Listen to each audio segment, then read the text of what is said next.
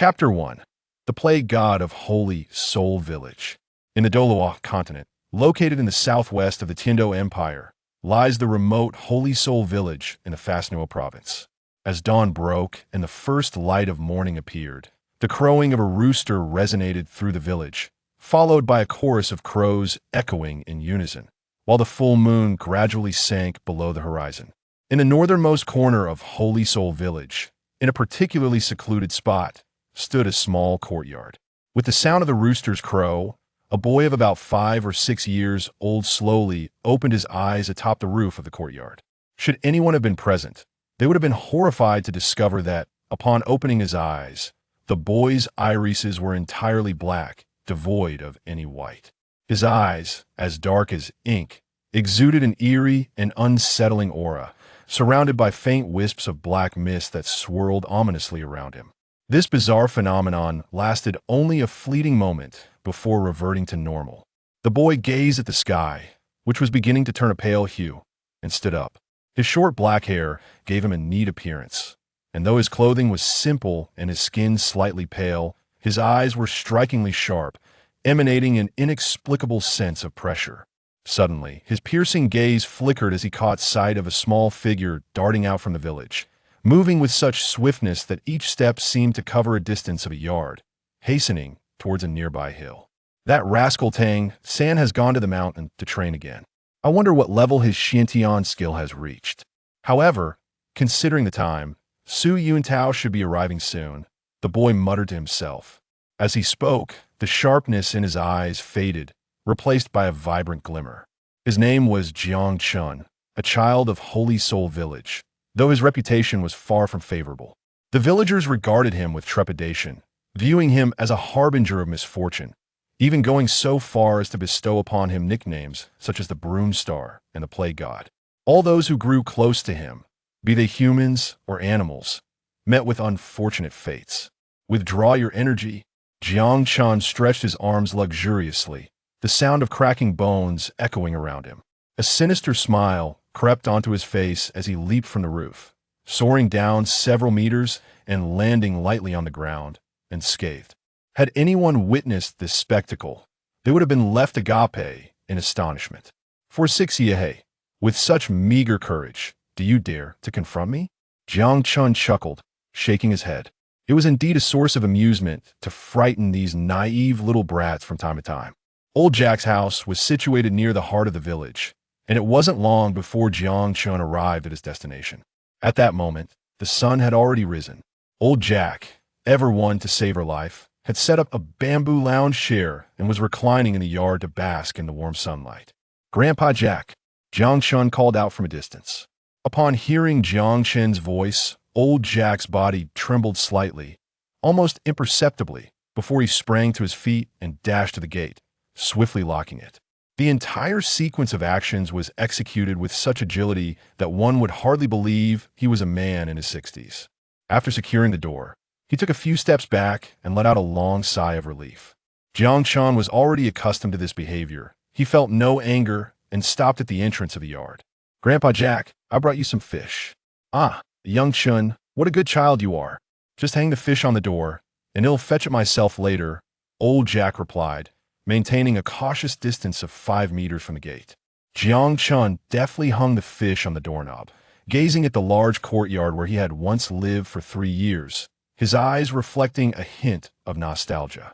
From the moment he was a mere infant, swaddled and crying, Old Jack had rescued him and cared for him for 3 years. It was said that he was an abandoned child, discarded outside the city of Notting. When Old Jack found him, he was emaciated, scarcely larger than a mouse, and barely clinging to life. Old Jack had once doubted whether Jiang Chen would survive, yet he proved to be remarkably resilient. Moreover, according to the villagers, on the day Old Jack brought him home, ominous clouds loomed over the village, and thunder roared as if the heavens themselves were enraged, frightening many. Thus, when Jiang Chen later practiced that malevolent technique and caused harm to many, the villagers linked his misdeeds to the thunderous storm of that day, believing him to be a forsaken child of destiny, deserving of divine wrath. Jiang Chen, however, dismissed such legends. He was simply an ordinary child, and could hardly invoke the anger of the heavens. After hanging the fish on the door, Jiang Chen turned to leave, but suddenly remembered something of great importance. "Grandpa Jack, when will Su Yuntao arrive? I've told you countless times, be more polite and address him as Lord Su. Do you understand?" Old Jack admonished. Then he added, "Lord Su will arrive in our village the day after tomorrow. You should come to the awakening ceremony as well." Jiang Chen immediately sensed something amiss and questioned, "Grandpa, have you forgotten about me? If I hadn't asked today, would you have neglected to inform me that the awakening ceremony is the day after tomorrow?" Old Jack cleared his throat awkwardly to mask his embarrassment. "I'm getting old and a bit forgetful." Jiang Chen sighed. "All right then, I shall take my leave. I will be punctual for the awakening ceremony the day after tomorrow." Go on, Old Jack waved him off repeatedly. Once Jiang Chen departed, Old Jack hastily unlocked the door, elated to retrieve the large fish. "I truly did not misjudge him. Young Chen is indeed a good child." Jiang Chen frequently brought him these nourishing wild delicacies, making Old Jack feel that rescuing Jiang Chen had been an exceptionally wise decision. Having walked far enough away, Jiang Chen's ears perked up as he heard Old Jack talking to himself, a smile involuntarily gracing his somewhat handsome face. Clang, clang, clang. The rhythmic sound of metal being forged echoed, prompting Jiang Chen to halt in his tracks, his gaze drawn toward the edge of the village. There stood 3 modest mud brick houses, the central one topped with a wooden sign depicting a rudimentary hammer. Jiang Chen recognized that as Tang San's home at this hour, he was likely practicing blacksmithing, for it was well known that the disheveled blacksmith Tang would not rise before noon. Jiang Chen had never ventured close to that place, as he was the only one in the village privy to Tang Hao's true identitia, remarkably formidable Title Douluo. He had once vanquished a host of Title Douluo from the Spirit Hall soon after attaining that rank, and had grievously wounded the former pope. If Tang Hao were to view him as a menace, mistaking him for a disaster, and striking him down with a single blow, it would indeed be a grave injustice. Upon returning home, Jiang Chen consumed the fish and then fell into a deep slumber. A habit of his daytime was not suitable for cultivation, and apart from eating, drinking, and other necessities, he typically remained indoors sleeping. It was not until evening that he finally awoke, and after preparing a simple dinner, he leapt lightly onto the rooftop, awaiting the arrival of nightfall. At last, as the sun dipped behind the mountains, the luminous moon peeked over the horizon, ushering in yet another enchanting night upon the earth. Jiang Chen began his cultivation rituals under the newly risen moon, as the mystical energies of the moonlight poured down from above, flowing into his being. His pupils turned as dark as ink, and his previously trimmed nails grew rapidly, extending over an inch in length, sharp and obsidian. 2 pristine little fangs elongated in an uncanny manner, emerging from his tightly sealed lips, adding a touch of cuteness to his otherwise charming visage. A sinister aura, seemingly emanating from the depths of the underworld, enveloped his form, swirling ominously around him, rendering his diminutive figure partially visible within the shadowy mist. Evoking a sense of eerie terror, absorbing the essence of the moon, Jiang Chen felt a profound sense of tranquility, deeply immersed in his cultivation. Chapter 3. He must not awaken. As the crowing of roosters heralded the arrival of a new day, Jiang Chen gradually concluded his practice. Upon opening his eyes, he beheld Tang San hastily departing from the village entrance. For 3 years, barring inclement weather, Tang San had steadfastly ascended the small mountain for his training. Day in and day out. What an extraordinary individual, he mused, harboring immense admiration for Tang San's unwavering determination. Reflecting on his own unremarkable experiences over the past few years, he couldn't help but smile wryly, attributing his misfortunes to the malevolent cultivation technique. When he regained memories of his past life, he was already over a year old, during which a particular technique, known as the Heavenly Corpse Transformation, surfaced in his mind. The very name of this technique was somewhat chilling, and although he was aware of his transmigration, he refrained from hastily practicing it. After all, how could a living person dare to cultivate a technique seemingly designed for the dead? Subsequently, he devoted a year to mastering the language of this world, ultimately realizing that he resided in the Douluo Continent. Being an avid reader of novels in his previous life, he was well acquainted with Douluo Continent. a realm where one could aspire to attain divinity. Who could resist the allure of becoming a god? Jiang Chen was no exception. However, the thought of practicing that eerie technique filled him with trepidation. It was only upon witnessing Tang San's relentless dedication to training on the mountain at the tender age of 3 that he experienced a profound awakening. As the fated child of Douluo Continent, Tang San exerted such effort in his cultivation. What did Jiang Chen have to show for himself? Beyond a peculiar martial art, there was nothing extraordinary about him. As a student from Earth in the 21st century, having perused countless novels, he understood deeply the principle of gaining an advantage at the outset. Having read Douluo Continent, he was acutely aware that had he begun his training in youth, he might have awakened innate soul power by the age of 6, thus securing his lead. Determined, he resolved to practice the heavenly corpse transformation. This formidable technique indeed bestowed upon him tremendous strength, yet it transformed him into a being neither human nor ghost, regarded by others as a harbinger of calamity. The toxic essence within him was not yet under his complete control. Each slight release incited panic within the Holy Soul Village. Furthermore, once this technique commenced, halting its practice was not an option, lest he become a soulless, bloodthirsty zombie. After having secretly consumed the blood of a few foul, he dared not cease his cultivation of the heavenly corpse transformation. Only through its continuous practice could he maintain the semblance of a normal existence. During that period, he experienced profound despondency, yet he persevered through the rigors of training. While others traversed into new worlds with splendid systems, he found himself transformed into a mere zombie, leaving his future happiness in jeopardy. Gradually, he came to terms with his situation, realizing that cultivation could indeed be quite pleasant, and that if he could attain divinity, notions of happiness seemed less significant. Recently, his training in the heavenly corpse transformation had reached a plateau. No matter how he cultivated, his internal strength refused to grow. Jiang Chen surmised that perhaps his circumstances mirrored those of Tang San, requiring the acquisition of his first soul ring to progress further. What preoccupied his thoughts now was the impending awakening ceremony. What manner of martial soul would he conjure, armed with a powerful technique? If he were to awaken an exceptional martial soul, he would undoubtedly secure his position at the starting line, perhaps not equaling the fated child Tang San, but certainly not far behind. All would be revealed on the morrow. Time slipped away in Jiang Chen's anticipation, and before he knew it, another dawn had arrived. Tang San continued his ascent up the mountain like a relentless automaton, and Jiang Chen exuberantly leaped from the rooftop. Today promised to be a day brimming with hope. After hastily preparing a simple breakfast, he made his way towards the martial soul hall in the heart of the village, not waiting for old Jack to summon him, as he understood that old Jack had gone to fetch Tang San. Though referred to as the martial soul hall, it was merely a slightly larger wooden structure. He had observed the awakening ceremonies from a distance in previous years, filled with envy. Now, the moment had finally come for him. This day might well be etched into the annals of Douluo Continent's history. This year, 9 children from Holy Soul Village were set to awaken their martial souls. And upon Jiang Chen's arrival at the hall, he found 7 children already present inside. The entrance was besieged by adults, creating a bustling scene outside. Compared to the children within, these adults were far more agitated. After all, these children represented the future of Holy Soul Village. Should one awaken a soul capable of becoming a soul master, their village would gain renown. Jiang Chen stood behind a group of adults, his expression tinged with a hint of helplessness. "Excuse me, could you please make some room?" he politely called out. A woman in her 30s, puzzled, turned her head to look at him.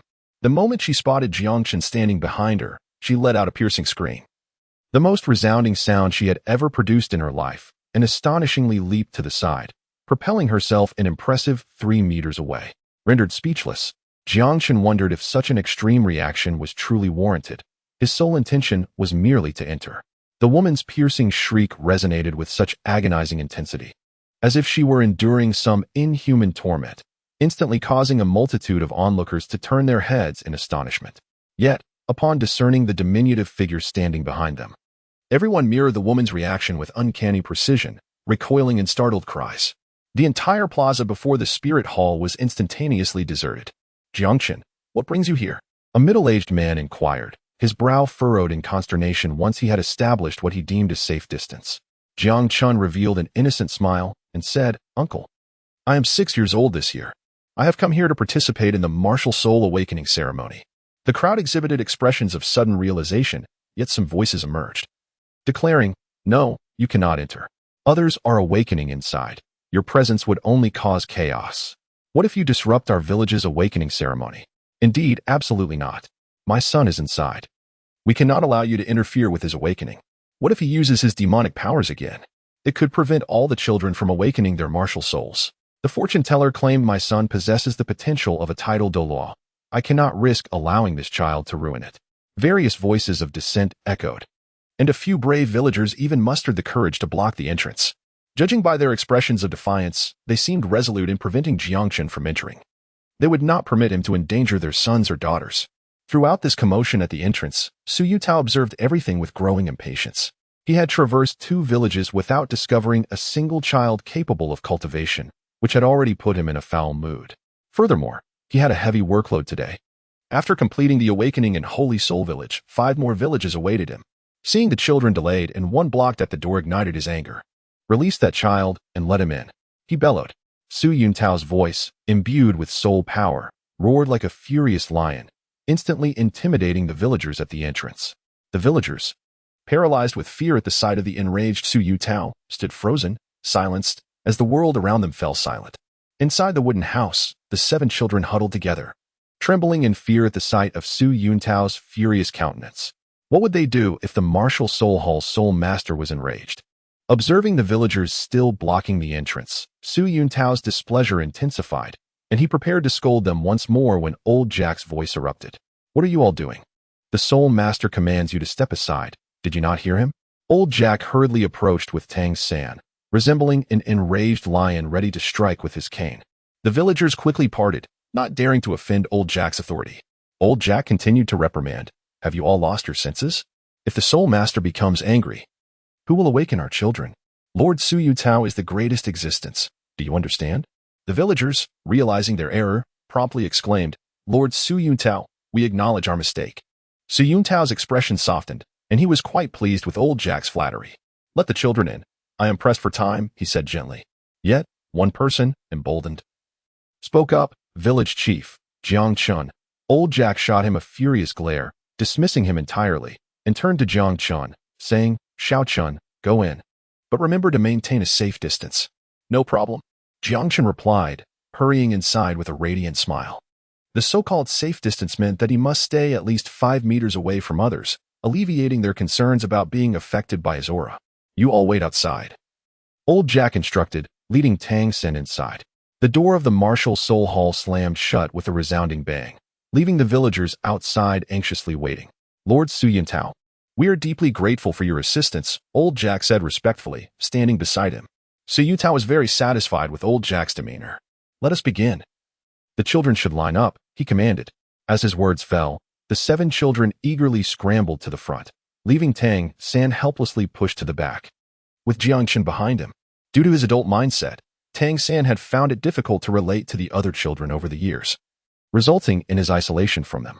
Jiang Chen, needless to say, sensibly positioned himself at the rear, arms crossed and leaning against the wooden door, exhibiting a somewhat languid demeanor. Old Jack, noticing Jiang Chen's posture, was instantly incensed, puffing his cheeks and glaring, attempting to convey a message with his eyes. Jiang Chen, feeling helpless, straightened his posture.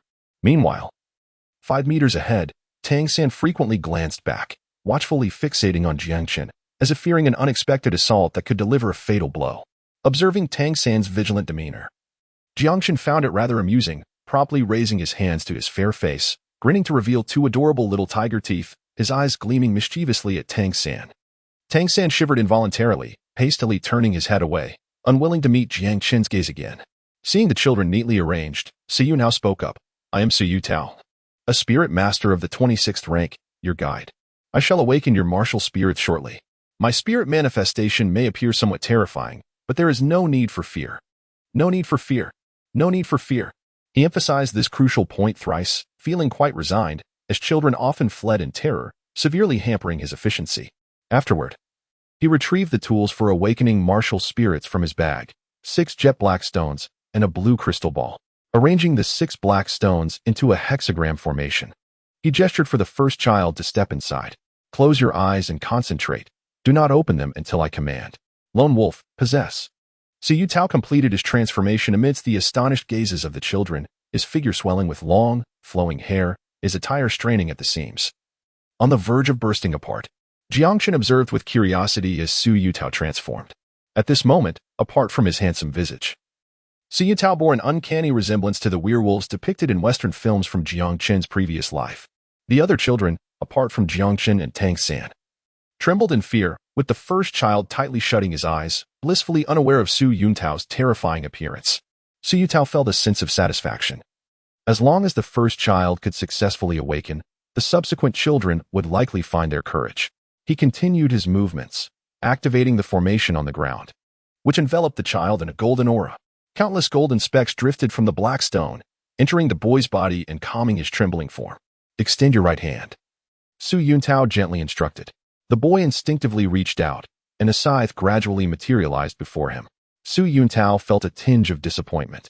Although a scythe could be wielded for offense, he had yet to hear of a formidable scythe-wielding soul master. Such a weapon was more suited for agriculture. He then took a crystal ball to assess the child's soul power, only to be met with greater dismay. There was not a trace of soul power, indicating that this child was incapable of cultivation. Awakening 6 consecutive children, all of whom possessed agricultural weapon souls, left Su Yutao utterly disheartened. The little girl preceding Tang San, however, was somewhat different. She awakened a blue silvergrass. This is a useless weapon soul, devoid of any ability. Blue silvergrass is the most inferior weapon soul in the Douluo Continent, Su Yutao declared, prompting the girl to tear up and burst into tears. Upon testing her hand, it was evident that she, too, lacked any soul power. Finally, it was Tang San's turn. Without needing Su Yutao's prompt, he stepped into the formation. "Go for it, Tang San," Jiang Chen shouted from behind. Tang San nodded gravely. Witnessing the previous 7 fail to awaken any cultivable weapon souls had plunged his heart into despair. It became clear that aspiring to be a soul master was indeed a formidable challenge.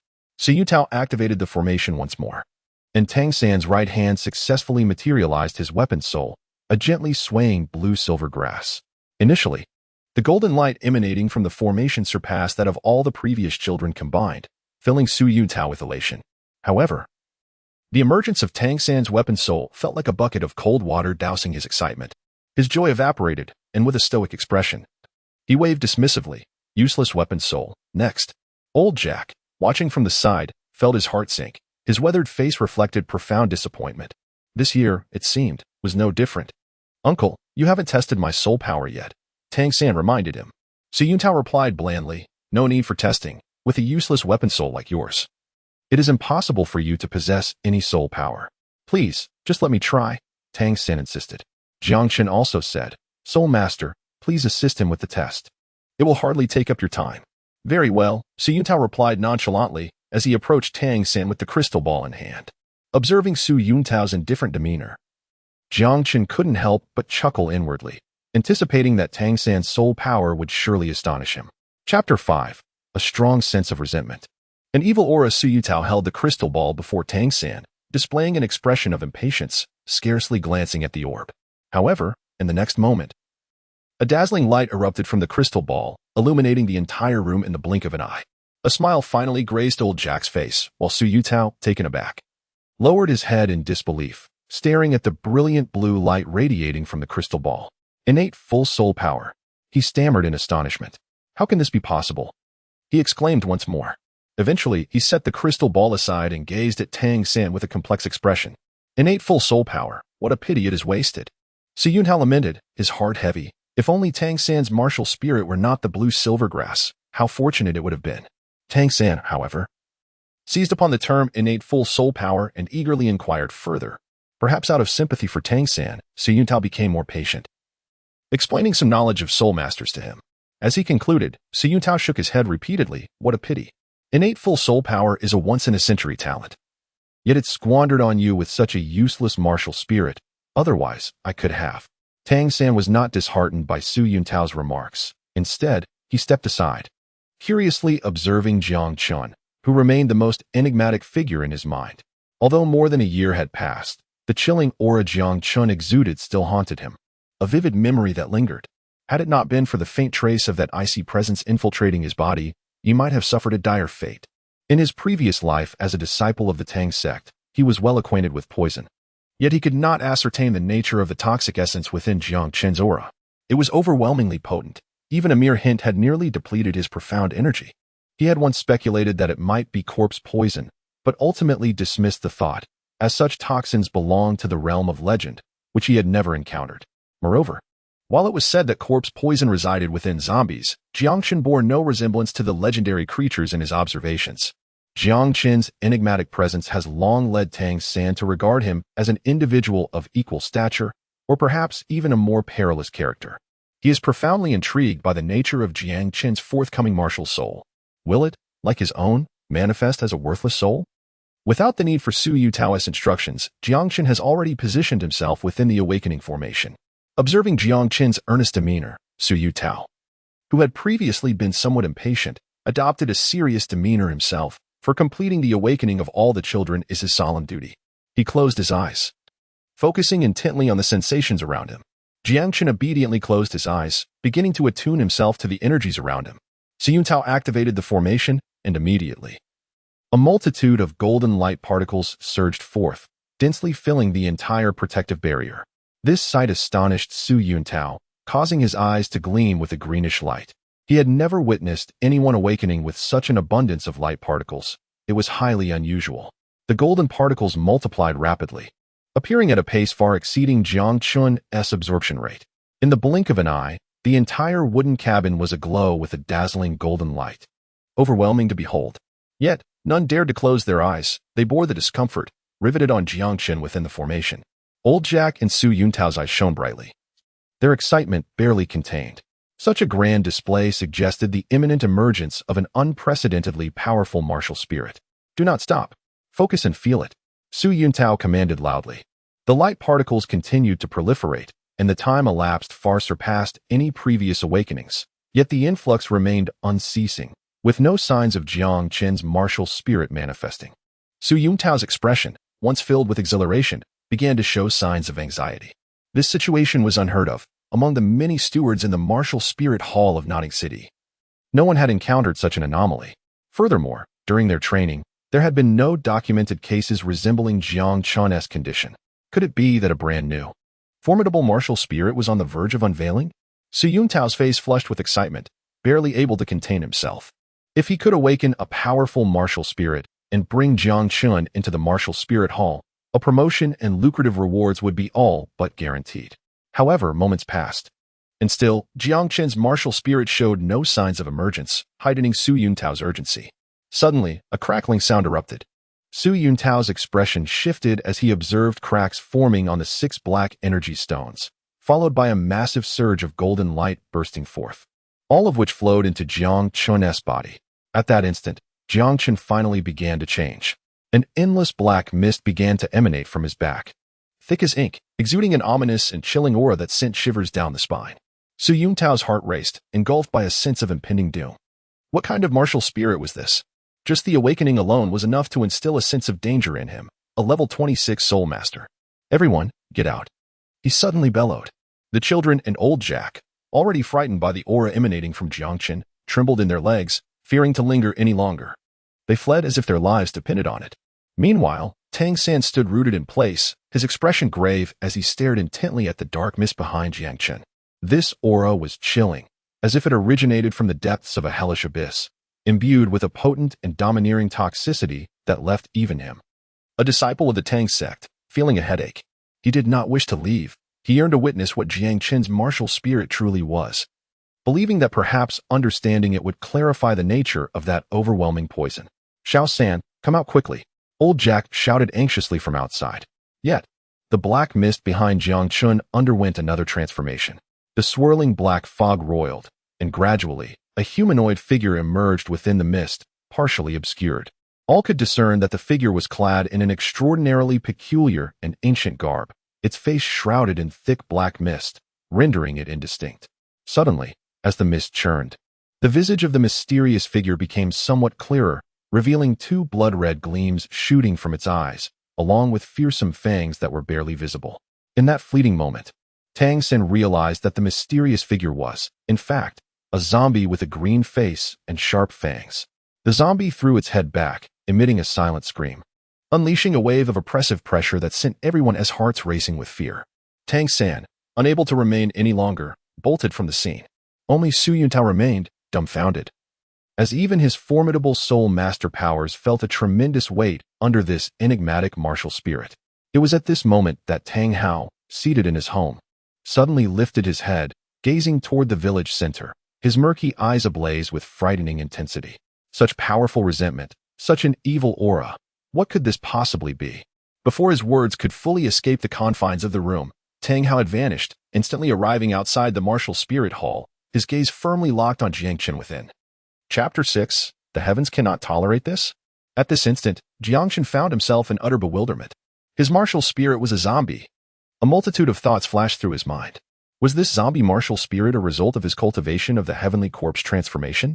Or was it the existence of this zombie martial spirit that had imparted the techniques of the heavenly corpse transformation into his consciousness? The truth eluded him. Yet he was relieved that the dense black mist surrounding the zombie spirit had not spread outward. Otherwise, the entire sacred soul village would likely succumb to the corpse poison. Such potent toxins were beyond the resilience of most, as the majority of the villagers were merely ordinary folk. He attempted to retract the zombie martial spirit through sheer will. But to no avail. The zombie continued to howl skyward, silent yet filled with overwhelming hatred and unwillingness. The villagers outside stared at Jiang Chen in terror, murmuring, "Such an evil martial spirit, he truly is a calamity." At that moment, the clear skies erupted with thunderous roars, and the heavens darkened abruptly. Heavy black clouds loomed, threatening to collapse as countless bolts of lightning, as thick as barrels, coursed through the swirling darkness, the thunderclaps reverberating as if they could rupture eardrums. "Everyone, evacuate immediately." A commanding voice boomed, momentarily overpowering the thunder's din, resonating in every ear. Tang San looked up in confusion, sensing a familiarity in the voice but unable to recall its source. Old Jack snapped back to reality, his face etched with urgency as he ushered everyone away. Glancing back anxiously at Jiang Chen inside the martial spirit hall, the clouds descended lower, the lightning growing ever more terrifying. The villagers had never witnessed such lightning purple, black, red, and even golden, utterly bizarre in appearance. However, it was Tang Hao who felt the most deeply affected. While the ordinary villagers sensed immense pressure, he perceived an overwhelming threat. With a strong premonition, he realized that should that terrifying lightning strike, he might be reduced to ashes. Fortunately, the lightning in the sky was not aimed at him, but rather at the dazed child within. Su Yutao, in a state of disarray, stumbled out, his face betraying his terror as he joined the other villagers at a distance. "Master Su Yutao, what on earth is happening?" Old Jack trembled as he inquired. Su Yutao shook his head repeatedly, the sight before him nearly paralyzing him with fear. His legs felt weak, trembling uncontrollably. Just moments ago, standing inside that storm of thunder, he had nearly collapsed, overwhelmed by a powerful sense of impending doom, barely managing to escape. "Master Su Yutao, you are the strongest. You must save Xiaochen." Old Jack implored with urgency. "Silence!" Su Yutao bellowed in protest. To enter that place again would be tantamount to courting death. At that moment, the villagers were enveloped in an overwhelming sense of dread, leading them to utter nonsensical words. He must be a forsaken individual, and now the heavens were set to punish him. The awakening of his martial soul could incite divine wrath. We can only hope it does not bring destruction upon our sacred soul village. Even if he survives, he absolutely cannot remain in our village. Otherwise, we shall inevitably meet our doom because of them. Why did Jiang Chen remain standing there, seemingly transfixed? It was because he realized he had become immobilized, as if the entire Holy Soul village had transformed into a shadowy abyss. Within the darkness, flashes of lightning intermittently illuminated the scene, and the thunderous roars threatened to rupture his eardrums. He felt as though he had been ensnared by the very wrath of the heavens. Confounded, he pondered why the mere awakening of a martial soul had summoned such terrifying thunderbolts, as if it were the will of the divine intent on extinguishing his life. Even a zombie should not provoke such a celestial uproar upon its emergence, should it? At that moment, he sensed a newfound power emanating from the zombie martial soul behind him. This force was entirely antithetical to the toxic essence of decay, radiating an extraordinarily violent energy that sent tremors through his very soul. He vaguely discerned that this power was both pure and radiant, reminiscent of the thunderous energy above. As he contemplated this, the lightning in the sky coalesced into a resplendent, multicolored bolt, descending from the terrifying vortex of dark clouds towards the wooden house below. A collective gasp of horror erupted from the crowd as they collapsed to the ground. Tang Hao, standing beside Tang San, wore a face of iron resolve, his immense soul power thrumming with agitation, ready to envelop Tang San and flee at a moment's notice. Just as the multicolored lightning struck, A robust golden bolt surged forth from within the wooden house, meeting the vibrant lightning in a titanic clash. Thunder rumbled. The two forces collided in the heavens, unleashing a cataclysmic explosion that seemed to rend the very sky asunder. The point of impact radiated a blinding light, akin to a miniature sun, illuminating the entire darkened realm as if it were high noon. An oppressive aura enveloped the hearts of the onlookers. Su Tao, repeatedly yearning to flee, found his legs weakened and unyielding in the face of such celestial might. The miniature sons of thunder emanated a terrifying energy, and Tang Hao had no doubt that standing amidst such fury would reduce him to mere ash in the blink of an eye. Suddenly, the miniature suns vanished, and the multicolored lightning recoiled into the leaden clouds. The golden lightning returned to the wooden house, merging with the zombie martial soul and disappearing from sight. Aside from Tang Hao and his son, along with Su Tao, all others lay prostrate on the ground, fortunate that the ominous clouds above began to dissipate, vanishing as if they had never existed at all. Many rubbed their eyes in disbelief, still haunted by the ordeal, overwhelmed with a sense of having narrowly escaped disaster. Jiang Chen, old Jack called out, trembling as he rushed forward. Though he often felt intimidated by Jiang Chen, he had long regarded him as his own grandson. How could he not worry? Let us go and see, Tang Hao suggested, placing his sturdy hand on Tang San's nape as they made their way toward the wooden house. Su Tao's expression fluctuated, and after a moment of contemplation, he gritted his teeth and followed suit. The peril seemed to have passed, and he had left his dining tools inside. He simply had to discover what manner of martial soul could provoke such a commotion. The other villagers dared not approach, their eyes still reflecting fear as they watched from a distance. Inside the house, Jiang Chen's martial soul had vanished, and his body regained its mobility. Sweat drenched his back. The earlier events had been nothing short of harrowing, as if he had danced on the precipice of death itself. The 6 black stones on the ground had crumbled into dust, causing Su Tao to wince in dismay. He took out a notebook and, with an exasperated tone, inquired, "What kind of martial soul do you possess, young man?" Jiang Chen fell silent for a moment, revealing without reservation, "My martial soul is called Zombie." Chapter 7. Are you willing to join the Martial Soul Hall? Su Tao, who initially felt somewhat constrained, suddenly brightened at the revelation. Indeed, this was a completely new and unprecedented martial soul. After a brief hesitation, he inquired, "Are you now able to control it safely?" Jiang Chen nodded, indicating his readiness. After retracting his martial soul back into his body, he had already acquired some information in his mind. He could now manipulate his martial soul with ease. Remarkably, the once uncontrollable poison from his corpse was now under meticulous control, and the previous instances of poison leakage were nearly eradicated. "Now, release your martial soul and let us observe," Su Tao exclaimed with exuberance. At that moment, he had completely forgotten the sorrow of his damaged tool, consumed instead by an overwhelming excitement. This was a brand new martial soul, awakened by his own hands. Regardless of whether he could recruit Jiang Chen into the Martial Soul Hall, he was assured of substantial rewards, as long as he reported Jiang Chen's zombie martial soul. The higher-ups of the Martial Soul Hall would undoubtedly remember his contributions, and it was even possible that his name would be inscribed in the annals of history, destined to be remembered for eternity. Jiang Chen nodded slightly, and with a mere thought, effortlessly unleashed his martial soul. This time, a dense black mist did not materialize. Instead, the true visage of the zombie martial soul finally revealed itself before the onlookers. Clad in ancient attire, the skeletal figure was remarkably tall, devoid of muscle, yet exuding an imposing presence. Its black nails were as sharp as a blade, and a sinister aura enveloped its form, while its gaunt face displayed 2 menacing fangs, evoking a sense of terror. Su Tao, Tang San, Tang Hao, and old Jack stared wide-eyed in astonishment. This was, astonishingly, a humanoid martial soul, a concept they had never even heard of. Su Tao and Tang Hao were aware of a type of martial soul known as the body martial soul, but that was typically based on a specific part or organ of the human body. However, the zombie martial soul before them was a complete humanoid form. Could it be an enhanced version of the body martial soul? It was said that body martial souls possessed formidable strength. How powerful could Jiang Chen's martial soul be? Martial soul manifestation, Jiang Chen exclaimed, and the towering zombie behind him transformed into a streak of black light, merging seamlessly with his body. He experienced a rapid transformation reminiscent of his previous training sessions. 2 sharp fangs protruded, his pupils turned entirely black, and his nails became extraordinarily sharp. This development relieved Jiang Chen inwardly, The thought of becoming a mere bag of bones like the zombie martial soul was enough to instill a desire for death. What abilities does your martial soul possess? Su Yutao inquired, already taking out his notebook, ready to document the astonishing revelation.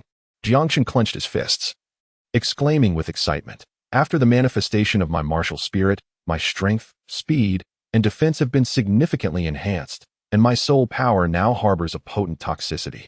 Originally, my soul power possessed a formidable venom, but now, with the martial spirit's manifestation, its toxicity has escalated to a terrifying degree. I fear that merely releasing a trace of this toxin could instantly fell an adult water buffalo." Su Yutao delligently recorded these observations, clearly impressed. "Excellent. You possess an entirely new and powerful martial spirit. Next, I shall assist you in testing your innate soul power." With that, he eagerly retrieved a crystal ball and presented it before Jiang Chen. Although he had never awakened a powerful martial spirit himself, he recalled the theoretical knowledge he had acquired at the Martial Spirit Hall. The more formidable the martial spirit, the higher the soul power is likely to be. For instance, the Blue Lightning Tyrant Dragon martial spirit, barring any mutations, would not possess soul power levels as low as 1 or 2. Jiang Chen's exhilaration was scarcely inferior to that of Su Yutao. He placed his hand upon the crystal orb and immediately felt a tremendous gravitational pull emanating from within. His soul force surged uncontrollably towards the orb. Mirroring Tang San's previous experience, the orb absorbed the soul force and erupted in a dazzling brilliance, casting a blue hue throughout the entire room. Ha ha ha! Another instance of innate full soul power. This is truly magnificent. Today I, Su Yutao, have struck a stroke of extraordinary fortune. Su Yutao laughed maniacally, nearly driven to madness by his overwhelming joy. At that moment, he finally glimpsed the prospect of reaching the pinnacle of his life. "Little one, would you be inclined to join the formidable spirit hall?" Su Yutao inquired gently, akin to a great wolf attempting to ensnare an innocent little lamb. Jiang Chen had long anticipated this scenario. With a smile, he remarked, "Lord Su Yutao, I currently have no intention of joining the spirit hall. I aspire to study at the Nodding Soul Master Academy." This had been his plan all along. Despite possessing formidable skills and innate talent, he did not believe he would necessarily enjoy the fortuitous destiny akin to Tang San's. After all, it is not uncommon for prodigies to meet untimely ends. To attain divinity, remaining in the company of the Chosen One, Tang San, would undoubtedly be the most comfortable option. After a decade or so, he could securely ascend to a divine position. It would be foolish not to choose such an effortless path of flattery. "I advise you to reconsider," Su Yutao urged. "You must understand that the Spirit Hall is currently the most powerful Soul Master faction on the Douluo Continent. Joining the Spirit Hall would certainly provide you with the strongest training. With your innate full soul power, it is entirely possible for you to become a Title Douluo." Su Yutao had never yearned for something as fervently as he did now. If he could draw Jiang Chen into the Spirit Hall, his own status would undoubtedly experience a tremendous elevation, leading to promotions, increased wealth, and the company of enchanting beauties. Just the thought of it sent a thrill through him. Old Jack, with his dimming eyesight, suddenly shone with a fierce light, disregarding everything else as he rushed to stand before Jiang Chen. He slapped Jiang Chen on the head, exclaiming in exasperation, "You foolish boy. Joining the Spirit Hall is a splendid opportunity. In a few decades, when you become a Title Douluo, our Holy Soul Village can even rename itself Title Douluo Village." Old Jack huffed and puffed, displaying a look of disappointment for not seeing his potential realized. Jiang Chen was momentarily taken aback. He had never witnessed Old Jack displaying such fierce intensity over the years. Su Yutao gazed at Jiang Chen with a smile, eagerly awaiting his response. As the Title Douluo, he embodied the most formidable existence in this world, and he could scarcely believe that any child could resist such temptation. Noticing Jiang Chen's silence, he continued, "If you join the Spirit Hall, we can take you to acquire your first soul ring tomorrow, enabling you to become a true soul master." The allure of becoming a soul master was immense, especially for a 6-year-old child, and it was an opportunity that could be seized immediately, unlike the abstract prospect of becoming a Title Douluo.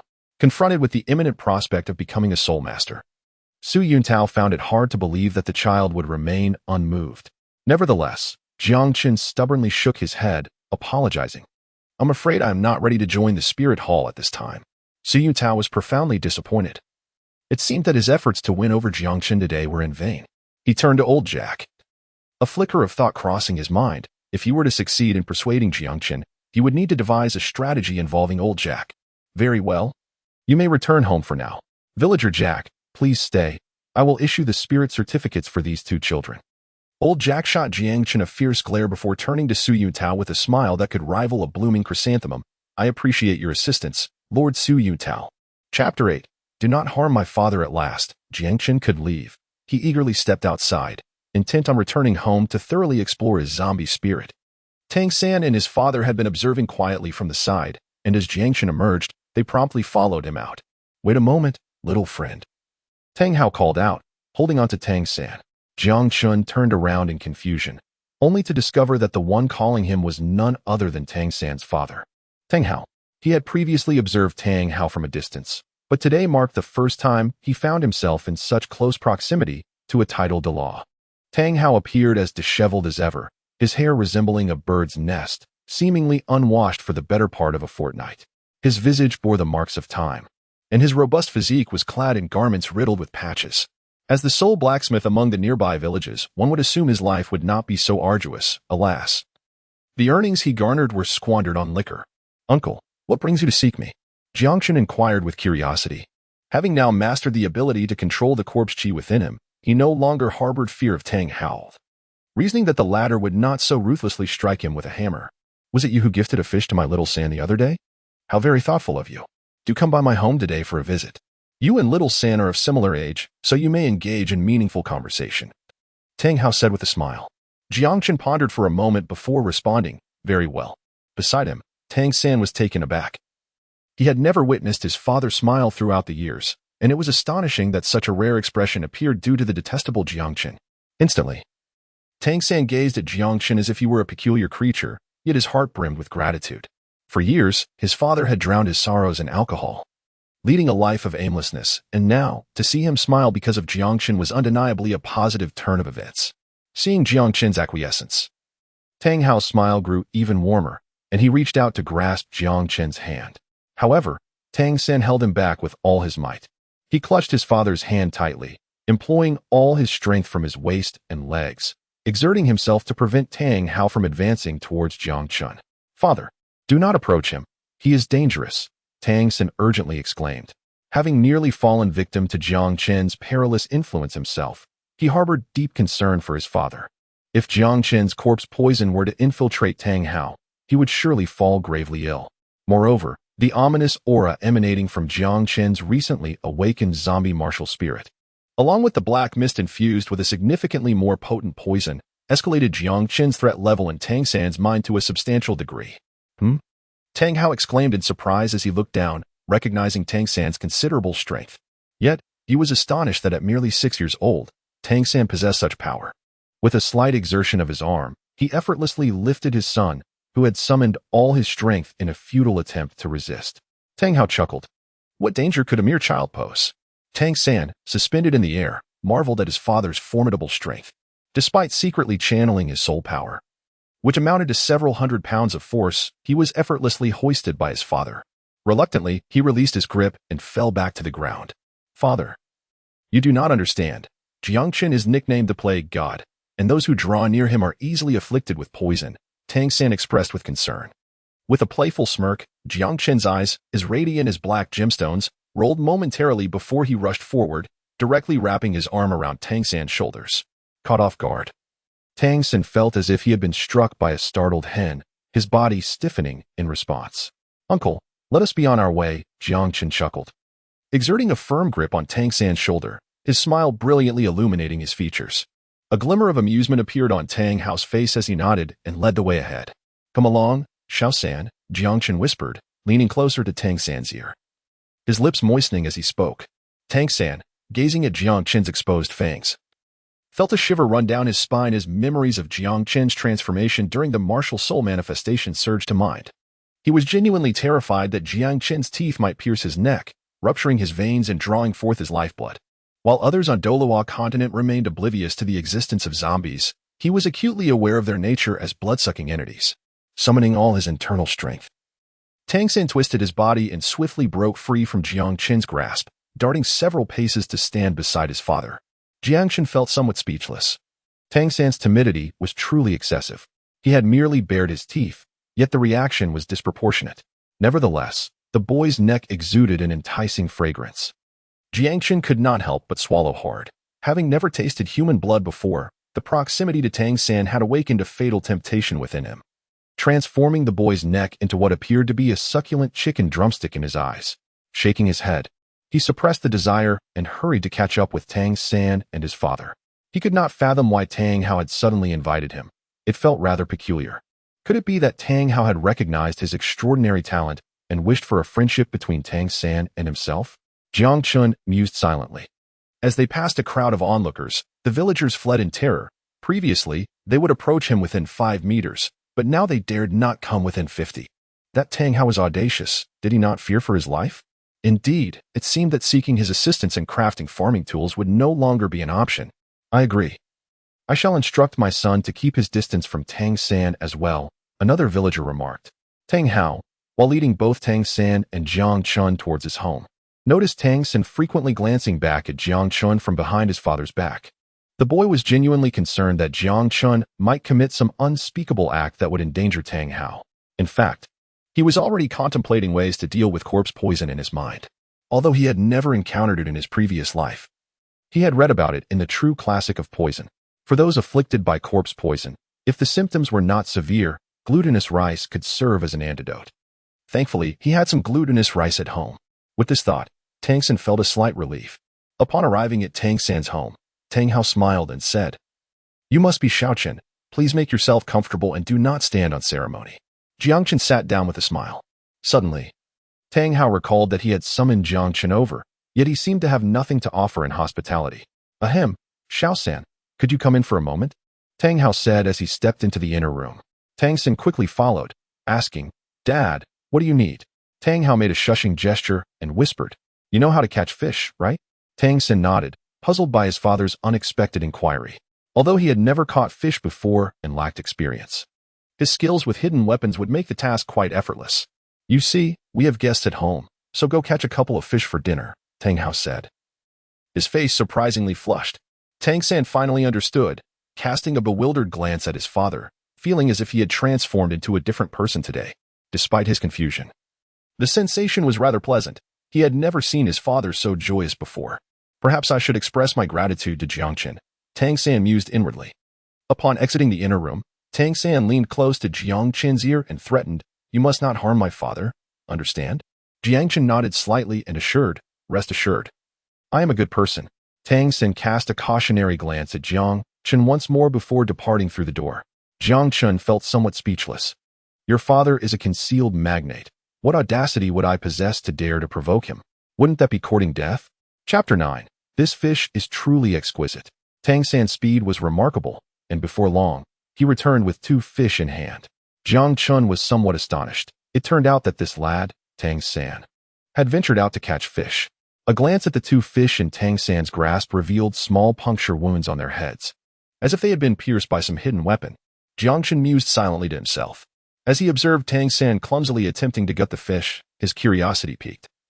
He moved closer, startling Tang San, who had been sweating profusely and concentrating intently. Noticing Tang San wielding the kitchen knife with the clumsiness of a novice, Jiang Chen couldn't help but chuckle. "Allow me," he said, swiftly snatching the knife from Tang San's hands. With deft movements, he scaled the fish, opened their bellies, removed the entrails, and rinsed them clean. In mere minutes, he completed the task, much to the astonishment of Tang San. "Dumbfounded, are we?" Jiang Chen teased. Observing Tang San's bewildered expression, Tang San nodded slowly, only to shake his head shortly after, pursing high. Jiang Chen, while speaking, seized another fish. Yet Tang San stood there motionless. "Do we really need so many ingredients? Can't we simply boil them?" Tang San expressed his astonishment. "What do you think?" "Hurry up and prepare," Jiang Chen urged, recognizing at a glance that Tang San was utterly inexperienced in culinary matters. If he were to prepare the dish, it would likely be unpalatable even to a dog. Tang Hao stood nearby, watching the 2 industrious figures with great interest. In truth, he too lacked cooking skills. Otherwise, he would have taken it upon himself to assist. Tang San gathered the necessary ingredients and, with a hint of skepticism, inquired of Jiang Chen, "Will this method yield something edible?" Jiang Chen shook his head, smiling in silence. Half an hour later, Tang San stuffed a generous piece of fish into his mouth, the rich aroma and the spicy flavor instantly invigorating him. How delightful! Tang Hao's eyes sparkled with astonishment as he gazed at Jiang Chen. "Little Chen, Do come over to play with your uncle more often. I shall teach you the art of forging. Let us craft a steel egg. Jiang Chen mused to himself, aware that Tang Hao was likely craving his culinary skills. Nonetheless, visiting frequently would be advantageous, as he had already resolved to align himself with Tang San in the pursuit of sharing in his fortune. This bond must be established early. Just then, the voice of old Jack resonated. "Little Chun, are you there?" Jiang Chen's ears perked up as he rushed to the door, waving at the approaching old Jack. "Grandpa, over here." Old Jack pushed open the courtyard gate and entered, grumbling, "You rascal, what brings you here? You made me trek all the way to your house." As he drew near, his nose twitched vigorously, instantly catching the tantalizing aroma of the dishes being prepared. His aged eyes sparkled with delight as he brushed past Jiang Chen and stepped inside. "Haha, after a morning of toil, I'm quite famished." Unfazed by the host's absence, old Jack boldly took a bowl, served himself a generous portion of rice, and settled down at the dining table. Jiang Chen also took a seat. Old Jack placed a generous piece of meat into his mouth, offering repeated praises, when he suddenly noticed the astonished expressions of Tang San and his father. "This fish is delightful. Do not hesitate to enjoy it," he encouraged, unbothered by any sense of embarrassment. "Grandfather, I prepared this," Jiang Chen remarked. Old Jack's eyes sparkled momentarily but soon dimmed again as he sighed. "Alas, your ailment is a pity," Jiang Chen remarked. "Grandfather, the harm I caused in the past was a result of the martial soul within me. Now that I have awakened my martial soul, I can control it freely. Therefore, you need not worry any longer." Old Jack burst into hearty laughter. "Why didn't you say so earlier? Move back in tomorrow. No, come back tonight. From now on, cooking will be your responsibility."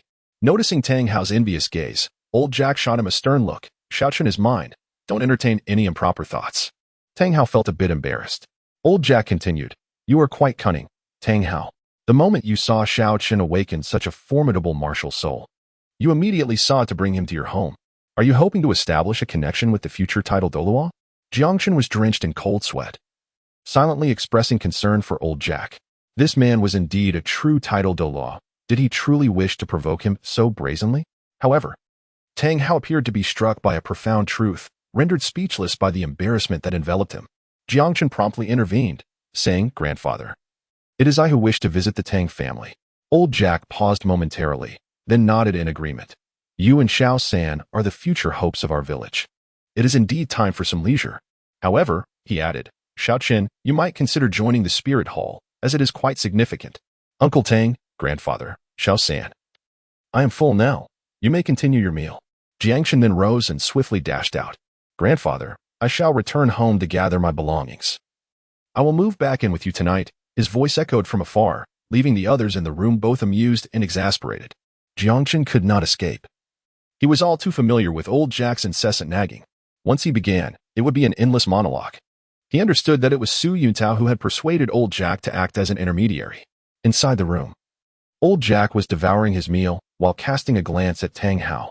"Tang Hao, I intend to enroll Xiao San in the Junior Soul Master Academy in Notting City." Upon hearing this, Tang San's eyes brightened and his ears perked up. "Absolutely not." Tang Hao's response was resolute. Old Jack, incensed, retorted, "Do you comprehend what it means for Xiao San to become a soul master?" An argument ensued within Tang San's household, culminating in old Jack storming out in anger. Tang San felt a sense of despondency, unable to fathom his father's decision, yet he chose to silently acquiesce, not wishing to inflict sorrow upon his father. After old Jack's departure, Tang Hao's fury dissipated, and his expression gradually softened. "Xiao San, let me see your martial soul." Jiang Chen, filled with excitement, dashed back to his home.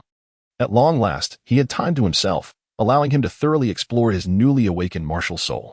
The allure of this discovery was irresistible. Akin to a child who has just received a cherished toy, reluctant to part with it even for a moment throughout the day. After an afternoon of study, the novelty began to wane. Despite the impressive display of his zombie martial soul during its awakening, he had naively anticipated that its manifestation would grant him unparalleled power. The reality, however, was that its strength was somewhat limited. Furthermore, since the awakening of his martial soul, an unsettling sensation had taken root within him. His right eyelid twitched incessantly, as if an immense weight bore down upon his heart. This sensation was not unfamiliar to him. It mirrored the feeling he experienced when he had been targeted by the celestial thunder during his martial soul awakening. Goodness, the last time it failed to strike me down. Could it possibly intend to try again? Jiang Chen felt a surge of indignation towards the heavens. Why should he be struck? After all, he was merely a child. Presently, the prowess of his zombie martial spirit was evidently diminished compared to its initial awakening. He was uncertain whether he could withstand a bolt from the sky. Suddenly, a thought struck him. He recalled Tang Hao, the strongest individual from Sacred Soul Village. It seemed prudent to cultivate a good relationship with Tang Hao should the thunder strike again. He would have no choice but to seek refuge in Tang Hao's abode. Chapter 10. Is there a sphere in my stomach? As dusk approached, Jiang Chen returned to Old Jack's expansive courtyard. That very evening, he enjoyed a sumptuous dinner, which left Old Jack grinning from ear to ear. With great care, Old Jack retrieved a bottle of his cherished old wine, pouring himself a modest half-bowl while serving Jiang Chen a small taste. In the end, Old Jack was flushed with joy, succumbing to intoxication as he collapsed onto the table. Jiang Chen gently placed Old Jack upon the bed and, after tidying up, ascended to the rooftop. The night was his sacred time for cultivation. Although he had awakened his innate full soul power, he remained vigilant and diligent. According to the teachings of Yu Shaojiang in the texts, once one reaches the threshold for soul power advancement, a lack of soul rings prevents further progression. Continued cultivation, while not visibly elevating soul power levels, would, upon acquiring soul rings, reveal this accrued energy. As was his custom, he activated his techniques without invoking his martial soul, allowing his body to assume a zombie-like state, which was most conducive to absorbing the essence of the ethereal moon. However, as he began his practice, he sensed something extraordinary. He discovered that he could perceive his inner self. It was as though a sudden enlightenment had dawned upon him. As he cultivated, he realized he possessed this newfound introspection. Within the realm of his mental perception, the internal energy derived from the celestial corpse transformation, or the soul power of this world, coursed through a network of meridians, ultimately converging into his dantian like rivers flowing into the sea. Upon reaching his dantian, he was astounded by the sight that greeted him. Within resided a perfectly round orb, approximately the size of a ping-pong ball, into which all the returning soul power from his meridians had coalesced. The orb was peculiar. Half of it was as dark as ink, while the other half shone with a resplendent golden light, emanating an aura that felt strikingly familiar to Jiang Chen. The dark side unmistakably radiated the essence of his zombie martial soul, akin to the internal energy he had previously cultivated. The golden side, however, exuded an aura of golden lightning, which had never surfaced until today, when his martial soul awakened and dispelled the five-colored thunder. What could this entity be? Why had I never sensed it before? Jiang Chen was profoundly astonished, yet his mind was clouded with questions. With such a substantial presence within him, he should have felt its existence, yet he had never sensed anything amiss. Could this perhaps be an inner elixir? Jiang Chen could not suppress his curiosity and extended his mental energy towards the past, seeking to uncover any potential insights. However, he soon regretted his decision. As his mental energy made contact with the orb, an overwhelming torrent of memories surged into his mind, vast and ancient, as if spanning millennia. The sudden influx of such monumental recollections into his very soul was more than Jiang Chen could bear. The moment the excruciating pain seized his spirit, he extended his legs. His eyes widened in shock and promptly fainted. The impact on his soul was beyond what an ordinary person could endure. Even in his unconscious state, his body convulsed uncontrollably, and his cherubic face contorted into a shape reminiscent of twisted dough. Ding! The host has activated the inheritance. The super zombie evolution system is initializing, and the system is loading. Jiang Chen felt as though he had just awoken from a dream, in which he observed the growth of a zombie from the perspective of an onlooker. This zombie, having absorbed blood and cultivated for a millennium, reached the formidable realm of a flying corpse, capable of traversing the heavens and the earth, and becoming a source of fear as it preyed upon powerful cultivators. After a millennium, the zombie attained an even more terrifying state, rendering it immortal and an entity to be feared by both celestial beings and demons alike. At that moment, this zombie faced the most formidable tribulation of its existence, an ordeal that accompanied its evolution into a Ba. This tribulation was heralded as the mightiest in history, causing the heavens and the earth to tremble and all living beings to quake in fear. Ultimately, the zombie was reduced to ashes beneath this cataclysm, leaving behind only a corpse core. This core was pursued by heavenly lightning, traversing dimensions and, upon reaching Earth, annihilated an unfortunate young man before arriving at the Douluo Continent, where it entered the lifeless body of an infant. The morning sunlight was not scorching, yet it pierced through with an intense brightness. Jiang Chen lay upon the rooftop, feeling somewhat uncomfortable. His consciousness gradually returned, and he sensed something pecking at his face. Slowly opening his eyes, he discovered a small bird perched upon his nose, occasionally giving him a gentle peck. "Stop that," he exclaimed, swatting the bird away as he sat up. "Who am I? Where am I?" His expression was one of confusion, and it took him a while to recollect his identity. Memories from his previous life in the past 6 years in the Douluo Continent surged forth, and he recalled that his name was Jiang Chen. He remembered practicing the night before, when his spiritual energy had touched the orb within his dantian, resulting in an inexplicable fainting spell and a peculiar dream. Though the dreamscape had become hazy, he could vividly recall the details whenever he concentrated. Upon reflecting on the corpse core that had finally arrived at the Douluo Continent, a sudden jolt coursed through Jiang Chen's body. He too possessed an orb within him. Could it be that all of this was not merely a dream? API call failed with status code 429. Error. Code.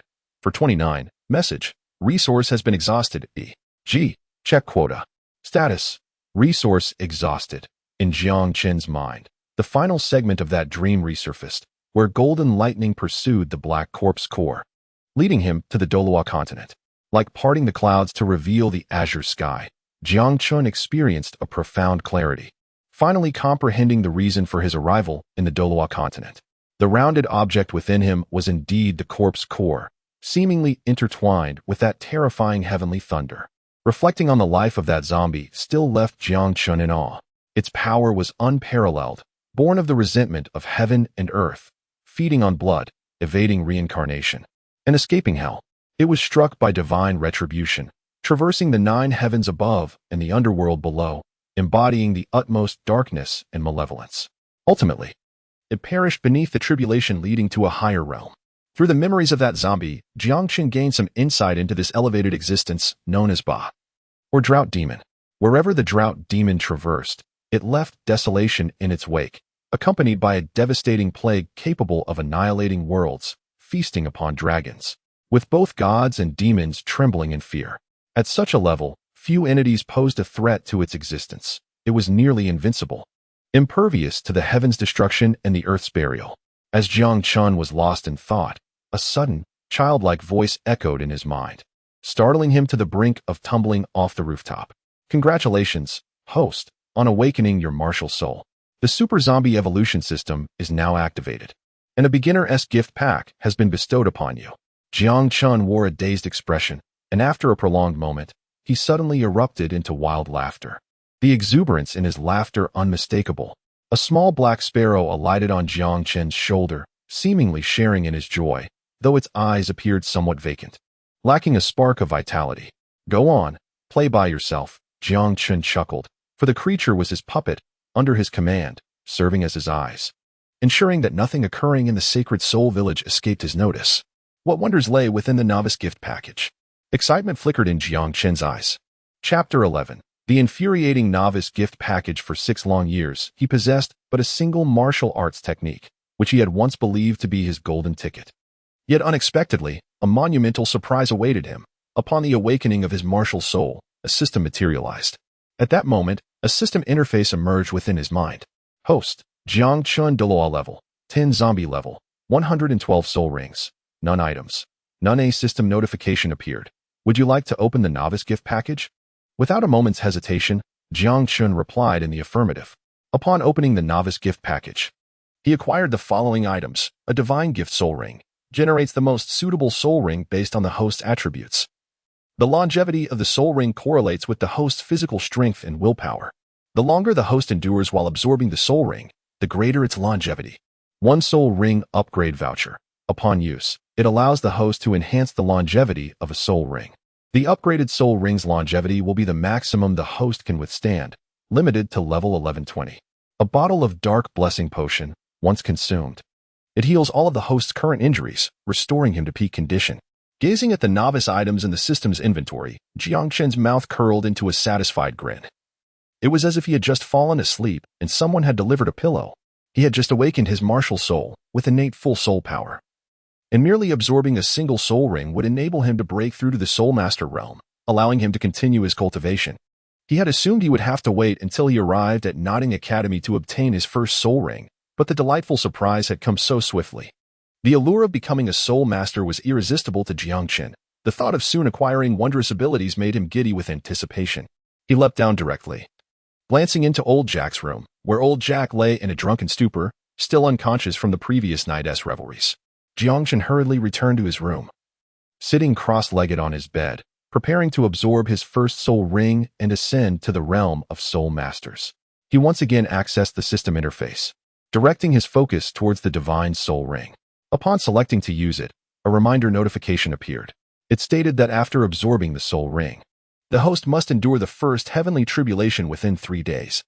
It advised the host to strive to persist until the end during the absorption process to enhance the likelihood of overcoming the tribulation. Please confirm whether to proceed with the absorption.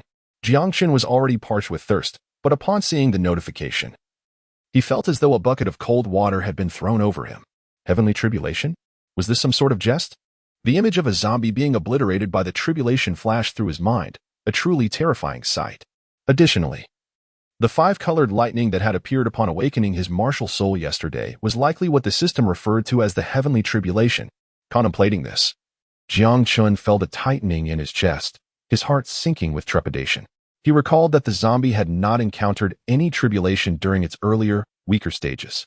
It was only in the later realms that the tribulation manifested. System, why must I face the heavenly tribulation when I am so weak? Jiang Chen lamented inwardly. Unfortunately, the system seemed only capable of providing reminders and could not answer his queries. His face scrunched up in frustration. His earlier elation at acquiring the system washed away in an instant. Although he possessed the tribulation memories of the zombie, they were ultimately someone else's experiences, leaving him entirely unprepared. Why must I suffer so? I am merely a 6-year-old child, he thought, feeling utterly despondent. It was no wonder that after awakening his martial soul, he had felt an incessant twitching of his eyelids. He had suspected something, and now, it seemed, his fears were confirmed. He was indeed destined to face the lightning. It took him a considerable amount of time to accept this harsh reality, and he turned his gaze back to the few novice items. The divine gift soul ring, the longer he persevered, the more formidable the soul ring he would acquire, thus enhancing his strength and increasing his chances of surviving the tribulation. The dark blessing potion appeared to be a life-saving elixir to be used at a critical moment, akin to having an extra life. As for the soul ring upgrade voucher, it would be most effective when used after reaching level 20, maximizing its potential benefits. However, if he found himself unable to withstand the tribulation, even at the cost of wasting it, he would have to use it, as any increment in strength would be invaluable. Once he calmed down, Jiang Chen resolved to face the tribulation, otherwise, would he forsake cultivation for the rest of his life? Yet, he needed to devise a solid plan for how to confront it. Ultimately, he decided that with 3 months remaining before the commencement of the Nodding Academy, he would first focus on training for 3 months before absorbing the soul ring. Perhaps by then, absorbing the soul ring would result in a significant surge in his soul power, thereby increasing his odds of surviving the tribulation. After all, it was heavenly tribulation. Who would not be afraid? He was merely an ordinary person, and upon arriving in this world, he was merely a child who had been cultivating for 3 years. The uncertainty weighed heavily on his heart. Steady development was the key to survival. Reflecting on this, he forcibly suppressed the impulse to absorb the soul ring immediately. Leaping off his bed, Jiang Chen felt a wave of disappointment. Where was the promised novice gift pack? Now, he could not utilize any of it and would have to wait 3 months. What a cruel twist of fate. The oppressive sense of impending tribulation loomed over him, making it difficult to relax. No, I must strengthen my body, Jiang Chen resolved. Over the past few years, he had solely practiced the heavenly corpse transformation, neglecting physical training. Now, realizing that absorbing the soul ring required a robust physique, he felt an urgent need to act. Due to the presence of the Millennium Corpse Dan within him, the soul power he had cultivated over the past 3 years had been refined into a potent toxin. Simultaneously, owing to the zombie's characteristics, his strength and bodily resilience were exceedingly formidable. Even so, he still felt it insufficient. With this in mind, he dashed outside. The sun had only just begun to rise, and the early morning was the perfect time for exercise. The looming threat of tribulation felt like a sharp sword hanging over him. Jiang Chen could not afford to relax any longer. After running for a few minutes, he sensed something was amiss. With his current strength, running was far too easy, yielding no tangible benefits for his training. To enhance his physical strength, he needed to engage in high-intensity workouts. Upon reaching the village entrance, his eyes suddenly lit up as he spotted an object perfectly suited for training. The women and men at the village entrance, upon seeing Jiang Chen approach, cried out and hurried back to their homes, securely locking their doors. Jiang Chen curled his lips dismissively, unperturbed by the opinions of others. He had recently returned to reside with old Jack, and he believed it would not be long before these individuals realized that he had fundamentally changed. Before him stood a massive stone mill, utilized by St. Soul Village for grinding grain. Jiang Chen excitedly dashed over and effortlessly lifted the stone mill, which was several times larger than his own body. He weighed it in his hands. It must have weighed around 700 to 800 pounds, slightly heavy, indeed. Haha, splendid. I shall use you for my training from now on. Jiang Chen clutched the massive stone millstone tightly, departing rapidly amidst peals of laughter. Tang Hao's residence was situated at the village entrance. At that moment, Tang San had ascended the mountain for training, allowing Tang Hao a rare opportunity to rise early. Seated at his doorstep, he held a bowl of porridge that Tang San had prepared. Just as he took a sip, he beheld the small figure sprinting away with the enormous millstone. With a sudden gasp, his eyes widened in disbelief as he spluttered the porridge from his mouth. Chapter 12. Tang San takes action against the rabbit. Tang Hao could not suppress a gulp of astonishment, his face betraying his shock. He was well aware of the millstone's weight, 800 pounds. How could Jiang Chen, that little rascal, carry it off so effortlessly? Was he a monster? The astonishment within Tang Hao was relentless. Among the disciples of the Haotian sect, they prided themselves on their strength. Yet achieving even 100 pounds at the age of 6 was considered exceptional. Never had he witnessed a child of such an age capable of recklessly toting around 800 pounds. He acknowledged his son Tang San's innate strength. But in comparison to Jiang Chen, it seemed utterly inadequate. Recalling the celestial phenomenon that accompanied Jiang Chen's awakening of his martial spirit the previous day, Tang Hao's conviction only deepened. The Haotian hammer martial spirit was among the most prestigious in the Douluo Continent. Yet the spectacle that accompanied its awakening paled in comparison to that of Jiang Chen, a divine-level martial spirit. It could only belong to one with such extraordinary potential. Tang Hao was privy to some secrets surrounding divine-level martial spirits. Those who possessed them exhibited terrifying innate talent. He was aware of the angel clan of the Spirit Hall, where it was said that exceptionally gifted offspring could even awaken with innate soul power at level 20. And now, right before him, appeared a divine-level martial spirit. How could he not be exhilarated? For many years, he had languished in despair, mourning his wife's death and the futility of revenge. He had felt the might of the Spirit Hall firsthand. Despite having severely injured the culprit responsible for a Yin's demise, Chen Xuanji, he bore grievous wounds that remained unhealed. With the Spirit Hall's growing power, he could merely exist in a state of despair, the hope of obliterating the Spirit Hall seemingly dim. While he had avenged Yin, the Spirit Hall had slaughtered countless members of the Haotian sect, forcing the sect into seclusion for many years. This vendetta could not go unaddressed. After Chen Xuanji returned gravely wounded, he perished shortly thereafter, which alleviated some of Tang Hao's anger. However, the damage inflicted upon the sect was a debt that the Spirit Hall must repay. The appearance of Jiang Chen instilled in him a renewed sense of hope.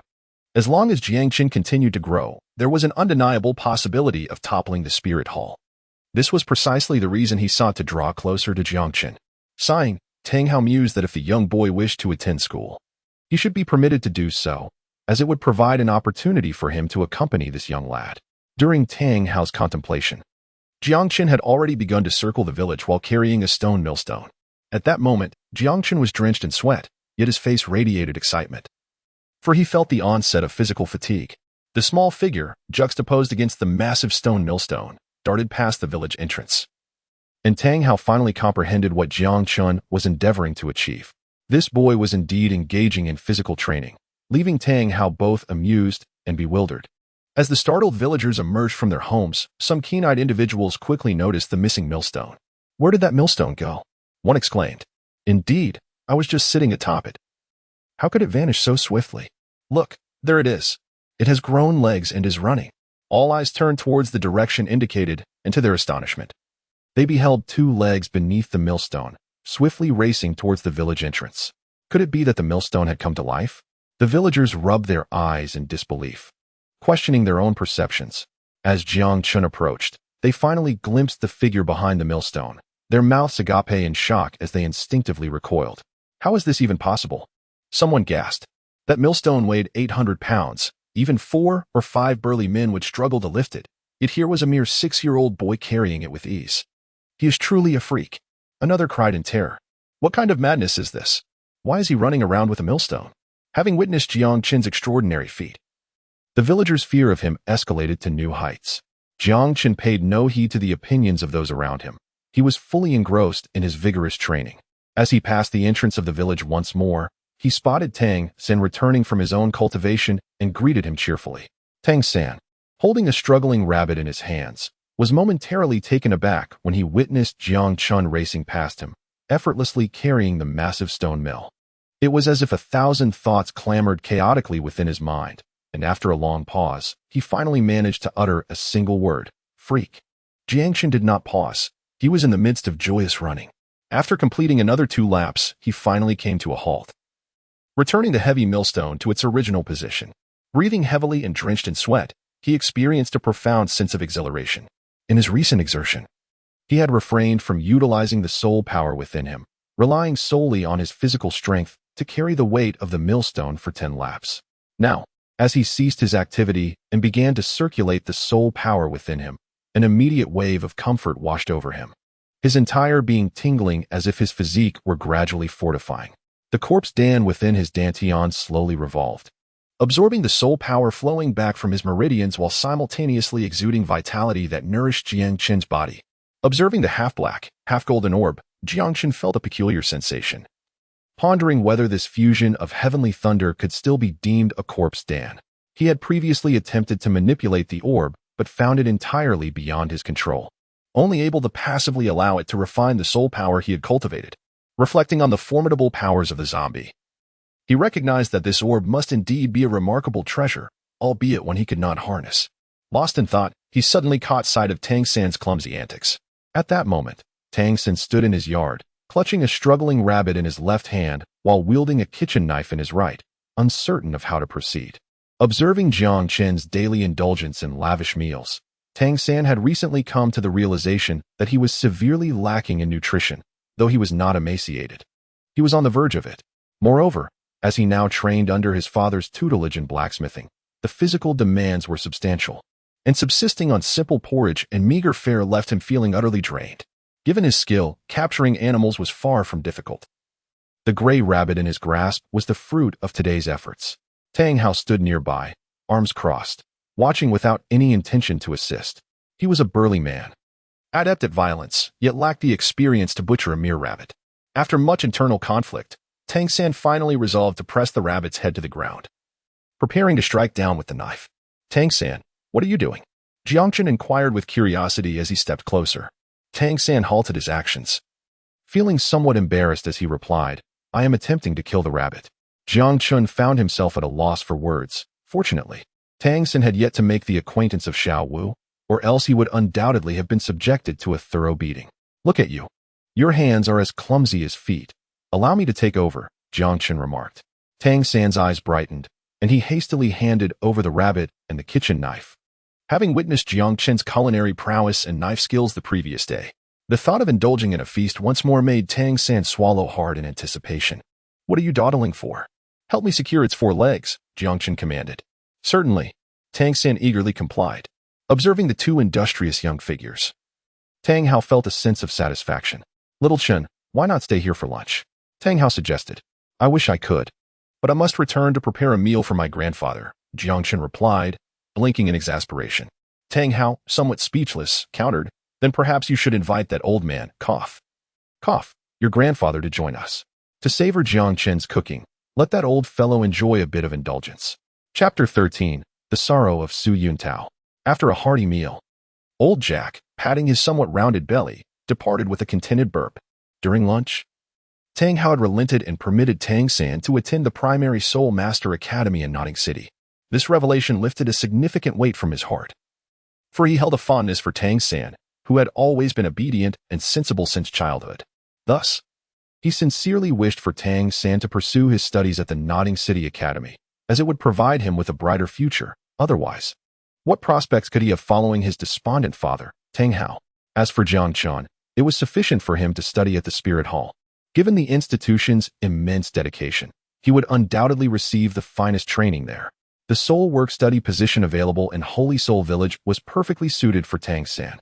Consequently, Their village would soon boast 2 soul masters, one of whom would eventually become a Title Douluo. Old Jack's ambitions rang loud and clear, as he envisioned the illustrious future of Holy Soul Village under his leadership, with his name forever etched in the memory of generations to come. Just as Jiang Chen intended to leave after the meal, he was called back by Tang Hao. Little Chen, I noticed you were carrying that grinding stone this morning. Were you attempting to build your strength? Jiang Chen nodded, affirming, Indeed, I have heard that a robust physique facilitates the absorption of soul rings. Tang Hao concurred, Yes. I too have heard that superior physical condition provides an advantage in this regard. How about this? You may come to learn blacksmithing from me in the future. It is an endeavor that demands great physical exertion, yielding training results that rival those of running, and it will also afford you companionship with Xiao San. Jiang Chen's eyes sparkled with realization. Indeed, blacksmithing appeared to be a commendable form of exercise. Furthermore, he would have the opportunity to witness Tang Hao's erratic hammer techniques. However, he lacked a hammer martial spirit, rendering the study of such techniques somewhat futile. The most significant aspect was the prospect of forging a closer bond with Tang San through this shared endeavor. Although he could not claim to have an immense fondness for Tang San in his previous life, his cautious nature led him to believe that relying on Tang San to attain divinity was the most prudent course of action. Very well, uncle, Jiang Chen responded with enthusiasm. With that, he resolved to engage in morning runs and dedicate his afternoons to learning the art of blacksmithing at Tang Hao's forge. Jiang Chen promptly resolved to spend the next 3 months in this manner, believing it would be a fulfilling experience. Through several encounters, Tang San had significantly revised his impression of Jiang Chen, realizing that he was quite a decent individual, especially in terms of his culinary skills, which were exceptionally delightful. As long as Jiang Chen did not exhibit any erratic behavior, Tang San considered him a rather agreeable companion. Meanwhile, within the spirit hall, Su Yutao burst into Master Matthew's office, holding a report with exuberance. Who dares to enter without knocking? Master Matthew's dissatisfied voice echoed as he looked up. Ah, it's you again. You never bothered to knock. A spirit master's training requires intense concentration, and a more composed demeanor would serve you well. Otherwise, you might find yourself, like me, unable to surpass the threshold of level 30. Unfazed by Master Matthew's reprimand, Su Yuntao grinned and raised the report with palpable excitement. Master Matthew, I awakened an extraordinary genius in Holy Soul Village yesterday. I suspect his spirit might be the legendary Divine Spirit. Look, I have already prepared the report. Please help me submit it to the Hall of the Pope swiftly. His face flushed with enthusiasm, though he had yet to win Jiang Chen over. He believed that submitting this report would surely attract the Pope's attention, potentially leading to a personal visit. As the architect of this significant achievement, he envisioned promotions and rewards, as well as the chance to win over the beautiful and elusive CC. However, upon hearing Su Yuntao's claims, Master Matthew's expression darkened, and he rebuked. What nonsense are you spouting? Do you think divine spirits are as common as cabbages? Our records indicate that only the previous Pope's family possessed a divine spirit. You expect me to believe such a phenomenon could occur in a remote village? Have you lost your mind? Taken aback by Master Matthew's scolding, Su Yuntao quickly defended himself. Master Matthew, I swear everything I said is true. The entire village witnessed the awakening phenomenon. You can send someone to investigate. I have detailed the process in this report, and the Pope will surely take it seriously. Seeing Su Yuntao so adamant, Master Matthew's skepticism began to waver. He opened the lengthy report, his expression growing increasingly grave. After a moment, he closed the document with a heavy thud and stated, Well done, you have achieved something significant.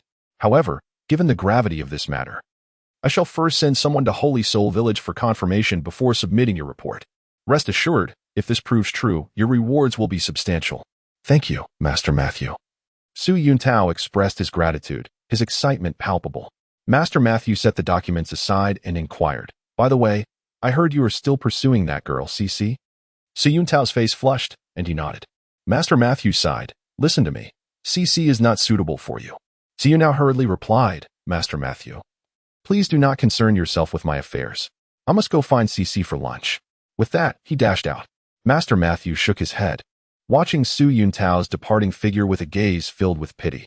He then shifted his focus back to Jiang Chen's file, flipping it open again, his expression growing colder. With a tearing sound, Master Matthew ripped the report to shreds and discarded it into the trash. Su Yuntao, do not blame me for obstructing your future. As long as I am here, the Nodding City branch will be under my command.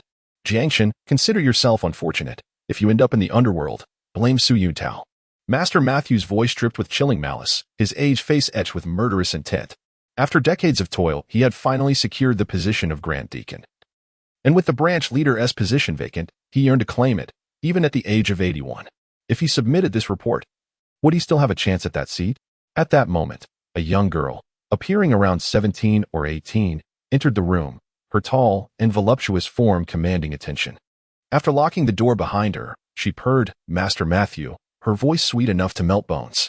Matthew's eyes brightened, a knowing smile gracing his lips. "CC, what brings you here? Come, let me cherish you." Observing CC's alluring figure clad in revealing attire, the old man's demeanor transformed. "Why have you come to see me? Did Su Yuntao not just go looking for you?" he inquired with a grin. CC settled onto Matthew's lap, snuggling against him as she playfully traced circles on his chest. "I have no interest in that foolish boy," she pouted. A fire ignited within Matthew, but he maintained his composure, asking, "I heard you have been growing closer to him lately?" "Not at all. I'm merely teasing him. You are so annoying," CC replied, playfully hitting his chest. "I told him to give up on you, but he refuses to listen," Matthew sighed. "Darling, I'm hungry." CC's eyes sparkled as she gazed at him. Matthew felt a stir within him. "Here? What's wrong, darling?" CC asked, her charm momentarily fading into concern. He shook his head, unable to articulate such embarrassing thoughts. "You should head back. I have some matters to attend to this afternoon." "All right," CC replied, standing up and adjusting her appearance. "Darling, you promised me something." Matthew waved his hand, smiling. "Rest assured, I will reserve the branch leader position for you." CC beamed with satisfaction, swaying her alluring figure as she approached the door, turning back to cast a flirtatious glance. "Love you." Once CC departed, Matthew's smile faded, and he murmured to himself, "What an innocent girl. I did say I would help you attain the branch leader position, but I never specified when. I will decide when I have had my fill." After closing the door, CC's flirtatious demeanor vanished, replaced by a frigid expression. "Humph, if it weren't for your status. Do you think I would deign to serve you, you repugnant old man? Truly useless. Su Yuntao is far more pleasing to the eye, strong and robust. Once I become branch leader, I shall give him a chance." In the hall, Su Yuntao paced anxiously until he spotted CC descending the stairs, his eyes lighting up. "CC, where have you been? We agreed to have lunch together." CC approached him, smiling. "I just want to ask Master Matthew about some questions. I'm not very hungry, so I'll just have a little something." Gazing at CC's enchanting figure and the blush lingering on her cheeks, Su Yuntao's eyes sparkled. "CC, you look truly beautiful today." CC cast a sidelong glance at Su Yuntao, playfully chiding, "You are quite the smooth talker." "Hee, CC, I am on the verge of soaring to great heights. Yesterday, I awakened a divine martial soul," Su Yuntao exclaimed with excitement, recounting the details of his awakening and the task of submitting a report to Matthew. He gazed at CC, anticipating a significant shift in her attitude towards him. "You truly are impressive. I shall await your good news," CC complimented. Her eyes sparkled with determination as she secretly resolved to find an opportunity to inquire Matthew about the matter, as she did not wish for the position of hall master to fall into Su Yuntao's hands. Convinced that her charm would compel the old lecher, Matthew, to assist her without hesitation. After CC and Su Yuntao departed, Matthew stealthily emerged, donning a black cloak as he exited through the back door of the Hall of Martial Souls. Half an hour later, he arrived at a seemingly ordinary little restaurant and approached the front desk attendant. "Greetings. I hail from the mortal realm and wish to take a stroll through the underworld." Matthew's voice was somewhat hoarse. The attendant's expression shifted abruptly, and he hurriedly gestured, "Esteemed guest, this way please." Matthew nodded and followed the attendant into a private room. The attendant pressed a spot on the wall, revealing a hidden door, through which they entered. "I wish to meet your leader." Matthew's voice resonated in the dimly lit underground corridor as he produced a token. The attendant's demeanor became respectful as he led Matthew to a chamber. "Please wait here. I shall notify the leader." Matthew settled down naturally. He was no stranger to this place and felt no fear. Half an hour later, Matthew exited the restaurant. While within that underground chamber sat a tall middle-aged man. He remained quietly seated, his face obscured by a grotesque Shura mask, an aura of blood-red energy swirling around him, exuding an intimidating presence. A dossier lay before him on the table. To eliminate a 6-year-old child? To orchestrate an accidental death? Then let us assign a bronze-ranked messenger from St. Soul Village. A bronze messenger would be more than sufficient to handle 100 ordinary adults, let alone a mere child. "Wooming," the middle-aged man's voice echoed. Moments later, A slender youth with black hair and eyes entered. He possessed an ordinary appearance, with a gaunt figure and a cold demeanor. His fingers were long and delicate, the bones prominent, suggesting great strength. His eyes were exceptionally apathetic, devoid of emotion or life. "Father," the youth's voice was icy, causing the middle-aged man to furrow his brow. "How many times must I remind you? When executing a task, you are an assassin in daily life. You must blend in as an ordinary person and learn to conceal your emotions." The youth remained silent, merely nodding slightly, eliciting a sense of helplessness from the middle-aged man. He tossed the dossier towards him, stating, "This is your mission. Complete it within 3 days." The youth caught the swiftly flying document without a glance, nodded slightly, and turned to leave. The middle-aged man watched the departing figure, his gaze reflecting admiration, affection, and a hint of guilt. In Tang Hao's blacksmith shop, the rhythmic sound of hammering echoed as two small figures wielded their hammers, while Tang Hao sat nearby, occasionally offering guidance. Tang San wielded a blacksmith hammer specially crafted for him by Tang Hao, weighing a substantial 20 pounds. On the other hand, Jiang Chen's forging hammer was considerably larger. One of the hammers used by Tang Hao, weighing a remarkable 100 pounds. Tang Hao possessed numerous forging hammers, and this was the lightest among them. Yet witnessing Jiang Chen's effortless mastery left both father and son in awe. This is nothing short of extraordinary. Jiang Chen appeared to be inexhaustible, continuously raising the forging hammer high above his head before bringing it down with force. Tang San's indomitable spirit was ignited, compelling him to challenge Jiang Chen in a test of endurance. However, after a mere 10 minutes, Tang San was drenched in sweat, on the verge of exhaustion, while Jiang Chen had only broken a slight perspiration. Upon noticing Tang San's cessation, Jiang Chen too paused his forging, wiping away the beads of sweat from his brow. Following the forging techniques imparted by Tang Hao indeed allowed for a comprehensive workout of the entire body, proving to be as effective as running while carrying the stone mill. Curiosity piqued, Tang San leaned closer to Jiang Chen, prying open his hand, only to discover that Jiang Chen's palm remained as smooth and unblemished as ever, devoid of any wear. What a freak! Tang San couldn't help but mutter under his breath. Chapter 15. The boy who drowned. Time swiftly passed, and 2 days had elapsed. In the early morning, before the sun had risen, a young boy, appearing to be around 11 or 12 years of age, stood beneath a large tree by the roadside outside the Holy Soul village. He possessed an unremarkable appearance, with the sole distinction of his emotionless, icy gaze and long, strong fingers. At that moment, he held a document in his hands, which contained various pieces of information. Jiang Chen, at the tender age of 6, has just awakened his martial soul, a zombie, endowed with innate full soul power. The inhabitants of Holy Soul Village regard him as a harbinger of misfortune. Possessing extraordinary strength, he enjoys the simple pleasure of fishing in the morning. The information compiled about him is remarkably detailed, even featuring a likeness of him with an uncanny resemblance. This dossier was meticulously assembled by their organization after a day of investigation, supplemented by insights provided by Matthew. The assassin organization employs specialists in intelligence gathering, making it relatively effortless to extract information about Jiang Chen from the villagers without raising suspicion. Matthew allocated them 3 days for this task, and a day has already elapsed. The young assassin is now poised to take action. A zombie martial soul? What sort of martial soul is that? The boy is somewhat perplexed. As assassins, they often target a variety of individuals and have developed their own understanding of martial souls, yet he has never encountered the concept of a zombie martial soul. Upon learning of Jiang Chen's innate strength, a hint of disdain flickers across his expressionless face as he muses that the investigators have been overly cautious, even recording such trivial information. A 6-year-old child, even if blessed with innate strength, could hardly hope to escape from a soul master of his own rank. To him, the notion of innate strength is merely 100 pounds, likely exaggerated by the villagers of Holy Soul Village. Regrettably, the investigator did not witness Jiang Chen sprinting while carrying a stone mill. Otherwise, he would have surely circled the phrase innate strength in red ink and provided a detailed note.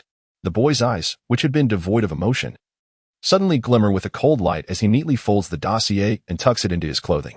"Shadow," he whispers, and a yellow soul ring materializes around him.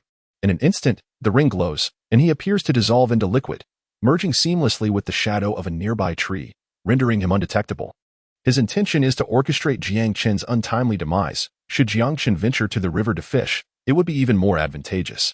However, if Jiang Chen remains indoors throughout the day, he will have to stealthily infiltrate Holy Soul Village under the cover of night. He is well versed in an array of assassination techniques capable of ensuring Jiang Chen's accidental death, be it through fire, venomous snakes, or a fall into a well.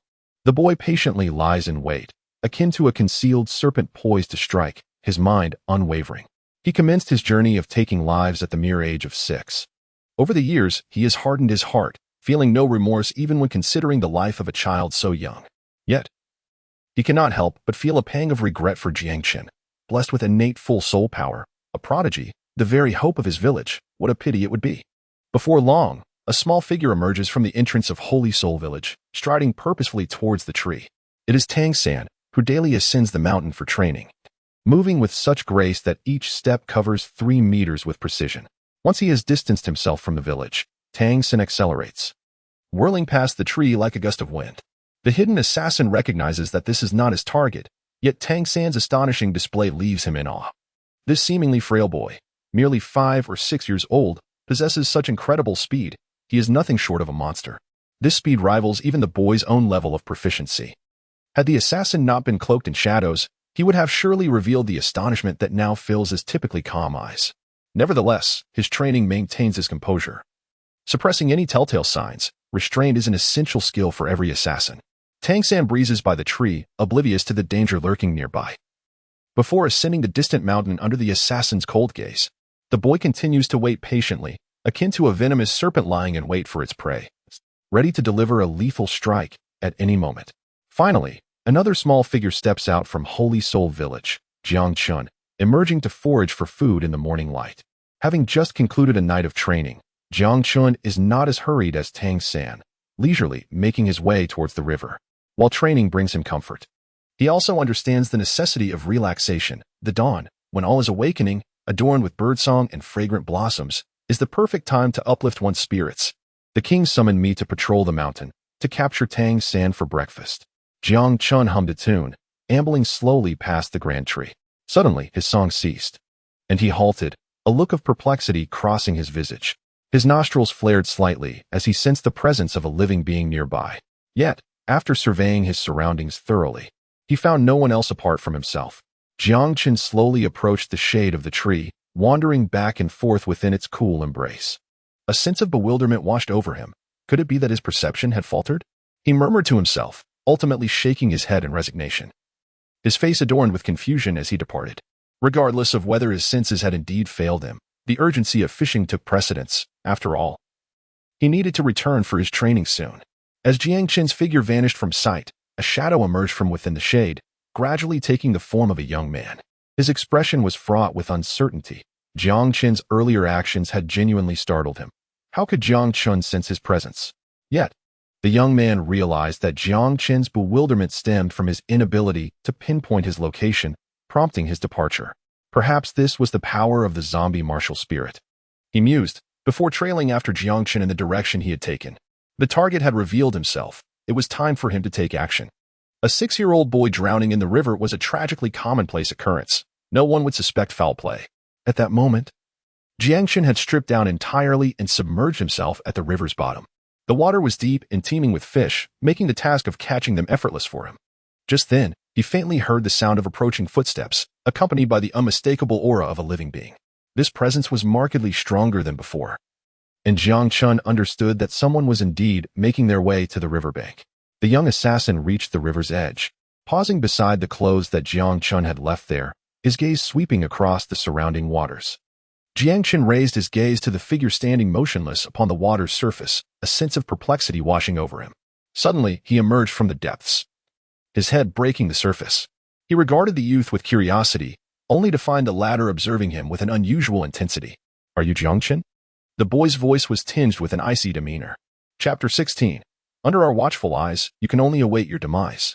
The youth looked down upon him, his expression devoid of emotion, and his chilling tone resonated like an accusatory inquiry. Jiang Chen furrowed his brows, feeling somewhat irked by the attitude of the unfamiliar youth. "I am Jiang Chen. Who are you?"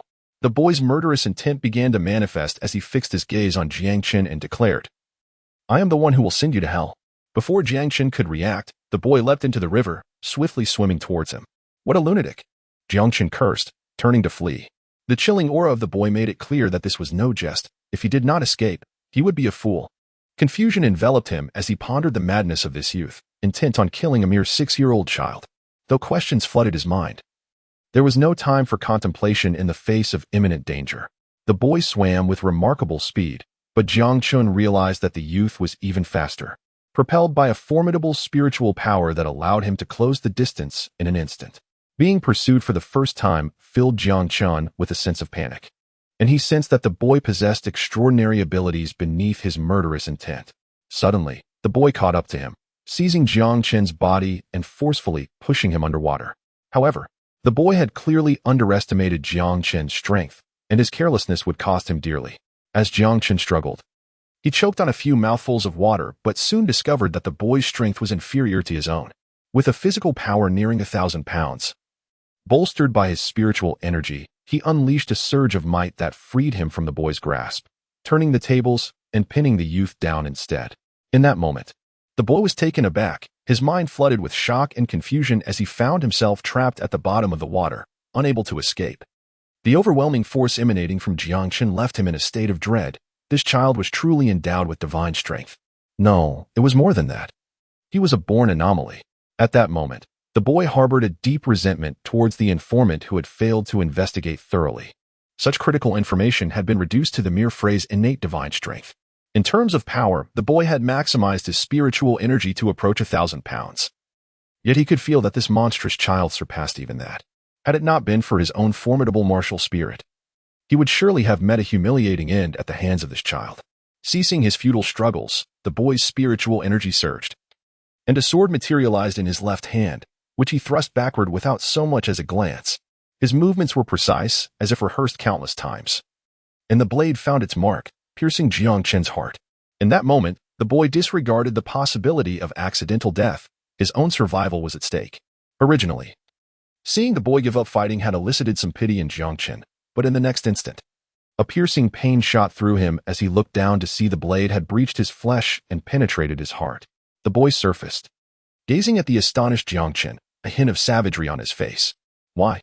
Jiang Chen fixed his gaze on the boy, his voice laced with hatred. Why do you want to kill me? I'm just a child. The boy's expression was cold as he replied, because someone wants you dead. What a pity.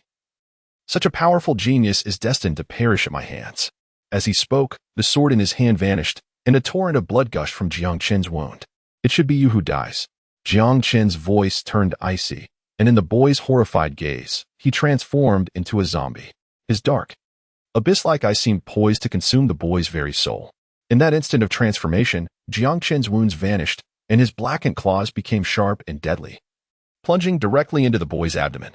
A potent venom surged within the boy, and in an instant, he found himself devoid of resistance, though his consciousness remained intact.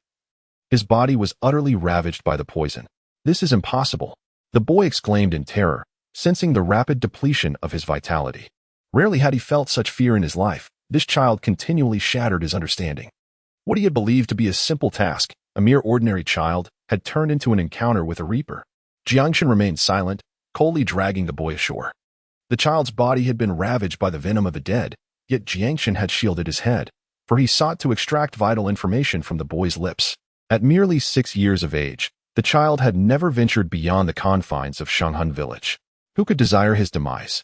Until this question was resolved, he would find no peace. In the depths of the boy's fearful gaze, Jiang Chen donned his garments with an air of indifference, his eyes piercingly scrutinizing the child. A bitter anguish filled the boy's heart. In his final moments, his resentment towards the investigator had reached an insurmountable peak. Typically, each assassination would involve a professional observer stationed at a distance to document the proceedings. However, this time, deeming the task too simplistic, the boy had declined the observer's accompaniment. He had intended to perish silently and unnoticed. Who seeks my death? Jiang Chen inquired in a chilling tone. The boy stiffly shook his head, feeling an unsettling numbness creeping into his neck. I do not know. Jiang Chen furrowed his brow and inquired, Who are you? A killer. At that moment, Jiang Chen's heart trembled. The individual who sought to take his life was, in fact, a hired assassin. Tell me who desires my demise, and I may spare your life. A flicker of hope ignited in the young man's ashen eyes, only to swiftly extinguish again. He sensed that his body had been irrevocably damaged, and recovery seemed a formidable challenge, compounded by his utter ignorance of his employer's identity. From the day he embraced the life of an assassin, he had resigned himself to the inevitability of death, Yet he had not anticipated that this day would arrive so prematurely, nor that he would meet his end at the hands of a mere child. He shook his head resolutely and replied, "I have no access to my employer's information, so do not waste your efforts." Suddenly, a sinister expression overtook his countenance. "Upon my demise, even more formidable assassins will come for you. There is no escape. Once we have set our sights on you, your fate is sealed, merely to await your end." A surge of fury welled up within Jiang Chen. The notion of powerful assassins did not intimidate him. If necessary, he could retreat to the sacred soul village, where Tang Hao could crush them one by one. However, the feeling of being threatened for his life was profoundly unsettling. Moreover, he was determined to unearth the malicious mind behind this plot and repay it 100-fold. Gazing at the youth collapsed on the ground before him, his expression turned icy. "If you refuse to speak, I shall find another way to discover the truth." As the young man looked up in horror, Jiang Chen transformed once more, his eyes becoming as dark as night, sharp fangs bared as he advanced towards the boy. "What do you intend to do?" No matter how indifferent he had been towards life in the past, the impending threat to his own existence now rendered him unable to escape the grip of fear. Jiang Chen fell into a profound silence. And in the gaze of the terrified youth, he opened his mouth and sank his teeth directly into the boy's neck. This was his inaugural act of biting. Yet he found himself compelled to resort to such a method in order to uncover the identity of those who sought to end his life. His venom was not only imbued with a lethal potency, but it also possessed the ability to transform other beings into his puppets. The previous little black sparrow had been a testament to this, albeit a rather rudimentary corpse puppet.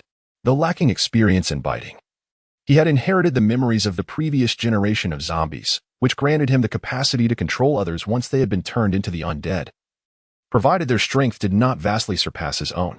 His sharp fangs penetrated the tender skin of the youth, severing arteries, and in that moment, Jiang Chen's soul quivered, as if awakening something deep within.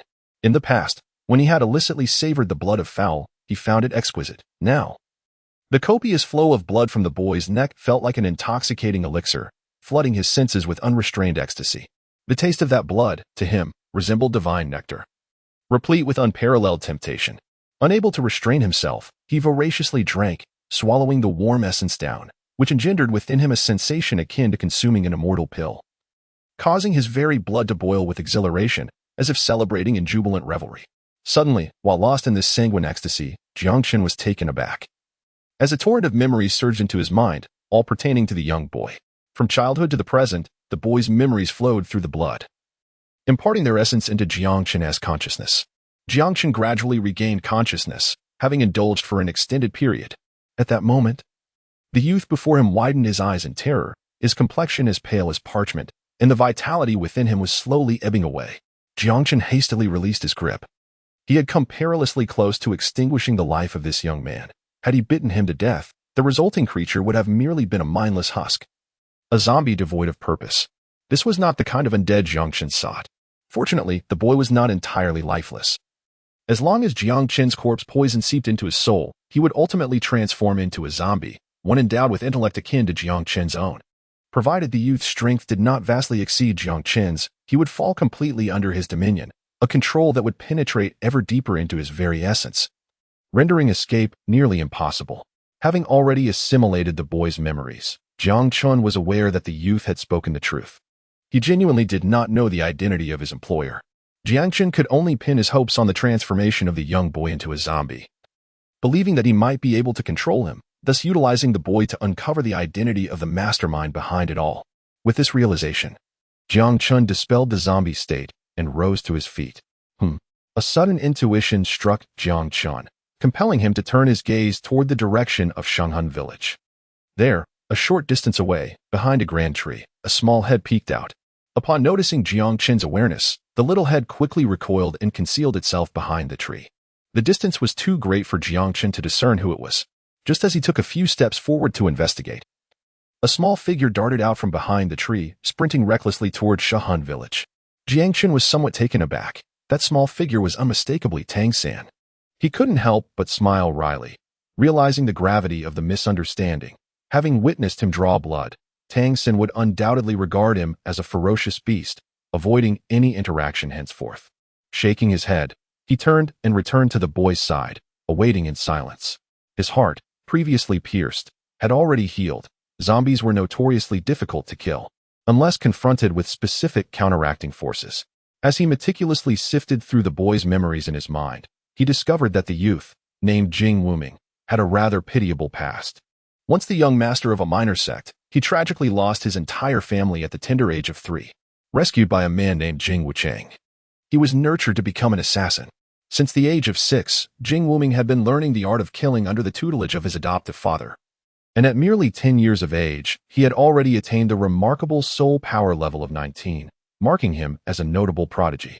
What astonished Jiang Chen even more was that Jing Wuming possessed dual martial souls, his first being shadows and the second a sword. In the original narrative, only 3 individuals had exhibited such duality, and it was unexpected to find another here. However, Jing Wuming had never undergone the certification process at the Martial Soul Hall, a fact that explained why the master remained oblivious to his abilities. Even if he had sought certification, the master would remain unaware, for his theories were largely derived from data amassed during his time at the Martial Soul Hall. Having departed from there for so long, he would be unaware of any new occurrences of dual martial souls. Earlier, Jing Wuming had utilized the first soul skill of his shadow martial soul, concealing himself within the shadows of the trees. Jiang Chen now comprehended the situation. It was no wonder he had struggled to locate him. This martial soul was indeed extraordinary, allowing concealment wherever shadows existed. Currently, Jing Wuming's soul power level stood at 19, having awakened with an innate soul power of 8, positioning him among the ranks of geniuses. Having grasped Jing Wuming's circumstances, Jiang Chen felt a surge of excitement. An innate soul power of 8 was already remarkably gifted and coupled with dual martial souls. He was only slightly inferior to Tang San. Should he manage to cultivate such a talent, he would gain a formidable ally. Moreover, Jing Wuming's adoptive father was the leader of the assassin organization in Nodding City, suggesting that Jiang Chen might one day wield considerable influence over this formidable entity. In Jing Wuming's perception, this assassin organization loomed as a colossal force, yet he had no concrete understanding of its true magnitude. After approximately 10 minutes had passed, Jiang Chen suddenly felt a mysterious connection blossom within him, an extraordinary sensation emanating from Jing Wuming, as if they were inexplicably linked in the depths of fate. Jiang Chen felt a surge of joy, realizing that events were unfolding in a favorable direction. In his gaze, the wound on Jing Wuming's abdomen and the bite marks on his neck began to diminish at a visibly rapid pace, disappearing in the blink of an eye to reveal smooth skin once more. Jing Wuming's eyes were momentarily dazed, but soon clarity returned, and he rose to his feet. He regarded Jiang Chen with a complex expression, yet ultimately knelt respectfully on one knee. Master. At that moment, Jing Wuming was entirely under Jiang Chen's control. This obedience emanated from the depths of his soul. Even if Jiang Chen commanded him to perish on the spot, it was unlikely he would offer any resistance. I humbly request the master to punish me for my previous transgressions. Jing Wuming's demeanor was one of profound reverence. Rise, for you are now one of my own. How could I possibly hold any grievance against you? Jiang Chen replied with a smile, helping Jing Wuming to his feet. Jing Wuming stood upright but maintained his respectful demeanor, awaiting Jiang Chen's instructions. He retained his own thoughts, yet an innate sense of submission to Jiang Chen had taken root within his soul, as if it were a natural instinct. Jiang Chen took a moment to ensure that there were no oversights before he spoke. I assign you your first task. Swiftly ascertain who intends to take my life. Understood. Jing Wuming replied with a respectful bow. Additionally, I have gleaned from your memories that you plan to bestow soul rings upon your second martial soul? Jing Wuming was not taken aback by Jiang Chen's knowledge of his thoughts. He nodded affirmatively. Indeed. Do not hasten to augment your second martial soul with any soul rings, Jiang Chen advised. Jing Wuming was momentarily taken aback. I beseech you, master, for further elucidation. Jiang Chen remarked, the shadow martial soul will suffice for your continuous cultivation. When you attain the rank of Soul Douluo, or even Title Douluo, I shall bestow upon your sword the accompanying soul rings. By that time, the soul rings you will be able to bear will exceed 10,000 years, perhaps even reaching 100,000 years. Jing Wuming's eyes suddenly ignited with brilliance, and he promptly knelt, expressing his utmost respect. Thank you for your guidance, master. However, master, my offensive power primarily resides within the sword martial soul. Without the addition of soul rings, my strength would be significantly diminished. Jiang Chen appeared to have anticipated Jing Wuming's inquiry, and he promptly responded with a smile. Take a moment to truly feel the changes within your body. Chapter 18. Confrontation with Tang San. Jing Wuming meticulously attuned himself to the transformations occurring within him, and after a brief moment, He could no longer contain his exhilaration. Master, my soul power has remarkably ascended to the 20th level. Furthermore, I sense a significant enhancement in every aspect of my physical prowess. My strength has more than doubled compared to before. After all, he was still a youth, and even as an assassin, Jiang Wuming could not help but display his elation. Jiang Chen nodded slightly. This is the power I bestow upon you. Not only that, do you recall the poison I possess? Now, you too carry this venom within you. As your cultivation advances, this poison will grow increasingly domineering, enabling your sword spirit to unleash astonishing might even in the absence of a soul ring. Jiang Wuming finally grasped Jiang Chen's intent, feelings of gratitude swelling within him. However, with such formidable power comes intense side effects. Jiang Chen's words momentarily stunned Jiang Wuming. Before long, you will discover a profound craving for blood. You must indulge in its warmth to alleviate this urge. You are no longer a mere mortal. To be precise, you have transformed into a creature that requires blood to survive. While Jiang Chen remained oblivious to why he could exist as a normal being, he understood that Jiang Wuming was undeniably a typical vampire. Only through the consumption of blood could he sustain his existence. Jiang Chen's words left Jiang Wuming utterly astonished. The notion of a blood-sucking monster was profoundly sinister and terrifying. Despite the fear that gripped his heart, he remained unwavering in his allegiance to Jiang Chen. Jiang Chen continued. In the future, you may consume either human blood or beast blood. Under no circumstances shall you bite a living person without my explicit command. Jiang Chen was acutely aware of the terror that zombies could instigate. Should the zombie virus erupt in this world, it would herald an unprecedented calamity. If such a scenario were to unfold, zombies would undoubtedly become the monsters that all in Douluo Continent would seek to eradicate, and Jiang Chen himself would not escape unscathed. Until he fully harnessed his strength, he certainly wished to avert such a fate. Although he had yet to experience the kind of thirst Jiang Chen described, Jiang Wuming had inscribed Jiang Chen's command into his very soul, vowing to never bite another soul until death. As he gazed upon Jiang Wuming, a thought flickered through Jiang Chen's mind. Perhaps one day, he could assemble an army of immortal zombies in this world. A force that would instill terror in the hearts of many. However, this was merely a fanciful notion. He would never engage in such a detestable act unless utterly cornered. Lost in thought, he couldn't help but chuckle. He must be the kindest zombie in history. Ah, and upon your return, first feign my demise.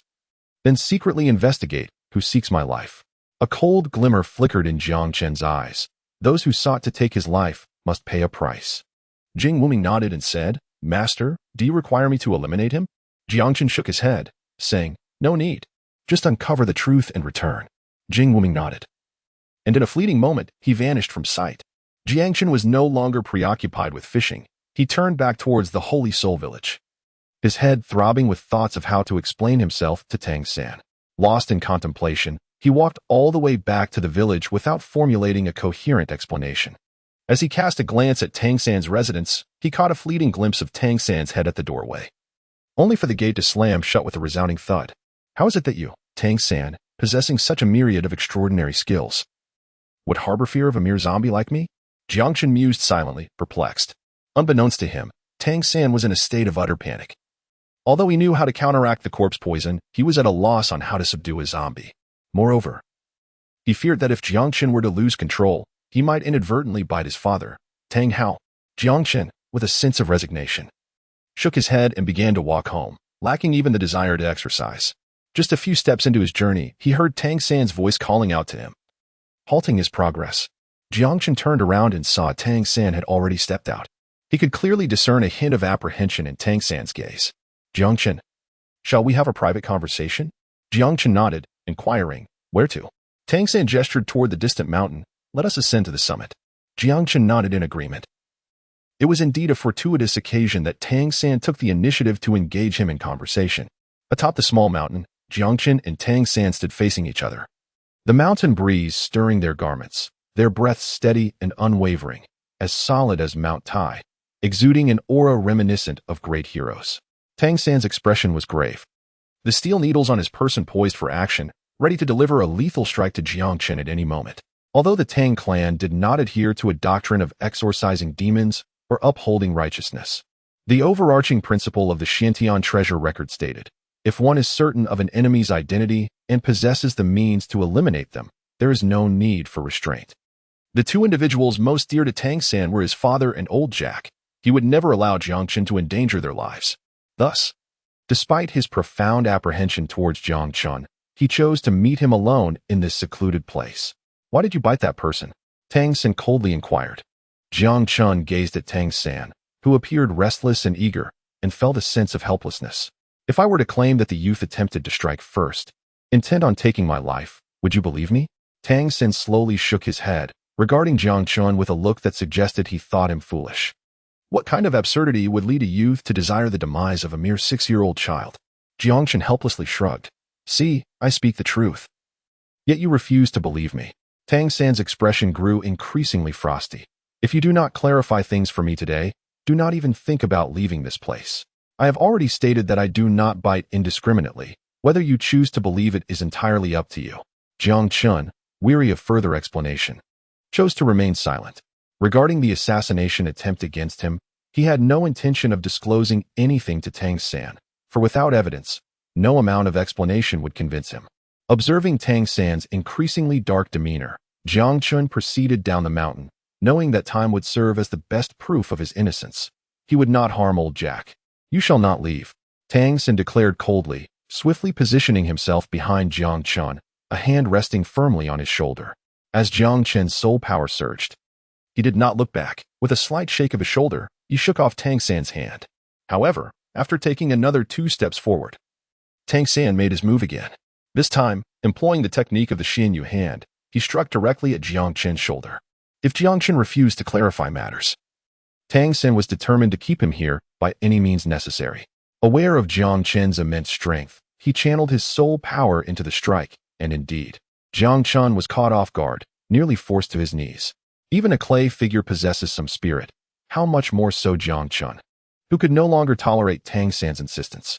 He whirled around fiercely, fixing his gaze on Tang San. "Do you wish to fight me? Without clarification, you shall not pass." Tang San retorted coldly. "Since you are convinced that I intentionally harmed that boy, does it even matter if I explain myself?" Tang San paused, realizing that he had indeed already concluded that Jiang Chen had malicious intent. The notion that someone wished to kill Jiang Chen was utterly absurd. Not only would he not believe it, but even Jiang Chen himself would find such a ludicrous idea hard to accept if not for the violent actions taken against him. Noticing Tang San's silence, Jiang Chen pressed on. "So, do you intend to kill me then?" Chapter 19. Jiang Chen's torment. Tang San's expression shifted. He had not anticipated Jiang Chen would take the conversation to such an extent. He had indeed entertained that thought. "Let me see what you are capable of." Before Tang San could finish his words, Jiang Chen charged at him. He had long desired to gauge Tang San's strength, and in his current mood, he welcomed a battle. As Jiang Chen approached with ferocity, Tang San summoned all his power into the Shian Renua hand to meet him. The Shian Renua hand could withstand the corrosion of toxins, and he was unafraid of Jiang Chen's corpse poison. In their first clash, Jiang Chen held the absolute upper hand, and with a forceful collision, Tang San was sent flying. Jiang Chen remained motionless, as Tang San's strength was far inferior to his own. Tang San executed 2 somersaults in the air, and upon landing, he stumbled back a few steps before managing to steady himself. Such formidable power! He was inwardly astonished. Previously, as an observer, he had sensed Jiang Chen's immense strength. Now, experiencing it firsthand, he remained deeply impressed. Shaking his numbed hand, Tang San fixed a grave gaze upon Jiang Chen, stating, "I concede that your strength is remarkable. Yet strength alone signifies little. For one devoid of skill, even the mightiest force is merely brute force." As soon as these words left Tang San's lips, Jiang Chen's expression soured. Memories of Tang San's various techniques flooded his mind: the purple extreme demon eye, the Shian Jade hand, the ghost shadow phantom, and the hidden weapons, all formidable in their own right. Besides his sheer brute strength, he truly found himself lacking in comparison to Tang San, particularly since he had never engaged in combat before. While he pondered this, Tang San had already closed the distance, employing the ghost shadow phantom to create a myriad of illusory afterimages that left Jiang Chen momentarily dazed. To Tang San, Jiang Chen appeared to be rife with vulnerabilities, and he struck with a kick that landed squarely on Jiang Chen's body. Jiang Chen reacted relatively swiftly, promptly raising his hand to block Tang San's assault. However, by the time he aimed to counterattack, Tang San's figure had already vanished. After several exchanges, Jiang Chen had endured numerous strikes. Yet he sensed that Tang San was not exerting his full strength. In truth, his speed was not slow. It simply lacked the peculiar agility of Tang San's movements, which were predominantly linear, making it remarkable that he could keep pace with Tang San at all. He roared in frustration, but alas, he could not even graze the hem of Tang San's garment. 10 minutes later, Jiang Chen was covered in footprints, and he no longer wished to engage. Faced with Tang San's myriad of enigmatic techniques, he found himself utterly powerless to resist. This left him feeling immensely frustrated. With strength that could not be utilized and speed that could not capture Tang San, the sensation was truly exasperating. He even began to lament his own system. Noting how others possessed formidable and impressive abilities while his own seemed to demand a lightning strike to earn rewards, Tang San paused. Having never truly intended to kill Jiang Chen, the thought had merely flickered through his mind. He recalled Jiang Chen's actions over the years and realized that he had seemingly never initiated an attack on anyone. Was it truly that the young man sought his demise? Jiang Chen nodded helplessly, affirming the truth of his words. I swear upon the heavens that I speak only the truth. The young boy, having fallen under my influence after my bite, would soon be presented to you as proof. Suddenly recalling something, Tang San's expression shifted. He was uncertain whether Jiang Chen's zombie martial spirit bore the same characteristics as that of his previous life. Unable to suppress his curiosity, he inquired, Will the boy you bit become a zombie? Yes, Jiang Chen replied, but he is already under my control. Without my command, he dares not act recklessly. For now, let this matter rest. Should I discover that you dare to harm Grandfather Jack, I will not spare you. With that, Tang San disregarded Jiang Chen further and made his way down the mountain alone. Jiang Chen lightly tapped his forehead and exclaimed, What a miserly system. Why not grant me a swift movement technique or a set of martial arts? Must I be struck by lightning? He had believed that with his innate, full-soul power and formidable zombie martial spirit, he could rival Tang San, only to find himself thoroughly bested in combat. At that moment, he felt an overwhelming urge to absorb the divine soul ring. For perhaps acquiring an additional skill would enable him to turn the tide and dominate Tang San. Yet, after some contemplation, he stifled the impulse. It would be reckless to act on a fleeting whim when his life was at stake. He brushed off the dust from his attire and realized he had sustained no injuries. After all, Tang San had held back during their encounter, not unleashing his full strength. Even had he done so, it was uncertain whether he could inflict harm upon Jiang Chen. It was worth noting that previously, Jing Wuming's sword had pierced Jiang Chen's heart. Yet here he was, still lively and vibrant. With a fierce kick, he shattered a large stone, gritting his teeth, vowing that once he absorbed the soul ring, he would exact a thorough revenge upon Tang San. At that moment, through his connection with Jing Wuming, he learned that Jing Wuming had returned to Notting City. Within the assassin organization there, Jing Wuming held a status akin to that of a young master. And it would not take long to uncover the identity of the employer responsible for Jiang Chen's assassination. Meanwhile, within the halls of the Nodding Spirit Hall, Master Matthew summoned Su Yuntao to his office. He had just received the news of Jiang Chen's demise from the assassin organization and was eager to share it with Su Yuntao. As Su Yuntao pushed open the door to Matthew's office, he was surprised to find CC present as well. CC appeared radiant, her sparkling eyes captivating. The wolf's keen sense of smell detected something in the air, though he could not quite place the scent. Master Matthew, CC, what brings you here? I have been searching for you all morning, Su Yuntao inquired. CC smiled and replied, This morning, I went to Holy Soul Village to carry out a task assigned by Master Matthew, which is why you could not find me. What task? Su Yuntao asked, curiosity piqued. With a heavy heart, Master Matthew's voice resonated with sorrow. Yuntao, I bear most unfortunate news regarding Jiang Chen. Su Yuntao froze in shock, anxiety creeping in. Master Matthew, what has happened to Jiang Chen? He has died. Master Matthew's head hung low, his voice laden with regret and gravity. The word struck Su Yuntao like a bolt from the blue. Darkness enveloped his vision, and he staggered, nearly losing consciousness. Jiang Chen's hopes for advancement had thus been extinguished. Su Yuntao's emotions suddenly spiraled into madness as he stepped forward, gripping Matthew's shoulders tightly and shaking him vigorously, demanding loudly, Tell me, how did he perish? While fishing in the river, he drowned. Alas, what a brilliant child he was, such a pity. With that, Su Yuntao's hands weakly fell from Matthew's shoulders, and he collapsed onto the table, sobbing inconsolably.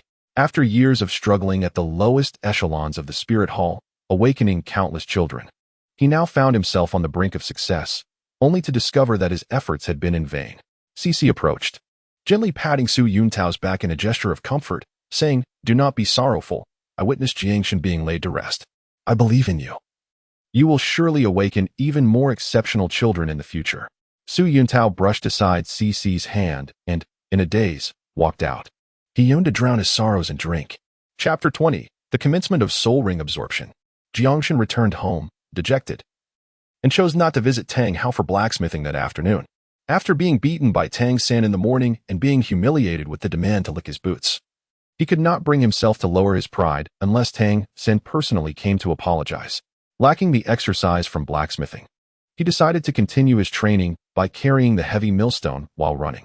This time, he ascended and descended the mountain while clutching the stone, significantly intensifying his workout. Following the brutal thrashing from Tang San, his yearning for strength grew even more fervent. During his training, Jing Wuming conveyed encouraging news through their soul connection. The target had been identified as the Spirit Hall. Although Jing Wuming held a unique position, uncovering the identity of the individual who had hired an assassin that day was not an easy task, as he was not yet entitled to access certain records. Nevertheless, pinpointing the Spirit Hall as the target represented a considerable advancement. The Spirit Hall? I have never provoked them. Why would they want me dead? Logically, they should be seeking to win me over, so why resort to such drastic measures? Jiang Chen was utterly perplexed. This did not align with the modus operandi of the Spirit Hall, especially considering that he had not yet completely severed ties with them. Logically, the Spirit Hall should have sought ways to win him over. Jiang Chen suddenly recalled an individual, Su Yuntao. He must possess some knowledge, for it was he who facilitated the awakening of my martial soul. Immediately, he conveyed this thought to Jing Wuming, urging him to conduct an in-depth investigation into Su Yuntao. 2 days passed, and Jing Wuming once again delivered good news, pinpointing the targets to be Matthew and Cici. Jiang Chen reflected for a moment, recalling the two inconsequential individuals from the original narrative. One was the girl pursued by Su Yuntao, and the other was an esteemed elder from the Wuhuan Hall in Notting City. He simply could not comprehend why these two sought to take his life. After another day had passed, Jing Wuming finally unraveled the entirety of the situation, understanding the motives behind their intentions to kill Jiang Chen. Early the next morning, Jiang Chen summoned Jing Wuming to Holy Soul Village to gain a comprehensive understanding of the truth. By the riverside outside the village, the two stood facing each other. Master, for the past few days, Su Yuntao has been drowning his sorrows in drink. I managed to extract from him that he had relayed your information to Matthew Renua, intending to pass it along to the Pope's palace. Subsequently, Matthew Renua approached our organization, hiring us to eliminate you. But why does Matthew Renua wish to kill me? And what of that CC? Jiang Chen inquired. I infiltrated Matthew Renua's office using soul techniques, lying in wait for a day and a night, and ultimately uncovered their secrets. At this point, Jing Wuming's face suddenly flushed with embarrassment. Jiang Chen felt a touch of bewilderment and continued speaking. The old man Matthew and that young lady, CC, were clandestinely engaged in an affair, indulging in illicit activities. At this point, Jing Wuming appeared to be lost in reminiscence, a hint of nostalgia gracing his features. It was indeed a close-up encounter with the vivid scenes of life. He had nearly lost composure while concealing himself there. For a young man like him, experiencing such matters for the first time was overwhelmingly impactful. Jiang Chen gaped in astonishment, his expression a vivid tapestry of emotions. He was well aware that Matthew Renua was already in his 80s, while CC was merely in her 20s. The age disparity between the two was sufficient to be likened to that of a grandfather and granddaughter, making their connection all the more surprising. Furthermore, wasn't Su Yuntao perpetually pursuing CC? How could he remain oblivious to such a scandal? How long had their relationship endured? Jiang Chen could not help but inquire with intrigue. It has been over a month, came the reply. And what of Su Yuntao? Is he aware of this situation? Jing Wuming shook his head, revealing that Su Yuntao had been kept in the dark, entirely unaware of the unfolding drama. Now, that is indeed fascinating, Jiang Chen mused. But why do they wish to eliminate me? Jing Wuming then gathered his thoughts and recounted the dealings between Matthew Renua and CC to Jiang Chen. Jiang Chen finally realized that Matthew Renua had killed him in pursuit of the position of the Lord of Notting City. What a pitiful figure Tao Go was. Jiang Chen shook his head. Master, do you require me to eliminate them? Jing Wuming inquired. No need, came the reply. Jiang Chen's voice turned icy. Wouldn't it be too lenient to kill them? Would it not be more gratifying to see them utterly disgraced, stripped of everything?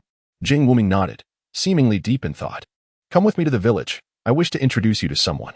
Jiang Chen, accompanied by Jing Wuming, set forth towards the sacred soul village. Jing Wuming posed no inquiries regarding whom they were to meet. His sole purpose was to obey Jiang Chen's commands. Upon reaching the village entrance, Jiang Chen instructed Jing Wuming to wait there while he entered to summon Tang San. With his purple extreme demon eye, Tang San clearly perceived the events of that day and recognized Jing Wuming without hesitation. Moments later, Tang San, his expression rife with remorse, turned to Jiang Chen and stated, "Jiang Chen, I apologize. I misjudged you." Witnessing Tang San's humility, Jiang Chen felt some of the frustration that had plagued him dissipate. He was not a petty individual. Tang San's previous actions had stemmed from concern for his father and old Jack's safety. After clarifying their misunderstandings, Jiang Chen escorted Jing Wuming outside. Once outside, he advised, "In your return, engage more with your peers and learn the nuances of interpersonal relationships. Do not remain perpetually aloof. Understood?" Jing Wuming paused, realizing that Jiang Chen's words mirrored those of his adoptive father, both urging him to embrace a more ordinary existence. In the past, his reclusive nature had led him to disregard his adoptive father's lessons, yet now, Jiang Chen's directives were commands he was obliged to follow. "Yes, master," he replied, committing Jiang Chen's counsel to memory. "From now on, you need not call me master. Refer to me as young master," Jiang Chen suggested. "Yes, young master," Jing Wuming affirmed. "Very well, return and practice diligently. When the need arises, I shall reach out to you." With that, Jing Wuming acknowledged his orders and made his way back to Nodding City. The days of Jiang Chen have returned to tranquility. Each morning, he engages in his running regimen. Afternoons are spent forging iron at Tang House shop, and evenings are dedicated to the cultivation of his martial arts. Ever since Tang San extended his apologies, his demeanor towards Jiang Chen has markedly improved, even surpassing the cordiality that existed prior to their misunderstanding. Acknowledging Tang San's sincere repentance, some of Jiang Chen's frustrations have begun to dissipate. After all, Tang San's actions that day were motivated by a desire to protect Tang Hao and old Jack. Had he been in Tang San's position, he would have made a similar choice. As for avenging himself against Matthew Nua, Jiang Chen has yet to devise a suitable plan. Nevertheless, a gentleman's revenge is best served after a decade. When he eventually travels to Nodding City, he will have ample opportunities to eliminate Matthew Nua. Time slips away in this serene existence, and the villagers of Holy Soul Village have grown accustomed to Jiang Chen's peculiar daily habits, gradually losing their previous trepidation. One night, more than 2 months later, with the moon hanging high and the earth shrouded in a hazy twilight, Jiang Chen unusually refrained from his usual training. The hour was late, and all had succumbed to slumber. Seated cross-legged on his bed, Jiang Chen's heart surged with anticipation. This night, he would absorb his first soul ring and become a soul master. He was curious to discover just how far he could push his physical and mental limits after 2 months of rigorous training and what kind of soul ring he would procure. Chapter 21. Jiang Chen's ultimate challenge. The divine bestowal of a soul ring promises the acquisition of an essential skill, the longer one perseveres. The greater the age of the soul ring, and consequently, the more potent the resulting soul technique. At this moment, the most critical task for Jiang Chen is to undergo the tribulation. He speculates that the first soul skill he is about to acquire will likely be a defensive ability. Focusing his mental energy on the system, he chooses to activate the divine soul ring. The system promptly issues a reminder. After absorbing the soul ring, the host must endure the first heavenly tribulation within 3 days. It is advised that the host strives to persist until the end during the absorption process to enhance the likelihood of overcoming the tribulation. Please confirm whether to absorb it. This time, Jiang Chen did not waver. With a tremor in his heart, he selected confirm. Absorbing the first soul ring felt akin to a young man's first entrance into the bridal chamber, an exhilarating experience for one who had never before tasted such intimacy. In that instant of confirmation, a golden orb appeared above his head, which subsequently shattered, releasing a resplendent golden light that flowed into him through the crown of his head. In an instant, his entire being radiated a dazzling golden glow, resembling a golden Buddha, while a divine and overwhelming aura expanded, enveloping him within several yards. At that moment, Tang Hao, who lay heavily intoxicated in bed, was abruptly awakened, quietly slipping out without disturbing Tang San. Upon stepping outside, he cast his gaze toward the village chief's courtyard, where he noticed a glimmer of golden light seeping through the cracks of a window in one of the rooms. The source of the aura that stirred him was emanating from that very room, which he recognized as Jiang Chen's. As he extended his formidable mental energy to sense further, his expression shifted dramatically, revealing a look of disbelief. This was indeed the aura of soul ring absorption. Moreover, judging by the fluctuations, the quality of the soul ring was undoubtedly high. Where could this young man have obtained such a soul ring? Could it be that he is a transformed spirit beast of 100,000 years? It is impossible for soul beasts to roam in Holy Soul Village, which implies that Jiang Chen's soul ring was not acquired through hunting. The only possibility is that he is indeed a transformed spirit beast capable of generating his first soul ring independently. Tang Hao's wife was a transformed spirit beast of 100,000 years, making him acutely aware of such secrets. However, if he were indeed a transformed spirit beast, his Title Douluo strength would have allowed him to discern this. Yet, throughout his observations, Jiang Chen certainly did not resemble a spirit beast. This conundrum left Tang Hao perplexed, silently standing in place, gazing in the direction of Jiang Chen. As the golden light infused Jiang Chen's body, he felt a warm sensation enveloping him. But before he could savor it, an overwhelming surge of energy began to erupt within him. The energy bestowed by the divine soul ring was immense, akin to boundless, surging waves crashing against his form. Initially, he managed to cope with it due to his robust physique, but as the internal energy's assault intensified, he began to expel a significant amount of impurities through his pores after an hour. This was the energy of the soul ring cleansing his meridians and expelling the toxins within his body.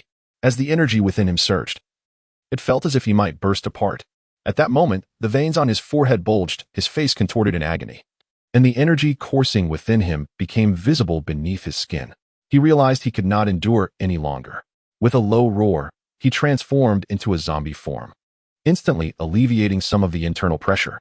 The tinge transformation technique continued to operate incessantly, absorbing the energy from the soul ring and rapidly augmenting his soul power. 2 hours later, he reached his limit once more, the ever-mounting energy threatening to explode him. Roar! The martial soul manifested. The zombie martial soul appeared, swiftly merging with him, enhancing his physicality under its influence and somewhat diminishing his internal suffering. Tang Hao had been standing idly at his doorstep for 3 hours, acutely aware of the increasingly formidable energy.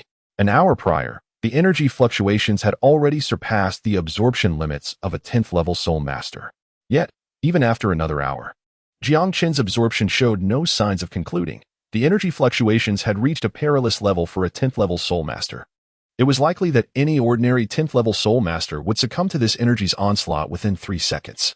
At this moment, a yellow energy circle formed around Jiang Chen, its hue deepening with the passage of time.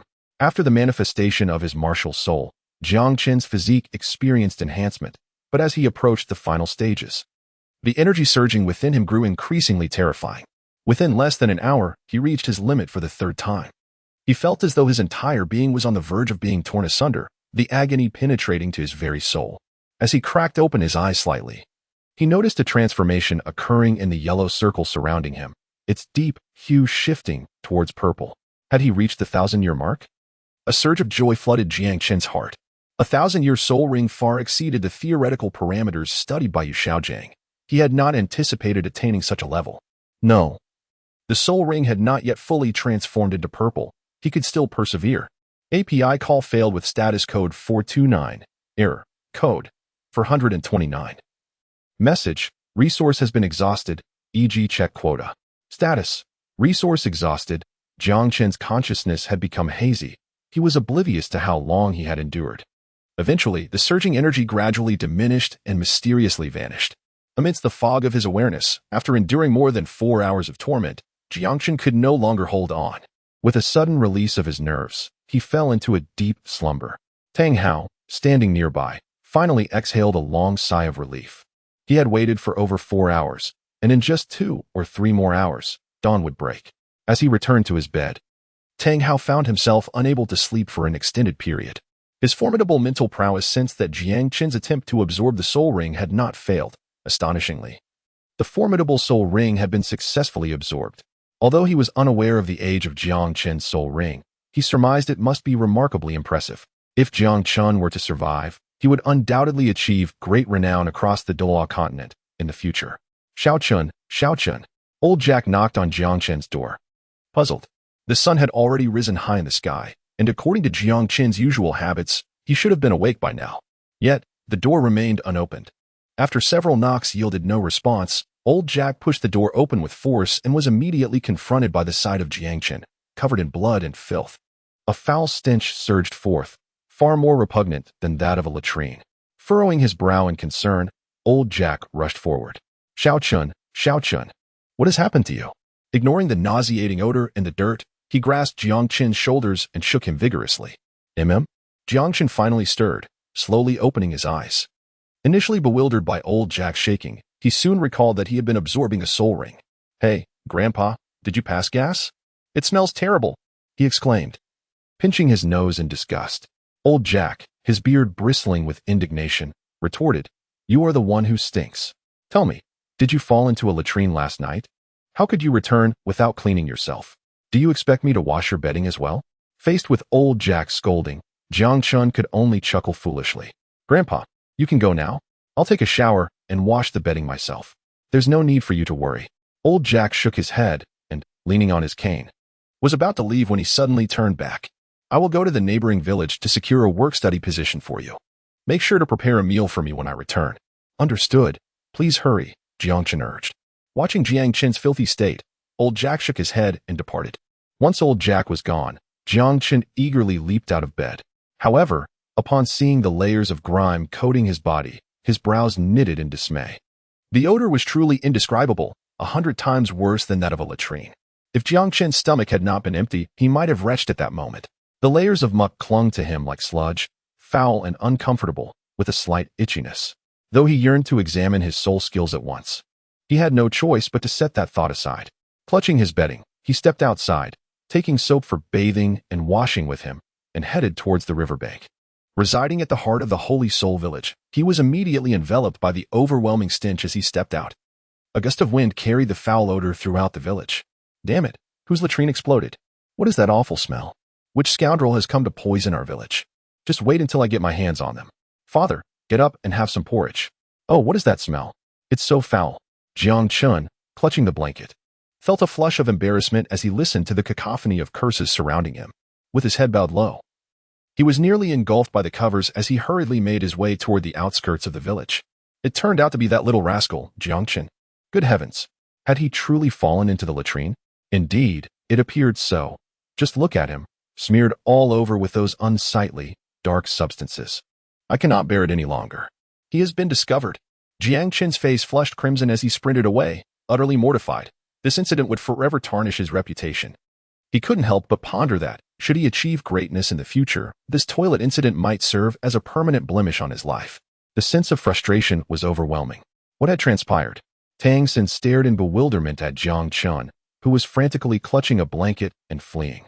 While the villagers around them murmured in speculation, their expressions equally peculiar. An hour later, Jiang Chen had finally cleansed himself and thoroughly washed the blanket.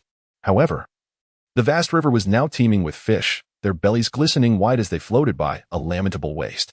Yet, he felt little concern, if not from the water. Sustenance could still be found on the mountains. The thought of his soul skill ignited a spark of excitement within him. Hanging the blanket on a nearby branch, he stripped bare and began to experiment with his newfound abilities. Since awakening, he had been informed about his first soul skill. With practiced ease, he summoned his zombie martial spirit, and a completely purple soul ring ascended from beneath his feet, swirling gently around him.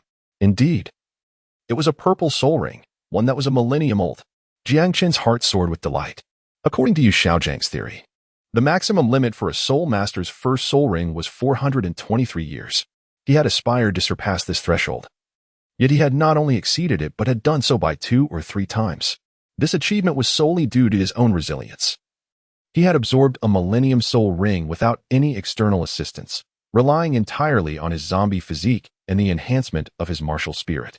Had it not been for the looming threat of the heavenly tribulation, he likely would not have been able to endure until the soul ring matured. After all, the heavenly tribulation was a perilous force. Could he not strive with all his might to absorb the soul ring? A satisfied smile graced his lips as he unleashed his first soul skill. A layer of pitch-black substance enveloped his body, akin to liquid, before solidifying into a magnificent armor that exuded an air of majesty and power. The armor was lustrous and ebony, adorned with thick, angular spikes at the elbows, knees, and shoulders, rendering him a fearsome sight. When he struck the armor, it felt akin to bone yet resonated with a metallic clang. With a mere thought, he could adjust the armor to cover only his eyes, nose, and mouth, or remove it entirely. Approaching the riverbank, he admired his reflection for several minutes, nodding in satisfaction with a broad grin. If he were to describe this armor in a few words, they would be incredibly handsome. Beyond its striking appearance, The armor's effects were even more astonishing. This skill, named Zombie Divine Armor, primarily enhanced his defensive capabilities, providing a remarkable 150% increase in defense, effectively 5 times stronger. Moreover, the divine armor also augmented other attributes, albeit to a lesser degree than defense. Both strength and speed saw a 100% increase. While slightly inferior to the defensive boost, it still represented a commendable enhancement. Generally, a soul master of over 30 levels absorbing a Millennium Soul Ring would only achieve a maximum enhancement of 1. The enhancement effect of Jiang Chen's skill on these 3 capabilities can be regarded as a top-tier skill when compared to the third skills of other soul masters. Furthermore, his strength, speed, and defense are already exceedingly formidable, so upon the manifestation of the divine armor, a rather terrifying effect will be achieved. It is estimated that after he activates this skill, standing still, few soul masters of the same rank would be able to breach his defenses. Indeed, it is a defensive skill. Jiang Chen mused inwardly, having anticipated this even before absorbing the soul ring. For the divine soul ring forms the skill most needed by the current absorber. However, this skill possesses certain drawbacks. It cannot be sustained for long and consumes a considerable amount of soul power. The duration of the skill is merely half an hour, and after its activation, Jiang Chen's internal soul power diminished by a third. After half an hour, the skill will automatically dissipate, yet it can be activated again, albeit at the cost of additional soul power. Unless Jiang Chen manages to conserve his soul power during battle, it can be said that this skill is unlikely to be used a second time.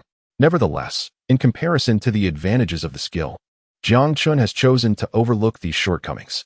Half an hour should suffice to conclude most battles, unless he encounters someone like Tang San, who possesses numerous hidden cards. He struck the armor a few more times, producing a resonant clang. The armor bore a metallic sound. He wondered if it could withstand lightning. Jiang Chen felt a twinge of doubt. However, it should be capable. Otherwise, why would he have been granted such a skill? He reassured himself internally. Regardless of its capability, he must face this tribulation with only 3 days allotted for preparation. Whether he wishes to or not, he must confront it once the time elapses. The lightning will surely strike down upon him. Chapter 23. The onset of the lightning tribulation. Ever since successfully absorbing the soul ring, the sensation of being locked onto by the heavenly tribulation has intensified. Should he wish to cross, he could summon the lightning tribulation immediately, yet he is not mentally prepared. He pondered whether he could seek assistance from Tang Hao. After all, he is a Title Douluo, and it should be no challenge for him to withstand the heavenly tribulation meant for a mere soul master like himself. Just as he entertained this thought, the system's prompt suddenly echoed. If assistance is sought for the tribulation, a corresponding lightning tribulation will be summoned based on the strength of the helper. Please consider this carefully. Host. Jiang Chen's face turned pale. He had long intended to request Tang Hao's help.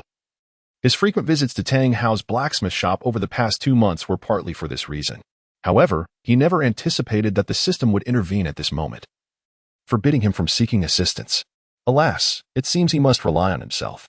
Jiang Chen sighed despondently. He glanced at the system, noticing that his information had changed. Host. Jiang Chen Soul Master Rank. 13 Zombie Level. 112 Soul Ring. 1100 Years Soul Skill. Zombie Divine Armor Items. Dark Blessing Potion. Soul Ring Upgrade Voucher. Level 1120. The Dark Blessing Potion is intended for healing injuries, and it should prove immensely beneficial at the appropriate time. The other item is a Soul Ring Upgrade Voucher, which can be utilized to elevate the Soul Ring's level.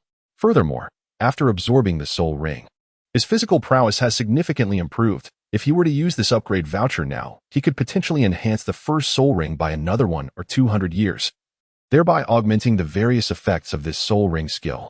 However, this upgrade voucher can only be used at level 1120, and unless absolutely necessary. He does not wish to waste it during the tribulation.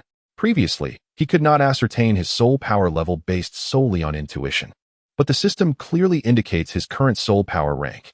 Indeed, his diligent training has borne fruit. Following the absorption of the soul ring, his soul power has increased by 3 levels. Alas, he resolved to contemplate further. With a heavy heart, Jiang Chen returned to Holy Soul Village, clutching his blanket. At noon, old Jack returned, his tongue nearly worn thin, finally securing a student work-study position at Notting Academy from the neighboring villages. Jiang Chen felt a surge of emotion. Old Jack had truly treated him like a beloved grandson throughout his life. He hesitated to share the news of his impending tribulation with anyone, fearing that if he were to fail and perish, old Jack would undoubtedly be heartbroken, since he could not seek assistance. He resolved to venture into the deep mountains 2 days hence to undergo his tribulation in secrecy. He was not concerned about old Jack's well-being in his twilight years, as Tang San would be there to care for him. Rather, he worried that old Jack would be troubled by thoughts of him after his demise. As time passed, the 3rd day arrived, and he knew he must find a suitable place to face his tribulation. Over the past 2 days, he had prepared lavish meals for old Jack, bringing joy to his heart and earning praises for his filial piety, all while remaining oblivious to the possibility that Jiang Chen might never return after today.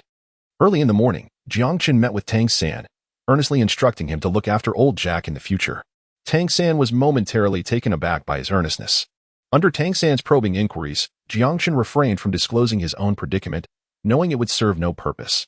At noon, after sharing one final meal with old Jack, he tidied his room, folding his blankets and casting a lingering glance around, unable to face old Jack again, before quietly departing the village. He had long heard of a substantial forest to the south of the village, a place where human presence was scarce, making it the perfect location for him to confront his tribulation. Jiang Chen moved swiftly, reaching his destination within 2 hours and entering the forested mountains. This woodland was devoid of soul beasts, inhabited only by ordinary wild animals, for its proximity to several villages posed a threat to their safety should soul beasts roam here. Apart from the vast Star Doe Forest, Frozen Forest, and Sunset Forest, the remaining soul beasts were predominantly confined within the soul-hunting forests established by the Tiando Empire across various locales. When a soul beast appears near a village, it is typically reported to the city-state, prompting military intervention to either eliminate or capture it, subsequently relocating it to a soul-hunting forest. Although lacking soul beasts, the wild creatures within this forest were formidable and terrifying to ordinary folk. Aside from soul masters or seasoned hunters, few dared to venture into this realm. Jiang Chen advanced through the mountainous terrain, where undulating peaks were cloaked in lush forests. As he journeyed onward, the surrounding trees grew ever taller, gradually erasing the traces of human activity. Occasionally, the sound of a tiger's roar would echo through the air. Such a place was seldom ventured by even the most intrepid hunters. Jiang Chen came to a halt, gazing at a towering mountain ahead, a smile gracing his lips. This is it.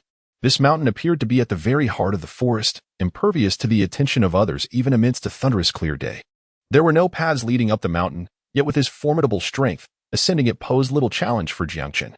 The sharp, thorny vines tore at his clothing, yet they could not breach his skin. 10 minutes later, he reached the summit. The trees atop the mountain were considerably sparser, and the soil was scarce, revealing vast expanses of enormous gray stones.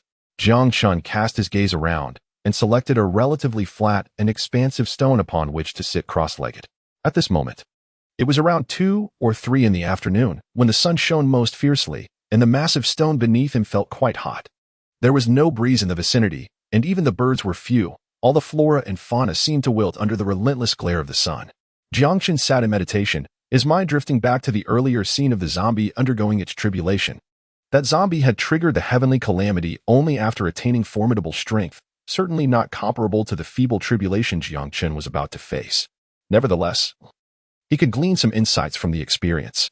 After a moment, he withdrew his thoughts, a wry smile crossing his face. It seemed that aside from enduring it head-on, there were no alternative methods available.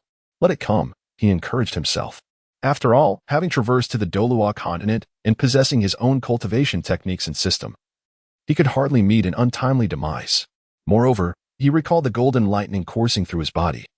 Perhaps it would emerge once more to assist him in withstanding the heavenly tribulation. He remained seated, gradually circulating the heavenly corpse transformation technique, emptying his mind and adjusting his state. Half an hour later, he suddenly opened his eyes wide, revealing deep, dark orbs and 2 sharp fangs. He had transformed into his zombie state. Immediately, his zombie martial spirit was unleashed, merging with him and enhancing his defensive capabilities and strength once more. It is upon me, he gazed upward towards the azure sky, his pitch-black eyes glimmering with a ghostly light. As if attuned to his resolve, the sensation of being locked onto by the heavenly tribulation intensified. Thunder rumbled. A vast expanse of dark clouds materialized above Jiang Chen, ominously charged with a dreadful aura. Chapter 24. The initial taste of tribulation pained Jiang Chen's brows twitched uncontrollably. His heart weighed down as if a colossal stone pressed upon it, rendering him nearly breathless. The thunder rumbled ominously, causing his scalp to prickle. and the sense of impending danger that enveloped him intensified 100-fold. Thunder, the epitome of strength and vitality, is the most effective deterrent against the malevolent essence of zombies. Even those who have cultivated for millennia struggle to survive beneath the onslaught of lightning tribulations. Although Jiang Chen believed himself to be no ordinary zombie, he nonetheless faced this threat with grave trepidation. In the tales of immortal cultivators, they often wielded magical artifacts or formations to withstand such tribulations. Yet he could only rely on his own body to endure. Fortunately, being in this desolate and uninhabited forest spared him from attracting the attention of the overly curious. The ominous dark cloud looming over Jiang Chen was not particularly large, merely shrouding the summit of a small hill. Yet it appeared exceedingly eerie against the backdrop of an otherwise clear sky. Thunder rumbled within the obsidian cloud, and Jiang Chen felt an overwhelming sense of trepidation. He was acutely aware that the moment of reckoning was imminent. At last, it seemed the calamity cloud had gathered sufficient energy, and a bolt of lightning, as thick as a man's arm, surged downward towards Jiang Chen, penetrating directly into the crown of his head. He was uncertain how many bolts of lightning would strike or how long the ordeal would last. Thus he refrained from unleashing his initial soul technique. After all, he understood that the power of the lightning tribulation would only intensify with each subsequent strike. Long before the lightning made contact, he felt a prickling sensation on his scalp, and his hair stood on end. Upon the lightning entering his body, his Jiang Chen felt as though his flesh and bones were subjected to the relentless grinding of a millstone, being slowly pulverized. The soul power within him dissipated the moment the lightning surged into his body, as if it had encountered its nemesis. Although the electrical onslaught lasted merely a few minutes, Jiang Chen perceived the duration as an eternity. Had it not been for his previous torment endured at the hands of the soul rings, he would have likely succumbed to unconsciousness by now. After a few minutes, the lightning faded, the pain gradually subsided, and a distinct sensation of numbness began to manifest. Jiang Chen sat up, his heart still trembling with residual fear. The sensation was utterly terrifying. Merely a flash of lightning had inflicted upon him a torment surpassing that of absorbing a soul ring. The ominous clouds overhead had yet to disperse, seemingly brewing a second bolt of thunder, and Jiang Chen's heart sank to the depths of despair. He remained oblivious to the number of thunderbolts that might follow, fearing that each subsequent strike would be more horrific than the last. His garments were tattered and torn, while his hair bore singed ends, exuding a charred odor. After a thorough examination of his body, he felt a slight sense of relief, grateful that no vital parts were missing. However, upon introspection, he was taken aback. Although his body bore no visible damage, a third of his once mighty soul power had dissipated. Damn it, and this is only the first strike? His soul power had fragmented, dispersing throughout his body to shield against the onslaught of lightning. Had it not been for the presence of soul power, the agony he experienced would have been magnified several times over. Above him, the tumultuous clouds surged with increasing intensity, and it would not be long before the second bolt of lightning would descend. He exerted every ounce of effort to circulate his techniques, striving to restore his soul power, hoping to regain even a fraction of it. Moments later, with a resounding crash, the second bolt of lightning struck. Without a moment's hesitation, Jiang Chen unleashed his first soul skill, the stiff divine armor, which enveloped his entire being in an instant. A bolt of lightning consumed 1/3 of his soul power. To refrain from utilizing this skill would be sheer folly. Should he delay, he would inevitably find himself in dire straits when his soul power dwindled later on. To his astonishment, the lightning that descended was effectively thwarted by the armor, proving its capability to repel such energy. However, despite this formidable defense, a considerable amount of lightning still surged through the gaps in the armor, infiltrating his eyes, nose, and mouth. The excruciating pain returned, albeit with less ferocity than before, primarily due to the armor's obstruction of the majority of the lightning, unlike the initial onslaught that had completely flooded his body.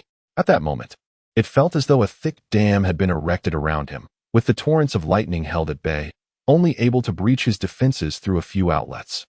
The lightning outside the armor persisted, yet the pressure Jiang Chen endured had significantly diminished. The raging thunder within him, reminiscent of the soul ring absorbed that day, was refining his body anew, expelling impurities once again from a vessel that had already undergone cleansing. As the lightning coiled around him for several minutes, finding no purchase, it began to dissipate. However, at that very moment, a forceful suction emanated from within Jiang Chen, drawing the residual lightning into his being. Jiang Chen was momentarily taken aback, and he promptly turned his attention inward. To To his astonishment, he discovered that the bolts of lightning had been drawn into his inner elixir, merging with the golden half. Previously, when the first bolt of lightning rampaged within his body, he had not observed how it vanished, but this time he witnessed the phenomenon unfold before his very eyes. Jiang Chen was suddenly engulfed by an overwhelming rage. He had been struck by lightning twice, yet the dormant golden lightning within him remained unresponsive. After enduring the purifying ordeal of the lightning, it seemed to devour the remaining bolts as if relishing a feast. This apparent enjoyment of Jiang Chen's hard-won achievements left him quite displeased. However, there was little he could do but silently grumble. As the third bolt of lightning began to gather, he hastily focused on restoring his soul power. Following the second strike, the remnants of his soul power had dwindled to less than a third. Approximately 10 minutes later, the third bolt descended. Although most of its ferocity was mitigated by his armor, its might was significantly greater than the previous strike, leaving Jiang Chen in excruciating torment. The fourth, fifth, and sixth bolts followed suit, each one more terrifying than the last. Even the slightest penetration into his body caused him to convulse uncontrollably, a sensation beyond the reach of language. Despite the agony, he increasingly realized that he seemed to derive a peculiar pleasure from the sensation of being struck by lightning, especially in the moments following the ordeal, which felt oddly soothing. Was it possible he had a penchant for masochism? Jiang Chen could only laugh bitterly. By the time the seventh bolt dissipated, his soul power was completely exhausted, utterly drained. Yet the ominous clouds above showed no signs of dispersing, and Jiang Chen's heart grew heavier, as if fate conspired against him. Just as he endeavored to restore his soul power, the armor that had shielded him suddenly vanished, leaving his body entirely exposed. This was a catastrophe. He sensed impending doom. In his moment of panic, the eighth bolt of lightning crashed down mercilessly with a deafening roar. Chapter 25. The calamity of tribulation. The meager soul power he had just managed to recover was almost negligible, and at the moment the thunder struck his body. A searing pain nearly caused him to lose consciousness. Without the protective armor, the intensified fury of the lightning rampaged within him. In mere moments, the bolts shattered his meridians, and his body erupted with numerous wounds, blood gushing forth from his charred flesh. His eyes bulged. Were it not for his transformation, they would likely have rolled back entirely. His posture was no longer upright, but hunched in agony. The boulder beneath him stained crimson. Jiang Chen found it difficult to even move his fingers, lying there as his gaze fixated on the ominous clouds above that had yet to dissipate. The situation had reached a critical juncture, leaving him with no choice but to resort to the blessing potion within the system. In an instant, a refreshing sensation enveloped his entire being, as a mysterious energy nourished him. The multitude of wounds on his body began to heal at a visibly rapid pace, and the damaged meridians within him were restored in the blink of an eye. The excruciating agony that had plagued him vanished, leaving even his soul in a state of euphoria. API call failed with status code 429. Error. Code. For 29. Message. Resource has been exhausted, e.g. check quota. Status. Resource exhausted. A chill enveloped Jiang Chen's heart as he contemplated the devastation wrought by the eighth bolt of lightning. How fearsome could the ninth be? At this moment, the only resource at his disposal was the soul ring upgrade voucher, yet he found himself devoid of even the slightest trace of soul power. What purpose would the upgrade serve? Even if bestowed with a soul ring of 100,000 years, without soul power, he could not invoke any soul skills. Regret began to gnaw at him. He should have utilized that soul ring voucher from the outset. Perhaps the enhancement of his skills would have slowed the depletion of his soul power, and he might have retained some energy for the present. However, the world offers no remedy for regret. He was oblivious to the number of subsequent bolts of lightning that awaited him, yet the ninth might very well spell his demise. Suddenly, he sprang to his feet and sprinted towards the opposite side of the mountain peak, but the ominous storm clouds seemed to have affixed a tracker to him, relentlessly pursuing his every movement. Cursing under his breath, Jiang Chen halted. If escape was futile, why squander precious moments? He seated himself, reflecting on the fleeting span of his 2 lifetimes. Scenes flickered through his mind, ultimately resting on the kind, wrinkled visage of old Jack. If he were to perish here, it was likely that no one would notice. Old Jack might simply assume he had gone missing, perhaps waiting at the village entrance for his return. Until the end of his days. The heavens rumbled ominously, offering little time for Jiang Chen to dwell on sorrow. As the ninth bolt of lightning descended with a thunderous roar, a bolt as thick as a thigh engulfed him entirely. The flash of lightning illuminated the chaos, sending shards of stone flying, revealing only a pile of tattered remnants atop the debris. Minutes later, as the brilliance faded, Jiang Chen's form emerged, resembling a victim of a monstrous collision, a sight too ghastly to behold, with only scraps of flesh clinging to some areas of his body. Jiang Chen's mind was incapacitated for several minutes, slowly regaining consciousness from the overwhelming agony. At this moment, the ominous clouds in the sky had dissipated. With great difficulty, he lifted his head to behold his shattered body, a profound bitterness surging within him. He had not perished, but what difference did it make?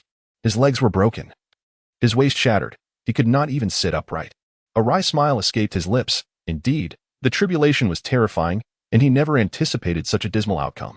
Just as despair threatened to engulf him, the sweet voice of the system echoed once more, "Congratulations, host, on successfully overcoming your first heavenly tribulation. You have been awarded a tribulation gift package. Please check it." Jiang Chen's eyes, once filled with a dull gray, suddenly sparkled with a fervent light, akin to a drowning man grasping at the last straw. This grand gift might very well be the key to his revival. He silently urged, "Open, open, open." As he anticipated, the recently acquired tribulation gift package unfurled, revealing several items. His eager gaze swept over them one by one. A drop of thunder calamity liquid, capable of healing any injury. At the sight of this, Jiang Chen's heart quivered with excitement. Indeed, within this package lay something that could restore him. Without pausing to examine further, he immediately chose to utilize the drop of thunder calamity liquid. A droplet, exuding a kaleidoscope of luminous colors, materialized above him. Suspended in the air, the viscous liquid resembled a jade-like essence, emanating an astonishing fragrance. In an instant, the mountaintop burst into bloom, and the flora surged with vibrant growth. Jiang Chen inhaled deeply, and in an instant, the agony that plagued him vanished. The liquid cascaded down slowly, and Jiang Chen opened his mouth wide, embracing the quintessence of the five-colored thunder tribulation liquid. As it graced his tongue, an exquisite fragrance enveloped him, and at that moment, his body radiated a resplendent glow. Fractured bones regenerated, now more resilient than ever, his meridians reconfigured, expanding in breadth, flesh renewed, and even his once vanished member re-emerged, gleaming brilliantly. The charred scalp and skin fissured, revealing the newly grown dermis beneath, rosy and tender, yet remarkably resilient. Lush, dark hair sprouted forth, cascading over the boulder beneath him. With a single droplet of liquid, Jiang Chen was reborn. As the divine radiance dissipated, he rose to his feet, shedding a layer of tattered dead skin. He stood completely bare, his astonishingly long hair still trailing upon the ground. Attentively sensing his body, Jiang Chen broke into a radiant smile. His formidable strength had returned, and his physique felt even more formidable. The soul power within him surged, surpassing its pre-tribulation limits. He glanced at the system information once more, noting that his soul power had reached the 14th level. He smirked, having barely survived the tribulation. And yet that miraculous liquid had only augmented his soul power by a slight margin. Nevertheless, he soon found solace in the fact that regaining his life was a considerable fortune. To live was paramount above all else. At this moment, he finally felt inclined to continue exploring the treasures within the tribulation gift package. Martial art, lightning fist movement technique. 3000 Thunder Movements, Chapter 26. The frustrating techniques of movement and fist-fighting martial arts? Movement techniques? Jiang Chen's eyes sparkled with a mischievous glint. Apart from his formidable cultivation and brute strength, he possessed not a shred of practical combat experience. Otherwise, he would not have been so thoroughly bested by Tang San last time. He had previously contemplated exacting revenge on Tang San after absorbing his soul ring. But despite the enhancement in speed that the soul skill provided, he still doubted his ability to capture the elusive Tang San. Thus, he refrained from challenging him to a duel, for to suffer yet another defeat would be a source of great embarrassment. Little did he expect that a wish once deemed unattainable would swiftly present itself with a new opportunity. The system's offerings are invariably of exquisite quality, and it seemed that the technique known as 3000 Thunder Moves would rival Tang San's Ghost Shadow Perplexing. If he could match Tang San's agility, he was confident that even without employing any martial techniques, he could decisively overpower him. In his unenhanced state, his strength already approached an astonishing 300 pounds. And when utilizing his first soul skill, it could potentially double to over 2,000 pounds, and this was without the aid of soul power. He firmly believed that if he could keep pace with Tang San, he could inflict a sound thrashing upon him even without resorting to soul skills. Gazing at his long hair cascading down to the ground, Jiang Chen felt a twinge of frustration. After a moment's contemplation, he wound his hair around his neck a few times, allowing it to drape over his chest like a black scarf. The sun hung low in the sky, and upon casting a glance at the disheveled mountaintop, he promptly decided to depart. On the country path, Jiang Chen sprinted with abandon, his long black hair swirling behind him. Reminiscent of a youth chasing the wind, he returned at a significantly swifter pace than when he had arrived, taking care to traverse less traveled paths, unbothered by the prospect of being seen. However, upon reaching the outskirts of Shenghan village, he found himself in a predicament. Though his body was merely 6 years old, he felt far too embarrassed to enter the village in such a state of undress. At last, as the sun dipped below the horizon and nightfall enveloped the land, nearly everyone had returned to their homes. Old Jack, leaning on his cane, went from door to door inquiring if anyone had seen Jiang Chen, his aged face increasingly etched with worry. Listening to Old Jack's hoarse, desperate calls, Jiang Chen's heart ached. Seizing the cover of darkness, he swiftly dashed home, rummaged for a pair of scissors, and hastily trimmed his hair before donning some clothing. He then rushed back outside, calling out, "Grandfather," but received no reply. As he arrived at the village entrance, he faintly discerned the sound of Old Jack's voice, accompanied by the voices of Tang San and Tang Hao, emanating from beyond the village. Jiang Chen dashed towards the sound, finally catching sight of Old Jack and the two others by the riverbank. At that moment, Old Jack and Tang Hao were both holding oil lamps, searching along the river, with the elderly man's voice tinged with a hint of sorrow. Tang Hao reassured, "Village chief, please do not fret. I will wade into the water and see." "Indeed, Grandfather Jack, do not worry." Tang San secretly employed his purple extreme magic eyes, but alas, the water was too deep to discern the bottom. Tang Hao swiftly shed his clothing, revealing his robust, muscular physique, ready to plunge into the water. Suddenly, his ears perked up at the sound of Jiang Chen's call. With a sigh of relief, Tang Hao donned his clothes once more, saying, "Village chief, Xiao Chen is here." The three turned around and indeed saw Jiang Chen running toward them. "Grandfather." Jiang Chen continued until he reached Old Jack, where he finally halted. The urgency on Old Jack's face vanished, replaced by a stern expression as he raised his cane to swat Jiang Chen's backside. "Where have you been, you little rascal? Just wait until I teach you a lesson." Jiang Chen remained still, enduring Old Jack's feeble strike. His heart swelled with emotion in Old Jack's eyes. He could discern a glimmer of tears. Though Old Jack concealed it well, he could not deceive Jiang Chen. "You rascal, why didn't you dodge? Did I hurt you, my dear boy?" Old Jack, filled with regret after the act, hurriedly patted Jiang Chen's back, inquiring with concern. Jiang Chen shook his head and replied, "It doesn't hurt. Grandfather, I am hungry. Shall we return home to prepare a meal?" All right, let us go home and cook," came the response. Jiang Chen assisted Old Jack in returning home. Old Jack turned back and said, "Tang Hao, Tang San, thank you for your efforts." Tang Hao and Tang San followed behind, feeling unburdened. "Xiao Chen, where have you been all afternoon?" Old Jack inquired once more.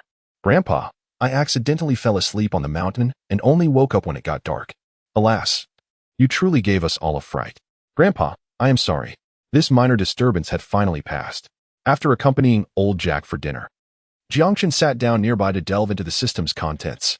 Host, Jiang Chen Douluo level, 14 zombie level, 112 soul ring, 1100 years soul skill, zombie god armor item, soul ring upgrade ticket, level 1120, fist technique, lightning fist body technique, 3000 thunder movements having weathered 1 tribulation.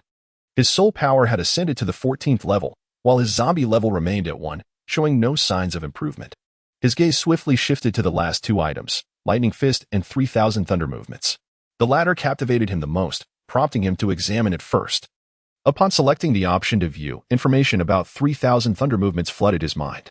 3000 thunder movements, body like thunder, ever-changing, capable of transforming into unparalleled speed. A brief line of text, concise yet illuminating, stirred excitement within Jiang Chen. Immediately, an array of electrifying scenes filled his consciousness. There were no instructions on footwork, nor any corresponding energy cultivation routes, only a vivid depiction of flashes and thunder. Jiang Chen found himself utterly bewildered. What had happened to the promised agility? What had happened to the myriad transformations and the rapid evolutions? All he could see was a singular scene of lightning, which left him perplexed. Refusing to concede defeat, he repeatedly entered the realm of the 3000 thunder movements, yet each time, he was met with the same intricate web of lightning. Was this multitude of flashes truly the 3000 thunder movements? After what felt like an eternity, Jiang Chen finally emerged from his state of confusion, wearing a wry smile. This system's martial art seemed rather deceptive. Lacking a clear method of cultivation, these bolts of lightning appeared to him like an incomprehensible script. How was he expected to practice? With a heavy heart, he shook his head, temporarily abandoning the thought of mastering the 3,000 thunder movements.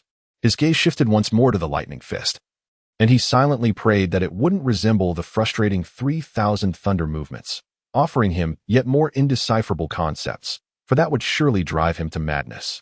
The lightning fist bore a rather ordinary name, devoid of any grandeur, yet Jiang Chen was still filled with anticipation. Upon activating the lightning fist, the explanation of the technique flooded his mind. Lightning fist, its speed is akin to the flash of lightning, resplendent as the blazing sun in the sky, imbued with vigorous yang energy and unparalleled might. Following this, a scene of practicing the fist technique appeared in his mind, which brought him a sense of relief. This technique was indeed not as misleading. Within the training scene, a figure radiating brilliance was demonstrating the fist technique, and the movements were not overly complex. Was it truly this simple? Jiang Chen's expression once again took on a peculiar hue. This martial art seemed rather simplistic. The name alone appeared so unremarkable that he wondered if the system had played a trick on him, offering nothing more than a set of commonplace techniques. Chapter 27. A terrifying martial art, purely a cultivation chapter, yet, reflecting on the previous rewards bestowed by the system, which, albeit accompanied by painful sacrifices, had indeed been remarkable. He mused that perhaps there was some hidden profundity to this as well. His excitement had waned, and he had no intention of practicing this martial art immediately. Especially since it was nighttime, it was more prudent to focus on his cultivation techniques. After closing the door to his room, he quietly ascended to the rooftop, commencing his practice by absorbing the essence of the moonlight. Ever since he had absorbed the soul ring, the sensation of being perpetually stymied by bottlenecks during cultivation had vanished, and he felt as if he had become completely transparent. His nightly practice had always been the time he cherished most, free from the need for rest as he reveled in the soothing embrace of the moonlight. The following morning, after finishing breakfast, Jiang Chen concluded over 2 months of running training and began to ponder the martial art and footwork imparted by the system in his own courtyard. He set aside the seemingly esoteric 3,000 thunder motion technique and first delved into the seemingly straightforward martial art. With a commendable memory, he visualized the moves in his mind several times, practicing them repeatedly until he had committed all the techniques to memory. Soon, he was able to execute the entire sequence from recollection, his fist slicing through the air with tremendous force, creating a roaring wind. Old Jack, reclining in a nearby chair, applauded incessantly, cheering loudly. However, after performing the techniques 3 times in succession, Jiang Chen discerned something amiss. This martial art was far too ordinary, evoking a sensation akin to the calisthenics of his past life, lacking any semblance of grandeur or might. Even the wind generated by his punches was merely a product of his own strength. Jiang Chen, skeptical of the situation, struck again and again, 10 times in succession. Yet he failed to uncover any remarkable insight. Confusion enveloped him. What caliber of martial arts was this? Doubting the accuracy of his memory, he scrutinized the movements once more. At last, he perceived a subtle transformation. This time, as he focused intently, the silhouette of the practitioner began to shift, and numerous luminous orbs ignited within. These glowing points rapidly interconnected through beams of light, weaving a complex pathway. Concurrently, a profound understanding blossomed within Jiang Chen's mind. It dawned upon him that this was indeed the energy circulation route, imbued with an ineffable essence. Suddenly, what had appeared to be a simple martial technique morphed into something cryptic and unfathomable in Jiang Chen's eyes. Although he exited the system, the sensation lingered in his heart.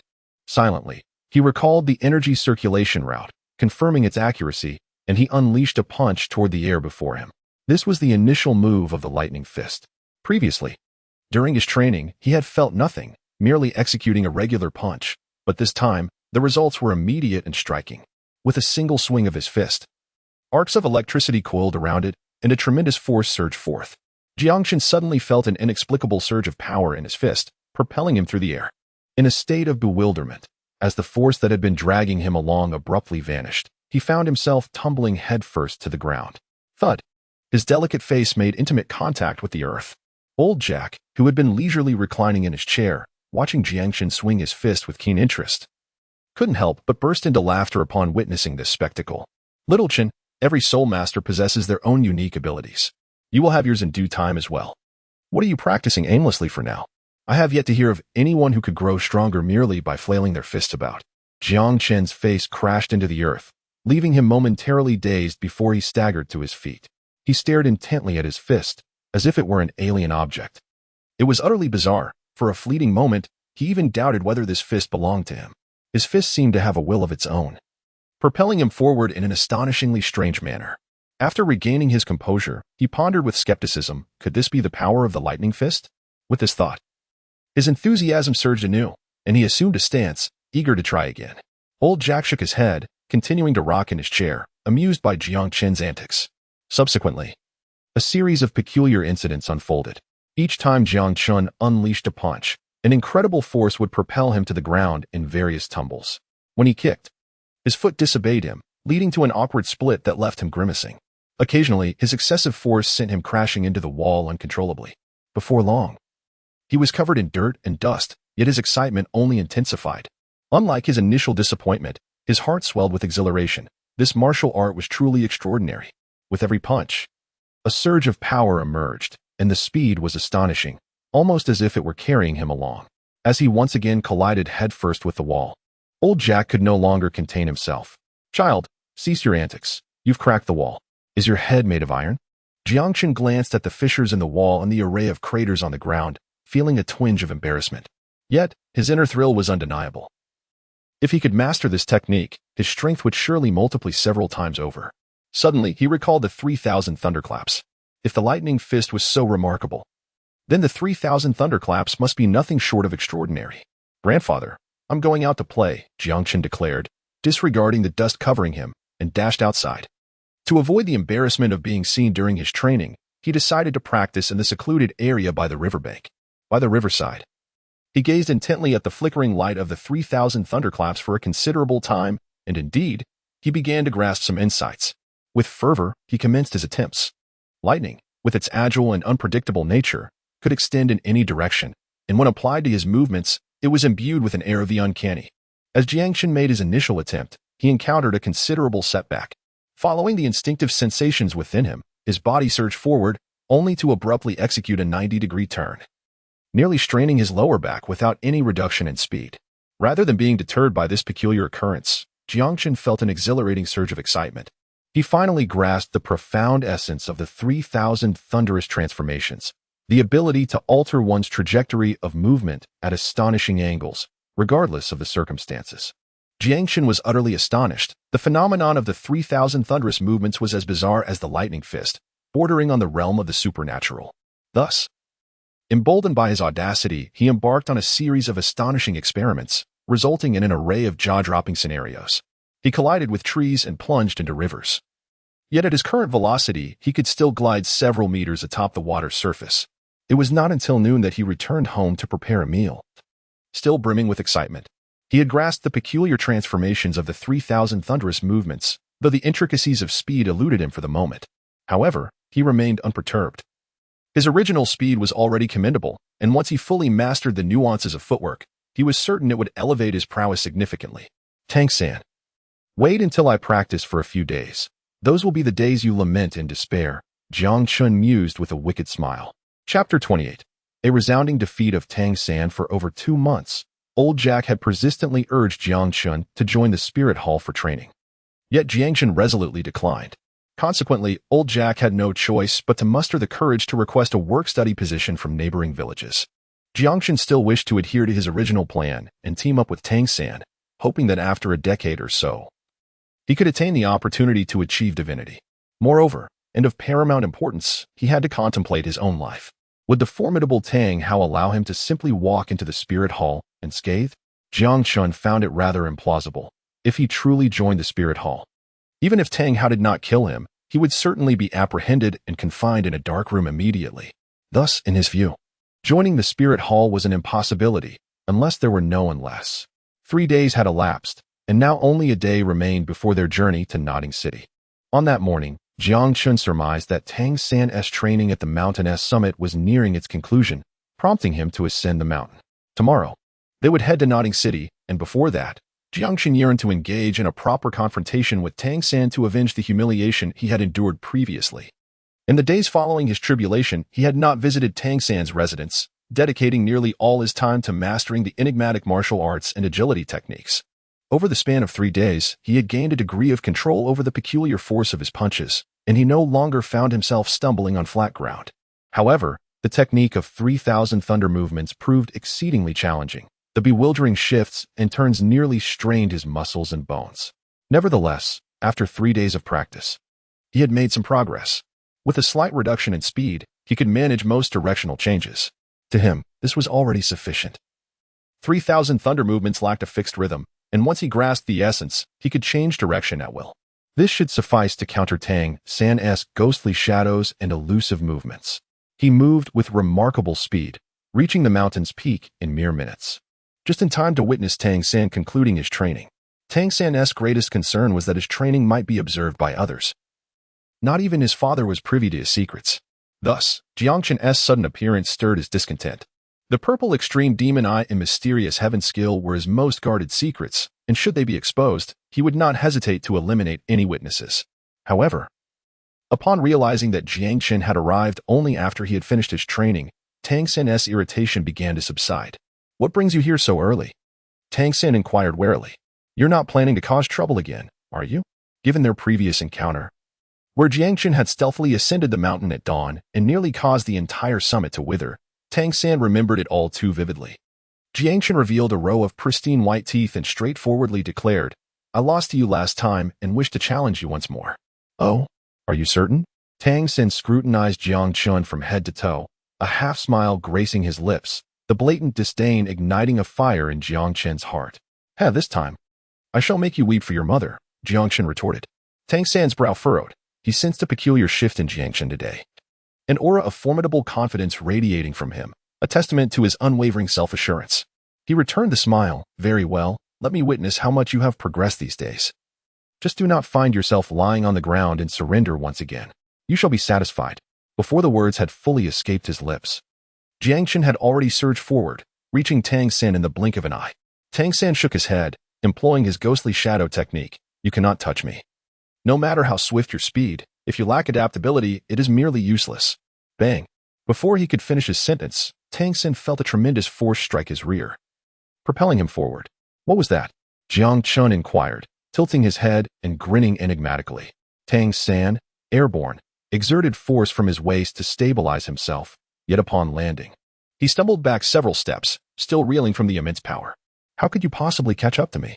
he blurted out, disbelief etched across his face, clutching his rear, which still throbbed from the forceful kick.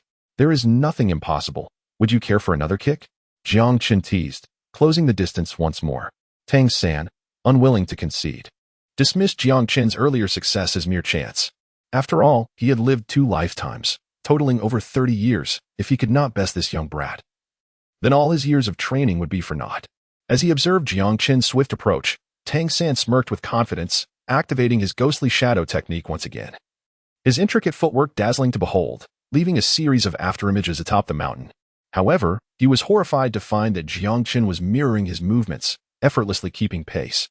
"Your flashy footwork is merely for show. It lacks substance," Jiang Chen remarked from behind, then leapt, landing a kick squarely on Tang San's backside. Tang San's heart raced, tightening in shock as he was launched into the air once more. Yet, before he could touch the ground, Jiang Chen was already awaiting him. With excitement shimmering in his eyes, Jiang Chen unleashed a powerful punch. "Control the crane and seize the dragon," Tang San shouted, diverting Jiang Chen's fist to the side. Jiang Chen was somewhat taken aback, and as he shifted his steps, he deftly evaded the impending confrontation. Tang San landed steadily, gazing at Jiang Chen from a distance. His heart now tumultuous and far from tranquil. He conceded that in terms of linear speed, Jiang Chen surpassed him slightly. However, he possessed the elusive shadowy steps. This technique, honed over centuries by the Tang sect, allowed him to evade even an onslaught of hidden weapons. Yet, astonishingly, he found himself unable to escape the pursuit of a mere 6-year-old child. During the chase, he had meticulously observed that Jiang Chen exhibited no discernible technique. His movements were merely crude and direct turns. No matter how intricately Tang San maneuvered, Jiang Chen would brazenly pivot, closing the distance with alarming efficiency. To Tang San, this was utterly incredulous. How could a human execute such exaggerated angles while moving at high speed? Wouldn't he stumble? Wouldn't his waist snap? Yet, Jiang Chen accomplished it effortlessly. Unbeknownst to Tang San, Jiang Chen had endured great hardship to master this technique, and he was merely beginning to see the fruits of his labor. How did you manage that? Tang San could no longer restrain his curiosity. This is a technique I created myself, Jiang Chen replied with a hearty laugh, unashamed. Relishing in Tang San's vexation. With that smile from Jiang Chen, Tang San's irritation flared. Very well, let me see if you can evade me, he declared. Charging towards Jiang Chen. Moments later, Tang San found himself despairingly coming to a halt. Jiang Chen was indeed enigmatic, effortlessly changing directions, leaving Tang San trailing behind, unable to even grasp the hem of his garment. Now, let us engage in a contest of fists and feet. You cannot escape, Jiang Chen chuckled. 10 minutes later, Tang San lay on the ground, his face bruised, his eyes vacant, wearing an expression of existential doubt. This prodigious disciple of the Tang sect, renowned for a century, had succumbed to a mere 6-year-old child. Moreover, the state he was in now made him ponder how he would return home. Chapter 29. Journey to Notting City. Though Jiang Chen had previously absolved Tang San, the bitterness of having been struck by him lingered. Having triumphed over Tang San once, he finally felt a sense of release, a weight lifted from his shoulders. I shall return now. You should hurry home as well. Your father is waiting for you to call him for breakfast. Jiang Chen hummed a tune as he descended the mountain, leaving Tang San in disarray. Half an hour later, Tang San arrived home, his visage still marred with bruises, even the area around his eyes darkened. Jiang Chen had indeed been merciless. Tang San winced as he touched his swollen lip, drawing in a sharp breath. In that close-quarters brawl, he had had no opportunity to employ his hidden weapons. Having lost his speed advantage, he was no match for Jiang Chen, who had overwhelmed him with sheer strength. After the confrontation, he had attempted to recuperate his injuries for a while, but to little avail, and reluctantly made his way home. Father, it's time for breakfast, Tang San called out, inadvertently pulling at his lip again.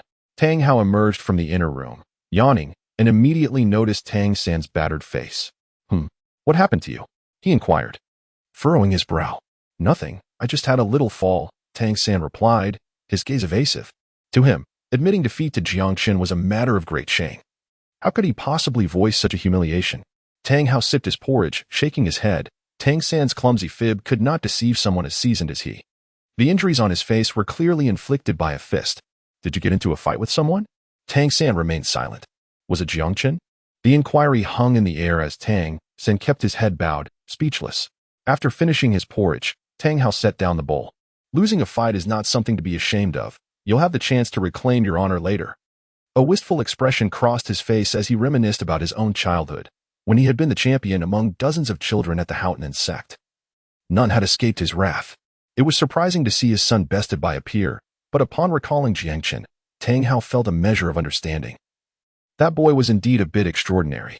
Not only was he immensely strong, but he also possessed the first soul ring. It was hardly surprising that Tang San had lost. Hearing his father's words, Tang San was taken aback. He had expected a reprimand.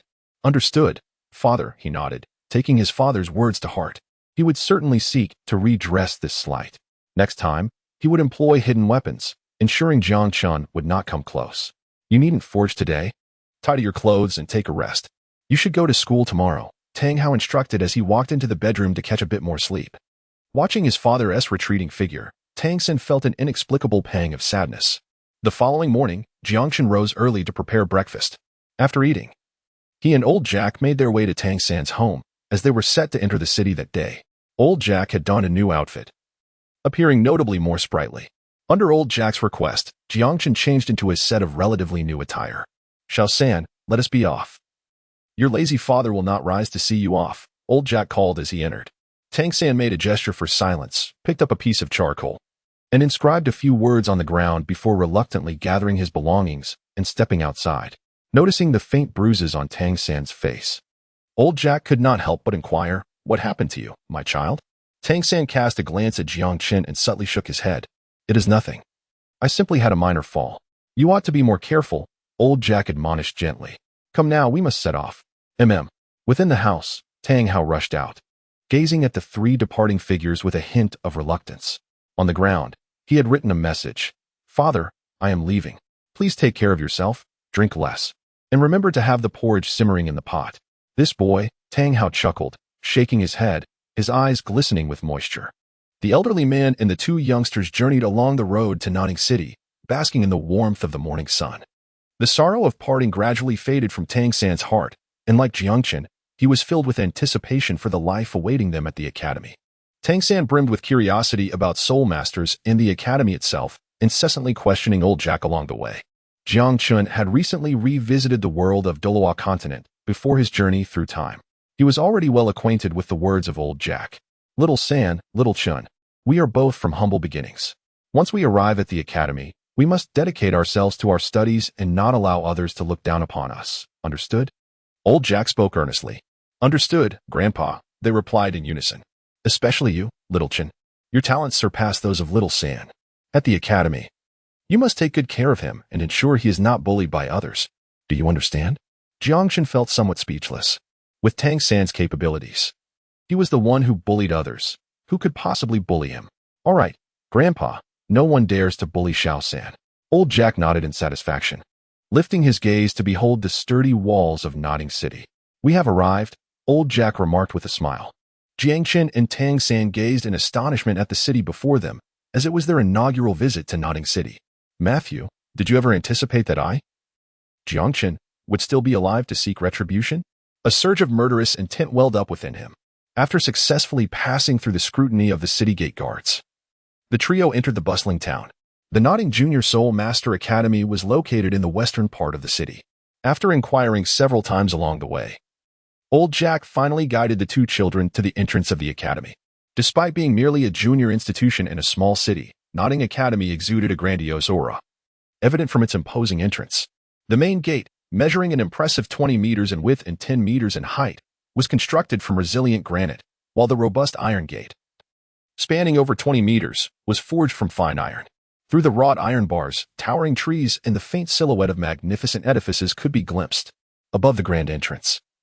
For prominent characters proclaimed, Nodding Academy, Jiang Chen was somewhat taken aback, for he discovered that Jing Wuming's aura was indeed within the confines of Nodding Academy. Could it be that the assassin organization was concealed within this very institution? He pondered silently, yet from his recollections of Jing Wuming, no such information had ever surfaced. Over 2 months ago, Jing Wuming had already attained the rank of level 20 and should now possess a second spirit ring, thus becoming a formidable soul master. Contemplating this, a smile involuntarily graced Jiang Chen's face. Perhaps life at Nodding Academy would prove to be quite intriguing. However, he was aware that Jing Wuming was inside. While Jing Wuming remained oblivious to his arrival, as old Jack and Jiang Chen approached the entrance, they were abruptly halted by a young guard. What do you want? This is Nodding Academy, not a place for country bumpkins like you. The youth's eyes sparkled with disdain, yet there was an exhilaration flickering within. These rustic folk were the easiest to dupe, and perhaps he could profit from this encounter. Old Jack hurriedly engaged in a subservient negotiation with the youth. But the latter's tone grew increasingly arrogant. Witnessing this familiar scenario, Jiang Chen furrowed his brow. When he had previously read about such events, they had seemed inconsequential, for he was merely an observer. Yet now, confronted with the youth's loathsome demeanor, a surge of anger surged within him. Moreover, that so-called master should be arriving shortly. Jiang Chen glanced back to see who followed. Chapter 30. Are you certain your theory is invincible? Jiang Chen glanced back several times. Yet he saw no figure resembling a master. At that moment, the words of the young gatekeeper grew increasingly unpleasant. Blue silver grass, innate full soul power? Huh, that's laughable. A zombie martial soul? Is it merely a stiff corpse? Ha ha ha, this is utterly absurd. The youth laughed boisterously, casting Tang San's and Jiang Chen's martial soul certificates to the ground. Saint Spirit Village, is it? I think it would be more fitting to rename it Beggar Village, as it perfectly matches your pitiful appearance, he mocked disdainfully. He had already hinted at this numerous times, but unfortunately, old Jack remained oblivious. He did not doubt the authenticity of the certificates, but merely sought to profit from the situation. Upon hearing the youth insult Saint Spirit Village, old Jack's fury ignited. What did you say? His hunched back straightened abruptly, glaring at the youth with intense rage. Saint Spirit Village was his pride. Being born there was his honor, and he could not tolerate others belittling it.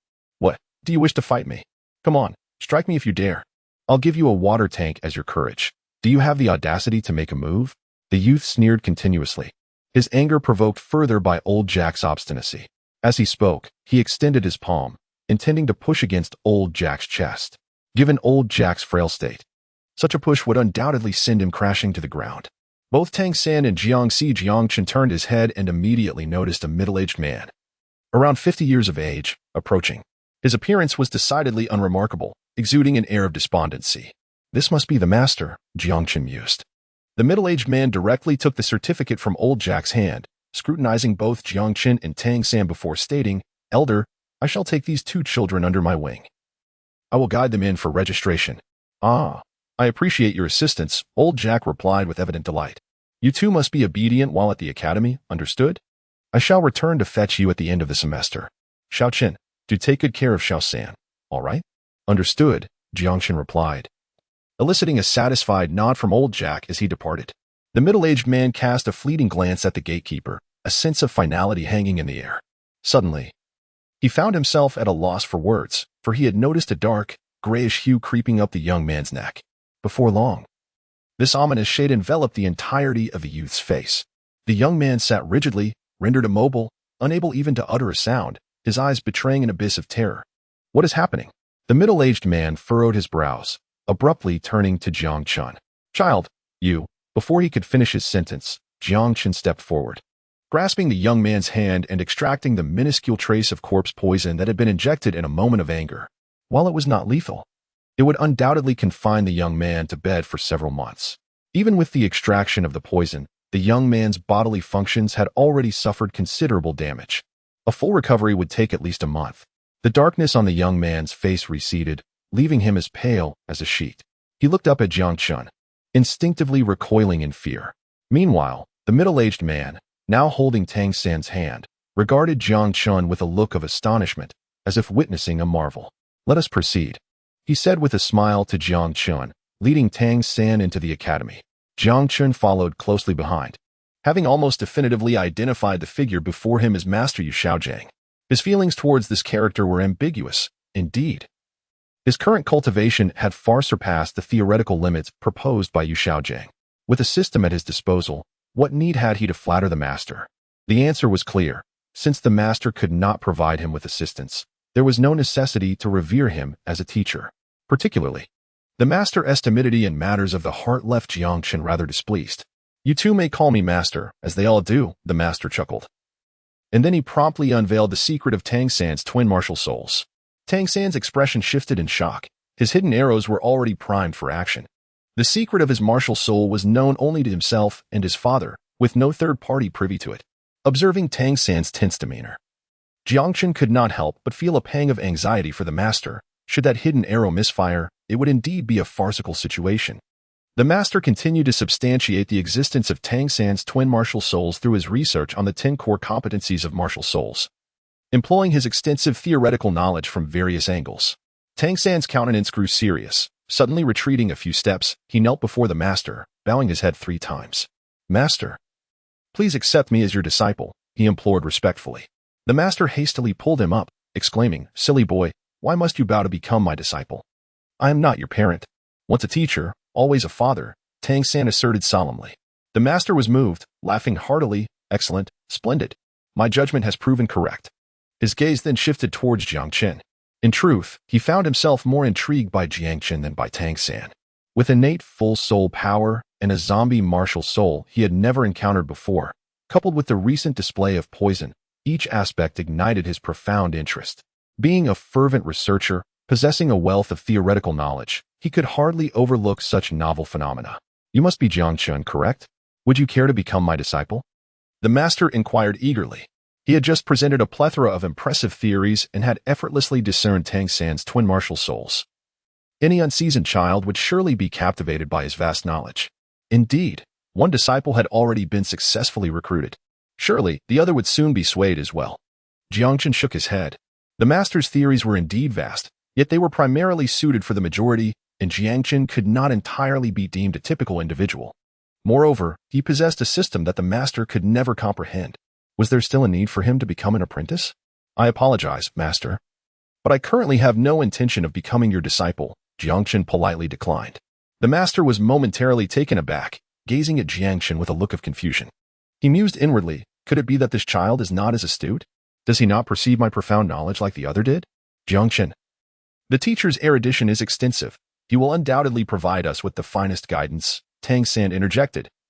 aware of Jiang Chen's considerable talent and hoping to prevent him from straying down a misguided path in the future. Jiang Chen shook his head once more, asserting that he truly did not require assistance as he was sufficiently capable of cultivating on his own. The master furrowed his brow and remarked, "Dear child, every student is encouraged to select a mentor. In this academy, my knowledge is unrivaled, for while others may claim to be second, none dare to assert the first position. I do not readily accept disciples, yet your talent is commendable, and I would not wish for you to squander it. Should you come to regret this decision in the future, it may be too late." He gazed at Jiang Chen with anticipation, believing that his words had been sufficiently clear for even the most naive to comprehend the importance of this choice. Jiang Chen shook his head, yet a hint of a smile graced his face. "Master, are you certain that your theory is infallibly correct?" Chapter 31. Yu Xiaojiang's discomposure. The master was momentarily taken aback, unable to grasp Jiang Chen's intent. Nevertheless, he nodded affirmatively, proclaiming, "They all regard my theory as invincible. While I am not bold enough to boast so grandly, I remain confident that no educator in this academy can surpass my expertise." His words emanated a formidable self-assurance that even Tang San, who stood beside him, felt compelled by its influence. "What if your theory does not hold true in my case?" Jiang Chen countered. The master shook his head repeatedly, exclaiming, "Impossible. My research encompasses a vast range, including nearly a century's worth of case studies. The data is highly authoritative. My 10 core competencies of martial spirits are infallible." "Very well. Let me pose a question. What is the maximum age limit for a soul master to absorb their first soul ring?" Jiang Chen inquired. The master, somewhat astonished that Jiang Chen would pose such a specialized question, found his impression of Jiang Chen beginning to shift. Without hesitation, he responded, "Based on nearly a century of case studies, each level of soul master has a maximum age limit for absorbing a soul ring, and the limit for the first soul ring is 423 years. Then let us wager.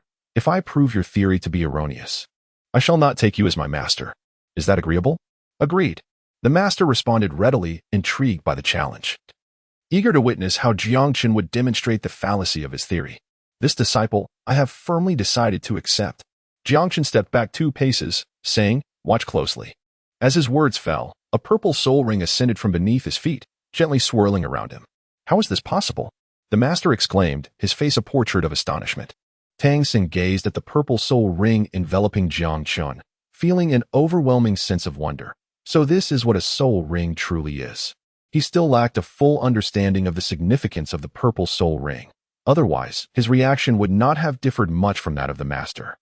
Jiang Chen retracted the soul ring and gazed at the master, who remained in a state of shock. He spoke calmly thus, "I have no need to pay homage to you as my teacher. Moreover, not only this soul ring, but I am confident that I will surpass what you refer to as limits with every subsequent soul ring." Upon hearing Jiang Chen's words, even Tang San cast a glance at the master imbued with a peculiar significance. Suddenly, the master rushed forward in a frenzy, grasping Jiang Chen's shoulders and shaking him, quickly. "Tell me how you accomplished this." Jiang Chen furrowed his brow, observing the master's agitated expression, as though the situation had taken a turn for the worse. "Ahem. I have lost my composure," the master remarked, quickly releasing his grip on Jiang Chen's shoulder. "Allow me to escort you to the Academic Affairs Office for your registration."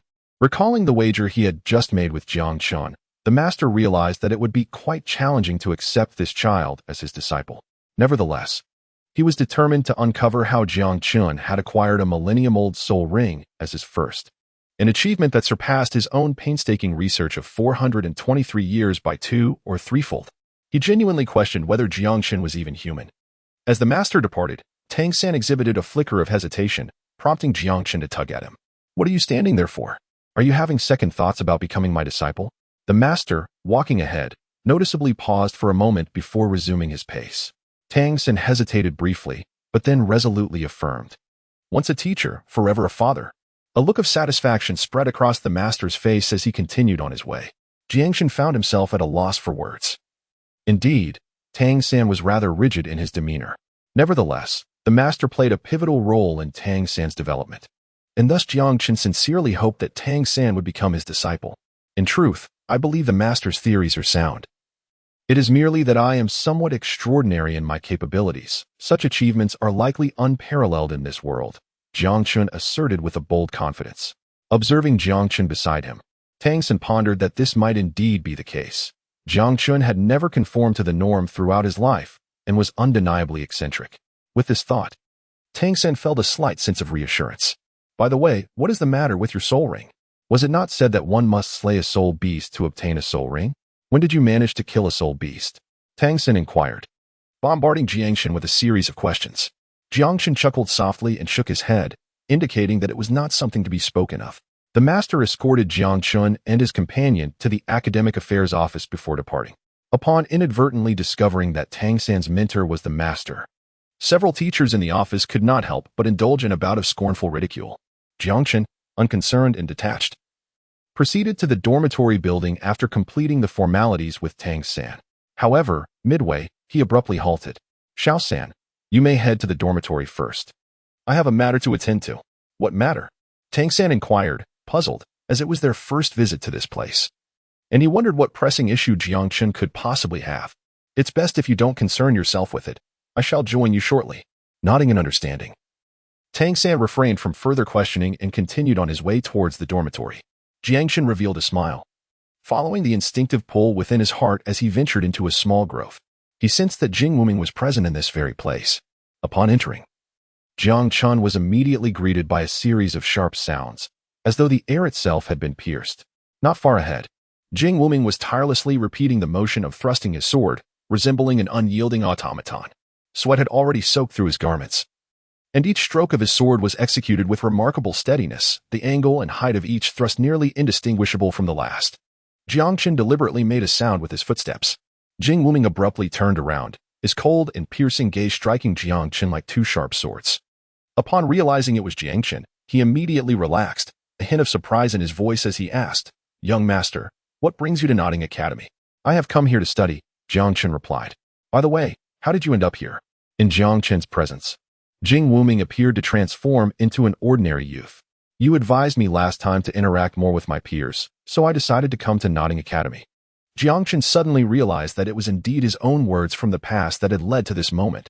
With Jing Wuming's formidable strength, he undoubtedly stood as the foremost among all the students at Notting Academy, for one only needed to acquire the first soul ring to graduate from the elementary institution. Jiang Chen found a place to sit and gestured for Jing Wuming to join him. "Tell me about the recent affairs of the Spirit Hall," he requested. For over 2 months, he had been engrossed in his training and had not kept abreast of the happenings within the Spirit Hall, leaving him unaware of the current state of the Spirit Hall in Notting City. Out of respect for Jiang Chen, Jing Wuming hesitated to take a seat. "Sit," Jiang Chen commanded directly. Only then did Jing Wuming settle down. "Young master, the position of the branch master of the Spirit Hall in Notting City has been vacant for several months, but it is finally about to be filled." "Oh, is it Matthew Nua?" Jing Wuming nodded.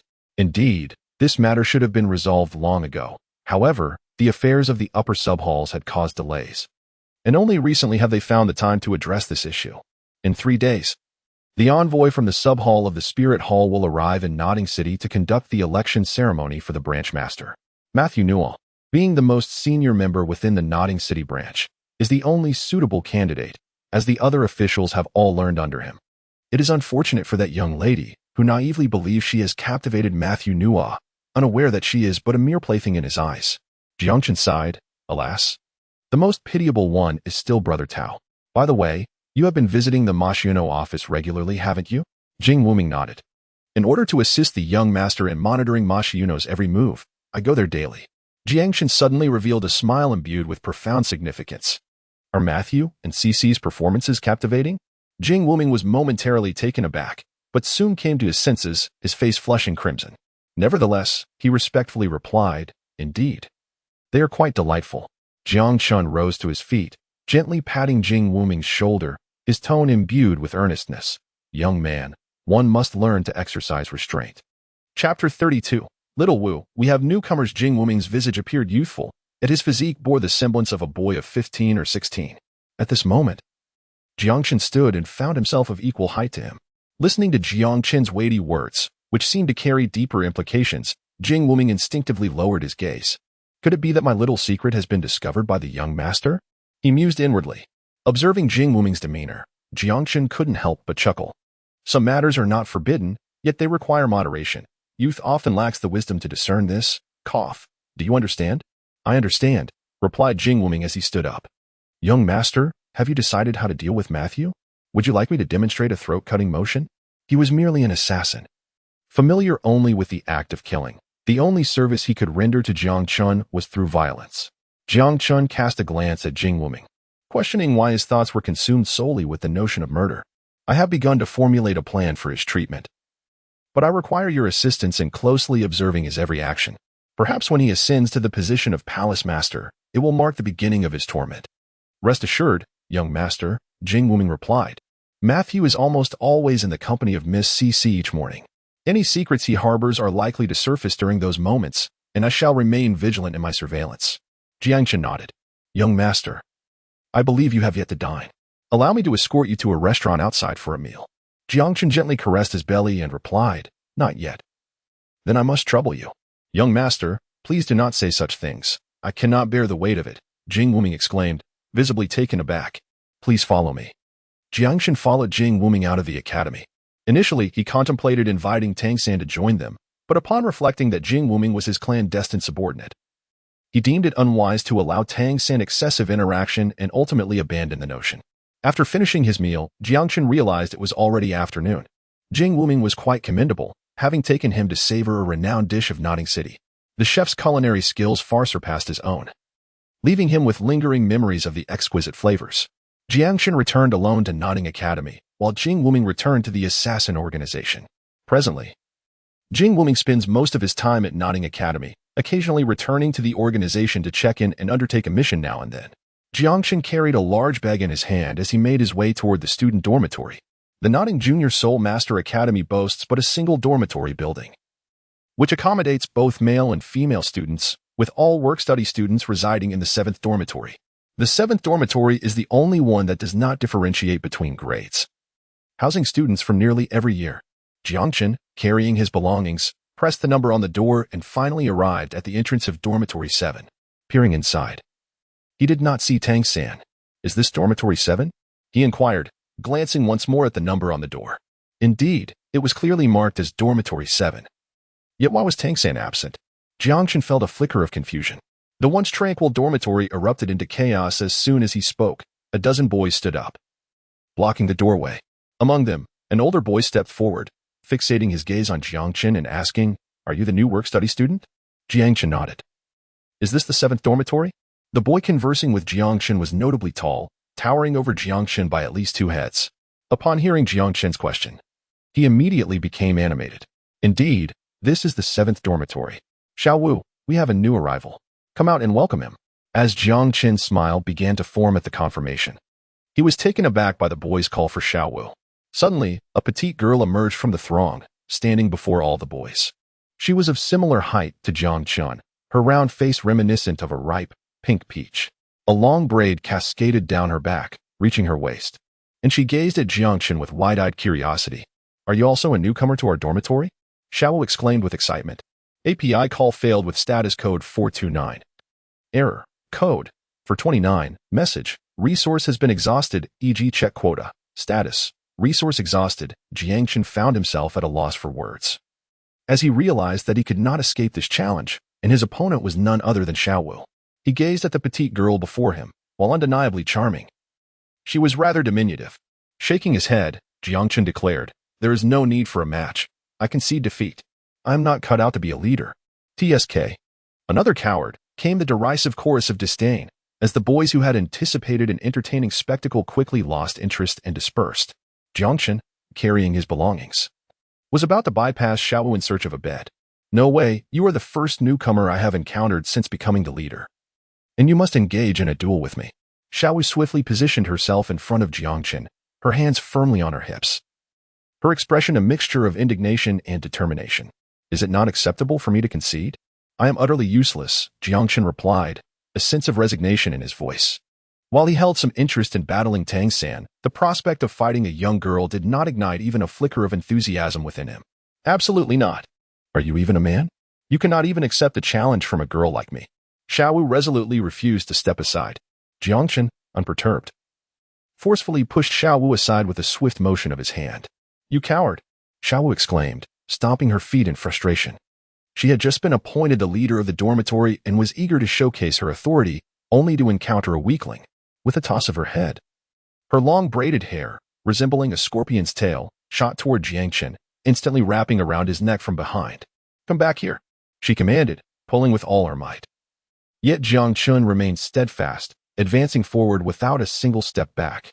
Initially intent on yanking Jiang Chen back, Xiaowu was taken aback by his immense strength, which unexpectedly yanked her forward, nearly causing her to collide with his back. However, her reflexes were sharp. She propelled herself upward, her delicate feet ensnaring Jiang Chen's neck. At that moment, he found himself ensnared by both her braid and her legs, a wry smile forming on his lips as he realized escape was futile. "Well then, let me see just how much strength this little rabbit possesses," he thought, standing his ground, gathering all his strength to withstand her impending strike. With her feet entwined around Jiang Chen's neck, Xiaowu wasted no time. She leaned back, using her hands to brace against the ground. Like a spring, she exerted force through her legs and waist, attempting to throw Jiang Chen backward. A triumphant smile crept across her face. Earlier that morning, Tang San had succumbed to this very powerful maneuver, offering no resistance. She was confident no one her age could withstand her assault. However, her expression quickly shifted. Chapter 33. This goose is truly delicious. Her technique relied on the flexibility and resilience of her body to maximize her strength. The primary flaw of this skill lay in its vulnerability to overpowering force, but that was only applicable when her opponent's strength vastly surpassed hers. Otherwise, even if someone were marginally stronger, they would still fall prey to her technique. Yet, Xiaowu had underestimated Jiang Chen. Even without transformation or the use of his martial soul, his physical strength, bolstered by the soul power within him, was beyond her imagination. With her legs still wrapped around his neck and her hands pressed into the ground, she exerted every ounce of effort, yet she could not budge him. At that moment, Jiang Chen felt as immovable as a mountain. How could this little rabbit hope to displace such a giant? Xiaowu's face flushed crimson, but Jiang Chen stood there, utterly unyielding. After a moment, she finally conceded, loosening her legs and tumbling to the ground. "Are you even human?" she exclaimed, her cheeks aflame as she glared at Jiang Chen. It was utterly humiliating. As the leader of the dormitory, she had embarrassed herself before all her subordinates. API call failed with status code 429. Error. Code 429. Message. Resource has been exhausted, e.g. check quota. Status. Resource exhausted. Jiang Chen chose to ignore Xiaowu, finding a bed at the far end of the dormitory to place his belongings. The dormitory was filled with numerous beds, with most others occupying the front positions, while he opted for one at the very back, distanced from the others. Much like in Holy Soul Village, he had no desire to mingle with these children, preferring the solitude of a more secluded spot. Just as he lay down, Xiaowu suddenly appeared before him, exclaiming, "Hey, you are now the leader of our dormitory." Observing the indignant yet reluctant expression on Xiaowu's face, Jiang Chen couldn't help but chuckle. "You didn't defeat me just now, nor did I defeat you. We are at a stalemate. Moreover, I have no interest in being the leader, so the title remains with you."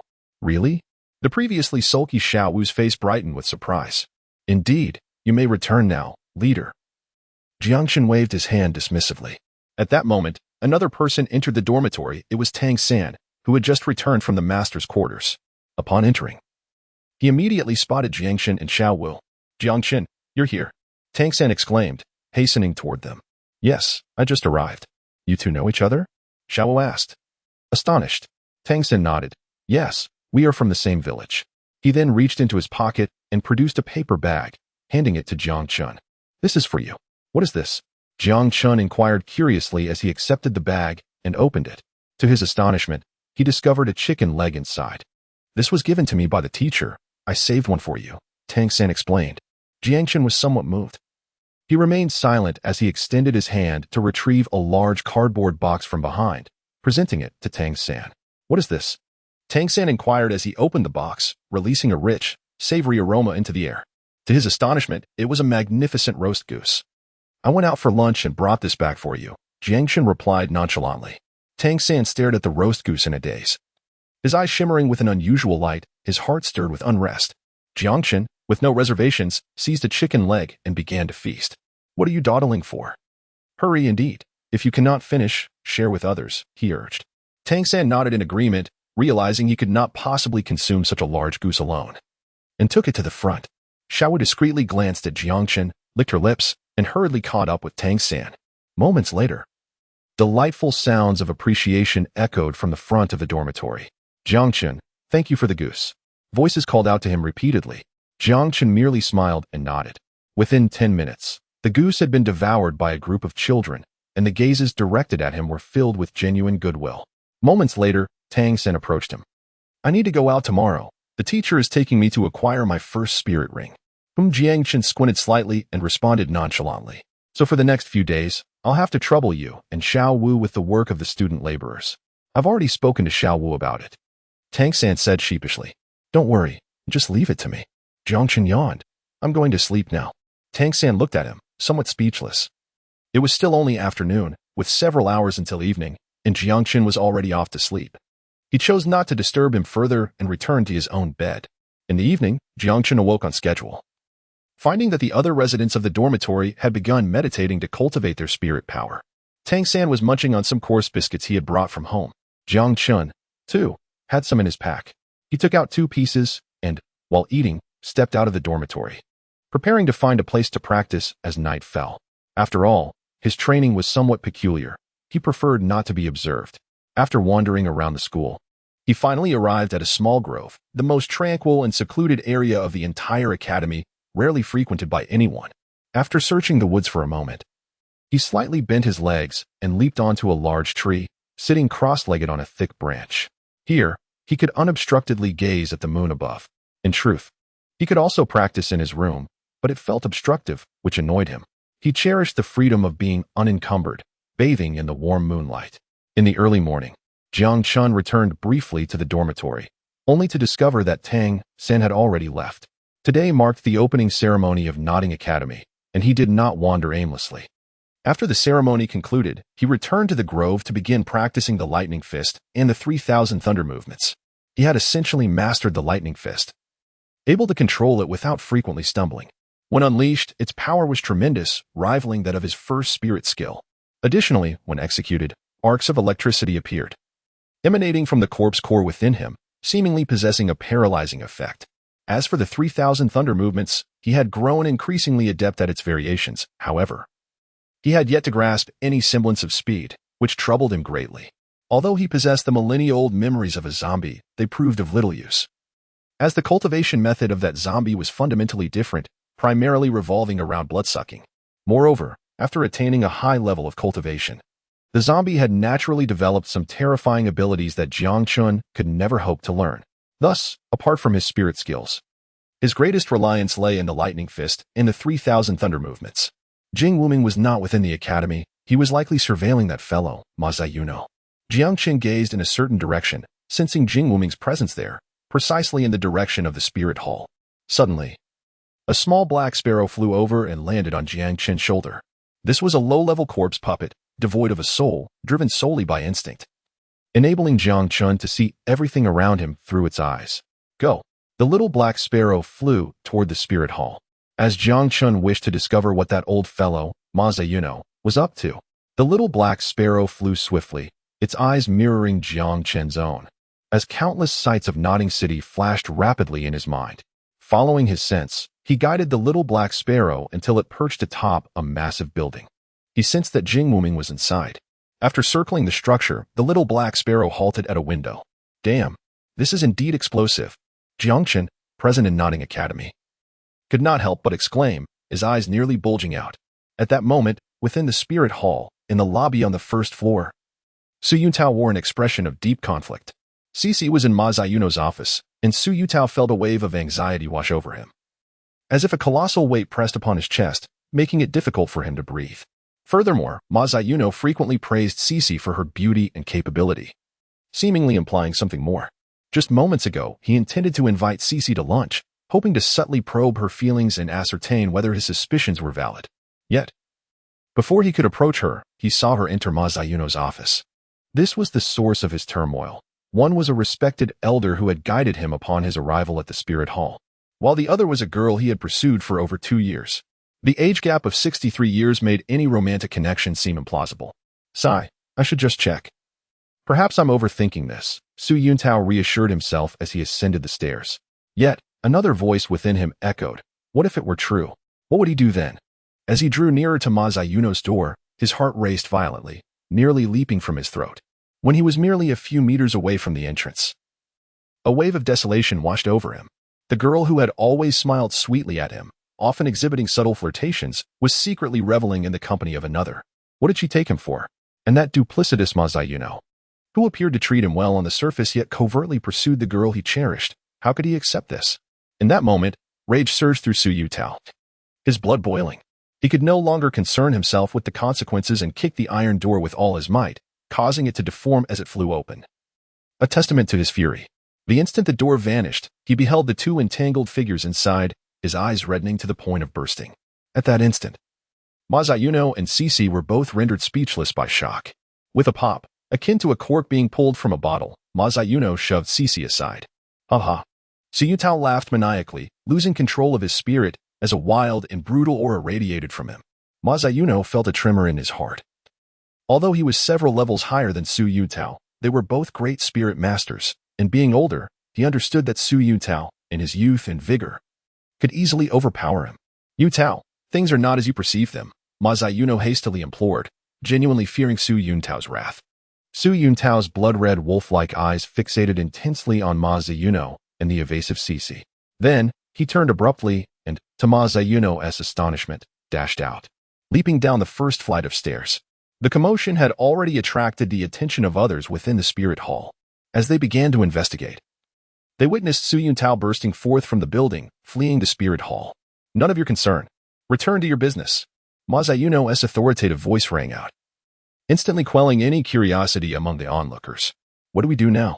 Cici's delicate face turned pale, her panic mounting. She feared that this incident would leak, jeopardizing her future, especially with the hall master elections looming in a few days. If unfavorable news reached the emissaries from above, it would be disastrous. She absolutely could not allow that young man to spread rumors.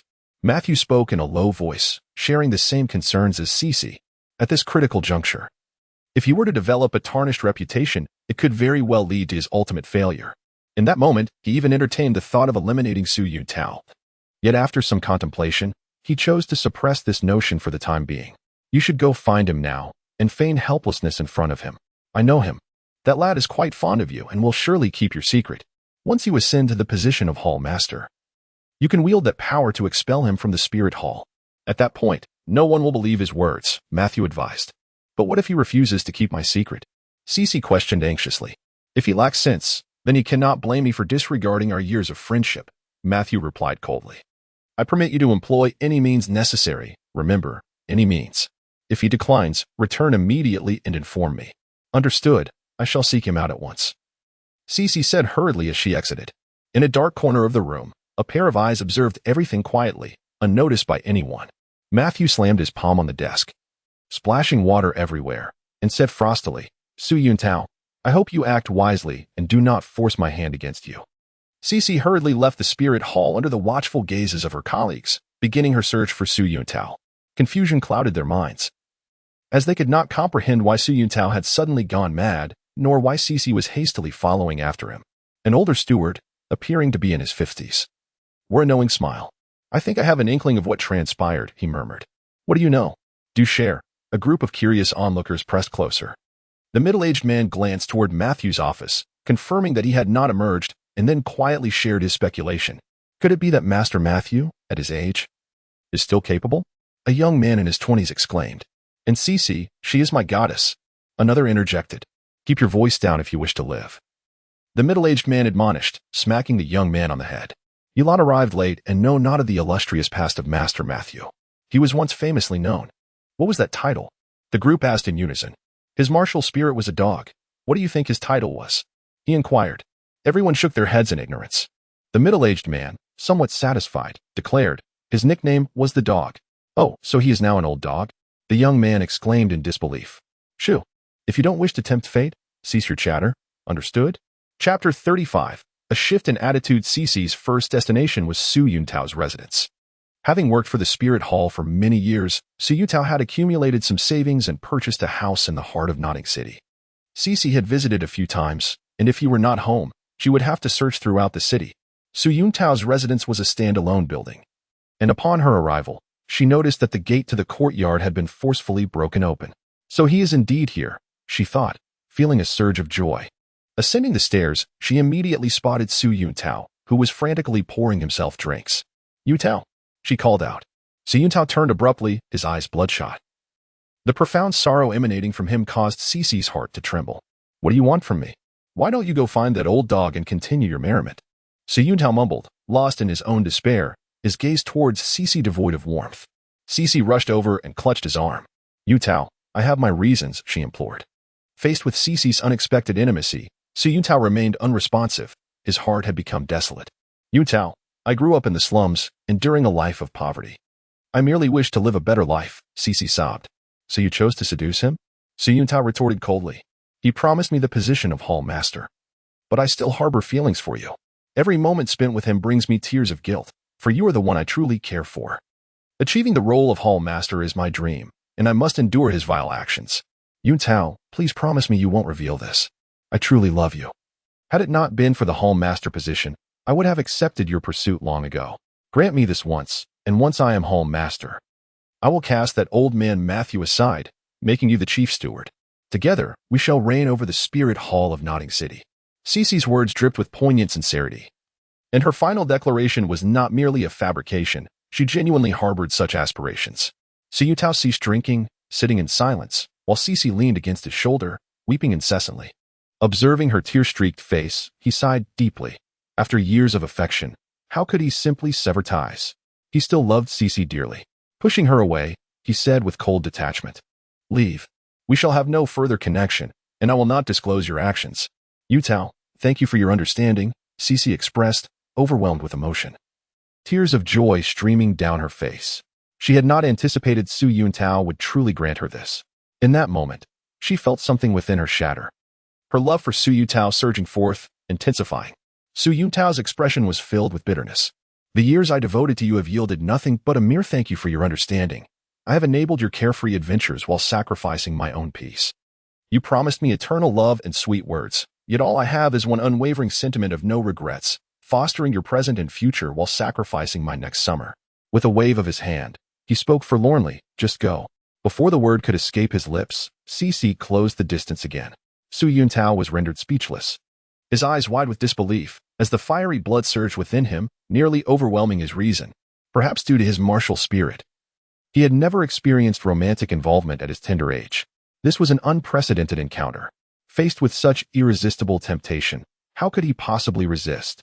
He struggled to push Cece away, his rationality urging him to stop, but before he could exert any force, Cece took another step forward. Su Yuntao's pupils dilated as he beheld her beautiful face, succumbing completely. An hour later, Cece emerged, her heart brimming with satisfaction. Her smile radiated warmth, dispelling the gloom that had lingered within her for years.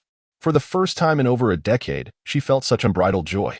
She finally recognized her true feelings. She still held deep affection for Su Yuntao, having allowed her ambition to cloud her heart. "Matthew, you old dog, go eat dirt," she thought. "After the elections, it will be time for you to pay the price." At that moment, perched on the eaves behind Cece, a small black bird, its gaze vacant, suddenly took flight, flapping its wings toward Notting Academy. Jiang Chen retracted his gaze and let out a sigh. Truly deserving of the title of Brother Tao, he could forgive such transgressions. Poor Cece remained blissfully unaware that Matthew had already ensnared her. Just as he sighed, Jing Wuming returned, and upon entering the grove, he spotted Jiang Chen. "Young master, I bring grave news. Su Yutao has gone mad." Jiang Chen waved his hand, indicating that he was already aware. At that moment, a small black bird flew in and perched upon Jiang Chen's shoulder. He gently caressed it a few times. "It is my eyes. You need not visit the spirit hall any longer. Instead, dedicate more time to your cultivation. Young master, do you no longer require my assistance?" "I am more than willing to continue aiding you," Jing Wuming exclaimed anxiously. Jiang Chen smiled gently. "No, in my opinion, your cultivation is far more important than surveilling Matthew. I am already aware of the location of the spirit hall. I shall monitor it myself from now on. Focus on your training, as I am certain I will require your assistance in the future." "Very well." Jing Wuming dared not oppose Jiang Chen's command and could only acquiesce. He then continued, "Young master, could you possibly grant Miss Cece a chance at life? I believe she has been deceived and is rather pitiable." Jiang Chen gazed at Jing Wuming with great surprise.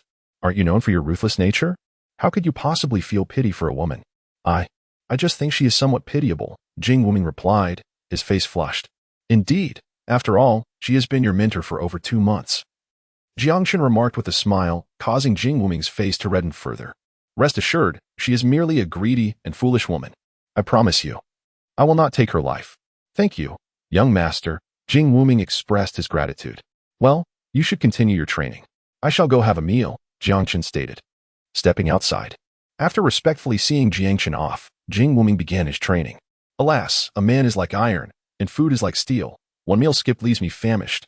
Jiang Chen sighed. He suddenly felt a twinge of envy towards Jing Wuming, who could forego meals and sustain himself on a single sip of blood for several days, all while enhancing his own powers. Yet, he quickly shook his head. He, too, could indulge in blood consumption, and the allure of it was undeniable. However, the moral convictions from his previous life made him deem such actions as morally reprehensible. Though the taste of blood was indeed exquisite, delectable cuisine held its own charm. And given the choice, he preferred the life of an ordinary person. After finishing his meal, he ventured back into the woods to continue his training. Marveling at the peculiar martial arts techniques and movements displayed by Jing Wuming, yet he dared not inquire further. Time passed swiftly, and 2 days had slipped by in the blink of an eye. Chapter 36. The election commences within the office of Matthew Renua at the Spirit Hall. He was distractedly reviewing documents. Suddenly, he tossed his pen aside in frustration and stood up abruptly. The previous afternoon, Cece had returned to report that she had persuaded Su Yuntao, but since then, she had not re-entered his office. After 2 days without Cece's companionship, he felt an inexplicable void in his heart. He left his office and called out to Cece, who was attending to business in the lobby below. Cece, come up for a moment. Matthew wore a placid expression, betraying no emotions, leaving others uncertain of his thoughts. After speaking, he retreated back inside. Beside him, Su Yuntao's forehead was etched with veins, anger bubbling to the surface. Cece quickly cast him a reassuring glance and whispered, I'll just take a quick look and be right back. Since that day, she had quietly moved into Su Yuntao's residence, undetected by anyone. Once Cece entered, Matthew promptly stood up, seemingly ready to make a move. Cece swiftly pushed him away, chiding, Someone else has come. Who? Matthew paused momentarily before realizing, frowning. The date is incorrect. Cece shot him a glance of exasperation, explaining, I've been a bit tired from work recently, so I moved it up a few days. Matthew had no choice but to relent and sat down, dejected. My dear, the election is tomorrow. Have you made the necessary arrangements? Cece inquired. Matthew nodded. Do not worry. Tomorrow I will strongly advocate for you as the new hallmaster. There will be no opposition. I adore you. Cece winked playfully. By the way, the envoy will arrive in Nordine City in the afternoon. You and Su Yuntao should go greet them and arrange accommodations at the Nordine Grand Hotel, Matthew instructed. Cece, being the hall's flower, and Su Yuntao, the most dashing young man, were the perfect pair for the task. All right, rest assured, I will handle it.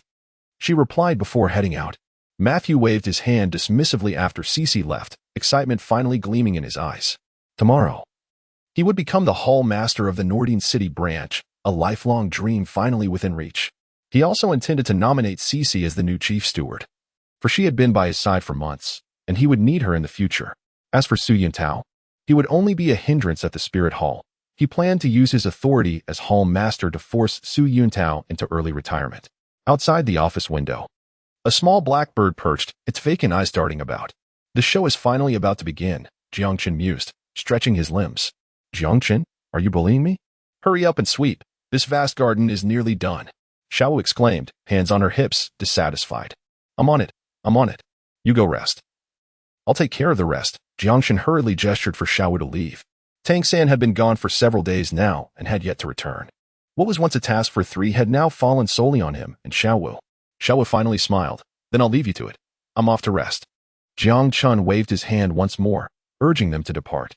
Moments later, he found himself in a state of bewilderment. Xiao had only managed to clear a small patch. Despite claiming to have swept a considerable area, his words had ensnared him.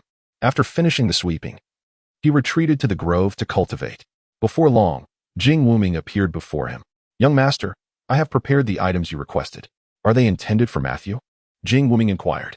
Jiang Chen waved his hand dismissively, assuring that in due time, one would understand the depth of his intentions, leaving them to believe that his adversary would soon wish for death itself.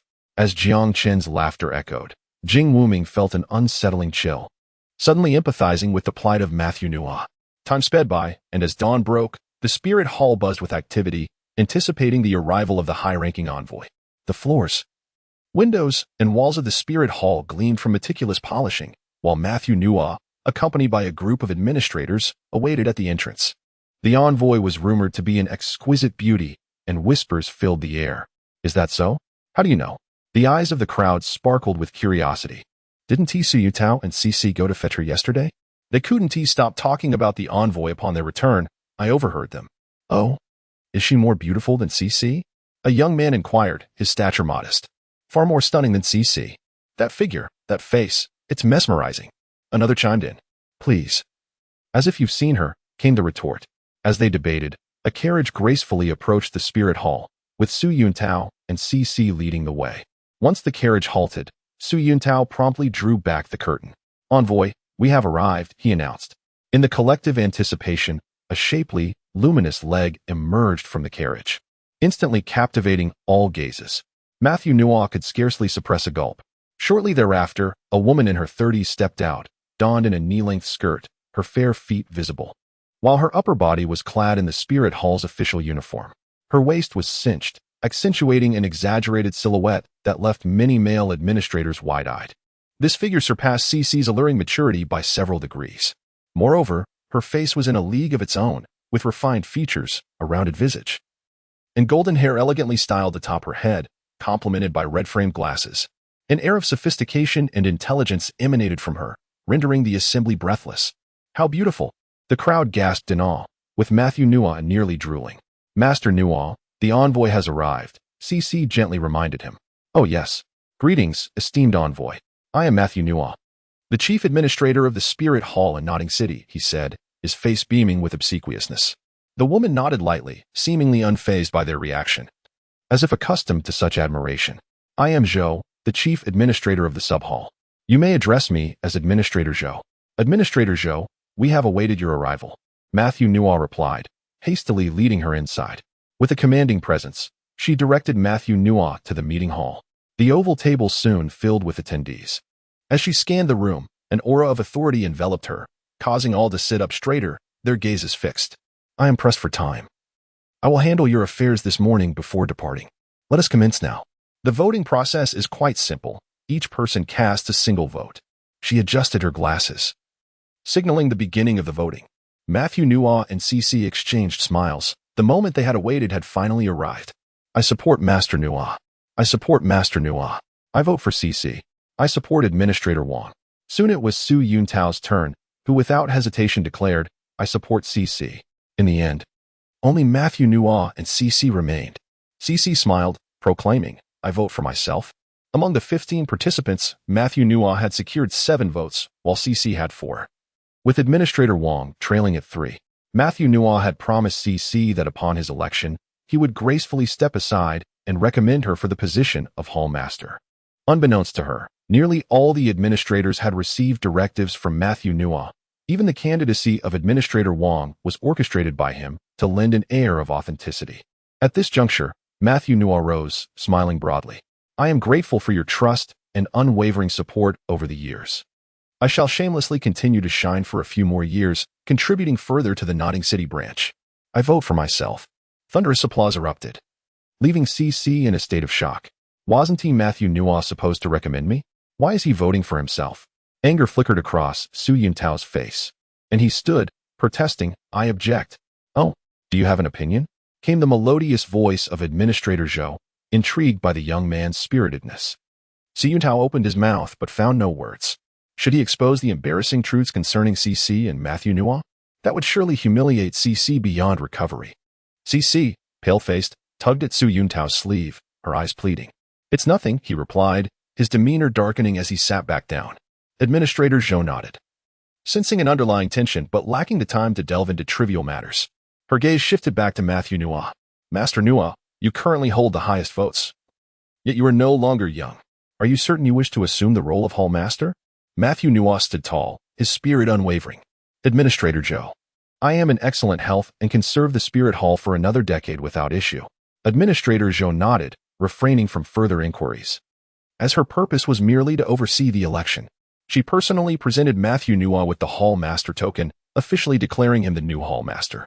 With time of the essence, Administrator Zhou took her leave. After her departure, Matthew Nua brimmed with pride, his countenance seemingly rejuvenated by years. He did not return to the meeting hall, but addressed the assembly directly. Thank you all for your support. I am honored to assume the role of hall master. You may refer to me as such without formality.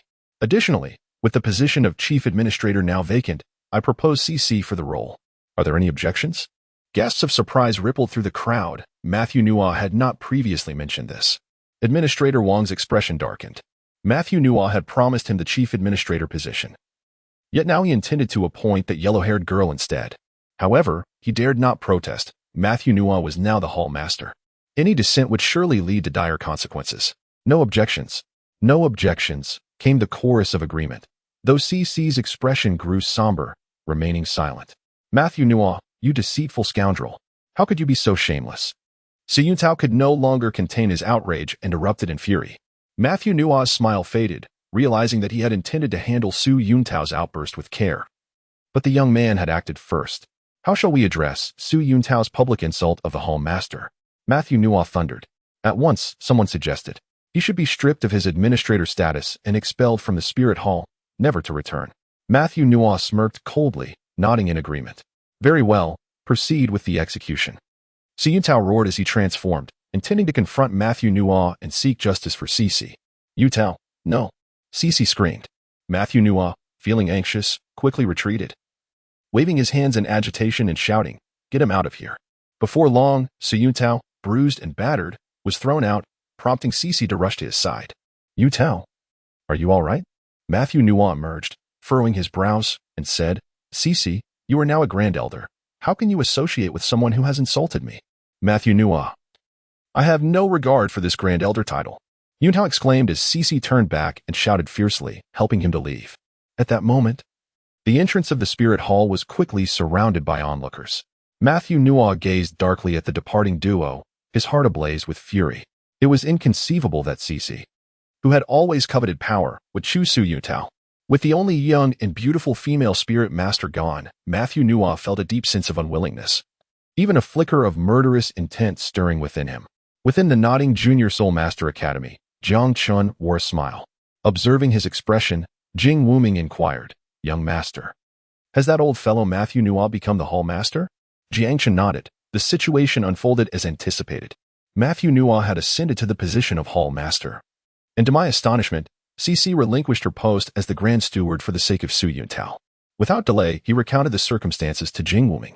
Jing Wuming, having never been one to discern right from wrong, held a certain fondness for CC and immediately exclaimed in anger, that old scoundrel deserves his fate. Jiang Chen remarked, there is no need to rush. It is not so easy for him to meet his demise.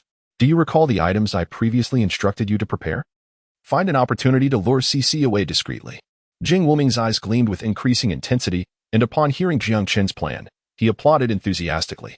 Young Master, your strategy is truly remarkable. That Matthew will undoubtedly suffer a fate worse than death. Suddenly, Jiang Chen's ears perked up, and he chuckled. It seems there is a commotion nearby. Let us go and investigate. The sounds were emanating from the direction of the back gate of the academy, not far from their current location. Upon exiting the back gate, they encountered a small hillock and a grove of trees. As Jiang Chen and Jing Wuming emerged from the back door, a furious roar echoed. If you have the guts, just wait. I'll go call my boss over. Immediately, Xiao Wu's disdainful voice rang out. Call him if you dare. Do you think we working students are afraid of you? A voice of astonishment followed. Isn't Boss Xiao the strongest in our academy? How does he have a boss? Is there someone more formidable than him? A chorus of disdainful remarks ensued.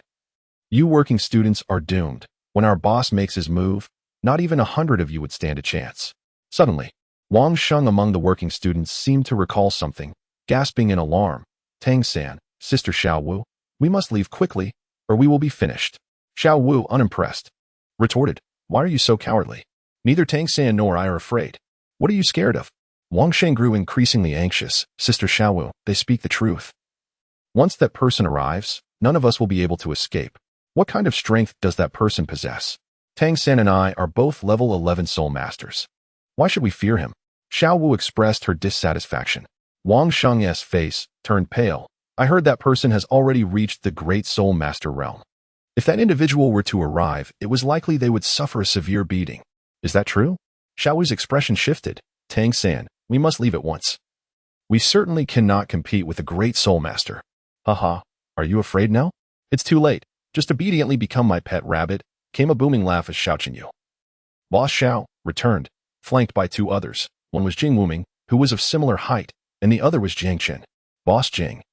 These clueless working students dared to offend us. Please show them a lesson, Xiao Chenyu urged, bowing and scraping before Jing Wuming. Earlier, his underlings had been defeated by Tang San, and he himself had received a beating.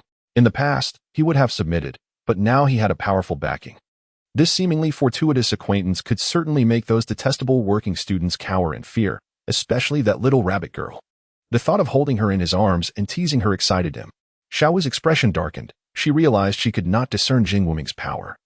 Only sensing an unfathomable depth, it seemed likely that he truly was a great soul master, although she was puzzled as to why Jiang Chen was with him. Avoiding confrontation was undoubtedly the wisest choice. Seeing Jing Wuming refrain from making a move and seemingly seeking the opinion of the child beside him, Xiao Chenyu felt puzzled. Boss Jing, those two children have just barely become soul masters. You could dispatch them with a wave of your hand, he urged. Finally, Jing Wuming turned to look at him, saying nothing, but delivered a powerful slap that sent Xiao Chenyu flying through the air, blood and teeth spraying forth. His face swelling rapidly as he lost consciousness upon hitting the ground. The raucous crowd fell silent. Xiao Chenyu's subordinates were left in shock. What was Jing Wuming doing? Then, under their astonished gazes, Jing Wuming and the child beside him approached the group of working students. Jiang Chen, you know this person? Why didn't you mention it sooner? I worried for nothing, Xiao Wu complained, her curious eyes fixating on Jing Wuming, silently pondering. This individual is quite young, yet already a great soul master. Is human cultivation Jiang? Chen shook his head. This time, when Tang San went to assist him with the authentication, it was likely still Matthew. However, the one receiving him was no longer Su Yutao. As for Matthew, he would not be able to flaunt for much longer. Jiang Chen addressed Jing Wuming, instructing him to proceed according to his plan. Jing Wuming respectfully acknowledged his command and departed swiftly. Xiaowu and Wang Xing, along with a group of work-study students, were left in sheer astonishment, their eyes widened in disbelief. Jiang Chen, how could he refer to you as young master? He is a grand soul master. Xiaowu could not restrain her curiosity and inquired. Jiang Chen felt somewhat helpless, as he seemed to have inadvertently revealed his true identity. I might as well come clean. I am indeed a second-generation rich kid. How could that be? Tang San remarked. You and he are from the same village. Xiaowu clearly did not believe him. If you doubt it, you can ask Tang San. He knows I am a second-generation rich kid. Jiang Chen spoke without the need for a script, knowing that Tang San, being aware of Jing Wuming's identity as a zombie, would certainly not expose his secret. At that moment, in Su Yuntao's home, he gently caressed Cici, feeling moved. Cici, you have been so incredibly good to me. I will cherish you for a lifetime. Cici, embracing Su Yuntao's sturdy form and listening to his heartbeat, replied with a radiant smile, Yutao, I have done so many foolish things in the past. Can you ever forgive me? Meeting you has been the greatest happiness of my life. Hearing this, Su Yutao tightened his embrace, as if wishing to merge completely with her. Yutao, you have no idea how malicious that old fellow Matthew is. He fears you will compete for the position of Hall Master. So he sabotaged your future by deliberately causing the death of the child awakened in Holy Soul Village. What? Su Yu now suddenly sat up, his face a mask of shock. You mean Jiang Chen? He asked, his voice trembling. The news of Jiang Chen's death had left him despondent for several days. How could he not remember it vividly? Cici nodded. Yes, that child. Matthew must have used some method to kill him, and even forced me to lie to you, claiming I witnessed the child's death. When in fact, I never went to Holy Soul Village that day. Su Yuntao was stunned, and suddenly began to weep. It's all my fault. If I hadn't handed that report to Matthew, that child wouldn't have died. I am responsible for his death. Cici, feeling his pain, held his head, comforting him. It's not your fault. If anyone is to blame, it is that old dog for his wickedness. He will surely face retribution. Suddenly, Su Yuntao stood up, quickly dressing. I must go to Holy Soul Village. After all, I caused Jiang Chen's death. I owe it to him to pay my respects at his grave and offer some compensation to his family. With that, he gathered his savings, taking along a considerable amount of gold soul coins. I will accompany you, Cici insisted, following him down. No, stay at home and wait for my return, he replied. Be careful on your journey. Take care, she cautioned. Upon leaving the house, Su Yuntao ran straight towards the city gate, not even waiting for a carriage. He was eager to reach Holy Soul Village, to confess his sins at Jiang Chen's grave, and to comfort Jiang Chen's grandfather, Old Jack. After Su Yuntao departed, CC was about to head upstairs when, at that moment, a shadow suddenly leaped over the wall and landed inside. It was a boy clad in black, standing nearly 1.7 meters tall, with an ordinary appearance and a somewhat indifferent expression. "Who are you?" CC instinctively took a few steps back, her guard up as she subtly summoned her soul power, ready to unleash her martial spirit. Jing Wuming grinned and said, "Miss CC, there's no need to be alarmed. I mean no harm. If you mean no harm, why have you barged into my home?" CC retorted coldly. Jing Wuming cut to the chase. "Do you wish to take revenge on Matthew? I have a way to make him suffer immensely." Chapter 39, Cooperation. Who exactly are you? CC's expression shifted. How did this boy know about her enmity with Matthew? Her soul power surged as she prepared to unleash her martial spirit.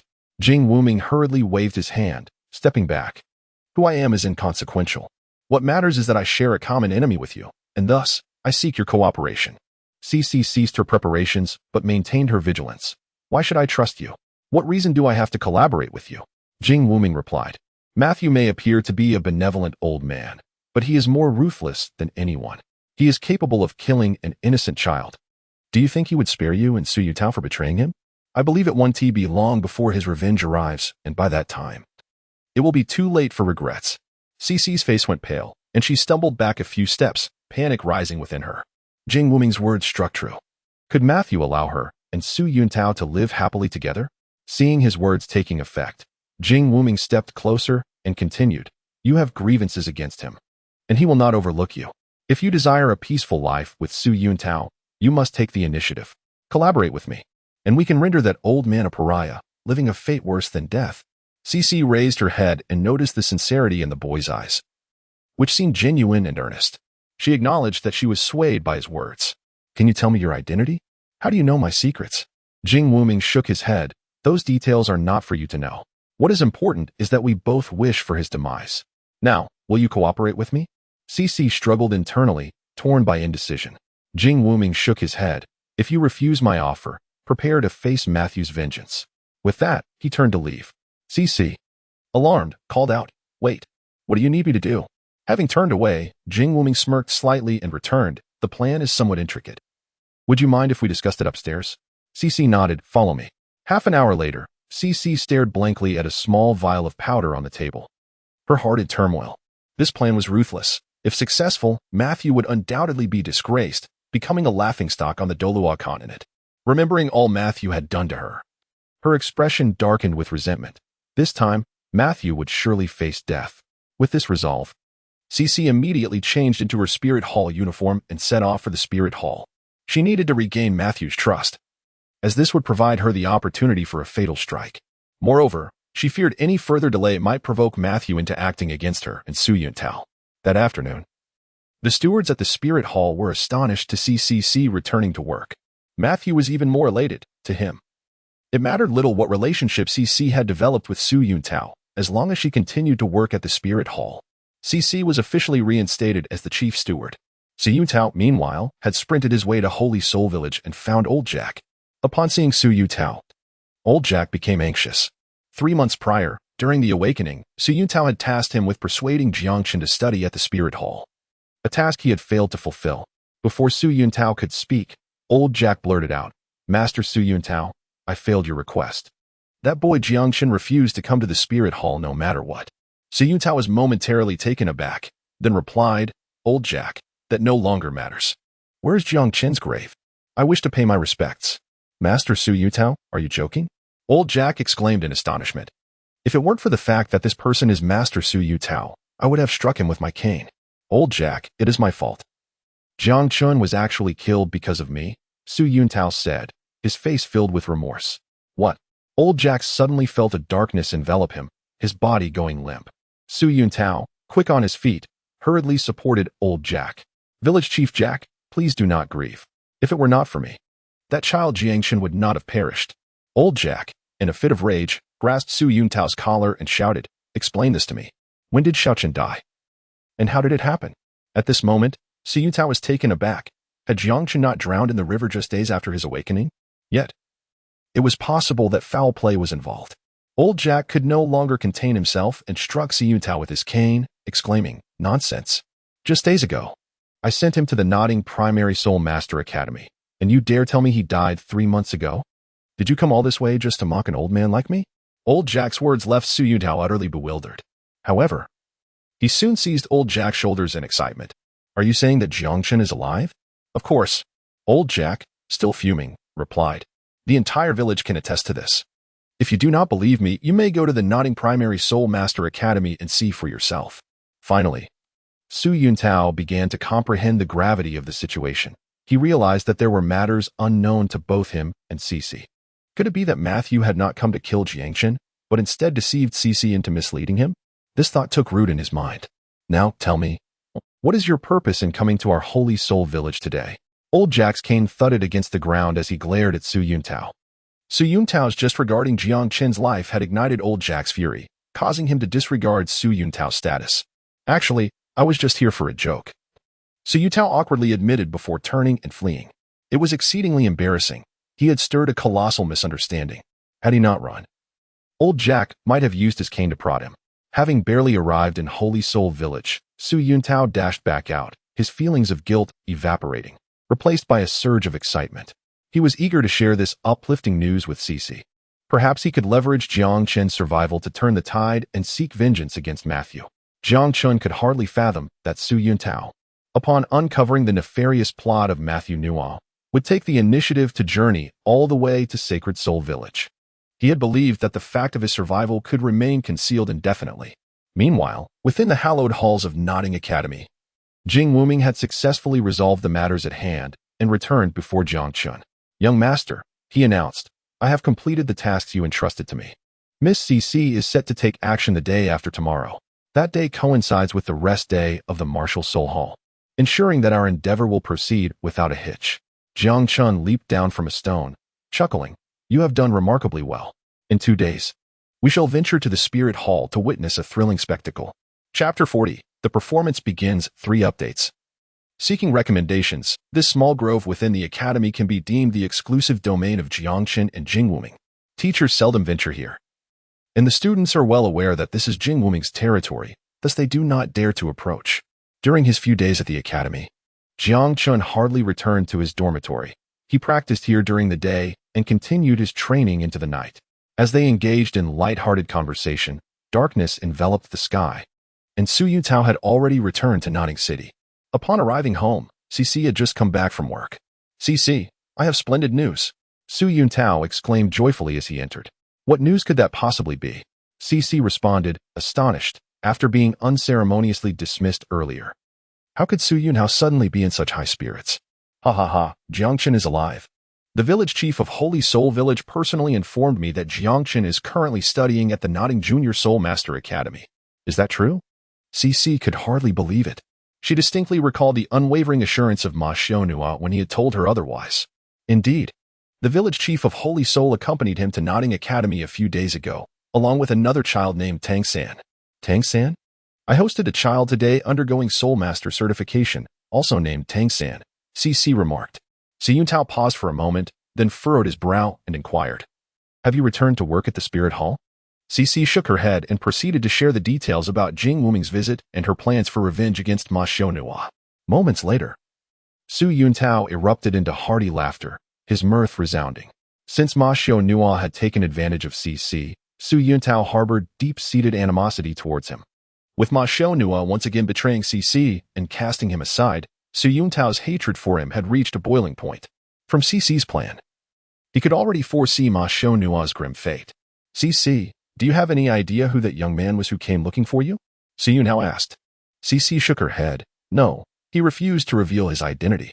Perhaps he is someone whom Ma Xiaonua has offended over the years. After a moment's hesitation, Si Yuntao continued, "I am contemplating whether to submit the report of Jiang Chen's awakening to the higher authorities. After all, once your plan succeeds, Ma Xiaonua's position will undoubtedly be compromised. If we leverage Jiang Chen's merit, we may truly gain control over the Spirit Hall in Nodding City." Cici pondered for a moment. "Let us wait until Ma Xiaonua is dealt with. There is no rush." as he currently wields the greatest power, and all documents must pass through his hands. Su Yuntao nodded. Then I shall await the spectacle of that old fool's downfall. Initially, Jiang Chen believed there were no significant matters requiring surveillance. Consequently, he recalled Little Black, remaining oblivious to Su Yuntao and Cece's machinations. As time elapsed, another day swiftly passed. Cece arrived at the spirit hall early in the morning, its doors firmly shut due to it being the hall's day of rest. Rather than using the main entrance, she surreptitiously entered through the back. Trailing behind Cece was an obese, middle-aged woman, around 40 years of age, her face caked with heavy foundation. Her lips painted a garish red, creating a somewhat repulsive appearance. Even Cece, a woman herself, felt a sense of revulsion when gazing upon this middle-aged woman. Let alone any normal man. This was a courtesan she had procured, specifically intended for Mather. This woman, due to her advanced age and the contraction of a dreadful disease, had been cast out, making her a fitting choice for Cece's purpose. Faced with Cece's monetary enticement, she, on the verge of starvation, readily acquiesced to Cece's demands. She had already received an earnest of 5 gold spirit coins. Upon completion of the task, she would receive an additional 5. Such a sum was unattainable even after a month of arduous labor. After ensuring the woman was well concealed, Cece quietly awaited Mather in his chambers. As 10 o'clock approached, the spirit hall's doors swung open, and Mather entered with a jovial air, promptly closing the door behind him. Hearing the doors creak, Cece added a touch more hot water to the cup. "Cece, I'm here." Mather's excited voice echoed as he hastily ascended the stairs. Upon beholding Cece's alluring pose, his eyes nearly burst into flames. Observing Mather's impetuous advance, Cece gestured for him to pause and offered him the cup. "Dearest, quench your thirst with this cup of water first." Mather, having arrived from home, was indeed parched. He accepted the cup and drained it in one gulp before attempting to proceed. "Not so fast. How about we try a different location this time?" Cece purred coquettishly. "Where?" Mather's breathing grew increasingly erratic. He felt a surge of desire coursing through him, an intensity he hadn't experienced even in his youthful prime. "Let's go to the reception hall downstairs," Cece suggested. Mather's eyes gleamed with anticipation. "You always know how to have fun. I'll indulge you this once." The bustling street with its constant flow of people, and we, right in the hall. The thought alone is exhilarating. As he spoke, Cece had already darted downstairs, with Mather hot on her heels. By the time he descended, Cece had vanished. Mather's desire intensified, and he felt as though he were about to explode. "Cece, Cece." He called out incessantly.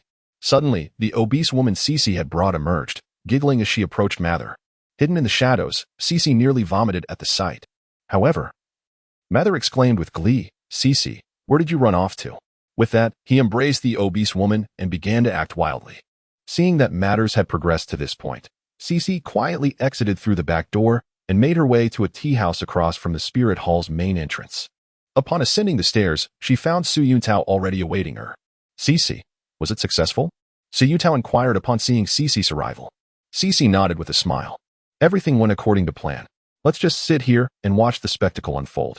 Su Yuntao eagerly gazed towards the spirit hall's entrance, anticipating the imminent, shocking scene. In a window on the second floor of a neighboring restaurant sat a young man and a 6-year-old boy, their gazes fixed intently on the spirit hall's entrance. These two were none other than Jing Wuming and Jiang Chen, who had just arrived. Around 10 in the morning, the streets had begun to bustle with activity. Particularly the street where the spirit hall was located, the most prime location in Nodding City, now teeming with people. Almost everyone who passed by the spirit hall displayed an expression of reverence and solemnity. In the eyes of most, the spirit hall was a sacred place, inviolable to both ordinary people and the majority of spirit masters. However, on this day, the spirit hall's dignity would be utterly trampled upon, and perhaps the entire spirit hall would become a laughingstock throughout the Douluo Continent. Just as the passers-by were regarding the spirit hall with reverent gazes, its doors were flung open from within. Subsequently, an octogenarian and an unsightly woman, covered in rolls of fat, tumbled out, oblivious to their surroundings. Within half a minute, the once bustling and clamorous street fell into complete silence. Carriages halted, vendors ceased their sales, pedestrians stopped in their tracks, and diners forgot to chew their food, all staring wide-eyed at the preposterous scene unfolding before the spirit hall. This vast area was so quiet that a pin could be heard dropping, and many people's minds had even come to a standstill, utterly overwhelmed by this unbelievable event. "That's actually Grandmaster Mather," someone exclaimed, instantly restoring the street to its former noise, albeit with Mather as the sole topic of discussion. How could Mather, usually such a benevolent old man, commit such a disgraceful act against the spirit hall? Some still couldn't believe it. Who knows what madness possessed him? Maybe he's always been like this, a hypocritical beast in disguise. I've seen plenty of those. Ugh. I remember he's over 80 years old, truly vigorous in his old age, terrifying. My eyes are going blind, Bleg.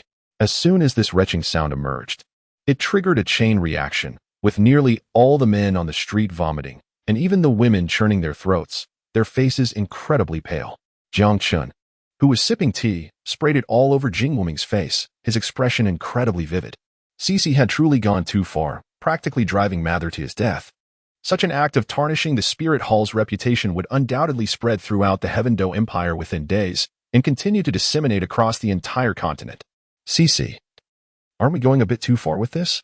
It will cause immense damage to the spirit hall's reputation, Su Yuntao couldn't help but say. Cece shook her head. The spirit hall's strength is the foundation. This joke won't last long. As time passed, many people shook their heads and departed, but many more surged forward. Furthermore, intelligence personnel from various factions had already disseminated the news shortly after the incident occurred. Just then, a spirit hall deacon suddenly appeared, rushing forward anxiously. Grandmaster Mather, what are you doing? He attempted to stop Mather. However, Mather roared and sent the unsuspecting spirit hall deacon flying with a slap. After a moment, Mather felt an immense sense of satisfaction. He stood up, faced the street, and stretched his body with vigor. Life is truly wonderful. He couldn't help but exclaim. Why is it suddenly so noisy? Suddenly, his surroundings shifted, transforming from the grand hall of the spirit hall to a bustling street. Matthew was taken aback, his mind swirling in confusion, overwhelmed by the throngs of onlookers. His frail body trembled like chaff in the wind, and he felt an urge to spit out blood, which he forcefully swallowed instead. Wasn't I inside the spirit hall? How did I end up on the street? Who can explain what has transpired? A torrent of questions surged within Matthew as he desperately searched for the silhouette of CC. However, upon spotting the woman nearby, her eyes rolled back and nearly lifeless. His heart jolted painfully. Unable to contain himself, he vomited a mouthful of blood and collapsed into unconsciousness. Master Matthew, a steward from the spirit hall, rushed forward, cradling Matthew in his arms and forcefully shutting the door behind him. A cacophony erupted, the crowd's excitement intensifying as they recounted the earlier spectacle. Hey, why isn't that person moving? Someone questioned. Indeed, why is she so still? Erguzi, go check it out. A lean man, resembling a monkey, was kicked forward, grinning unabashedly as he approached the woman. Upon examining her closely, Erguzi's heart raced, and he cautiously probed her nostrils. She is dead, he exclaimed in shock. The crowd erupted once more. Goodness, she had that disease. Erguzi retreated in terror, accidentally tumbling down the steps. What disease? Speak up. That one, oh my. It frightens me to death. The crowd's expression shifted, and they collectively recoiled. Who wouldn't fear such an ailment? Except for a few healing spirit masters capable of counteracting it. There was virtually no cure. For an ordinary person, contracting it meant a slow and agonizing demise, as the body progressively rotted away, an unspeakable torment. Get away from me. Erguzi. Thousands scattered in panic, bringing this farce to a close. Jiang Chen had lost all appetite for food as he and Jing Wuming followed the crowd towards Nottingham Academy. CC, that woman is dead, Su Yuntao remarked. CC sighed. I never anticipated such an outcome. I had intended for her to retreat to another city, yet fate led her to meet her end here. However, perhaps it is for the best. She was already close to death, and this may serve as a form of liberation for her. Let us wait. This incident will soon reach the Pope's palace, and perhaps enforcers will come forth. Have you completed your report regarding Jiang Chen? Once submitted, with your merits, you could undoubtedly ascend to the position of the new lord. CC, I never aspired to become the lord. I fear I am not suited for it. Su Yuntao replied. CC placed her delicate fingers over Su Yuntao's lips. I will not allow you to undermine yourself. You are remarkable. Young master, did you not personally slay Matthew? Jing Wuming inquired, perplexed. Jiang Chen shook his head and remarked, let it be. For today's incident alone, he deserves to die 100 times over. The spirit hall will not let him off easily. With this matter finally concluded, I could now immerse myself in my studies at the academy without worry. That afternoon, Elder Zhou from the upper sub-hall returned, accompanied by several other elders. Aside from Elder Zhou, who was a soul master of the soul sect, the others had all reached the rank of soul sovereign. Upon arriving at the Wuhuan Hall in Notting City, they promptly detained Matthew. They lacked the authority to deal with Matthew directly, instead keeping him under close watch while awaiting the arrival of the enforcement team from the Pope's Hall. When Matthew regained consciousness, he was horrified to find himself in such a predicament, nearly succumbing to fear. Fortunately, one of Elder Zhou's companions was a healing soul master who managed to save his life. As the chief elder of the Wuhuan Hall in Notting City, CC naturally assumed Matthew's responsibilities. That very evening, a confidential report was dispatched using the unique communication methods of the Wuhuan Hall, directed towards the Pope's Hall. The following midday, the Matthew incident finally stirred the Pope's Hall, inciting the Pope's wrath. An immediate order was given for the enforcement team to head to Notting City and escort Matthew to Wuhuan City to face punishment. Chapter 42. Divine Spirit? At this moment, within Wuhuan City, the supreme governing body of the Wuhuan Hall, in the Pope's Hall, a woman sat regally upon the throne. Dressed in a resplendent robe adorned with golden patterns, crowned with a 9-turn purple gold tiara and grasping a scepter embedded with countless gems. Her fair skin and near-perfect features exuded an ethereal aura of sacred nobility. Merely her presence evoked a compulsion to bow in reverence. She was Bibi Dong, the current Pope of the Wuhuan Hall, heralded as the most formidable leader in its history, her powers unfathomable. In the Grand Hall, she was alone, despite her imposing demeanor. A trace of melancholy marred her brow. This sorrow was not due to the recent Matthew incident, although he had brought disgrace to the Wuhuan Hall. The situation was still manageable. In the stillness of night or when solitary, she found herself irresistibly drawn to memories of the past. The teacher she revered had once transformed into a beast, possessing her with ruthless abandon. Then there was the man she loved deeply, who had been compelled to leave the Wuhuan Hall under her teacher's coercion. When she finally escaped that grasp, she sought him out, only to discover he had fallen for another. Moreover, she bore a child, an unintended consequence of her teacher's violation, though she cherished her daughter. Every glance at her evoked painful memories of that beastly teacher, an experience that rendered her unable to face her child normally. Her life had been fraught with sorrow. Even as the Pope, she remained haunted by her tragic past.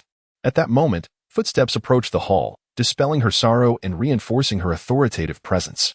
As the footsteps drew nearer, a young girl entered. With long black hair and a delicate oval face, she appeared merely 11 or 12, yet her physique was remarkably developed, long, straight legs, a waist that could be grasped with a single hand, and a height of nearly 170 centimeters. With each step, she emanated an alluring charm. She approached Bibi Dong and halted before her, gazing up with utmost respect. "Teacher," she said softly, performing a slight bow. Upon the girl's entrance, the regal air surrounding Bibi Dong dissipated, replaced by warmth. As she acknowledged the girl's greeting, a gentle smile graced her nearly flawless face, casting an almost dimming light upon the opulent hall. The young girl stood entranced by her teacher, momentarily lost in admiration. "Nana, have you been adjusting well to life in the Wuhuan Hall these past few days?" Bibi Dong inquired gently. "Thank you for your concern, teacher. I am managing well," Hulaina replied, though a hint of discomfort lingered on her features. Bibi Dong nodded. "It is entirely normal to feel out of place after graduating from that place. From now on, you shall cultivate by my side." "Thank you, teacher." Hulaina felt touched, apart from her brother and Yin. This was the first time someone had shown her such kindness. Having lost her mother at a young age, she felt a maternal warmth in Bibi Dong's care. At that moment, a platinum bishop, adorned with a 5-pointed platinum crown, hurried into the hall. He appeared to be in his 60s or 70s, tall and slender, resembling a walking stick. Bibi Dong furrowed her brow, a commanding presence radiating from her. "Saralas, what brings you here in such a rush?" Sensing the Pope's slight displeasure, Saralas became flustered and quickly presented a document. "Your Holiness, this message has been relayed from the Notting City branch. Please take a look." Bibi Dong replied. "Did I not dispatch a law enforcement team there at noon? Has something gone awry?" Saralas hastily responded, "Your Holiness, this document does not concern Matthew, but rather a 6-year-old child. An elder named Suyu Tao from Notting City personally awakened this child and suspects that his spirit is of divine caliber." "Oh?" Bibi Dong's interest piqued. Hulaina promptly took the document and handed it to Bibi Dong. Naturally, Bibi Dong was skeptical of the notion of a divine spirit. To her knowledge, only the angel spirit could be considered divine on the Douluo Continent. How could such a spirit possibly awaken in a remote place like Notting City? Despite her doubts, curiosity compelled her to peruse the document. All documents sent from various regions of the continent were overseen by the Platinum Bishops. with the highest level confidential documents presented directly to the Pope. Lower-tier documents were reviewed by the Platinum Bishops first. Given that Notting City was a small locale, it was unlikely they could relay the most confidential messages, which is why Sarala's had been tasked with reviewing this one. Bibi Dong trusted that Sarala's was not mistaken. So even if the child did not possess a divine spirit, his talents must be extraordinary, leading the elder to mistakenly believe it was divine. The Wuhuan Hall's influence spanned the entire continent, offering countless individuals free spirit awakenings each year, thus continuously drawing in talented individuals. Those with exceptional gifts were welcomed into the Wuhuan Hall for cultivation, with the most gifted often sent to the headquarters for specialized training. Currently, Hulaina was one such focus of attention. Bibi Dong delicately opened the document, initially out of sheer curiosity. However, as she continued reading, her expression grew increasingly serious. After finishing it once, she found herself reading it again, the smile on her face becoming ever more pronounced. Sarala's, standing below in respectful silence, noticed Bibi Dong's smile and quickly lowered his head, fearing that lingering too long might lead to an inadvertent offense against the Pope's dignity. Bibi Dong closed the document and handed it to Hulaina, turning her gaze to Sarala's. You have done commendably this time. You may leave now, and we shall discuss your merits later. Thank you, Your Holiness. It is my duty, Sarala's responded. Saras's aged face broke into a smile as he respectfully withdrew. Master, could it be that the child mentioned here truly possesses a divine-level martial soul? Hulaina could not restrain her curiosity and inquired, having observed Bibi Dong's reaction earlier. She had been perplexed for some time and could no longer contain her questions. You may take a look, Bibi Dong replied with a smile. If the steward named Su Yuntao did not exaggerate, it is indeed possible that this child possesses a divine-level martial soul. Hulaina quickly perused the information, her astonishment evident as she exclaimed, how could such a terrifying scene occur upon awakening? Surely, that steward named Su Yuntao must be embellishing the truth. Observing her incredulous expression, Bibi Dong chuckled. If it were you, would you dare to deliberately write to deceive the Pope? Hulaina paused, her expression faltering as she shook her head. I would not. Thus, what is written here must be true. Prepare yourself, having just returned from that place. I shall take you out tomorrow to refresh your spirits and adjust your mindset. Chapter 43. Tang San's Challenge Master. What do you mean? Hulaina questioned, perplexed. We shall visit the city of Notting tomorrow, Bibi Dong replied with a smile. Is it truly necessary for you to make the trip for a mere child? Hulaina expressed her surprise. A divine-level martial soul is no trifling matter. I need to verify it personally. If it is indeed true, I must ensure that he is under my control, without a hint of unforeseen complications. Hulaina nodded in understanding. Meanwhile, at Notting Junior Soul Master Academy, Jiang Chen was leisurely practicing. Why was he so at ease? Because he had avenged Matthew Nuo and was no longer under the threat of heavenly tribulations. His spirits had lifted considerably. Each day was spent studying fist techniques and agility, followed by diligent cultivation of his skills at night. He intended to continue this way during his time at Notting Academy. Since yesterday, Xiaohik had been monitoring the situation at the Spirit Hall. In the afternoon, Matthew Nuo had been apprehended by a steward from the nearest sub-hall, awaiting the arrival of the Pope's enforcement team for transport. Jiang Chen speculated that Matthew Nuo would likely be taken to Spirit City for a public execution. As he pondered the intricacies of agility techniques, Jing Wuming suddenly rushed into the grove. Young master, Jing Wuming approached Jiang Chen, hesitating and faltering in his speech. What is it? Jiang Chen asked in surprise. Young master, I may have to leave you, Jing Wuming replied, his expression tinged with melancholy. Leave? Where to? Jiang Chen inquired. Jing Wuming shook his head. I do not know. My adoptive father has said he will send me to the assassin headquarters to undergo hellish training. I may be gone for several years. Jiang Chen fell into a contemplative silence. Indeed, Jing Wuming was an invaluable ally, and he had grown accustomed to his presence over the past few days. The prospect of separation stirred a sense of reluctance within him. After a brief moment, he smiled and said, Then you shall depart. But remember to dedicate yourself to your training and never allow complacency to take hold. Furthermore, heed my previous admonition. Unless absolutely necessary, do not bite indiscriminately. Jing Wuming nodded in acknowledgement, yet replied, But, young master, if I leave, there will be no one by your side to assist you. Jiang Chen leapt onto a nearby stone and patted Jing Wuming's shoulder, urging him without further ado, If I tell you to go, you must go.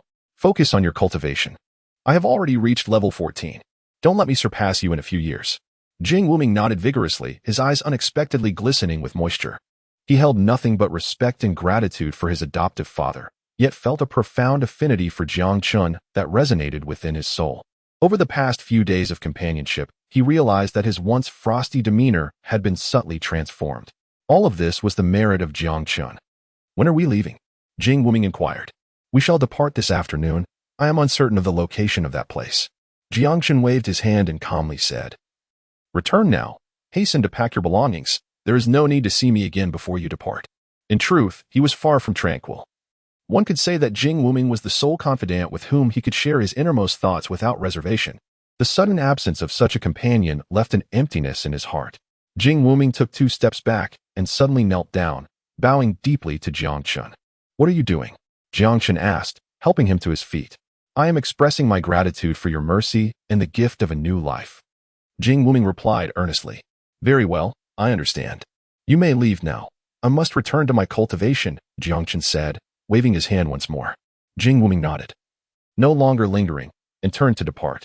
Jiang Chen sighed, sensing that something seemed to be amiss. Time swiftly passed, and 2 days had elapsed. Jing Wuming had been gone for 2 days, and in Jiang Chen's perception, the distance between them grew increasingly vast, their connection gradually weakening until it ultimately vanished completely. Jiang Chen felt a sense of helplessness, for he was acutely aware that the distance between himself and Jing Wuming had surpassed the limits of his current perception. Furthermore, under his vigilant watch, the Spirit Hall finally stirred, as the enforcers from Spirit City had arrived at Nodding City. Upon reaching Nodding City, the menacing enforcers wasted no time and, escorting Matthew Nua, immediately began their return journey. Meanwhile, the various stewards from the subordinate subtemple also withdrew, with Chief Steward Zhou promising before his departure that once the matter concerning Matthew Nua was settled, a new election ceremony for the temple master would be held in Nodding City. With this development, Jiang Chen believed that the incident involving Matthew Nua had reached its conclusion, and the affairs of the Spirit Hall no longer concerned him. Thus, he retracted the little black sparrow. At that moment, Tang San's voice suddenly echoed, Jiang Chen? Are you there? Yes, what is it? Jiang Chen replied, as Tang San entered and noticed him standing atop a stone. My master has recovered from his injuries over these past few days. He wishes to meet with you and engage in a profound discussion, Tang San stated. Jiang Chen contemplated for a moment before nodding and replying, all right. Regardless of the circumstances, the master is, after all, Tang San's mentor, and it is only fitting to extend this courtesy. Moreover, the master's dedication to research is truly admirable. Jiang Chen accompanied Tang San for a visit. Spending over an hour in the master's chamber, he refrained from detailing the acquisition of his soul rings, merely stating that his physique was considerably more robust than that of an average person. Additionally, he elaborated on the unique characteristics of his martial soul, which elicited enthusiastic praise from the master, who declared that the zombie martial soul was undoubtedly on par with the finest martial souls of the contemporary era. Ultimately, the master concluded that Jiang Chen's constitution vastly surpassed the numerous cases he had studied, enabling him to transcend his theoretical limits and absorb a millennium-old soul ring. Consequently, his theory remains, to a certain extent, invincible, with Jiang Chen's circumstances being an exceedingly rare exception. As Jiang Chen and Tang San emerged from the master's dormitory, the hour for midday repast had yet to arrive. Suddenly, Tang San came to a halt. Jiang Chen, I wish to engage in another match with you, he declared. I am more than willing to oblige, Jiang Chen replied with a hearty laugh, for he had long desired to spar with Tang San once more. After acquiring his soul ring, Tang San's soul power had reached the 13th rank, and he had also obtained the entangling skill of the blue silver grass, significantly enhancing his prowess. At the rear mountain of Nuoding Academy, Jiang Chen and Tang San stood 10 meters apart, poised for yet another contest. This secluded area was rarely frequented by others, save for the occasional student brawl. Blue silver grass, Tang San called out, and the blue silver grass manifested in his hand. However, this was no longer the same as when he first awakened. It had undergone a remarkable transformation. The blue silver grass had thickened considerably, with leaves now nearly the width of a palm, adorned with intricate patterns reminiscent of serpentine mandalas. A yellow 100-year soul ring floated above and below him, centered around Tang San's form. Jiang Chen, unleash your martial soul. This time, I shall not hold back. Jiang Chen nodded, displaying humility rather than arrogance. As he unleashed his martial spirit, a pulsating purple soul ring encircling his form.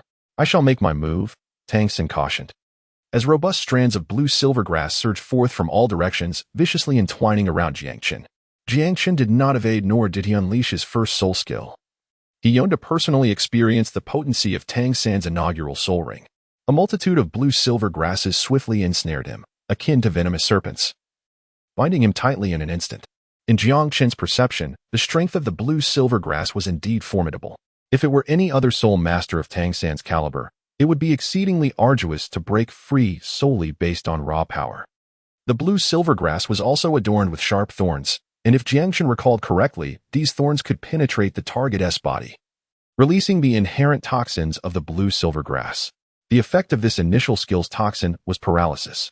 Jiang Chen's garments were instantly pierced by the sharp thorns. Yet his skin proved remarkably resilient, rendering those spikes ineffective. Indeed, his strength was commendable, but still insufficient for my tastes. Jiang Chen grinned widely, summoning his full power. At that moment, he refrained from employing soul skills, yet with the enhancement of his zombie physique and martial spirit, his strength was already formidable. The blue-silver grass was abruptly forced apart, fissures appearing in the tendrils. Tang San's expression shifted. Previously, the formidable Shao had unleashed soul skills. Yet beneath his blue-silver grass, he was utterly powerless. In contrast, Jiang Chen had yet to activate any soul skills and was on the brink of shattering it. "Quite resilient," Jiang Chen remarked with approval, before augmenting his strength further. With a resounding crash, the blue-silver grass binding him disintegrated into fragments, scattering in all directions. Still far from enough. Jiang Chen ceased his idle chatter, laughing maniacally as he charged towards Tang San. Having already experienced the potency of Tang San's soul skills, his next intention was to deliver yet another thrashing. To subdue Tang San, the protagonist of the original tale, was a source of immense satisfaction for Jiang Chen, something he had never dared to imagine until he awakened his zombie martial spirit and activated his system's golden finger, gradually inflating his confidence. Tang San had his advantages, and so did Jiang Chen, with advantages that were even more extraordinary. His initial intention to follow Tang San had begun to shift. Perhaps having Tang San as a subordinate would be an appealing alternative. The failure of the blue-silver grass to ensnare Jiang Chen was anticipated by Tang San, yet he did not foresee that even Jiang Chen's soul skills would remain unprovoked. Could the disparity between us truly be so vast? He pondered, a sense of disappointment creeping in. Nevertheless, his movements remained swift. As Jiang Chen approached, he acted without hesitation. For this duel, he had prepared over 1,000 pebbles specifically for Jiang Chen, concealed within his belt. These pebbles, also known as flying locust stones, were commonly utilized by martial artists as hidden weapons, their thrown stones soaring through the air like swarms of locusts, hence the name. As he deftly manipulated his hand, a barrage of pebbles was launched towards Jiang Chen. Although Jiang Chen's strength far surpassed his own, Tang San's hidden weapons could unleash a power several times greater than their inherent force. Thus, Tang San was confident that this time he would not easily succumb to Jiang Chen. Upon witnessing the myriad of stones hurtling towards him, Jiang Chen inwardly acknowledged the truth of his suspicions. He had long anticipated that, having learned from their previous encounter, Tang San would not allow him to close the distance so readily. Utilizing stones as concealed weapons was, in fact, a gesture of restraint on Tang San's part. Jiang Chen's fists swung swiftly, knocking down stone after stone. However, 2 fists were no match for 4 hands, especially when the stones came from all directions. In the briefest encounter, he had already been struck 7 or 8 times. Had it been Tang San's fists, he would have faced no apprehension, as they would inflict little pain. Yet these pebbles, in an instant, made him suffer greatly. It is akin to comparing the damage of a fist to that of a firearm. There is no need for elaboration. The distinction is glaringly evident. Tang San's hidden weapon seemed to endow him with the potency of a gun, amplifying his offensive capability severalfold. The barrage of hard pebbles pummeling Jiang Chen was excruciating, and some of the stones shattered upon colliding with his body. Jiang Chen couldn't help but be astonished by the formidable power of Tang San's hidden weapons. Indeed, the Tang sect was not to be underestimated. Unbeknownst to him, Tang San was even more astonished than he was. At that moment, Tang San had exerted all his strength. Yet it merely inflicted pain upon Jiang Chen without causing any substantial harm. With a fierce roar, Jiang Chen attempted to break through from the side. Yet the hidden weapons launched by Tang San were too swift. Under the gaze of the purple extreme demon eye, Jiang Chen's speed had lost its advantage. With no other option, he resorted to his first soul skill, the armor of the stiff god, which augmented his defense by 1.5 times. While both his strength and speed were doubled, Tang San observed as Jiang Chen's purple soul ring flickered, and in the blink of an eye, Jiang Chen transformed. His entire form was enveloped in a black armor, leaving only his eyes and nose exposed, rendering the rest impenetrable. The menacing visage of the armor possessed a striking visual impact, sending a jolt of shock through Tang San's heart.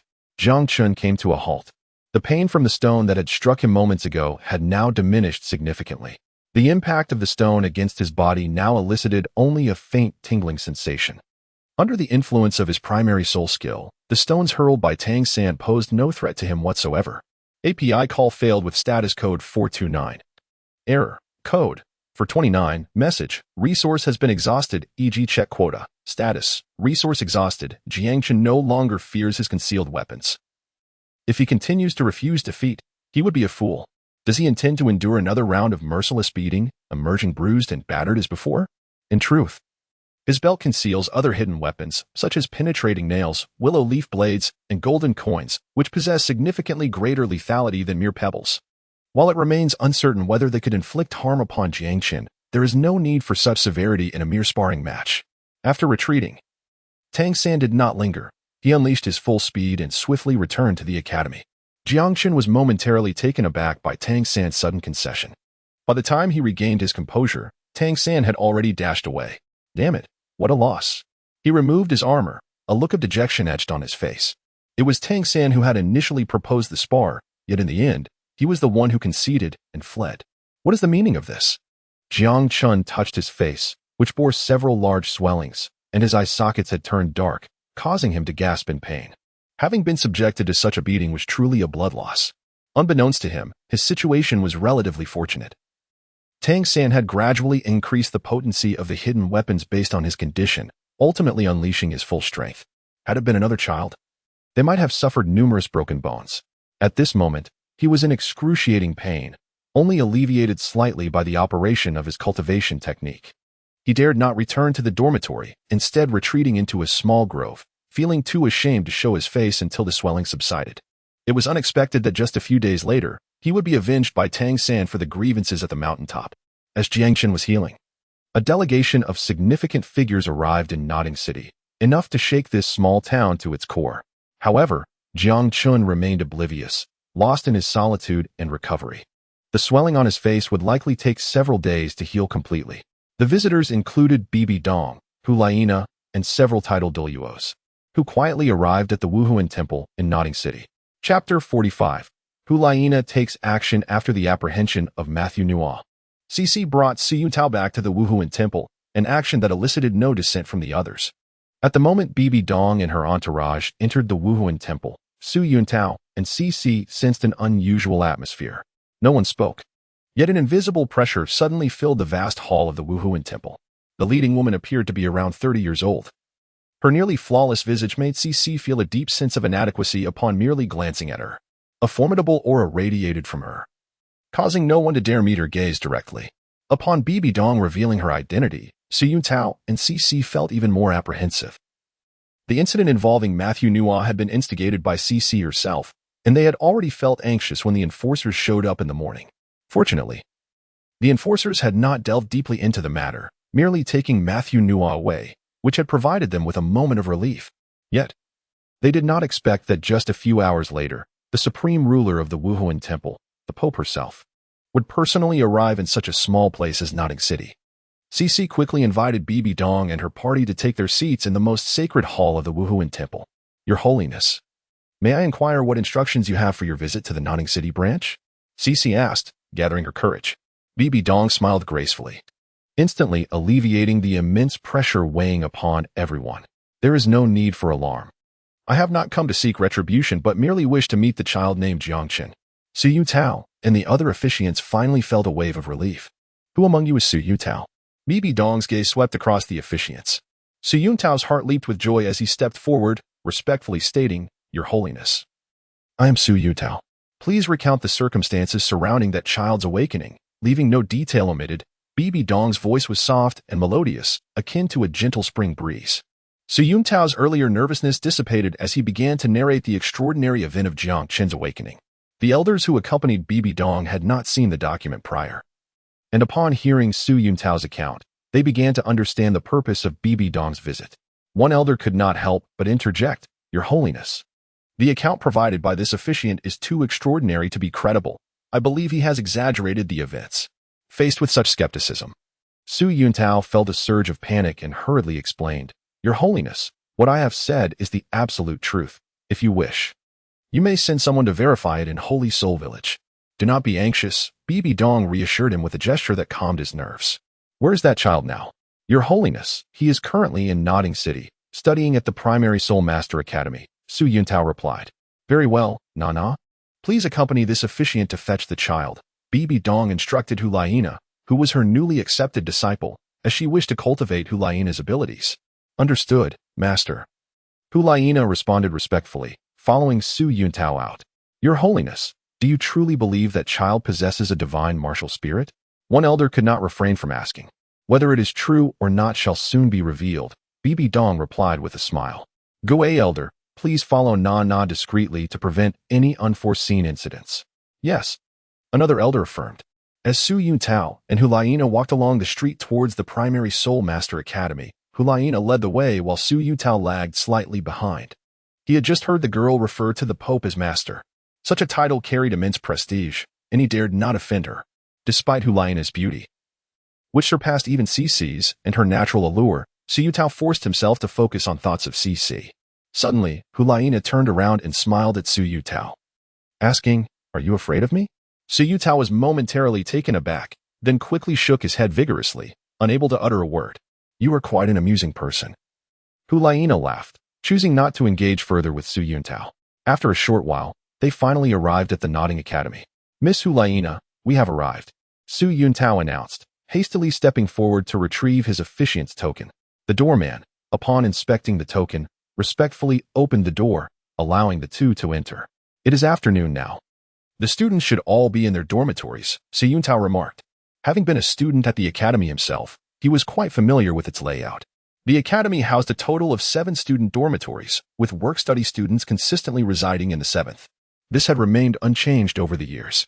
Su Yuntao skillfully approached the entrance of the 7th dormitory and knocked on the door. "Is Jiang Chen here?" he inquired politely. "Lord Su Yuntao, what brings you here?" A chorus of excited voices erupted, with many children eagerly gazing at him. They were all work-study students from the village, most of whom had awakened their spirits due to Su Yuntao, so they naturally recognized him. Tang San also emerged, surprised, and asked, "Lord Su Yuntao, do you seek Jiang Chen for something?" Although several months had passed, Su Yuntao still recognized Tang San. "I have some matters to discuss with him." "Do you know where he is?"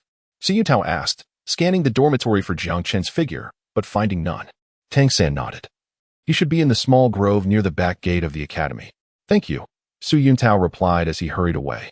"Is Lord Su Yuntao still trying to bring Jiang Chen into the Wuhuan Temple?" Tang San mused inwardly. At this moment, the area beneath the dormitory was thronged with students, their eyes gleaming as they fixated on the enchanting Hulaina standing at the dormitory entrance. She was simply exquisite. Within the entire academy, one could scarcely find a girl more stunning than her. These students, unaccustomed to encountering such beauty, were utterly captivated, their eyes unblinking as they gazed at Hulaina. Soon, Su Yuntao emerged, escorting Hulaina away. In a secluded grove, Jiang Chen sat cross-legged upon a large rock, channeling his energy to heal his injuries. While the wounds on his body were not of great concern, the state of his visage was paramount. Once proud of being the most handsome young lad, he now found himself transformed into a grotesque figure, his face marred by unsightly blemishes, inciting a deep sense of frustration within him. Just then, footsteps approached, prompting Jiang Chen to open his eyes warily. 2 figures came into his line of sight. One was the familiar Su Yuntao, and the other, a remarkably beautiful girl. Jiang Chen acknowledged that, whether in his past life or this one, he had never encountered a girl of such exquisite beauty. Of course, this was not solely in reference to her appearance, but also to the unique aura she exuded. A sudden realization struck him. Had Su Yuntao discovered that he was still alive? As he pondered this, Su Yuntao had already approached him. Gazing at the child whose face was marred by numerous bruises, Su Yuntao expressed her surprise, but still managed to smile as she inquired, "Little one, Do you happen to know where Jiang Chen is? Chapter 46. The Perfect Woman. Jiang Chen was momentarily taken aback, followed by a flicker of understanding as he touched the prominent swellings on his face. I do not know, he replied candidly. It was evident that Su Yuntao had already discerned that he was still alive, a development that was rather unfortunate. For Jiang Chen recalled that Su Yuntao had intended to relay his information to the Holy See, regardless of how Su Yuntao had acquired the knowledge of his survival. Jiang Chen needed to devise a strategy to dissuade him from reporting his whereabouts. May I inquire about the purpose of your visit regarding Jiang Chen? He asked, seeking to clarify Su Yuntao's intentions. Su Yuntao's expression was one of palpable disappointment. He did not respond to Jiang Chen's inquiry, but instead turned to Hulaina and said, Miss Hulaina, Jiang Chen is not present here. Let us search elsewhere. Hulaina. In the depths of Jiang Chen's heart, a tempest of emotion surged forth. How could Hulaina possibly be present at Notting Academy? This scenario was entirely absent from the original narrative. His gaze flickered as he pondered various possibilities. Su Yuntao had already begun to make his way outside, yet Hulaina remained rooted in place, her eyes fixed intently on Jiang Chen. Miss Hulaina, why do you not depart? Su Yuntao inquired, perplexed. Jiang Chen was taken aback, raising his gaze to Hulaina, only to find her enchanting fox-like eyes fixated upon him, as if attempting to see through his very soul.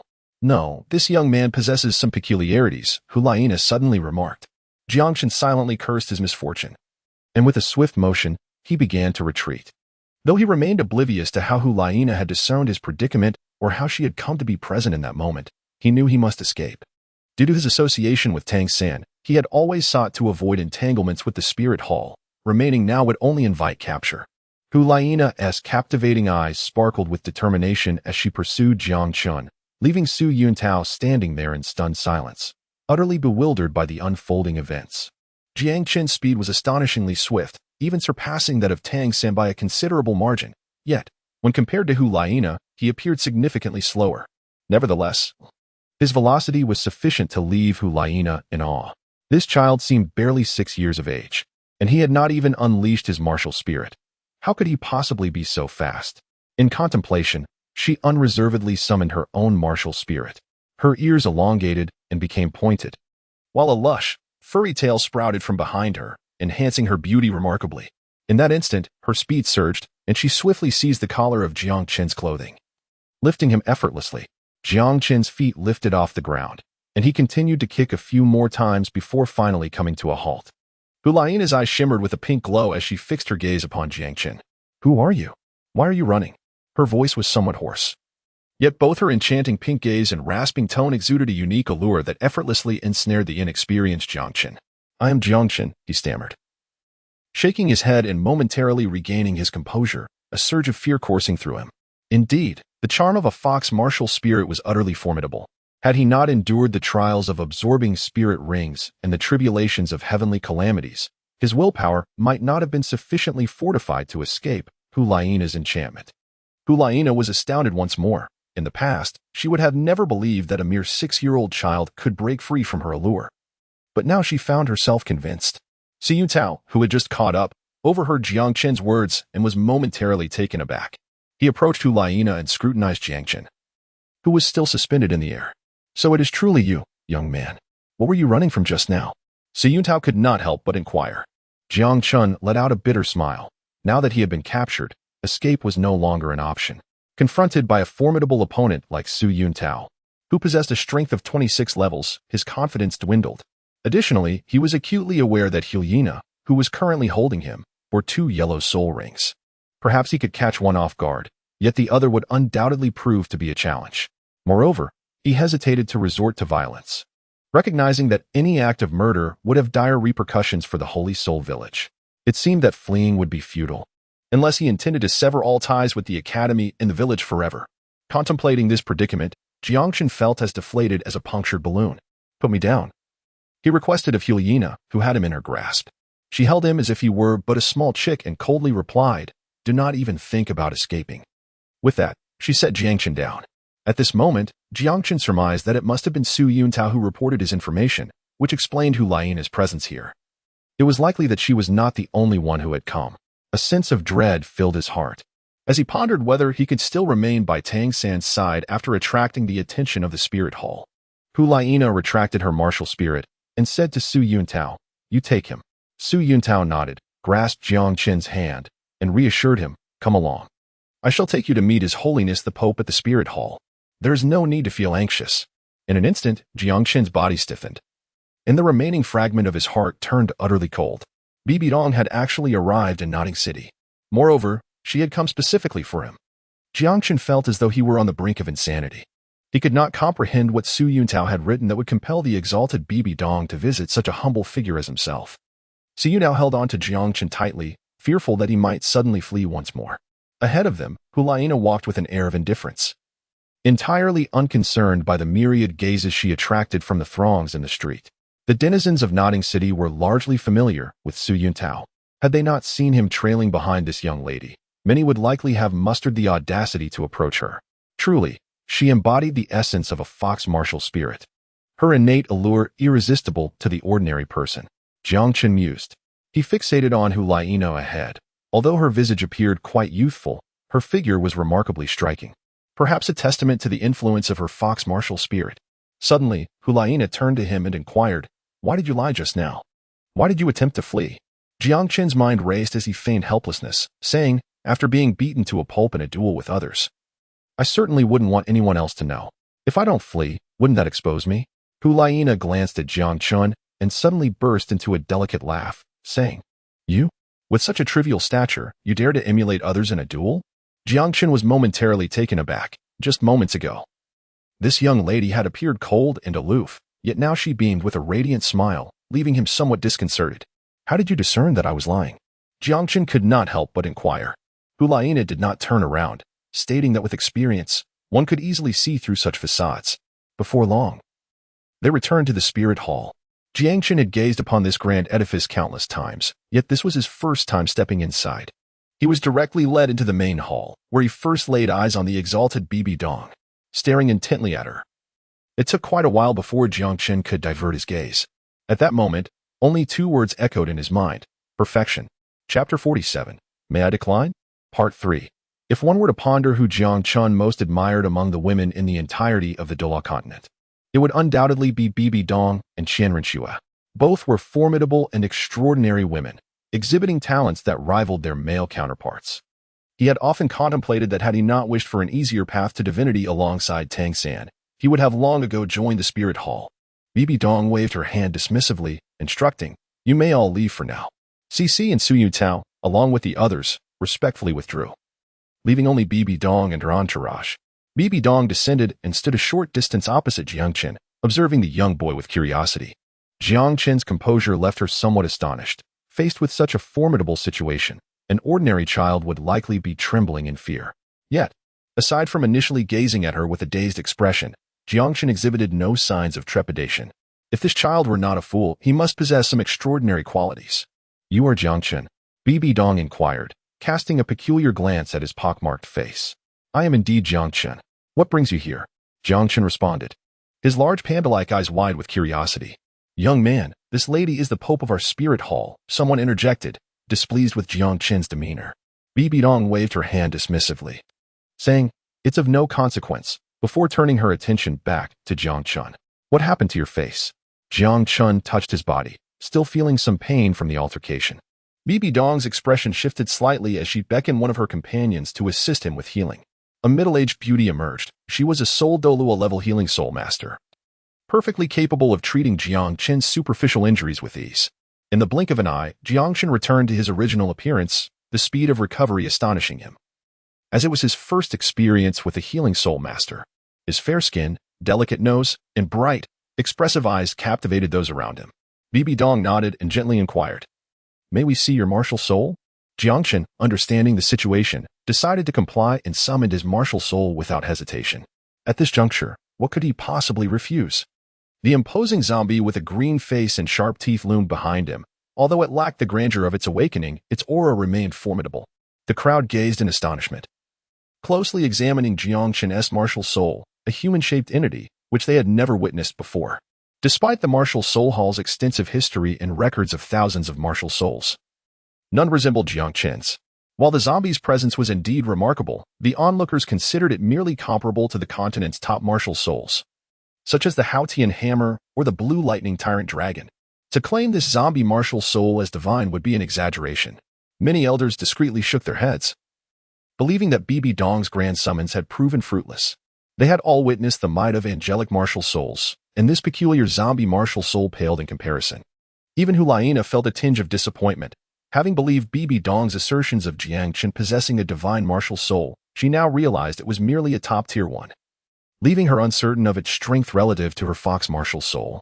As the saying goes, the higher the expectation, the greater the disappointment. This aptly described the sentiments of those present. Your Holiness, this child's martial soul cannot possibly compare to a divine martial soul, one elder remarked with discontent. He had been on the verge of a breakthrough, diligently cultivating, only to be summoned by Bibi Dong, only to discover that the so-called divine martial soul was merely a top-tier one. The notion of sending a Soul Douluo-level attendant for such a martial soul seemed excessive. Yet Bibi Dong had insisted on bringing several esteemed elders along. As Jiang Chen observed the expressions of disappointment on the faces of those around him, a twinge of discomfort stirred within his heart. Yet, perhaps it was for the best. By declining to join the spirit hall, he hoped they would not press him further. However, Bibi Dong displayed no signs of disappointment. Rather, her smile grew ever more pronounced. Her perception diverged from that of the others. Although she felt a tinge of disappointment that Jiang Chen did not possess a divine spirit, the aura emanating from his zombie spirit ignited a spark of intrigue within her. It exuded an intensely bloodthirsty, malevolent, and resentful essence that resonated with her deeply, evoking a sense of fondness.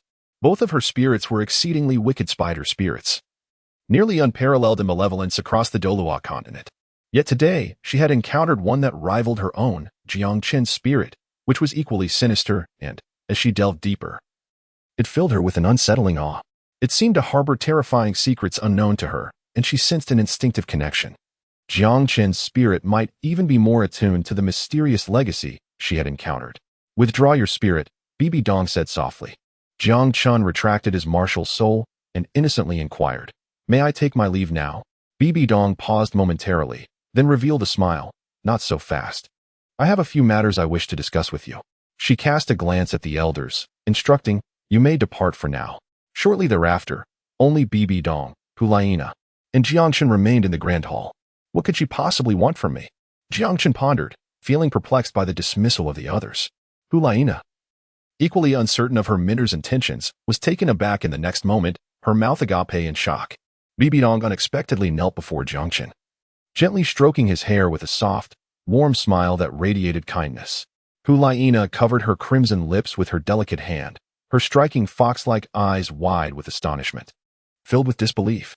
Is this truly the formidable iron-blooded Pope, revered by thousands? Such intimate gestures had never been extended to her, even as a disciple. Jiang Chen trembled, gazing at the proximity of Bibi Dong, whose smile was so gentle and genuine that it nearly took his breath away. "I am the Pope of the Spirit Hall. Would you like to study under my guidance?" Upon hearing this, Hulaina, standing nearby, was taken aback, nearly exclaiming in astonishment. Even she, having endured the harsh trials of a death camp before emerging victorious to become Bibi Dong's disciple, could hardly fathom that this child had captured Bibi Dong's favor upon their very first meeting. At that moment, Hulaina felt an inexplicable pang of jealousy. Why was this child so fortunate? Yet, it was Jiang Chen who was even more astonished. To study under Bibi Dong implied becoming her disciple, a notion he had never even dared to contemplate before. If one were to speak of resources for nurturing soul masters, the Spirit Hall would rank second, with no one daring to claim the first position.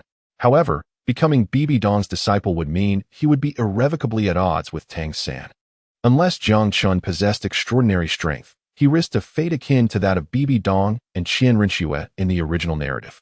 Amidst Hulaina's astonishment and Bibi Dong's anticipation, Jiang Chen cautiously inquired, "May I refuse?" Chapter 48. Farewell to Nodding City, seeking recommendations, may I refuse? The moment the words left his lips, Hulaina was left speechless, gazing at Jiang Chen in confusion, pondering whether this child was unaware of the Spirit Hall's significance. Bibi Dong's gentle smile faltered for a moment before she inquired, "Why?" API call failed with status code 429. Error. Code. 429. Message. Resource has been exhausted. E.g. Check quota. Status. Resource exhausted. Jiang Chen felt an icy chill envelop him, as if he had plunged into an icy abyss. Under the weight of such murderous intent, an inevitable sense of dread took hold of him. He never imagined that Bibi Dong could be so merciless, sparing not even a child like him. What options remained for him? Even if he were to be taken to the Holy Soul Village, there was no guarantee that Tang Hao could rescue him. After all, Tang Hao's old injuries rendered him incapable of enduring prolonged battles. And should a conflict arise in the Holy Soul Village, it would spell disaster for everyone involved. Moreover, with Tang San, a liability, by his side, Tang Hao would undoubtedly hesitate to confront the Spirit Hall directly. Even if fortune smiled upon them and Tang Hao managed to save him, it would likely mean fleeing far away with both him and Tang San, transforming the Douluo Continent into something unrecognizable, straying from the original narrative. Tang San might not achieve his former greatness, rendering Jiang Chen's presence beside him devoid of significance. Jiang Chen's heart had completely turned cold. It seemed his only option was to obediently follow Bibi Dong away. If he chose to accompany Bibi Dong, he must brace himself for the inevitable confrontation with Tang San in the future. Tang San. In that fleeting moment, a dark thought of wanting to harm Tang San flashed through Jiang Chen's mind. Observing Jiang Chen's silence, Bibi Dong furrowed her brow and asked, "Will you choose death? Or will you choose to follow me?" Jiang Chen was abruptly awakened, suppressing the tumult of thoughts swirling in his mind. Without a trace of hesitation, he respectfully called out, "Master." Realizing the futility of resistance, he embraced the inevitable. Bibi Dong's icy yet enchanting visage blossomed with determination as she declared, "You shall accompany me from now on." With that, she grasped Jiang Chen's hand and led him outside, while Hulaina followed, her expression a tapestry of complex emotions. To her astonishment, she had gained an additional junior disciple. Jiang Chen's first impression of Bibi Dong's hand was that it was soft and warm. Upon stepping outside, they found everyone waiting in hushed anticipation. Bibi Dong surveyed the gathering and stated calmly, "Jiang Chen will henceforth be my second disciple." The elders exhibited little reaction, after all. It was customary for the Pope to take on disciples. However, Cici and Su Yuntao were an entirely different story. At the moment of Bibi Dong's proclamation, they were nearly overcome with exhilaration. The notion of a disciple of the Pope was beyond their wildest dreams. Su Yuntao had initially hoped for a modest reward for discovering a new martial spirit, yet this outcome surpassed all expectations. His awakened child was now a disciple of the Pope, a recognition of monumental significance. Observing Su Yuntao's fervor, Bibi Dong inquired, "What reward do you desire?" Su Yuntao? Suppressing his excitement, Su Yuntao replied, "Your Holiness, may I take a few moments to consider?" "Certainly," she responded. And joy surged through Su Yuntao as he turned to Cici, and they engaged in hushed conversation. Moments later, he lifted his head, gazing respectfully at Bibi Dong, and stated, "Your Holiness, I wish to become the master of the Noting City branch." This request left everyone, including the elders and Bibi Dong, in a state of astonishment. Su Yuntao's ambition appeared rather modest. "You may choose a more substantial reward," Bibi Dong encouraged. "No, thank you." Su Yuntao smiled with a sense of ease. "My talent is modest, with innate soul power of merely level 2. I am destined not to become a formidable soul master. Being the master of the Noting City branch is already a great honor for me. I will continue to serve the Spirit Hall diligently in Noting City, seeking out more children with potential." Bibi Dong expressed her satisfaction. "Excellent. The Spirit Hall requires devoted individuals like you. I hereby declare you the master of the Noting City branch." "Thank you, Your Holiness," Su Yuntao replied with deep reverence. "Now, I must return to Spirit City," Bibi Dong said, taking Jiang Chen by the hand as they exited. As they passed by Su Yuntao, Jiang Chen paused and said, "Su Yuntao, I truly appreciate your support." Misunderstanding his intent, Su Yuntao responded earnestly, "It is what I am meant to do." After bidding farewell to the Pope, Cici nestled against Su Yuntao, her face aglow with happiness as she remarked, "Tao Ge, you are incredible." Inside the spacious and opulent carriage, Bibi Dong turned to Jiang Chen and asked, "We are about to depart for Spirit City. Do you need to bid farewell to your family?"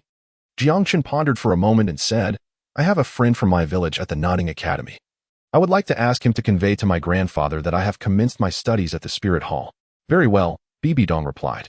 "Nana, please accompany him on this journey." Hulaina led Jiang Chen onto another carriage, which set off towards the Soul Master Academy in Nodding City, while Bibi Dong and the others awaited outside the city gates. Inside the carriage, Hulaina observed Jiang Chen's somewhat conflicted expression and remarked with a smile, "Little junior brother, it seems you are not particularly delighted about paying your respects to the master." Jiang Chen forced a smile, which appeared more grotesque than tears. "Not at all. I am truly delighted." I hope to receive your guidance in the future. Who knows who will be guiding whom? Hulaina muttered under her breath. It seemed that Bai Dong held a greater affection for Jiang Chen, which left her feeling rather unsettled. Upon arriving at Notting Academy, Jiang Chen leaped from the vehicle. Senior sister, I can manage on my own. However, Hulaina followed suit. No, what if you decide to run off again? I cannot bear the wrath of our teacher. With a sense of resignation, Jiang Chen allowed her to accompany him inside. Hulaina did not ascend to the dormitory building, and Jiang Chen returned to the 7th dormitory alone. Congratulations, Jiang Chen. Attending the Spirit Hall for your studies is indeed a commendable opportunity. One that Grandfather Jack would have wished for, Tang San remarked. Jiang Chen did not disclose to him the matter of Bibi Dong accepting disciples. Otherwise, Tang San would hardly have been able to maintain his composure and would likely have been taken aback. Beside him, Xiaowu gazed at Jiang Chen with a complex expression. For the Wuhuan Hall was the very force she despised the most. After Jiang Chen neatly organized the belongings he had brought from home, he once again stood before Tang San. Tang San, if there ever comes a day when we find ourselves as mortal enemies, what would you do? Jiang Chen spoke solemnly. Tang San was taken aback for a moment, then chuckled. How could that possibly happen? I mean if, Jiang Chen clarified. After a moment of contemplation, Tang San replied. If you were truly irredeemable, I would show no mercy. Jiang Chen smiled as well, hoping that such a day would never come, for he feared it would lead to your despair. Upon reaching the doorway, Jiang Chen turned back once more and said, Please remember to tell my grandfather that I will certainly return to see him. Tang San waved his hand reassuringly. Do not worry. When the holidays arrive and I return home, I will convey your message to him. Jiang Chen departed, ultimately refraining from taking action against Tang San. It is only now that he comprehends that in his heart, he has already regarded Tang San as a friend. However, if in the future Tang San truly proves to be unyielding, will he still need to show mercy? Jiang Chen shook his head, watching as Tang San made his choice. Chapter 49. Bibi Dong was stunned. Outside the city of Notting, a luxurious convoy moved slowly, accompanied by a small black bird soaring gracefully in the sky above. Jiang Chen leaned against the car window, gazing at the ever-shrinking silhouette of Notting City, his mind awash with myriad thoughts. After a considerable pause, he let out a soft sigh. Having arrived here, he resolved to embrace his fate. Joining the Spirit Hall might not be a regrettable decision after all. The Spirit Hall is certain to furnish him with the finest resources, enabling him to attain strength with remarkable swiftness.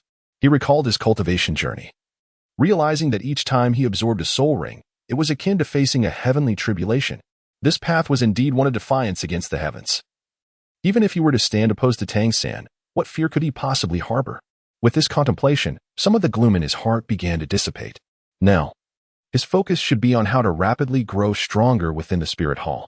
Observing Jiang Chen lost in thought by the window, Hulaina gently prodded him, inquiring, Little junior brother, do you find it difficult to part with your hometown? Jiang Chen averted his gaze and turned to take a seat. Do not dwell in sorrow. From now on, senior sister will be your kin, Hulaina gently remarked, stroking his head.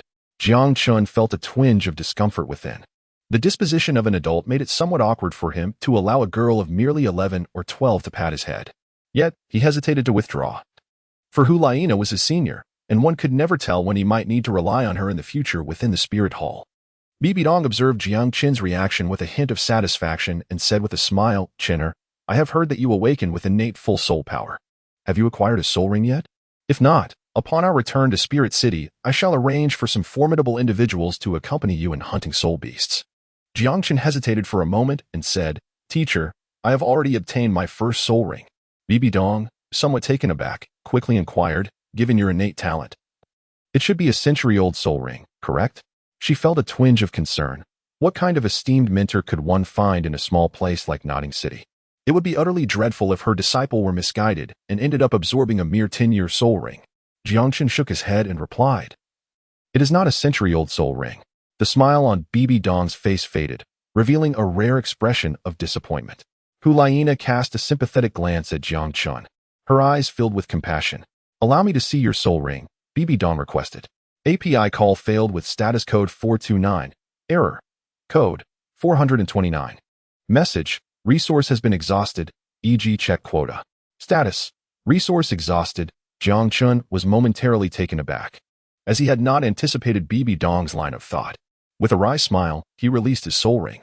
His zombie martial spirit would only manifest the soul ring upon attachment. Previously, within the spirit hall, he had not activated his martial spirit. Thus, Bibi Dong had never witnessed his soul ring. Of course, soul rings can also be released independently without activating the martial spirit. At his mental summons, a purple soul ring rose beneath his feet, gently hovering around him. At that moment, the formidable ruler of the spirit hall was utterly stunned, her beautiful visage rendered expressionless. Beside her, Hulaina's eyes widened in astonishment, her fingers lightly covering her lips, nearly gasping aloud. This was utterly inconceivable. The first soul ring was a millennium old. How could this be achieved? Bibi Dong was privy to more knowledge. She understood that for soul masters with twin martial spirits, upon reaching a certain level of cultivation, the second martial spirit might possess a first soul ring of 10,000 or even 100,000 years.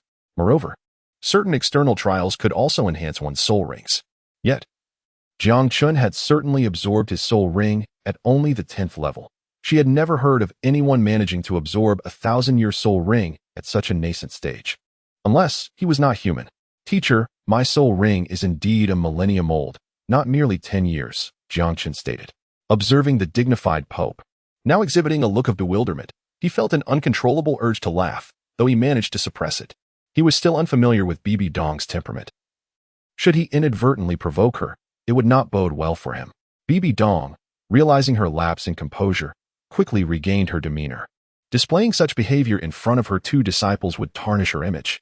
Yet, her heart remained tumultuous. This incident was simply too extraordinary. Chinner, please tell me how you absorbed this soul ring, she urged. Having prepared his response beforehand, Jiang Chen did not hesitate. Teacher, I possess a naturally strong physique. Before absorbing the soul ring, my physical strength had already reached 1,000 pounds.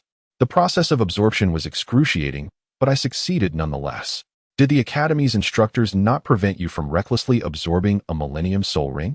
Bibi Dong inquired, her expression tinged with mild anger. What kind of teachers would allow a 6-year-old child to absorb a millennium soul ring? It's tantamount to leading students astray. A careless mistake could result in catastrophic consequences.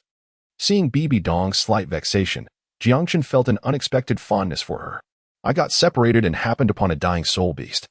I was unaware of its age and inadvertently absorbed it in a daze. Jiang Chen's complexion flushed slightly. This fabrication was rather unimpressive. However, Bibi Dong and Hulaina were utterly convinced. For what other explanation could there be?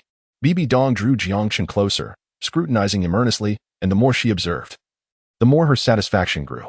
Indeed, she felt as though she had stumbled upon a treasure.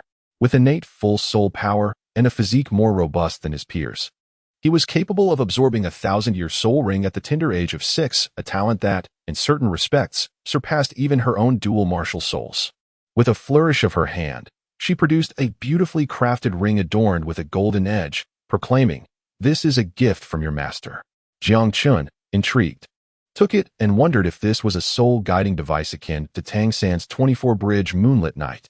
This is an advanced soul-guiding apparatus, containing a space of 30 cubic meters, where one can access items merely through mental focus and soul power. Bibi Dong chuckled. Overwhelmed with elation, Jiang Chen's heart stirred. He promptly adorned his right index finger with the ring and began to experiment. After several attempts, he grew accustomed to the technique, storing some of his garments within. "Thank you, teacher," Jiang Chen expressed with sincerity. "Your diligent cultivation in the future will be recompense enough for me," Bibi Dong said, gently caressing Jiang Chen's head. Hulina, standing nearby, was filled with envy. The ring was truly exquisite, and she too yearned for one. Bibi Dong cast a sidelong glance at her, then smilingly produced a necklace. Nah, this is for you. It possesses the same functions as Chen's ring." Hulina gazed upon the crystal-like, beautifully crafted necklace, her joy uncontainable as she hurriedly accepted it. "Thank you, teacher," Hulina said, extremely pleased. Compared to Jiang Chen's gold-rimmed ring, she found the sparkling necklace more to her liking. "You are both my disciples. You must look after each other in the future. Do you understand?" "Understood," they both replied. Nah, Chen has just arrived at the spirit hall, so he shall reside with you for now. Acquaint him with the spirit hall and ensure he is not bullied." "Yes, teacher. I shall take care of my junior brother."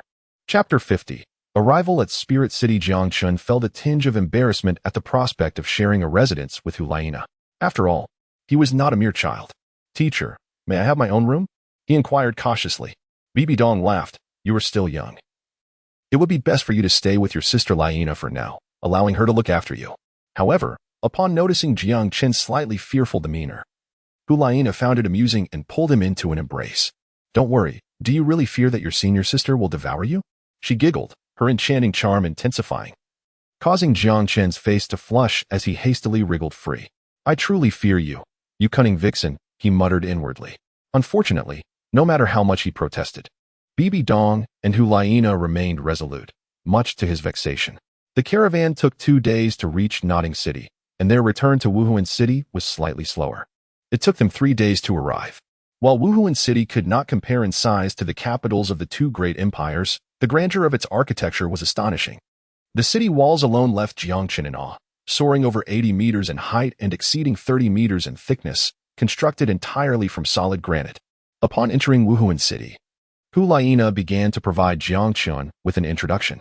The entire city was hexagonal, featuring 6 gates, with soul masters patrolling the walls at all times. The streets within were remarkably wide, yet there were few pedestrians. Even the scarce shops offered goods primarily required by soul masters. As they entered the city, Jiang Chen leaned out of the car window and realized that Wuhuan City was built around a hill. Atop the hill stood 2 striking structures, one of which was grand and majestic at the halfway point. Through Hu Laina's explanation, he learned that this resplendent edifice was the Hall of the Pope, where the Pope resided. As disciples of the Pope, both he and Hu Laina also lived within its confines. The smaller structure at the summit was entirely white as jade. This was the Douluo Hall, the spiritual home of soul masters, accessible only to the deceased Title Douluos, essentially serving as their final resting place. Even the Pope had no authority to set foot inside, allowed only to offer homage at the entrance. The soul masters on the streets exhibited a demeanor of deep reverence, and Jiang Chen sensed an extraordinary atmosphere, perhaps due to the presence of the Douluo Hall, which represented the faith of soul masters. Hu Laina continued, Little Chen. Within the Hall of the Pope, there is also an Elder Hall, where the elders reside. They are all formidable beings at the Title Douluo level. Some of the elders have rather peculiar temperaments, so do refrain from wandering in there carelessly. Understood? Jiang Chen nodded and replied, Understood. However, he pondered within himself. The Grand Elder must be Title Douluo. I wonder if he resides within the Elder Hall. And what of Shian Renua? I wonder if she still dwells in the Spirit Hall. If so, she too should be residing in the Elder Hall. Upon reaching the foot of the mountain, Hu Laina and Jiang Chen alighted from the carriage, while Bibi Dong instructed Hu Laina to procure some daily necessities for Jiang Chen. Jiang Chen's attire was exceedingly shabby. He was still clad in the uniform of Nodding Academy, which bore numerous tattered holes, the result of being torn by Tang San's blue-silver grass. Even the garments within his dimensional ring were in a lamentable state, some adorned with several patches, remnants of clothing that old Jack had once gifted him. He could not bear to part with them, for in a foreign land, these pieces held sentimental value. Upon emerging from the changing room, he transformed completely. Despite his youth, his visage was remarkably striking. The worn clothes had previously obscured his allure, but now, draped in resplendent robes, he captivated even the discerning gaze of Hu Laina. Indeed, she exclaimed, nodding approvingly, and without hesitation, she procured a dozen exquisite outfits for Jiang Chen. After departing the boutique, Hu Laina took a moment to assess him, shook her head, and subsequently led him to a hair salon.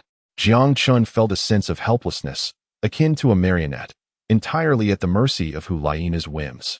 After 2 hours, Hu Laina finally nodded in satisfaction, her gaze upon Jiang Chen reminiscent of an artist admiring her masterpiece. Jiang Chen managed a wry smile, realizing that with such a perfectionist senior sister by his side, his future days would be far from easy. At that moment, he had undergone a complete transformation. From head to toe, his tousled black hair danced in the air, and his eyes sparkled like black gemstones. Though small, his face already bore some angularity, complemented by an air of sophistication in his attire. In merely 2 hours, he seemed as though he had become an entirely different person. Hu Laina nodded repeatedly, her eyes shining brightly as she grasped Jiang Chen's arm and declared, From now on, you shall dress like this. Do you understand? With a resigned nod. Jiang Chen felt fortunate that Hu Laina had not dressed him in women's attire. Otherwise, it would have been a calamity. Let us proceed, Hu Laina urged, leading Jiang Chen up the mountain. A grand staircase, measuring a full 30 meters in width, unfurled from the mid-mountain papal palace, resembling a celestial ladder when viewed from below. The area was heavily guarded, with each sentinel emanating a formidable aura that left Jiang Chen with an impression of unfathomable depth. These guards were acquainted with Hulaina and did not impede their passage. As they ascended the stone steps, both being soul masters, fatigue was far from their minds. "Senior sister, does our spirit hall have an academy?" Jiang Chen inquired. "Indeed, our spirit hall boasts the most powerful academy on the entire continent. Every champion of the Continental High-Level Soul Master Academy competition hails from our Spirit Hall Academy. In due time, I, your senior sister, shall also seek knowledge there," she replied. "And what of me? How will my teacher arrange my studies?" Jiang Chen asked. Hulaina pondered for a moment before responding. "After my departure, you will likely follow your teacher's guidance, for you have yet to meet the entrance requirements for the Spirit Hall Academy." "What are those requirements?" Jiang Chen asked, intrigued. Given the Academy's esteemed reputation, the entrance criteria must surely be stringent. "Before the age of 13, one must attain a level above 20, she explained. Jiang Chen was somewhat surprised that the admission requirements were akin to those of Shrek Academy. "These stipulations are rather stringent, wouldn't you agree? Will they be able to procure enough students?" "Assuredly," Hulaina responded with a smile. "As the most formidable academy, the Spirit Hall Academy enrolls a plethora of prodigious students each year. Even I, your senior apprentice, would not dare proclaim myself the most gifted upon my arrival. I have faith that, after several years of cultivation under the tutelage of our master, you too will gain admittance to the Spirit Hall Academy." Sometime later, they ascended the steps and entered the magnificent Papal Hall. The Papal Hall was segmented into various sections, including a council hall, the Pope's private chambers, the Elder Hall deeper within, and numerous training grounds. "Senior apprentice, where shall we reside?" Jiang Chen inquired, noticing that Hulaina had not indicated their living quarters. "As disciples of our master, we shall, of course, reside within the Pope's private chambers," Hulaina replied, giggling. Shortly thereafter, Jiang Chen was rendered speechless upon beholding the roseate, dreamlike chamber. Observing Jiang Chen standing dumbfounded at the doorway, Hulaina drew him inside. The room was replete with pink adornments, a pink bed, a sofa, and curtains. Roses were abundant, and a fragrance, akin to Hulaina's own, permeated the air. Senior apprentice, where shall I sleep?" Jiang Chen stammered. Hulaina gestured towards the pink bed. "There, you shall sleep on the inside, and I shall sleep on the outside." "Surely not. I am a male," Jiang Chen exclaimed, instinctively clutching his garments. Hulaina cast a sidelong glance at him, then approached him intimately, her breath caressing his ear as she spoke. "You are but a fledgling. Do you fear that your senior apprentice might devour you?" The balmy breath upon his face caused Jiang Chen to turn away, his face flushed, inwardly cursing the enchantress. However, he was relieved by the realization that he did not require sleep at night. He would seek a spacious area for cultivation each evening, reserving sleep for brief periods during the day. "Junior apprentice, you are amusing," Hulaina said playfully. Startled, Jiang Chen perceived a gaze upon him that treated him as a mere plaything, igniting a sense of foreboding within his heart. His premonition proved accurate, as the days that followed subjected him to a gauntlet of Hulaina's torments. But that is a tale for another time. Hulaina, dismissing Jiang Chen, shed her outer garments. "Ablutions have been long overdue. I shall first indulge in a soothing bath. Refrain from any clandestine observation, lest you forfeit your humanity." "As if," Jiang Chen retorted inwardly. As the melodies of song emanated from the lavatory, Jiang Chen, seized by ennui, was struck by an impulse to meander through the papal palace. The palace was replete with diminutive pavilions, belvederes, and miniature aqueducts, many of which bore a striking resemblance to one another, causing Jiang Chen to lose his way. What appeared to be the path he had traversed seemed to elongate with each step until he was utterly disoriented. The thought of Hulaina's words regarding the eccentric elders residing within the depths of the Elder Hall filled him with trepidation. Should these elders harbor any aberrant tendencies, his fate would be sealed. Unable to entertain such thoughts further, he promptly summoned his sable avian familiar, perched outside the city gates. The little black bird heeded his call and soared towards the papal palace with alacrity. At that moment, a cacophony of martial exhortations assailed his ears, piquing his curiosity. "Someone is training," he mused, realizing that the papal palace likely housed numerous training grounds, making such activity commonplace. Initially content to await his avian companion's arrival, the sound of a youthful female voice stirred within him an irresistible urge to investigate, to observe, he mused, though surreptitious observation of another's training was frowned upon. The burgeoning notion proved uncontrollable, as he surmised that the practitioner might be a woman he held in high esteem. Impelled by his heart, he gravitated towards the source of the sound. Passing through an archway, he entered a drill ground, where he stood at the threshold, discreetly observing a girl honing her soul skills. The girl, seemingly of a similar age to Hulaina, possessed a cascade of golden hair that framed a visage of exquisite beauty, perhaps surpassing even that of Hulaina. However, her budding figure was less developed than Hulaina's. Clad in a form-fitting golden suit, she was adorned with 3 soul rings, a fact that left Jiang Chen astounded. 2 of the rings were yellow, signifying centuries, while the third was purple, indicating millennia. It was known that Hulaina, at the tender age of 11, had yet to attain the 30th rank in cultivation. Yet, before him stood a girl who had already surpassed this milestone. From the girl's back, where her garment had split, emerged a pair of immaculate wings. Behind her, a colossal phantom loomed, its features obscured. Unlike the girl, however, the phantom possessed 3 pairs of wings, totaling 6. It is indeed she, Shian Renua, the seraphim. Jiang Chen exclaimed inwardly, his heart stirred. Who goes there? The girl cried out, turning to behold Jiang Chen standing at the edge of the drill ground. Upon recognizing him as a young boy, her eyes blazed with indignation. With a beat of her wings, she darted towards him. Her first soul ring shimmered, and a surge of golden light coalesced upon her right fist, transforming it into a radiant, metallic weapon imbued with a formidable sacred aura, capable of purifying and dissolving all that it touched.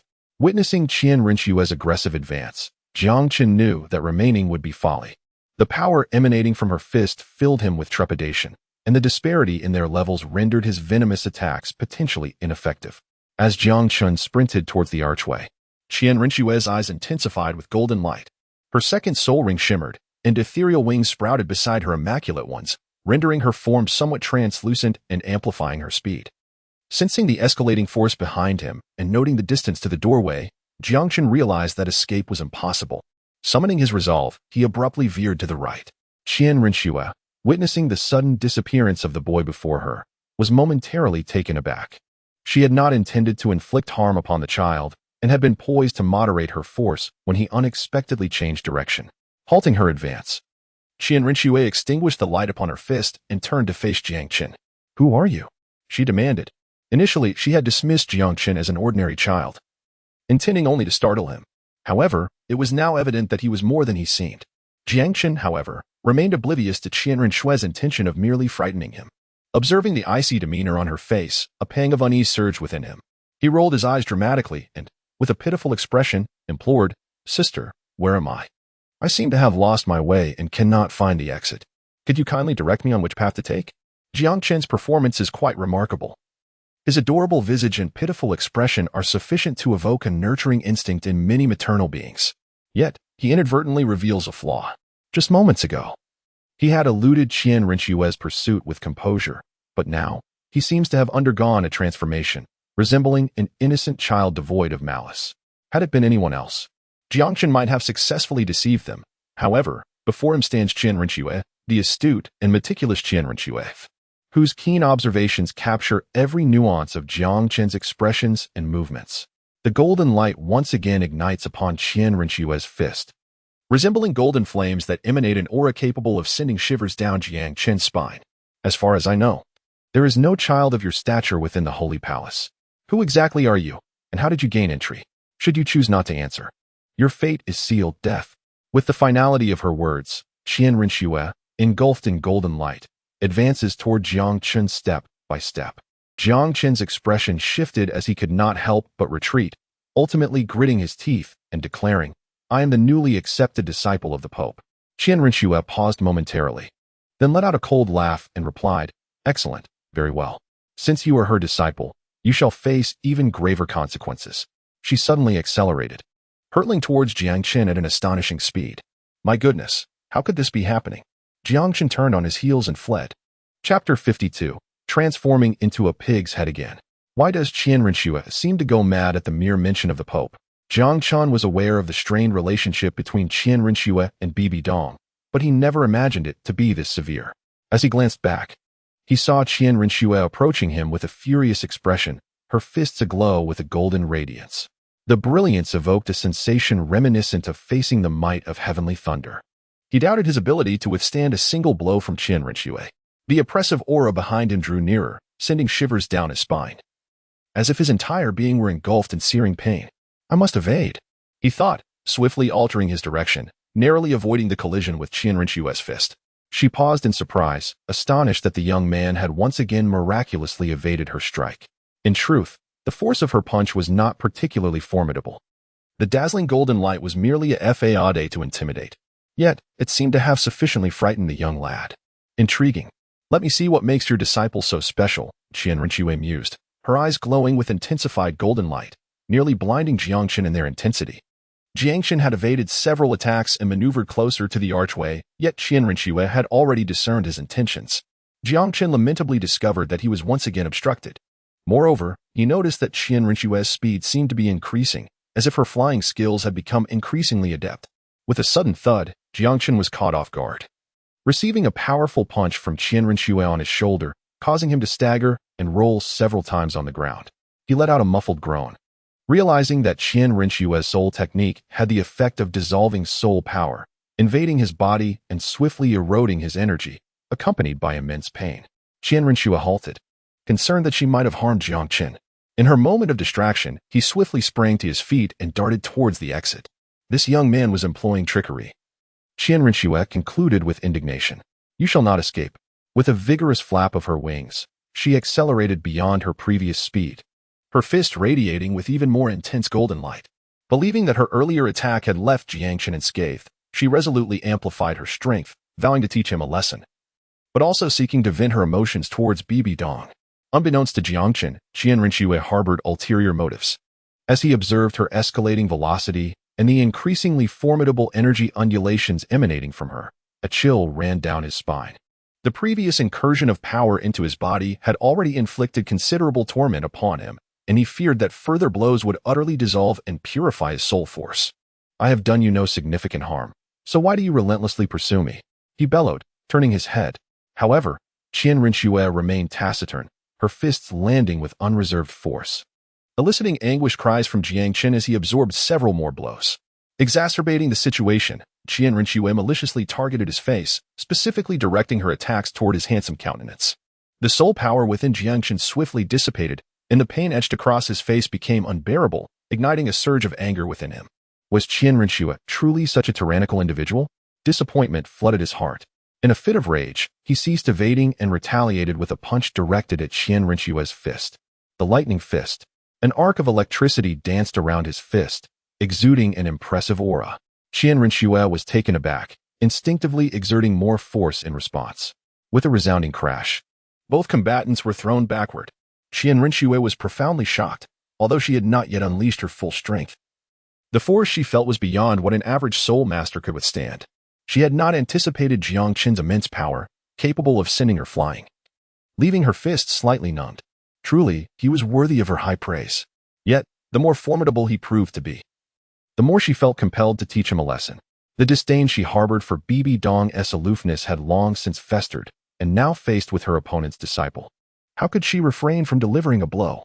Throughout her life, she had yearned for the woman's affection, craving care and love, yet was met only with disdainful gazes, the reasons for which eluded her. She sought to vent her frustrations, to assert her prowess, to see if that woman might harbor emotions beyond disdain. Perhaps anger at the harm brought to her disciple. Poor Jiang Chen remained blissfully unaware that he had become Shian Renua's emotional punching bag, destined for a thorough beating. After delivering the punch, Jiang Chen continued his frantic escape, traversing nearly the entirety of the expansive training ground. Shian Renua guarded the entrance with unwavering vigilance, the towering walls standing at over 10 meters high, leaving him in despair. Just as he prepared to unleash his martial spirit, Shian Renua struck again with a punch. Jiang Chen's speed suddenly surged, multiplying several times in an instant, and in his haste, he collided directly with the thick wall. The wall, constructed from an unknown stone, was as hard as iron, nearly causing him a concussion. Shian Renua halted, gazing in bewilderment at the crumpled Jiang Chen clutching his forehead. How could his speed have escalated so dramatically? And why did he foolishly crash into the wall? Did he truly believe he could break through to escape? That wall was impervious even to her might. Countless questions surged within her as she observed Jiang Chen's pitiful state on the ground, prompting her to finally relent. Equally bewildered, Jiang Chen reflected on the recent turn of events. Under Shian Renua's relentless pursuit, a vision of 3,000 thunderclaps flashed through his mind, propelling his speed to unprecedented heights, resulting in an unfortunate collision with the wall. What a frustrating technique. He rubbed his forehead as he stood up. Surely, I've endured enough. Can I leave now? Anger simmered within him, knowing he couldn't match Shian Renua's strength, but had he the chance, he would have gladly subdued her. Shian Renua observed Jiang Chen's now swollen visage and could not suppress a chuckle. Her exquisite features blossomed into a radiant smile. Had it been in a different context, Jiang Chen would have admired her beauty, yet now, he found her laughter utterly insufferable. Realizing her mistake, Shian Renua quickly wiped the smile from her face, adopting a cold demeanor once more. Return and inform your master. If she seeks vengeance, let her come find me personally. Seething with frustration, Jiang Chen departed. With the keen sight of the little black bird, he swiftly discerned his path back to the Pope's palace. He now understood that it was Bibi Dong who had led to his current predicament at the hands of Shian Renua. What did their mother-daughter feud have to do with him? Jiang Chen felt a sense of injustice. While he could not match Shian Renua in a direct confrontation, in a life-or-death struggle, the outcome was uncertain. After all, he harbored a deadly poison. However, within the confines of the Pope's palace, he dared not consider killing Shian Renua. How could he return to face anyone in his current state? His face resembled a swollen pig's head, even larger than the one Tang San had received in a previous altercation. Moreover, the flow of soul power to his face was pitifully ineffective. He lingered outside the palace, reluctant to enter, utterly embarrassed at having arrived only to be so thoroughly beaten. Junior brother, where are you? Hulaina emerged from the palace, immediately spotting Jiang Chen, who was attempting to evade her gaze. Chapter 53, Bibi Dong's Attitude. Hulaina swiftly approached, her eyes widening in astonishment at Jiang Chen's grotesquely swollen face. Is that you, junior brother? She inquired, uncertain. Jiang Chen's condition had drastically deviated from his original appearance, rendering it normal for Hulaina to fail to recognize him. However, upon noticing Jiang Chen's attire, she immediately confirmed his identity. An overwhelming fury surged within her. He had merely gone for a bath, yet he returned battered and bruised. How could she possibly explain this to her teacher? Previously, Bibi Dong had entrusted her with the care of Jiang Chen, admonishing her to ensure he was not mistreated. Yet now, having just arrived at the spirit hall, Jiang Chen was in such a deplorable state. How could she contain her wrath? Tell me, who did this to you? I shall help you seek retribution, she exclaimed, her voice trembling with indignation. Sister, I was actually stung by a hornet, Jiang Chen replied, feeling guilty. Although Shian Renua had sent him back to seek out the teacher, he lacked the audacity to admit his misfortune. After all, he had been wandering around and ended up being thoroughly beaten. Really? Hulaina inquired, her voice laced with skepticism. Indeed, Jiang Chen affirmed, the hornets were quite large, and a whole swarm pursued me. His face was swollen, making it impossible for Hulaina to discern the truth from his expression. Very well. Allow me to tend to your injuries, she said, her gentle hand resting upon Jiang Chen's face as her soul power flowed into him, attempting to mend his wounds. However, to her astonishment, beneath Jiang Chen's skin lay an exceptionally stubborn force, one that her current level of soul power could not readily dissipate. This hornet is likely a type of spirit beast, Hulaina concluded. She took Jiang Chen by the hand and led him further inside, stating, let us seek out the teacher. She will surely have a solution. Jiang Chen offered a wry smile, aware that Bibi Dong would likely discern at a glance who was responsible for his current state. Hulaina led Jiang Chen directly to Bibi Dong's study. Bibi Dong appeared to have just emerged from a bath. Her golden hair cascaded freely, and she donned a loose-fitting, lightweight outfit. Having shed the regal and imposing robes of the Pope, her mature and alluring figure could no longer be concealed, revealing itself before her two disciples. Gazing at Bibi Dong's impressive silhouette, Hulaina felt a pang of envy. Although her own physique was already remarkable, it paled in comparison to Bibi Dong's. Teacher, she called out. Bibi Dong, who had been diligently reviewing a stack of official documents, lifted her gaze and was immediately met with the sight of Hulaina and Jiang Chen. Chinner, what has happened to you? She inquired, swiftly approaching and bending down to caress Jiang Chen's face. Teacher, junior brother said he was stung by a wasp, Hulaina interjected, her heart racing with trepidation, fearing that Bibi Dong might blame her for the incident. Jiang Chen was injured, and as her senior sister, she felt it was her failure to protect him adequately. Should Bibi Dong choose to reprimand her, she would harbor no grievances. Jiang Chen averted his gaze, unable to meet the eyes of Bibi Dong before him, for he was acutely aware that she had undoubtedly recognized him. Did you go to the Elder Hall? Bibi Dong inquired softly. Jiang Chen nodded slightly. Could you recount the events for me? Jiang Chen revealed everything without reservation, ultimately reiterating the words of Shian Renua. It was excessively arrogant, an egregious display of bullying. Junior brother, take me there. I shall avenge you, Hulaina declared, her face contorted with fury as she grasped Jiang Chen's arm, intent on dragging him outside. Jiang Chen grasped her firmly. Senior sister, please don't.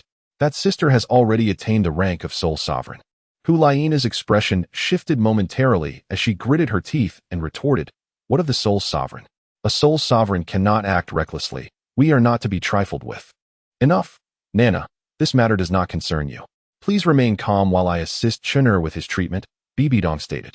After Jiang Chen finished speaking, he continued to observe Bibi Dong, who appeared remarkably composed, leaving him somewhat perplexed. Bibi Dong's soul power surged into Jiang Chen's skin, swiftly expelling the residual soul power left by Shian Renua.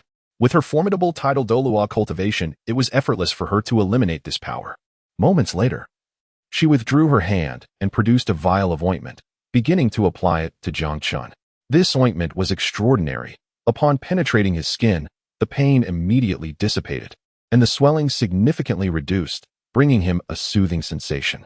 After applying it thoroughly, Bibi Dong stood up, assuring him that he should be back to normal by tomorrow. Thank you, teacher, Jiang Chen expressed gratefully, acknowledging that without Bibi Dong, his recovery would likely take much longer.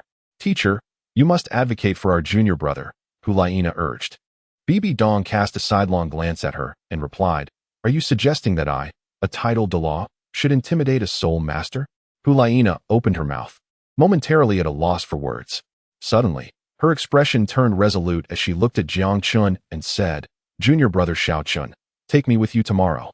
I shall seek justice for you. With Bibi Dong unable to take action, it fell upon her as the senior sister to intervene. If she remained indifferent, both Jiang Chen and Bibi Dong would surely be disappointed in her. Jiang Chen, feeling moved, replied, Senior sister, it is unnecessary. I merely sustained some superficial injuries. She did not exert herself too fiercely. Nana, you need not concern yourself with this matter, and you must refrain from rushing in. Do you understand? Commanded Bibi Dong. Understood, master, Hulaina could only acquiesce. Bibi Dong then turned her gaze toward Jiang Chen and remarked, As for you, my dear Chen, that girl is merely 11 years of age, yet possesses a cultivation level of 38. It is not unjust for you to have been bested by her. You should pay another visit there tomorrow. Jiang Chen was utterly astonished. Although he was aware of Shian Renua's extraordinary talent, to be nearing the soul sect at the mere age of 11 was truly beyond human capability. Hulaina was equally taken aback, acutely sensing the disparity between herself and that girl. Bibi Dong continued, Your martial spirit belongs to the assault category.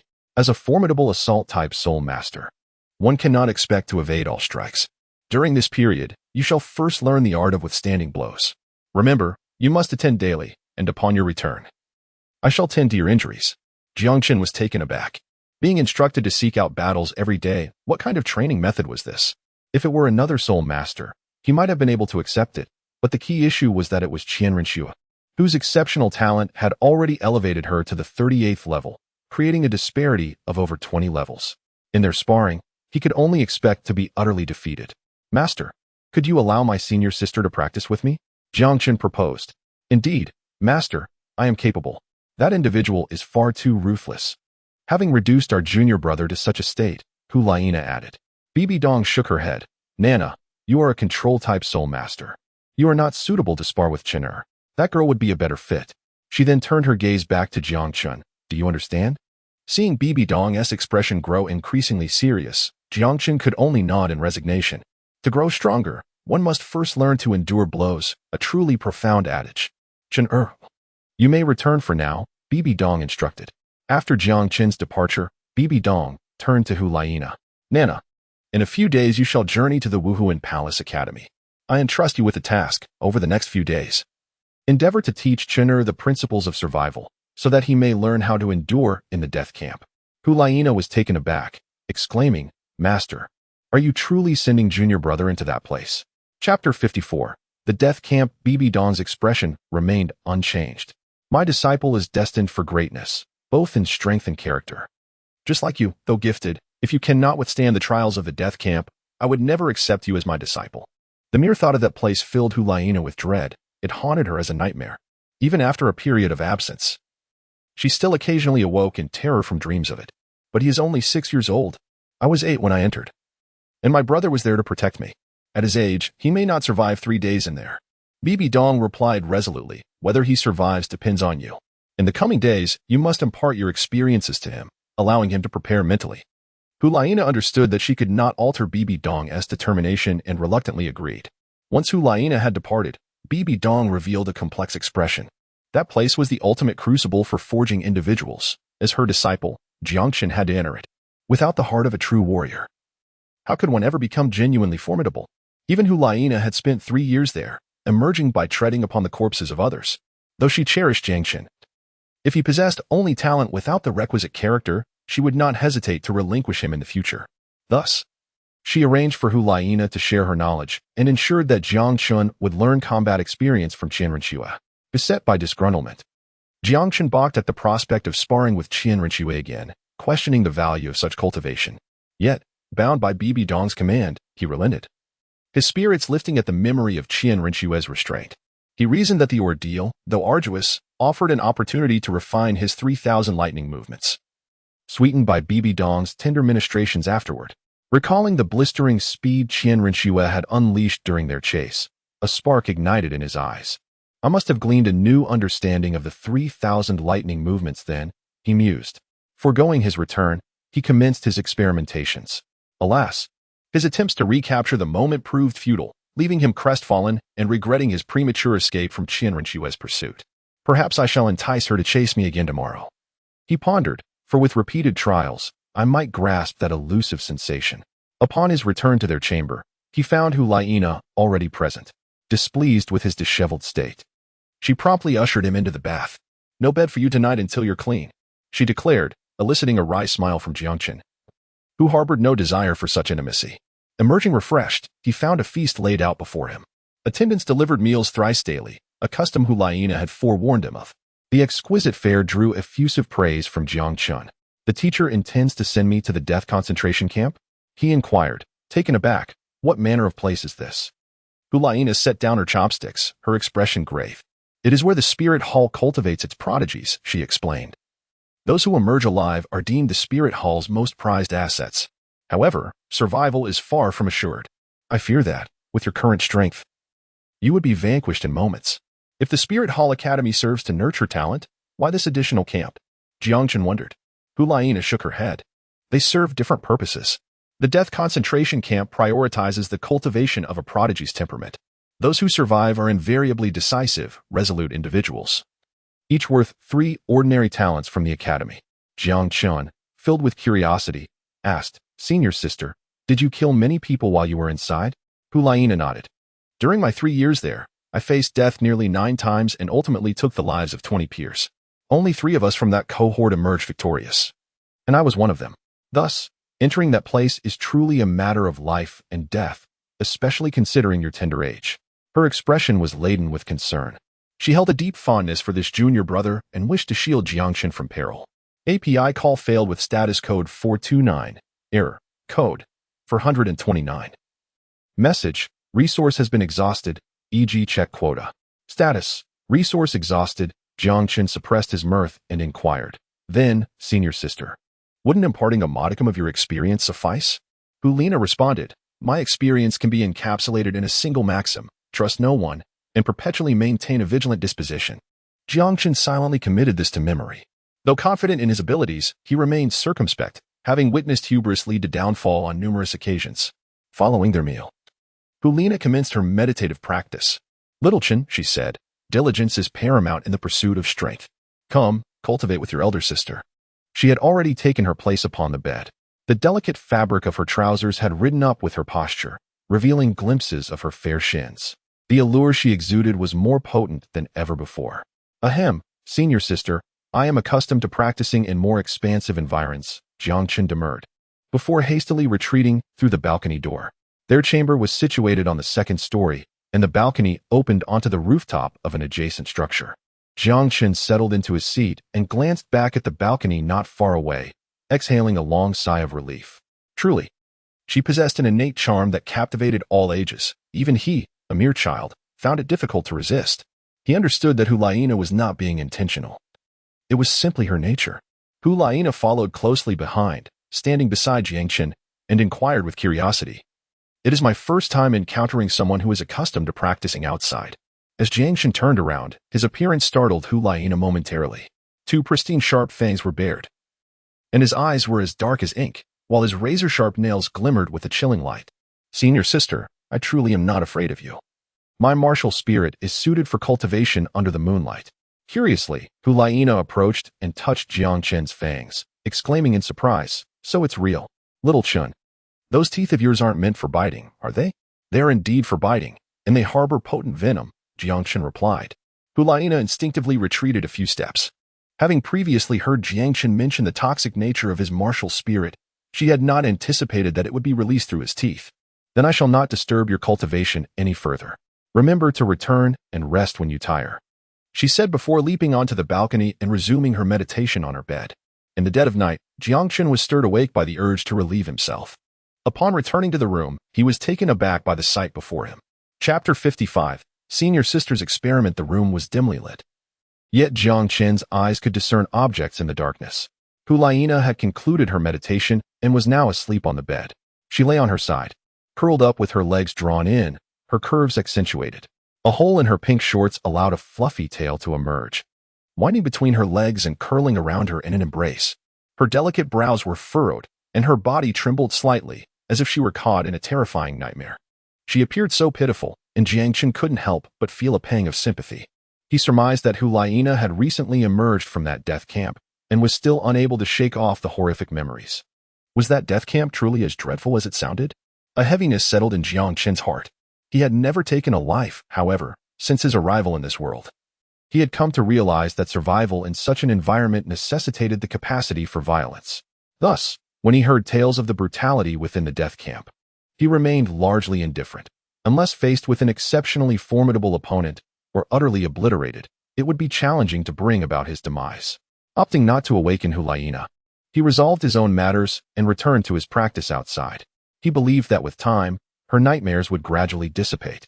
At dawn, when Jiang Chen returned to the room, Hulaina was already awake. Little Chen, you are truly impressive, practicing for an entire night, she remarked with envy. Meditation consumes mental energy. Those with greater mental fortitude can endure longer periods of cultivation, while those with less must take breaks to recuperate. Hulaina had yet to encounter a 6-year-old like Jiang Chen who could cultivate through the night. My martial spirit is suited for cultivation under the moonlight, so I do not feel fatigued, Jiang Chen explained. I am aware of that. It is known as martial spirit mimicry cultivation, which significantly enhances the efficacy of training. Hulaina said, filled with admiration.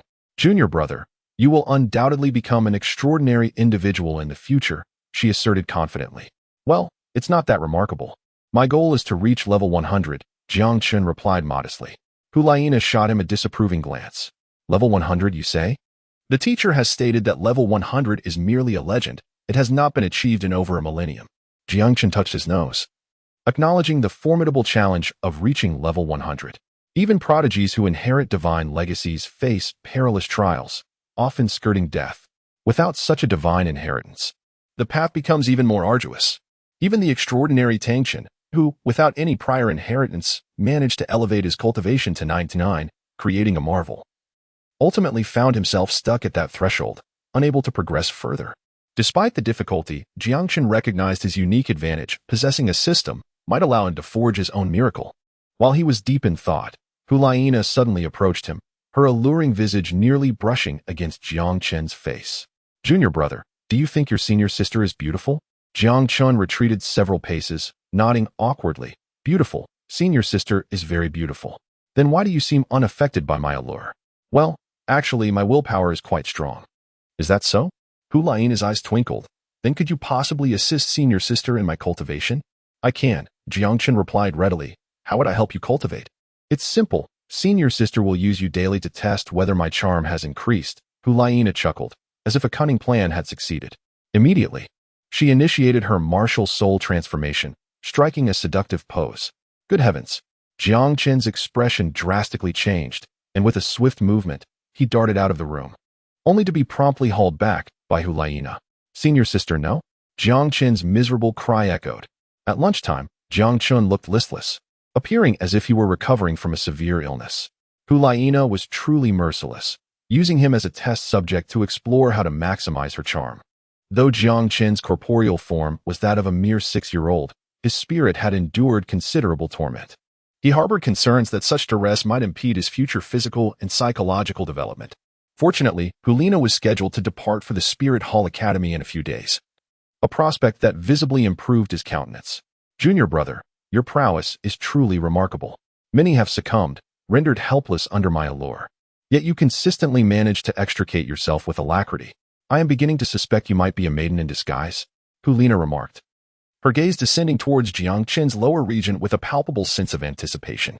Indeed, Jiang Chen perceived in her eyes a distinct desire for conquest. A tremor coursed through Jiang Chen's heart as he hastily abandoned his bowl and chopsticks, rushing outside in a fervent fear that a dreadful event might transpire if he tarried any longer. What if Hulayina decided to ascertain his true identity? I shall seek that sister for training, he called back over his shoulder. Hulayina scoffed, curling her lip. I refuse to believe that anyone can withstand my allure. This time, Jiang Chen did not lose his way, successfully arriving once more at the training arena. The space was empty. Shian Renua was not present. Perhaps she had gone to dine, he mused, noting that it was still midday. With Shian Renua absent, he settled himself in a small pavilion at the edge of the arena. Having contemplated Shian Renua's intentions during their previous encounter, his anger had dissipated. Indeed, Shian Renua deserved some sympathy. Longing for maternal affection, she had grown up largely overlooked by Bibi Dong, who had consistently maintained a frigid demeanor towards her. It was only natural for Shian Renua to harbor resentment. As this thought crossed his mind, an idea suddenly took root in Jiang Chen's heart. Perhaps he could leverage his identity to bridge the chasm between the mother and daughter, thus averting the tragedy of mutual forgiveness only after death. In his previous life, he had nearly shed tears over this regret while reading, and now the opportunity to amend it lay before him, beckoning his willingness to attempt it. However, careful planning was imperative, with the foremost challenge being Bibi Dong herself. If Bibi Dong were to take the initiative, the situation would become infinitely simpler. Untangling Bibi Dong's emotional knots would not be a trivial task. After pondering without any clear direction, he temporarily relinquished the thought and reclined. It was unwise to engage in rigorous activity after a meal. A brief respite would be more prudent to restore his spirit, which had been wearied by Hulayina's torment. Before long, he succumbed to a drowsy slumber. Half an hour later, Shian Renua entered, her brow furrowed as she surveyed the desolate training arena. Having waited all morning without sight of Bibi Dong, her dissatisfaction deepened. Suddenly, her gaze sharpened as she spotted Jiang Chen reclining in the pavilion. With nimble steps, she glided swiftly to his side. At that moment, Jiang Chen's injuries had healed. He lay there with his mouth agape, a shimmering thread of saliva trickling from the corner of his lips, cascading down his cheek and pooling on the ground below. Chapter 56, Shian Renua, with tears streaming down her face. Content may appear somewhat monotonous. Jiang Chen's body gently rose and fell, occasionally smacking his lips, a sight that was undeniably endearing. Upon witnessing this, Shian Renua felt a pang of guilt. Such a charming child. And yet she had vented her frustrations upon him the previous day. While she hesitated, contemplating whether to apologize to Jiang Chen, he suddenly opened his eyes. Upon noticing Shian Renua standing before him, he was startled and quickly sat up. What if she decided to strike without so much as a greeting? A wave of relief washed over him as he stepped back a few paces, realizing that Shian Renua merely stood there, devoid of any intent to attack. Her expression, too, lacked the icy demeanor of the previous day, instead appearing surprisingly tranquil. Is your teacher not coming to support you? Jiang Chen shook his head. The teacher had claimed she was a Title Douluo and would not resort to bullying. Not bully me? Huh. Shian Renua sat down, her expression tinged with derision. How could she dare utter such words? She would rather show kindness to her disciples than cast a glance in my direction. As the conversation unfolded, Shian Renua's eyes began to glisten with unshed tears. Are you all right? Jiang Chen inquired as he approached her. I am fine. Shian Renua's turbulent emotions dissipated, returning to a state of tranquility. I apologize for striking you yesterday when I was in a foul mood. Jiang Chen was somewhat taken aback, not expecting Shian Renua to apologize to him. He shook his head and smiled broadly, saying, I am perfectly fine. My health is robust. See, I don't look like a pig's head anymore, do I? As he spoke, he flipped his nostrils and made a funny face. Huh. A smile broke through Shian Renua's calm demeanor, and in that moment, the distance between them seemed to diminish. Little one, what is your name? Shian Renua inquired. My name is Jiang Chen. And you, elder sister? I am called Shian Renua. Elder sister, what is your relationship with my teacher? Jiang Chen asked. Her? I call her elder sister. As soon as the name Bibi Dong was mentioned, a shadow fell across Shian Renua's countenance. I noticed she seems to care about you. Jiang Chen remarked suddenly. Shian Renua paused for a moment, then scoffed coldly, care about me? She would never. Jiang Chen fully leveraged the advantages of his youthful innocence, nodding earnestly with a serious expression. Indeed, she was calling out for Xiao Shui even in her slumber. I surmise that must be you. Shian Renua was taken aback, gazing at Jiang Chen's earnest demeanor, which did not appear to be a fabrication. An inexplicable surge of excitement welled up within her as she grasped Jiang Chen's shoulders and shook him, exclaiming, Are you truly speaking the truth? Jiang Chen asserted with certainty. Indeed, she came to Nodding City to fetch me, and on our return journey, every time she dozed off, she would call your name. In truth, Jiang Chen was not speaking falsely. Bai Dong had indeed uttered Shian Renua's name during her slumber, albeit not as frequently as suggested. Upon receiving Jiang Chen's affirmative response, Shian Renua felt as though something within her heart had shattered, unleashing a torrent of long-suppressed emotions that surged through every corner of her being, and tears could not help but spill forth. I must go find her, she declared urgently, rising to her feet, ready to depart. Jiang Chen swiftly grasped her hand. If Shian Renua were to approach her teacher now, it would likely result in a heated argument, followed by an enduring Cold War. Shian Renua, puzzled, cast her gaze downward at Jiang Chen. Sister, I believe it would be unwise for you to seek out my teacher, Jiang Chen advised. Why not? Shian Renua retorted, her mind set on confronting Bibi Dong for clarity. Let us sit down and talk, Jiang Chen urged, gently guiding Shian Renua to a seat. At that moment, Shian Renua's urgency began to wane. Sister, from your previous words, I surmise that my teacher is rather indifferent towards you, Jiang Chen conjectured. Shian Renua was taken aback. She had not anticipated Jiang Chen's astuteness, able to derive such a conclusion from her irritable remarks. Nodding, she replied, Indeed, she is my mother. Yet she has never shown me an ounce of concern throughout my life, nor has she ever smiled at me. Each encounter is met with a frosty demeanor, and at times, I can even detect disdain in her eyes. I am her daughter. Why must she treat me this way? Is her heart made of stone? As she spoke, tears began to flow uncontrollably. In that moment, she felt utterly vulnerable, the strength she once possessed crumbling entirely. Her delicate frame trembled, and by the end, she was so overcome with emotion that she could hardly speak. In the presence of such a young child as Jiang Chen, she felt no need to mask her feelings, allowing her emotions to pour forth unrestrained.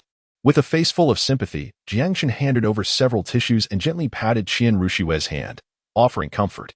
Sister, do not be sad.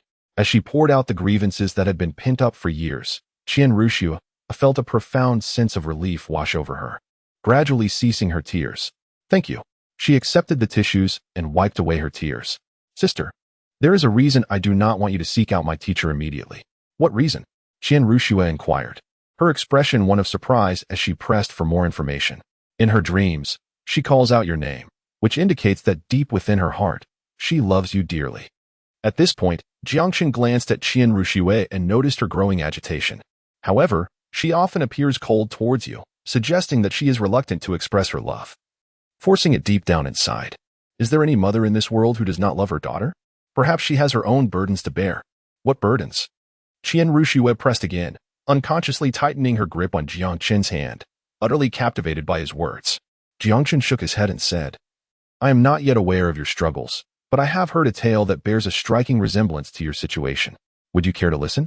Shian Renua promptly nodded in agreement. Once, there was a single mother with two sons, who shared a profound bond and lived a blissful life. Tragically, one day, the younger son met with an untimely demise due to drowning. The mother was engulfed in sorrow and sought the counsel of a fortune-teller, who deceitfully informed her that her fate was too formidable, causing her son's death.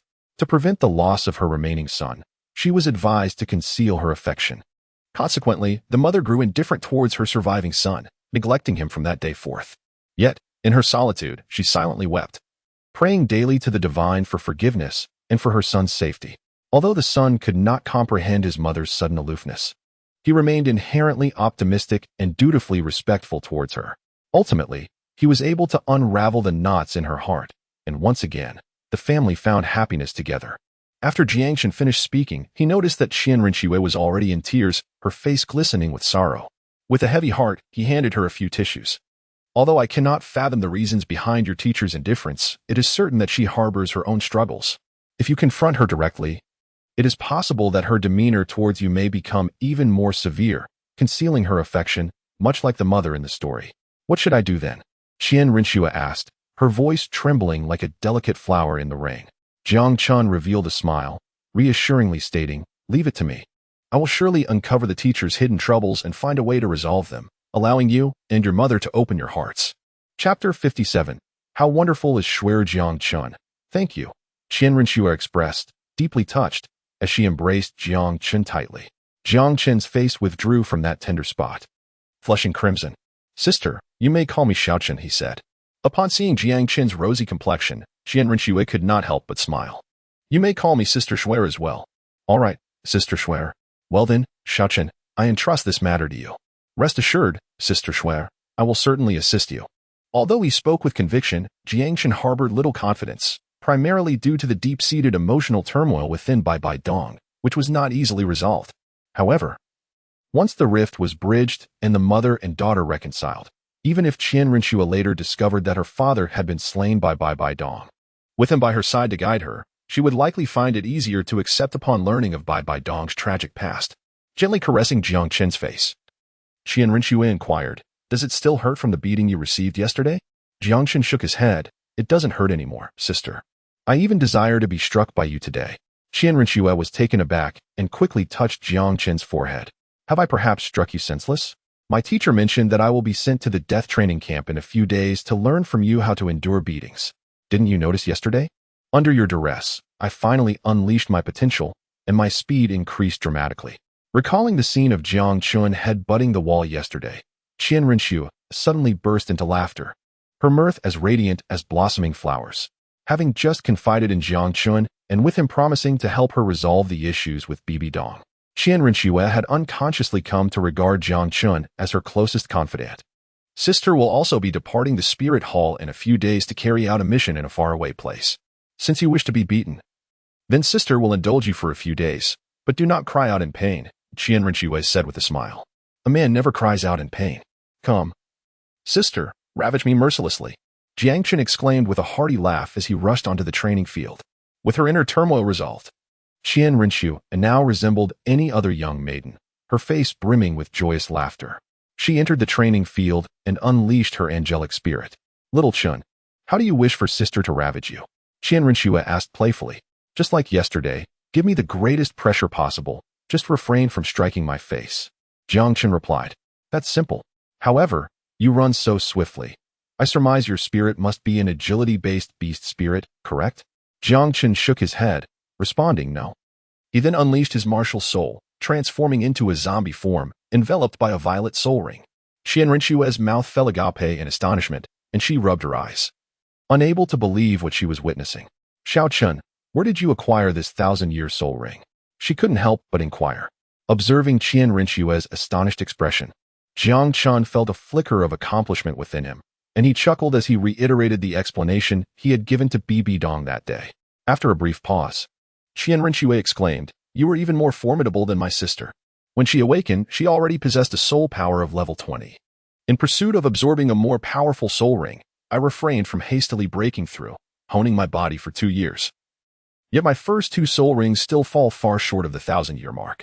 Jiang Chen was equally astonished.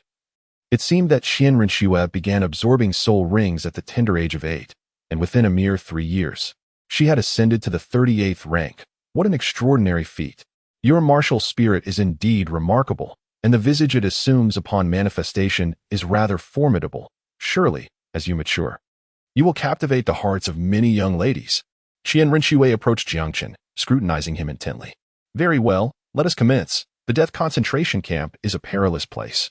Thus my sister shall not relent in your training." Jiang Chen nodded and released his martial soul state, primarily intending to cultivate the 3,000 thunder movement technique, deeming the release of his martial soul unnecessary. As if it were just yesterday, the two engaged in a chase once more. However, their relationship had transformed. Shian Renua's fists no longer aimed for Jiang Chen's face. With the formidable prowess of a soul master at level 38 and an angelic martial soul, she excelled in speed. During their previous pursuit, she had only utilized a fraction of her potential. She did not hold back against Jiang Chen, her punches causing him to grimace in pain. Indeed, Jiang Chen's intuition proved accurate. Under the relentless pressure exerted by Shian Renua, the 3,000 thunderclaps manifested their effects multiple times, gradually awakening an understanding of the profound mysteries within him. Only when Jiang Chen was utterly exhausted did Shian Renua relent, allowing the two to rest briefly before resuming their training. Although she claimed to assist Jiang Chen in his cultivation, Shian Renua exhibited even greater enthusiasm than he, rendering his experience both arduous and strangely exhilarating. As dusk approached, the two found solace in a pavilion. Like Cinderella hastily departing from the prince before her enchantment faded, leaving behind a single crystal shoe, Shian Renua rested her chin on her hand, listening intently to Jiang Chen's tale, her spirit thoroughly captivated. As Jiang Chen glanced at the darkening sky, he remarked, "Sister Shui, I must take my leave. Let us continue our tale tomorrow." Enveloped in the captivating narrative, Shian Renua's brows furrowed with discontent. "No, you shall not depart without finishing the story. Did the prince find Cinderella? Did the wicked stepmother and her sisters receive their comeuppance? Pray, complete the tale for me." "Tomorrow, my senior sister awaits my return for dinner," Jiang Chen replied with a wry smile. "That will not suffice. If you do not finish today, do not expect me to train with you tomorrow," Shian Renua threatened, nearly twisting Jiang Chen's ear in her impatience. Having grown up beside Title Douluo, she had never experienced the joys of childhood. Thus, she found herself unable to contain her excitement at such a gripping story. With a sense of resignation, Jiang Chen patiently recounted tales for another half hour, ultimately eliciting a satisfied smile from Shian Renua. She then gazed at him with eager anticipation. "Little Chen, do you have any other stories?" "Indeed, I have more. Snow White, Sleeping Beauty, The Little Match Girl, the tale of Su Xian and the snake. I shall share them with you tomorrow." Shian Renua glanced at the sky and replied, "All right, you must come early tomorrow." "I will," Jiang Chen affirmed. But before he could finish his sentence, she had already dashed out. He couldn't fathom how such a young mind could harbor so many enchanting stories. Shian Renua lingered in the delightful aftertaste of the stories Jiang Chen had just shared. As Jiang Chen ambled halfway, he beheld the flustered Hulayina pacing anxiously. "Senior sister," Jiang Chen called out, hastening towards her. "I am quite famished," he lamented pathetically as he approached. Unfazed by his pitiful demeanor, Hulayina promptly seized his ear. "Do you even comprehend how worried I've been about you since your tardy return? I was on the verge of seeking out the teacher," Hulayina exclaimed fiercely. Feeling the sting in his ear, Jiang Chen could not help but chuckle bitterly. Schwer is undoubtedly the better one. Chapter 58. The Tempering of Willpower, Part 4. Despite Hulayina's somewhat fierce demeanor, Jiang Chen could still discern the profound concern she harbored for him. Hulayina swiftly released her grip, inquiring, "So, how was it? Did I hurt you?" Jiang Chen shook his head, indicating that he was not in pain. "Let us dine. The food is nearly cold." Hulayina treated him with the affection of a beloved younger brother, enveloping Jiang Chen in a sense of tenderness he had never before experienced in either his past life or this one. Contemplating Hulayina's tragic fate that awaited her, he felt a sudden pang of sorrow. Tang San, that oblivious lad, might not grasp the nuances of sentiment. Perhaps he should intervene to prevent Hulayina from falling for him in the future. After their dinner, Hulayina led him to meet Bibi Dong. Upon seeing Jiang Chen unscathed, Bibi Dong expressed surprise. In her mind, she had anticipated that Shian Renua, upon discovering her absence, would unleash her ire upon Jiang Chen. Yet, today, Jiang Chen appeared perfectly well, with no significant injuries elsewhere. "Did that sister not strike you today?" Bibi Dong inquired. "She did, but afterward, she treated my wounds," Jiang Chen replied. Bibi Dong's astonishment deepened. She did not express her anger or utter any words. Jiang Chen demurred, stating that she had apologized for the severity of her actions the previous day. Upon learning his purpose, she readily agreed to assist him, dedicating an entire afternoon to their training regimen. Silence descended as Bibi Dong ceased her inquiries, and Jiang Chen remained uncertain of her thoughts. "Nana, Your departure for the Spirit Hall Academy is imminent, merely 3 days hence. Spend these remaining days in the company of Chen'er. As you wish, teacher, Hulaina responded, a pang of reluctance tugging at her heart, encompassing both Bibi Dong and Jiang Chen. In the past, her brother had been her sole confidant, but now, 2 more individuals had entered her inner circle, her teacher and her junior apprentice. Very well, you may return. Remember to cultivate your soul power this evening. Upon returning to his abode, Jiang Chen cleansed himself and promptly embarked on his training, unable to bear Hulaina's presence for even a moment. However, his actions only served to intensify Hulaina's desire for mastery. It was not a conquest of a romantic nature, but rather the ambition to render Jiang Chen utterly helpless against her seductive allure. In the early hours of the morning, Jiang Chen returned prematurely, inadvertently witnessing the retraction of Hulaina's foxtail. He harbored a profound curiosity regarding the transformations of beast spirits, the process of therianthropy, and the additional appendages that certain spirits bestowed upon their wielders, such as elongated ears or tails. Jiang Chen was perplexed by the phenomenon of Hulaina releasing her martial soul while asleep. Perhaps it was a matter of comfort, or perhaps it was a habit forged by her previous existence in a harsh environment. Hulaina possessed an exquisitely perfect figure, her delicate waist inviting a gentle grasp, and the remarkable curvature between her back and hips was astonishing. In the fleeting moment when her foxtail retracted, Jiang Chen inadvertently caught sight of something he ought not to have seen. Oblivious to his presence, Hulaina donned her outer garments. Perceiving the 6-year-old Jiang Chen as nothing more than an innocent child, utterly ignorant of the world. After finishing breakfast, Hulaina, already on high alert, seized Jiang Chen, who was attempting to sneak away, and commenced another round of her ruthless experiments. Meanwhile, Shian Renua arrived at the training grounds after her own breakfast, having reminded Jiang Chen the previous day to arrive early. However, her initial intention of training him had shifted. Now, she primarily yearned to hear more of the heartwarming love stories that had moved her the day before. Yet, an hour passed, and Jiang Chen still had not appeared. With her brows furrowed in concern, Shian Renua rose and decided to investigate personally. She speculated that Jiang Chen might still be indulging in slumber. Should that be the case, she would not hesitate to administer a few firm spanks to his rear. With the impending concentration camp looming, such laziness warranted punishment. Knowing the location of the Pope's quarters and realizing that Bibi Dong was occupied with the affairs of the Spirit Hall at that moment, Shian Renua entered without hesitation. After wandering the chambers for some time, she suddenly heard Jiang Chen's pleas for mercy, faint yet discernible. Not merely sleeping in, it seemed he was being bullied. With this thought, her pace quickened. In her heart, Jiang Chen had garnered a status akin to that of a younger brother, and she would not permit anyone to torment him. Should such a situation arise, she would not hold back. Following the direction from which the sounds emanated, she swiftly approached the small building where Jiang Chen resided. As she neared, his voice became unmistakably clear. However, she soon broke free from the allure of the situation. As a woman, the enchanting effect diminished in her perception, and the disparity in strength rendered Hulaina's allure a non-threat. She was aware that Bibi Dong had a disciple with a fox martial soul, yet she had never encountered her until now in such an unsettling context. Witnessing Hulaina's seductive abilities, her pretty face flushed with anger. How dare this vixen use her charm to torment the young Jiang Chen? To target a mere 6-year-old boy was a disgraceful act. How could he possibly withstand such allure? Perhaps he had already fallen victim to her insidious influence. Fury surged within her, and as her soul power surged, she propelled herself upward, leaping to the 2nd floor, and with a swift kick, she flung open the door, revealing the scene within. At that moment, Jiang Chen was forced to sit on the sofa by Hulaina, who stood before him, her large tail swaying incessantly, and her 2 soul rings glowing intermittently as she engaged in a series of temptingly provocative gestures. In moments of distraction, Jiang Chen found himself momentarily lost in thought, only to quickly regain his composure, caught in a cycle of wavering focus. Witnessing this scene, Shian Renua could no longer contain herself. Her heart nearly burst with fury.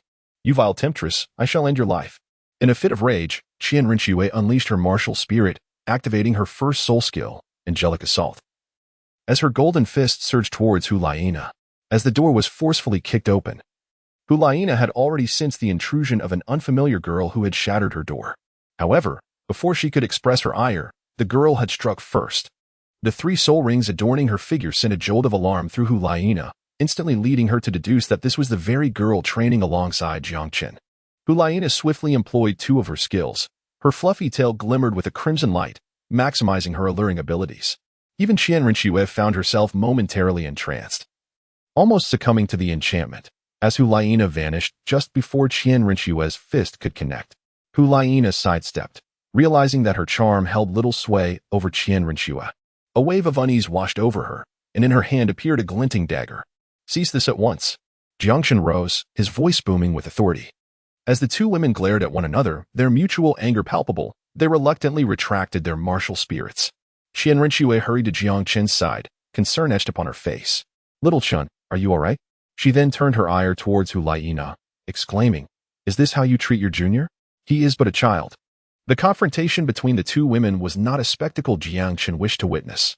"Sister Shui, I am fine. I was merely on my way to the concentration camp. My senior sister is merely testing my resolve. You have misunderstood."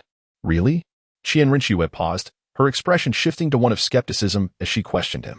Jiang Chen nodded. "Indeed. But why did you shout so loudly just now?" Jiang Chen's face flushed as he remarked, "I have already reached my limits. Only by transcending them can one become stronger. My senior sister has said that those with formidable willpower are not easily swayed by others and possess greater courage when confronted with challenges." Shian Renua's complexion deepened in color as she began to trust Jiang Chen's words, realizing that she had misunderstood Hulaina. "I am sorry, I had no idea you were training Xiao Chen," she expressed with a look of remorse. Hulaina, feeling somewhat awkward, replied, "It's quite all right. Your concern for him is commendable. Swear, you should head back now." "I will come to find you this afternoon," Jiang Chen urged, gently nudging Shian Renua. She rose to her feet, conceding, "All right, but you must come early in the afternoon." Turning to Hulaina, she added, "I entrust Xiao Chen's willpower training to you. Do not hold back with him. Be a little tougher." With that, she did not linger any longer and hurried away, feeling the weight of embarrassment for having misunderstood the situation and for the altercation that had ensued. Chapter 59. Farewell. The training of Jiang Chen is an intricate tapestry woven with threads of both agony and joy. In the morning, he is ensnared by the enchanting charms of Hulaina, while in the afternoon, he engages in practical combat training with Shian Renua. Time swiftly passes, and after 3 days, Hulaina quietly packs her personal belongings and departs the papal hall alongside Jiang Chen. At the foot of the mountain, she bids a reluctant farewell to him, with Bai Dong absent from the send-off. "Xiao Chen, the training content at the camp varies each session. The advice I can offer you, dear junior, remains unchanged. Never place your trust in anyone too readily, and always maintain a vigilant heart," Hulaina reiterates with earnestness. "I understand, senior sister. You have repeated this phrase countless times," Jiang Chen responds with a hint of exasperation. "You must return alive. Your senior sister awaits you at the Spirit Hall Academy." Jiang Chen hurriedly urged Hulaina onto the carriage. "Hurry, I still need to return to my training. Rest assured, I will take good care of myself." As the carriage set in motion, Hulaina disappeared into the distance. The Spirit Hall Academy was also located within this spirit city, yet once one entered the academy, it was nearly forbidden to emerge until the holidays. Watching the carriage depart, Jiang Chen felt an unexpected pang of reluctance for this exceptional senior sister.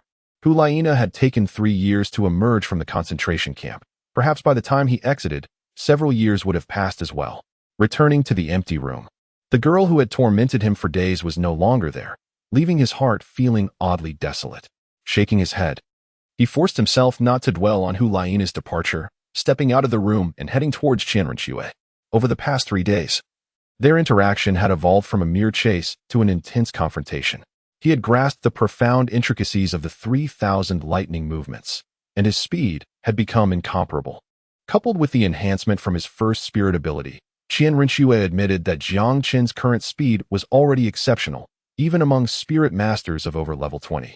In their battles, Shian Renua initially suppressed her strength to that of a spirit master, only to find herself soundly defeated by Jiang Chen.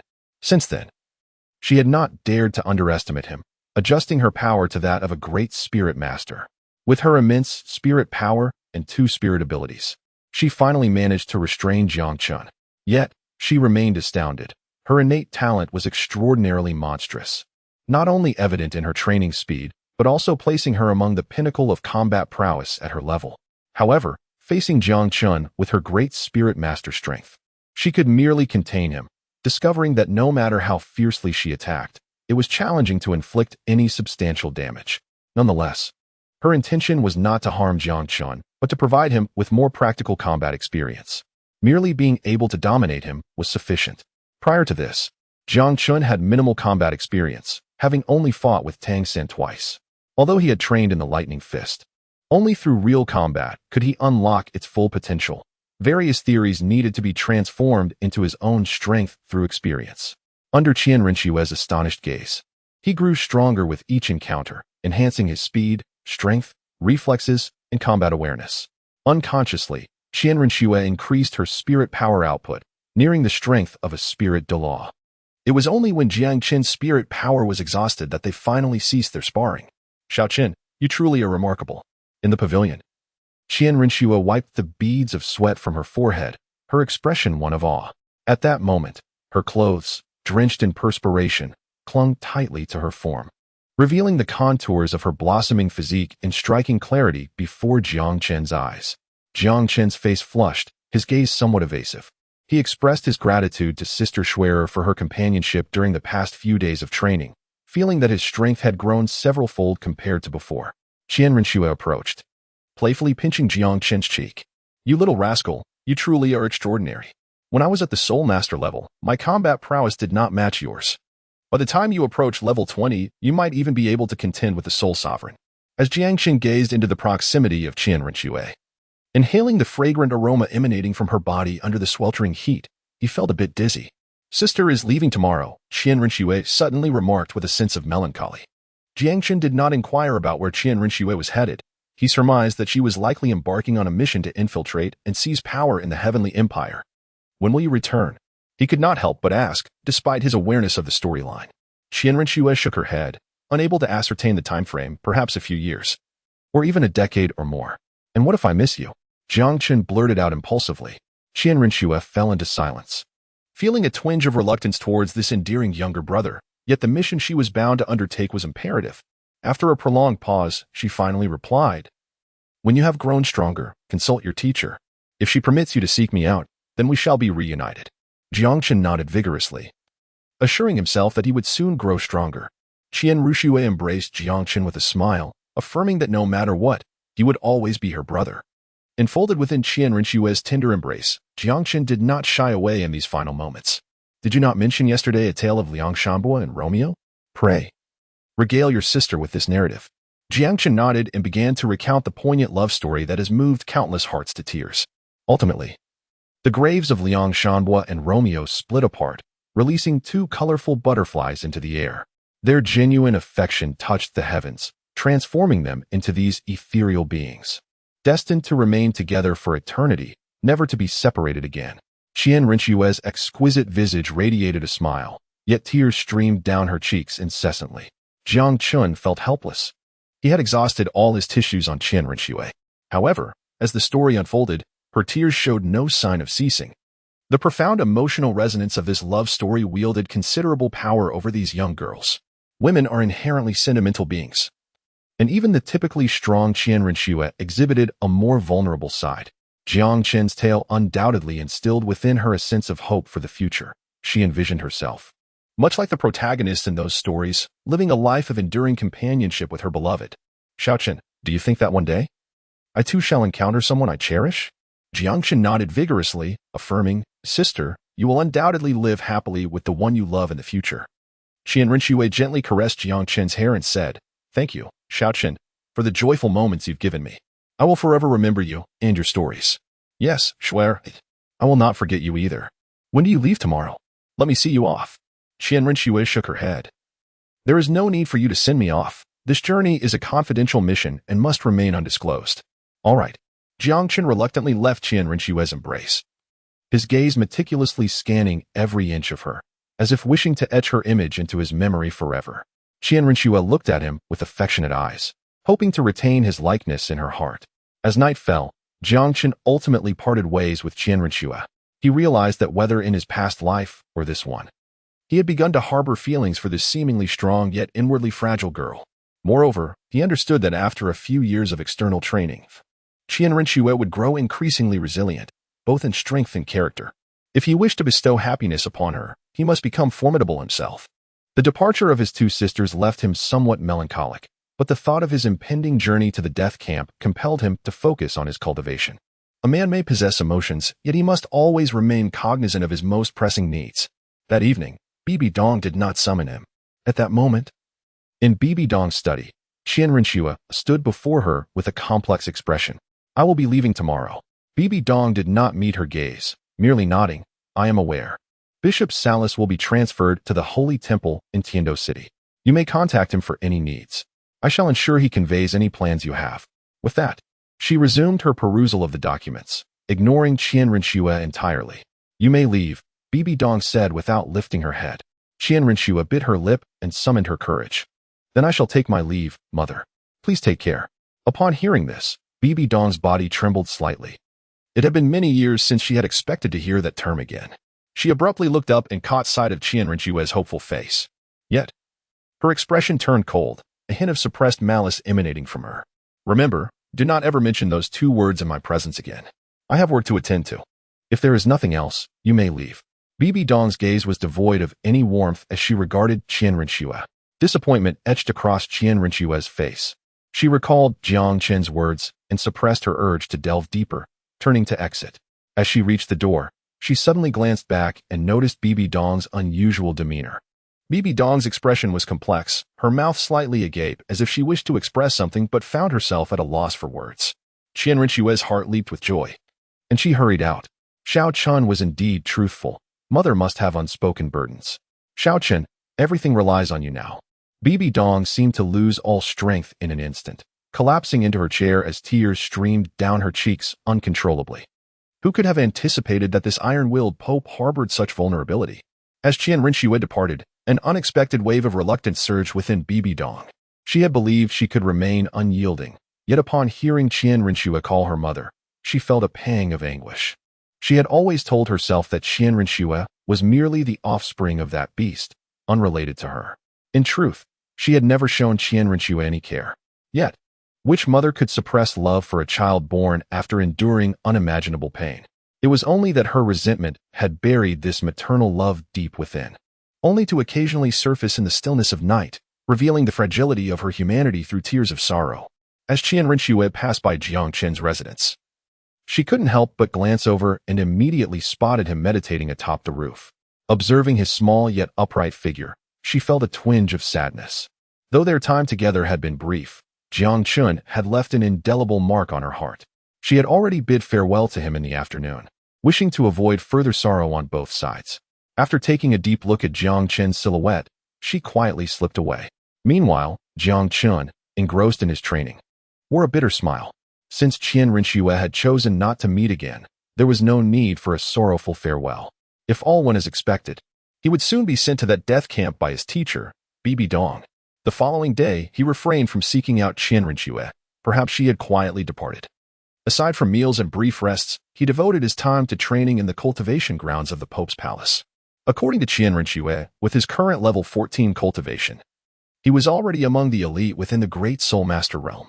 Unbeknownst to Shian Renua, Jiang Chen possessed a formidable ace up his sleeve, his poison. Before he had absorbed the soul rings to break through, his corpse poison had already incapacitated the level 19 Jing Wuming, swiftly obliterating his body, highlighting the terrifying potency of his toxin. He surmised that in the face of his poison, no one at the great Soul Master level could withstand it, unless they were Soul Masters with poison-resistant martial spirits or auxiliary Soul Masters with detoxifying abilities. However, the specifics could only be determined through experience. Without Huoliana and Shian Renua as training partners, Jiang Chen found himself feeling rather listless, yet he knew he must continue his training. That evening, after finishing dinner, he was summoned by Bibi Dong. Jiang Chen felt a sense of bewilderment. Was the teacher about to disclose the matters concerning the death camp? Following the maid, he soon realized that this was not the path to the study, which only deepened his confusion. "Sister, where are you taking me?" he inquired. "The Pope is in his chamber," the maid replied respectfully.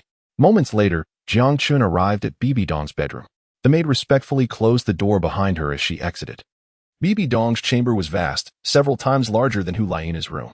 Unlike the youthful ambience of Huolaina's quarters, Bibi Dong's space exuded an air of mature elegance. API call failed with status code 429. Error. Code 429. Message. Resource has been exhausted, e.g. check quota. Status. Resource exhausted. Upon seeing the other party, Jiang Chen sensed a subtle anomaly. There appeared to be something amiss with Bibi Dong. For reasons unbeknownst to him, Jiang Chen was suddenly engulfed by a wave of unease, an overwhelming impulse to flee this place. Bibi Dong abruptly lifted her gaze toward Jiang Chen, and to his astonishment, her eyes were slightly reddened, as if she had recently shed tears. Jiang Chen was taken aback. Even this iron-blooded pope was capable of shedding tears. What could provoke such sorrow? For whom did he weep? Was it for Shian Renua? As these thoughts swirled in his mind, the gentle and melodious voice of Bibi Dong reached his ears. You've arrived, come over here. A soft smile graced her face, instantly calming Jiang Chen's turbulent heart. Jiang Chen approached Bibi Dong, and only then did he notice that she held a delicate white floral dress in her hands. The dress was quite small, seemingly meant for a girl of 5 or 6 years. A fleeting thought crossed his mind once more. Something was amiss with Bibi Dong today. She gently pulled Jiang Chen closer and said, Xiaoxua, this is a dress that mommy bought for you. Do you like it? Jiang Chen's heart raced violently. The panic within him magnified infinitely. Chapter 61. The Holy Sun. Bibi Dong actually mistook him for Shian Renua, and in her hand, she held a dress, perfectly tailored. Bibi Dong, pleased with herself, measured the dress against Jiang Chen's form. Teacher, it's me, Xiao Chen, your disciple, Jiang Chen hurriedly reminded her.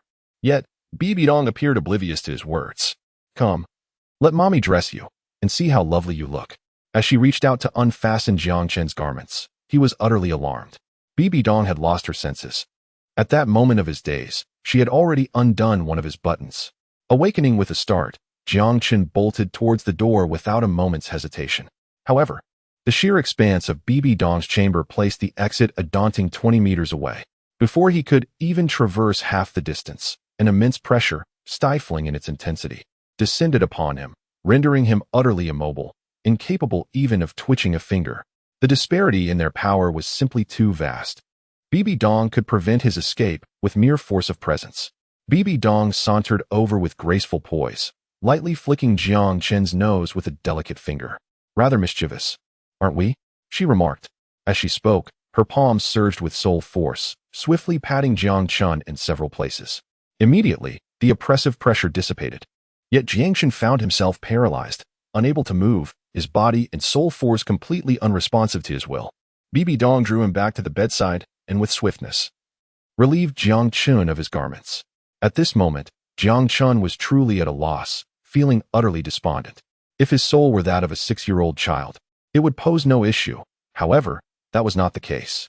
He found himself unable to even move a finger to conceal his predicament. Bibi Dong completely overlooked the pleading look in his eyes and proceeded to lift her dress to dress Jiang Chen. Suddenly, she paused, furrowing her brow, and remarked, You are so dirty. Let us have your mother take you for a bath. API call failed with status code 429. Error. Code 429. Message. Resource has been exhausted, e.g. check quota. Status. Resource exhausted in the afternoon. Jiang Chen engaged in his cultivation, resulting in a profuse sweat that left his body somewhat unclean. Jiang Chen's heart suddenly raced, fearing that certain components might be ruthlessly yanked away. Fortunately, Bibi Dong had not yet descended into madness. She had evidently bathed, exuding a delightful fragrance that hinted at her maturity. Beneath her loose nightgown lay an unobstructed view. It was overwhelming. As Bibi Dong led Jiang Chen out, his expression was devoid of emotion, his gaze hollow, as if he had lost his very soul. He was still clad in a fitted white floral dress, a peculiar privilege of childhood, though he wished to forego it. Jiang Chen silently lamented within. Bibi Dong was undeterred.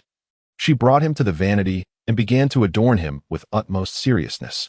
After a while, Jiang Chen's hair, which was not particularly short, was fashioned into 2 playful braids, his lips painted with pink lipstick, and a subtle blush graced his cheeks. His already exquisite features, now enhanced by Bibi Dong's tender touch, surpassed many genuine girls. As time slipped away, Bibi Dong gently suggested, Let us sleep with mother tonight. Alas, Jiang Chen could not respond. He had been entirely relegated to the role of Shian Renua's substitute.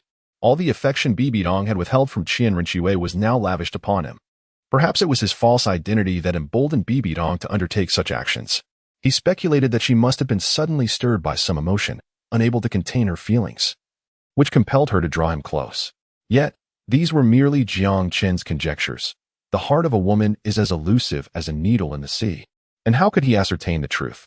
That night, Bibi Dong embraced him as they drifted into slumber. But how could Jiang Chen possibly sleep? He gazed at Bibi Dong, who wore a serene smile in her dreams, her long eyelashes adorned with glistening dew. In that moment, a wave of emotion surged within Jiang Chen. It was evident that Bibi Dong harbored feelings for Shian Renua. However, the weight of her hatred overshadowed her love, compelling her to suppress these sentiments. Now, having released her feelings, the smile upon her face radiated happiness. Jiang Chen understood that, perhaps after this incident, Bibi Dong would revert to her former self, continuing to treat Shian Renua with chilling indifference. He had never been forcibly possessed by another, and thus could not fathom the depths of Bibi Dong's anguish. However, from an outsider's perspective, Shian Renua was innocent and should not endure such cruel treatment throughout her life. This fueled an increasingly fervent desire within him to resolve the issues plaguing Shian Renua and her mother. Regardless of the possibility of success, he felt compelled to make an attempt. Throughout the night, Jiang Chen kept his eyes wide open, unable to find solace in sleep. Until the early hours of dawn when exhaustion finally overcame him, plunging him into a deep slumber. When he awoke, it was nearly noon, and Bibi Dong had already vacated the room. Jiang Chen swiftly rose to his feet, meticulously inspecting his body to ensure no parts were amiss, and finally exhaled in relief. He deftly removed his skirt and donned his own attire, loosening the small braid atop his head. Subsequently, he dashed into the bathroom to wash away the vibrant makeup adorning his face. After completing these tasks, a wave of ease washed over him. Casting one last glance at the room that had tormented him throughout the night, Jiang Chen hastily departed. He returned to his residence, noting that Bibi Dong had not dispatched anyone to seek him out. After a day of distracted cultivation, that evening, Bibi Dong sent a maid to visit him once more. With a sense of trepidation, Jiang Chen followed the maid, pondering whether Bibi Dong would choose to reenact the events of the previous day. Fortunately, this time, the maid led him directly to the study. Inside, Bibi Dong was intently reviewing documents. Upon Jiang Chen's entrance, she slightly raised her cheek. "You have arrived." "Yes, teacher. Is there something you need?" Bibi Dong seemed to have forgotten the occurrences of the previous night as she stood and approached Jiang Chen. "The registration for the death camp is nearly complete. You shall depart tomorrow. I will arrange for someone to escort you." "Understood," Jiang Chen replied. Bibi Dong knelt down to adjust Jiang Chen's attire, her voice gentle as she said, "You are the disciple I hold in the highest regard. Your talent surpasses even Nana's. I hope you can emerge from there alive, becoming the most resplendent new star of our Wuhuan Hall." Jiang Chen nodded and assured, "Rest assured, esteemed teacher, I shall undoubtedly return. I shall not linger on farewells. Tomorrow, I shall refrain from seeing you off as well, for someone shall come to escort you on your departure. Here, I offer you a promise. Should you exhibit commendable conduct in the future, I will strive to advocate for your ascension as the holy son of the Spirit Hall. It is imperative that you also exert yourself and not bring disappointment to your teacher." A tremor coursed through Jiang Chen's heart. He had not anticipated such lofty expectations from Bibi Dong. The position of the Holy Son is one that stands on par with that of the Holy Maiden. For the successor to the Pope is traditionally chosen from among the Holy Son or Holy Maiden. Chapter 62, The Death Camp. "Thank you, teacher. I shall strive earnestly." Jiang Chen expressed with gratitude. He was not one to shun fame and fortune. Rather, he yearned for immense strength, and with power in his grasp, he could more readily augment his capabilities. Furthermore, the teacher had already made arrangements with the chief instructor of the camp during the training period. You may seek his assistance once, but only once, for the extent of the teacher's ability to aid you is limited. Jiang Chen felt a surge of emotion. Bibi Dong's arrangements undoubtedly provided him with an additional talisman, granting him an advantage over others. Bibi Dong gazed at Jiang Chen, her stunning visage suddenly taking on a complex expression. "Xiao Chen," she said, "the events of last night must not be mentioned to anyone. Do you understand?" Jiang Chen nodded repeatedly, understanding that this was a secret between him and his teacher, one that no third party would ever uncover. He felt a twinge of fear, apprehensive that should he dare utter a word of dissent, Bibi Dong would likely resort to drastic measures. "Well then, let us return. The teacher eagerly anticipates your performance." Jiang Chen returned to his residence, not only unafraid but rather anticipating the forthcoming life in the concentration camp. Initially, when he first became a disciple of Bibi Dong, he was awed by her formidable power. Now, he willingly embraced his fate. As dawn broke and the sun began to rise, a stern-looking middle-aged man was already waiting downstairs for Jiang Chen. Jiang Chen had little to pack, taking only a few personal belongings. The pink room still lingered with the fragrance of Hulayina, and Jiang Chen's gaze faintly recalled the scene of their arduous training just a few days prior. After a deep glance, he closed the door and approached the stern middle-aged man. The man remained silent, striding directly outside, prompting Jiang Chen to hastily follow suit. Upon exiting the papal hall, Bibi Dong had yet to make an appearance. As they descended to the foot of the mountain, before getting into the vehicle, Jiang Chen turned and looked up. At the entrance of the papal hall, halfway up the mountain, stood a woman clad in a golden papal robe, adorned with a crown. Jiang Chen vigorously waved his hand before swiftly boarding the carriage. As he observed the carriage receding into the distance, a smile graced Bibidong's face, prompting the guards on either side of the steps to lower their heads, unwilling to offend her. The carriage moved with remarkable speed, drawn by a soul beast akin to a horse, exhibiting even greater velocity and endurance. Before long, Jiang Chen realized that the carriage had departed from the martial Soul City, hurtling towards an unknown destination. Jiang Chen suddenly found himself feeling rather bored. Thus he turned his gaze towards the stern middle-aged man driving the carriage. "Sir, where is the concentration camp? Sir, what level of cultivation do you possess? Sir, how much longer until we arrive?" To Jiang Chen's utter dismay, the middle-aged man resembled a mute puppet, with not even a flicker of expression gracing his face. From the moment he had been picked up until now, the man had yet to utter a single word. With no other option, Jiang Chen resigned himself to silence and immersed himself in his cultivation. Although the effectiveness of daytime training paled in comparison to that of the night, it was better than nothing. Even the smallest mosquito is still a morsel of meat. As the carriage journeyed onward, Jiang Chen encountered neither towns nor even the smallest villages. The path lay barren and desolate.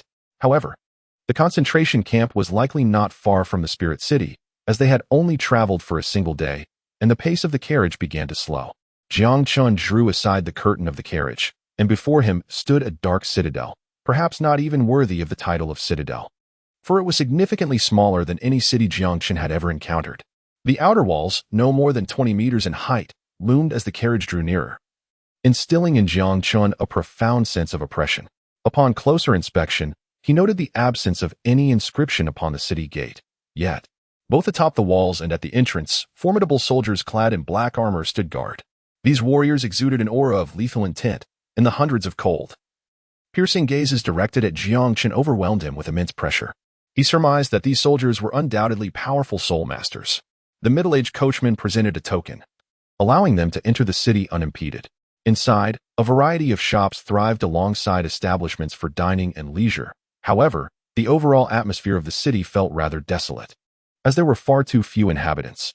Jiang Chen observed that, whether on the streets or within the shops, apart from the proprietors, the majority were children or adolescents, each emanating varying degrees of soul power fluctuations. Upon witnessing the approaching carriage and Jiang Chen himself, these individuals displayed expressions of keen interest. They were all participants in the same training camp as you, and soon they would become your rivals. The middle-aged driver finally spoke up. "Where do these individuals hail from?" Jiang Chen eagerly inquired, seizing the opportunity to extract more information from the middle-aged man who had finally begun to speak. The man continued, "Some are from the affiliated families of the Spirit Hall, others from the Spirit Hall Academy, and there are also orphans taken in by the Spirit Hall." As he spoke, the carriage reached the heart of the city, an expansive square. The middle-aged man brought the carriage to a halt and instructed Jiang Chen, "Disembark." Jiang Chen alighted from the vehicle, curiously surveying his surroundings. A middle-aged man produced a bag from his person and tossed it to Jiang Chen. "My task is complete. I hope we shall meet again one day." With that, he departed in a horse-drawn carriage, leaving Jiang Chen in astonishment. Was it truly over just like that? Jiang Chen stood in a daze, completely oblivious to the circumstances surrounding him, as the middle-aged man unexpectedly fled. He opened the bag that had been handed to him, only to discover it filled with glimmering gold soul coins. Jiang Chen contemplated for a moment, realizing that there were at least several hundred. Only then did he nod in satisfaction and store them within the confines of his ring space. With such a substantial amount of money, it should suffice for quite a while. Just as he was lost in thought, a tall, slender youth hurried towards him. "Young one, are you here to participate in the training as well?" Jiang Chen nodded, for he was entirely unfamiliar with the circumstances here. Perhaps he could glean some insights from this young man. The youth retrieved a small booklet from his pocket, stating, "Since you have just arrived, you are likely unaware of many of the local customs. You can purchase a camp manual from me, which will facilitate your swift acclimatization to life here. How much? Jiang Chen inquired. The young man extended 5 fingers and chuckled. Not much, merely 5 gold soul coins. Jiang Chen turned away. The little booklet appeared to consist of only a few pages, presumably containing little substance. Yet, this young man audaciously demanded 5 gold soul coins, a truly exorbitant request. 4, 3, 1. Jiang Chen did not even glance back. The young man clearly thought he could take advantage of Jiang Chen's youth and naivety to swindle him. The young man's expression shifted, ultimately leaving in discontent. What a cunning little rascal. Within the city, there were numerous shops, and Jiang Chen intended to find a place to dine while inquiring about the surroundings. Along the way, he observed that the children he encountered were all between the ages of 8 and 12, yet he failed to find anyone of his own age. Author's note, a brief reflection that can be read in a minute. This morning, I received a notification from the editor that my book will be launched tomorrow at noon. I had anticipated a release at the end of the month, so this early announcement was quite unexpected. Firstly, I am deeply moved by the unwavering support from many readers who have consistently encouraged me. My typing skills are rather lacking, and my reactions can be somewhat sluggish, resulting in a painfully slow writing pace. Typically, it takes me about 2 hours to complete a chapter. Nevertheless, I strive to maintain a tri-weekly update schedule, as the support from so many inspires me to persevere. An early launch carries its advantages. Improved subscription performance fuels my motivation. Losing a bit of sleep or shedding a few strands of hair is a trivial concern compared to writing more. After all, I am a struggling author devoid of romantic companionship or other forms of entertainment. Aside from work, my time is wholly devoted to writing, leaving my days completely occupied. I am grateful to all my readers for your votes of confidence and generous contributions, which have shown me that my efforts are indeed rewarded. Your support and encouragement have been invaluable throughout this journey. Working in a service-oriented profession yields a meager income, just enough to afford rent and meals in a bustling city like Shenzhen. Writing offers me hope, and I yearn to tread further down this path, aspiring to transform my meager monthly earnings into a more favorable existence. It would be ideal to find a partner before going bald. I often hear fellow authors lament that writing is a dead end, yet I am resolute, determined to make my own way. After the launch, subscriptions will require the purchase of virtual coins. Complimentary tokens from the bookstore will not count towards subscription numbers. Therefore, for those who have yet to download QQ Reading, I encourage you to do so. Just a small investment can grant the author an initial subscription. Foregoing a pack of spicy snacks could allow you to subscribe to numerous chapters. As a former student who has experienced financial hardship and the days of reading pirated novels, I do not expect all readers to subscribe legitimately. For those who can, I sincerely hope you continue to support me. For those unable to do so, I kindly request your initial subscription tomorrow. Please, I implore you. Now, regarding the update schedule post-launch, if initial subscriptions exceed 500, there will be 3 updates daily. If they surpass 1,000, there will be 4 updates each day. Higher subscription numbers are beyond my expectations, and on days when I am particularly inspired, I may add additional updates beyond the base schedule. Currently, I have no backlog of chapters, but I will summon the spirit of my student days spent gaming overnight in internet cafes. I will push myself to write more tonight to ensure a strong launch tomorrow. It seems I have become somewhat verbose. This note took quite some time to compose. Let us reconvene tomorrow at noon. Chapter 63. The burglary. The children exchanged glances, each tinged with a hint of hostility. However, upon noticing Jiang Chen, their expression shifted to one of astonishment, which quickly morphed into pity. In such a place, a child as small as Jiang Chen was akin to courting death. Ignoring the gazes of those around him, Jiang Chen entered a noodle shop. The proprietor appeared to be a sincere middle-aged man. After receiving his bowl of noodles, Jiang Chen inquired, "Sir, I am new here and unfamiliar with the customs. Could you kindly enlighten me?" The owner paused momentarily before responding with a smile. "The rules here are quite straightforward. Fighting is permitted, but killing is strictly prohibited. Additionally, any unoccupied houses are available for you to reside in. When the training commences, a bell will ring to summon everyone." Jiang Chen was somewhat taken aback, with just 2 or 3 sentences. That young man had the audacity to demand 5 golden soul coins. Truly outrageous. "Thank you." Jiang Chen expressed his gratitude. The shopkeeper advised, "Young one, the training in this concentration camp is no trivial matter. A moment's carelessness could result in death. I suggest you return home. If you genuinely wish to come, wait a few years until your cultivation is stronger." "All right, I understand, Jiang Chen replied, beginning to slurp his noodles. Observing Jiang Chen's nonchalant demeanor, it was evident that he had not heeded his words. The shopkeeper shook his head and departed. Over the years, he had witnessed countless youthful faces here, yet many had perished in the brutal training. After finishing his meal and settling the bill, Jiang Chen stepped outside and began to wander about the city. He noticed that many houses displayed a sign indicating they were occupied, while those without such signs stood vacant. Ultimately, he chose a small building approximately 500 meters from the square, hanging up his own sign. Since the training had yet to commence, he intended to reside there for the time being. However, before he could even settle in, visitors knocked on his door. 3 boys, all around 10 years of age, barged into Jiang Chen's dwelling. Jiang Chen had a vague recollection of the 3 individuals. They had been lurking in the vicinity of the square when he exited the vehicle. The trio exuded an air of arrogance, with the leader, a slightly plump youth, fixating his gaze upon Jiang Chen. With a glint of malice in his eyes, he taunted, "Kid, this is no place for you. If you wish to avoid a grim fate, you should promptly return home. Of course, before you leave, be sure to part with that bag of money you have." Realizing their intentions were to rob him, Jiang Chen couldn't help but smirk inwardly. It was evident that none of them had reached the realm of a grand soul master. Attempting to rob him was akin to striking an impenetrable barrier. When the leader caught sight of Jiang Chen's sudden, mocking smile, he momentarily faltered, then retorted, "We are all of soul master rank, boy. You likely haven't even attained that level yet. Do you dare to resist?" Jiang Chen approached, his smile suddenly radiant. "Indeed, I wish to resist." The moment he finished speaking, a fist crackling with arcs of electricity struck the slightly plump youth in the abdomen. A muffled thud echoed as the boy was sent flying 10 meters away, collapsing unconscious. "Big brother." The expressions of the other 2 youths shifted dramatically, revealing their astonishment. "You seek death." Both of them, consumed by fury, transformed simultaneously. One into a tiger spirit and the other into a leopard, each adorned with a century-old soul ring, embodying the strength of battle soul masters. Truly, the spirit hall is formidable. Within this encampment, encountering several with century-old soul rings is commonplace.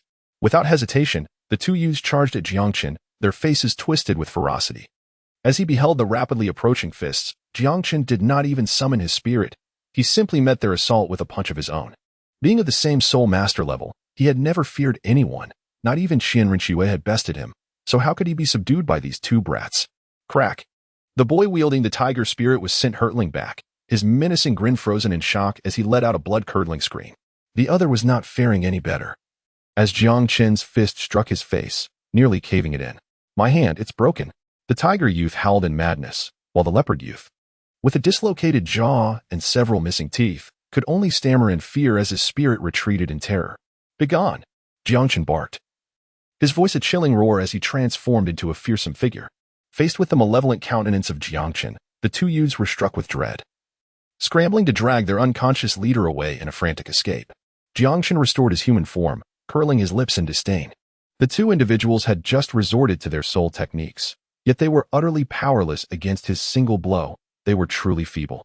A squad of enforcers passed by, witnessing the 3 individuals fleeing in a disheveled manner, but they showed no reaction. Fighting was not prohibited here, as long as it did not result in fatalities. They would remain uninvolved. During dinner in the evening, Jiang Chen took a stroll around the city. Aside from a few guarded areas, he had essentially traversed the entire place. He estimated that there were approximately 100 young men and women in the city, all possessing the cultivation level of soul masters. However, he had yet to encounter a single great soul master. The youths regarded him with expressions of pity, mockery, and disdain. After all, could a 6-year-old child possibly pose a threat to them? To dare appear here was merely an invitation to demise. As he passed a pearlescent building, he once again encountered the 3 boys who had intruded upon his abode earlier that afternoon. The moment they emerged, they caught sight of Jiang Chen standing at the entrance, and their faces paled simultaneously. They fled as if their feet were coated in oil, escaping in a frenzy. Jiang Chen did not pursue them. Rather, he was intrigued by the fact that the injuries of the 3 individuals had remarkably healed. He entered the milky white edifice and discovered that there were quite a number of young men and women within. Most of them bore wounds upon their bodies. After they paid their fees, healing spirit masters would attend to their ailments. Jiang Chen glanced around and noticed several healing soul masters present. Some were second-ring healing soul masters, while others were third-ring healing soul venerables. There were even a few whose cultivation levels remained indiscernible to him. Shaking his head, he stepped outside. Upon returning to his quarters, he discovered that his ring had accumulated a plethora of items. Among them were ample provisions, drinking water, and various survival tools: ropes, hooks, tents, fire starters, daggers, and short swords. Previously, Hulaina had briefly mentioned that her training included wilderness survival, and these tools were indispensable. Jiang Chen also observed numerous shops dedicated to the sale of these tools, prompting him to acquire several. The mere existence of such establishments within the city suggests their significance. These items may indeed prove useful. Many of the city's young men and women have already begun to form alliances, deliberating on how to navigate their future together. United in both adversity and prosperity, Jiang Chen gleaned some information from the discussions of a few youths, learning that tomorrow marks the commencement of formal training. His heart began to brim with anticipation. Chapter 64. Forming a team in the early morning, as dawn broke, Jiang Chen awakened from his meditation. After seeking out a local eatery for a warm breakfast, he made his way to the central square of the city, where he patiently awaited the gathering. He did not arrive particularly early. Numerous young boys and girls were already assembled in the square. As the first rays of sunlight pierced the city, a resounding chime echoed, resonating throughout every corner of the metropolis. In an instant, countless youthful figures poured forth from the various streets, converging upon the square. Within a mere 5 minutes, all participants had congregated in the central plaza. It was only then that Jiang Chen realized the number of individuals participating in the special training exceeded his previous estimate from yesterday. He counted approximately 130 individuals present, and he sensed several formidable presences among them, an unmistakable strength that set them apart from the others. Grand Soul Masters. Indeed, there were Grand Soul Masters here. Jiang Chen mused inwardly, acknowledging that it was only natural for a gathering of such talented individuals to include a few of such caliber. Goodness, is there really one so small? Someone exclaimed, nearly causing Jiang Chen to stumble. Yet, before he could retort, he found himself jostled amidst the throng. Jiang Chen wore an expression of innocence, yearning to say, "Brother, it is you who fails to keep your head down while walking." Indeed, nearly everyone kept their gaze raised, pressing forward with determination.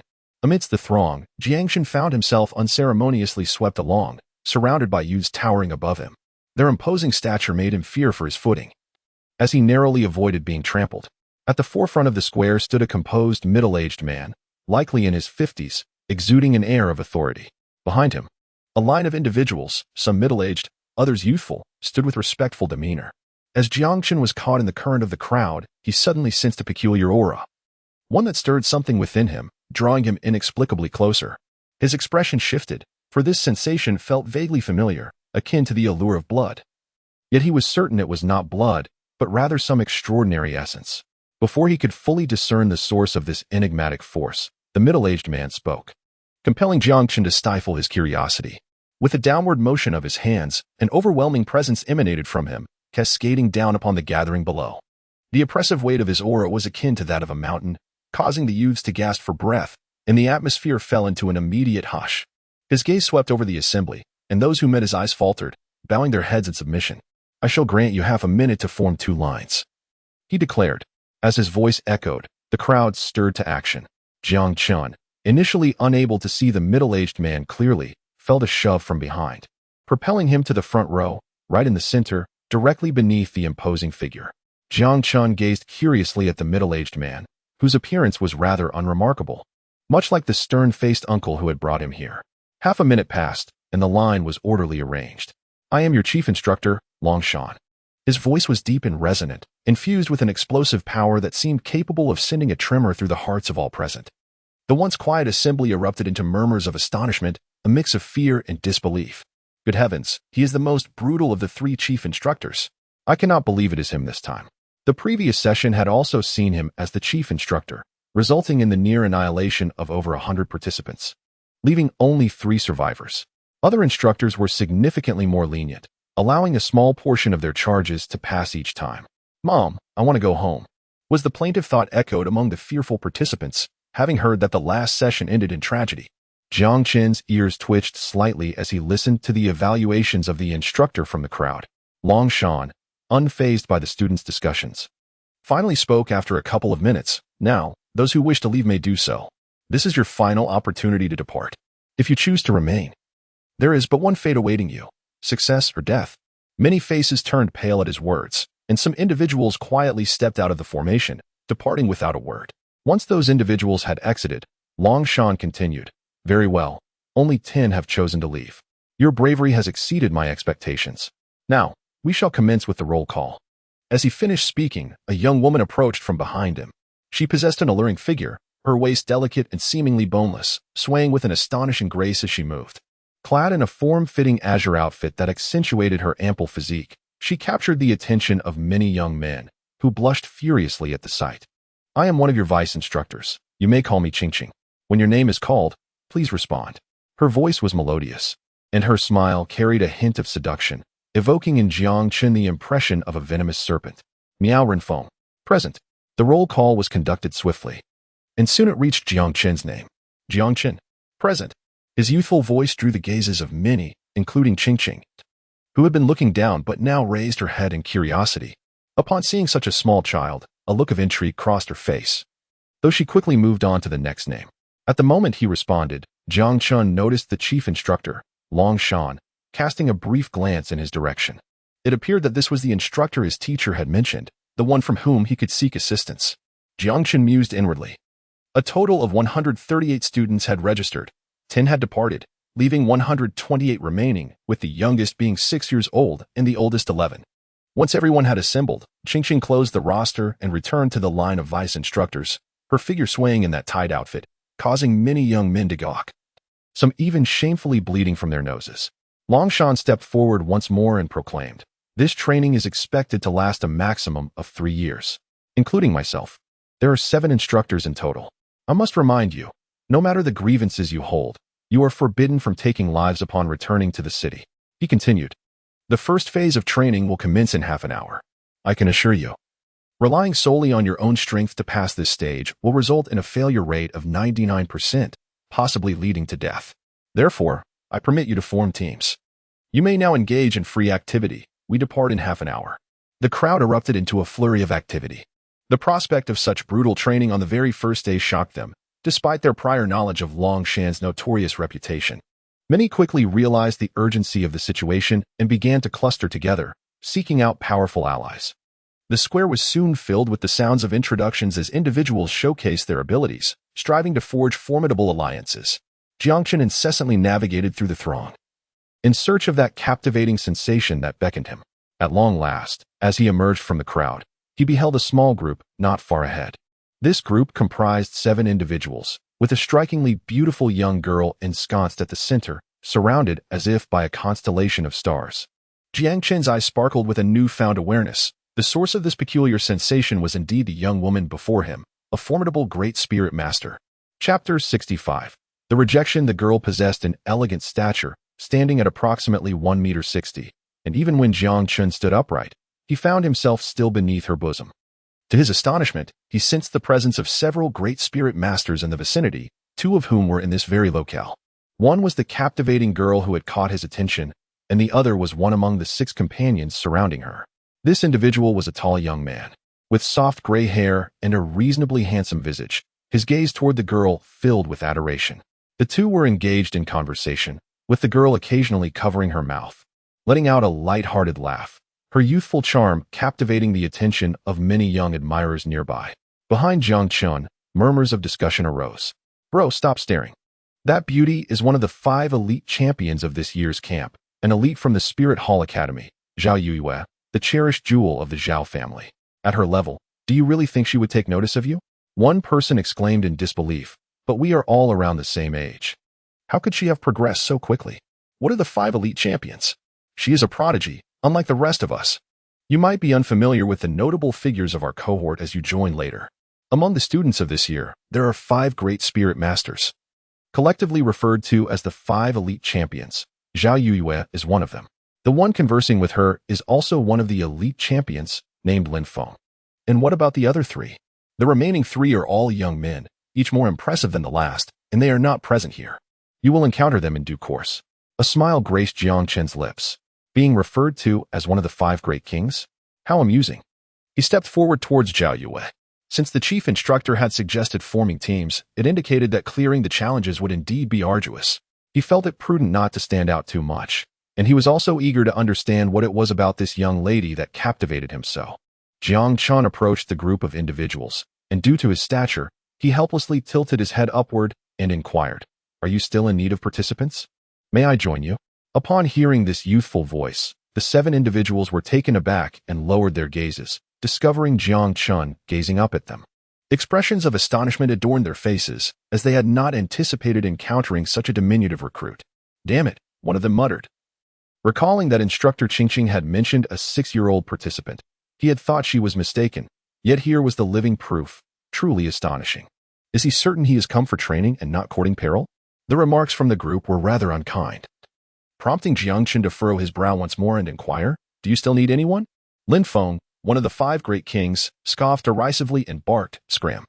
The others joined in the mockery. "Kid, go home and drink some milk for a few more years. Do you think we would take on a burden like you? We lack the energy to protect you. You should seek another team. Now go, and stop hindering us here." Jiang Chen remained silent, his gaze fixed intently upon the girl's visage. He believed that girls generally possess tender hearts. Perhaps she might be inclined to leave a favorable impression on him. Zhao Yue bore a delicately shaped oval face, exuding an air of cool elegance. At that moment, her expression lacked the laughter she had shared with Lin Feng earlier. Her eyes were indifferent as they regarded Jiang Chen, who remained unspoken. Go away, urged the youth dismissively. It was truly disheartening for Jiang Chen to feel as though his warmth was met with cold indifference, prompting his departure with a sense of displeasure. Casting a glance back, he observed that Zhao Yue had resumed her lively conversation with Lin Feng. Jiang Chen felt a deep sense of frustration. These individuals looked down upon him, deeming him too young and unworthy. Were it not for the fear of attracting unwanted attention, he would have unleashed his martial spirit long ago. Hulaina had cautioned him to refrain from displaying his soul rings in public, lest he provoke the jealousy of others and become a target to be eliminated. Although he was not intimidated by these people, the prospect of over 100 individuals scheming against him was undeniably vexing.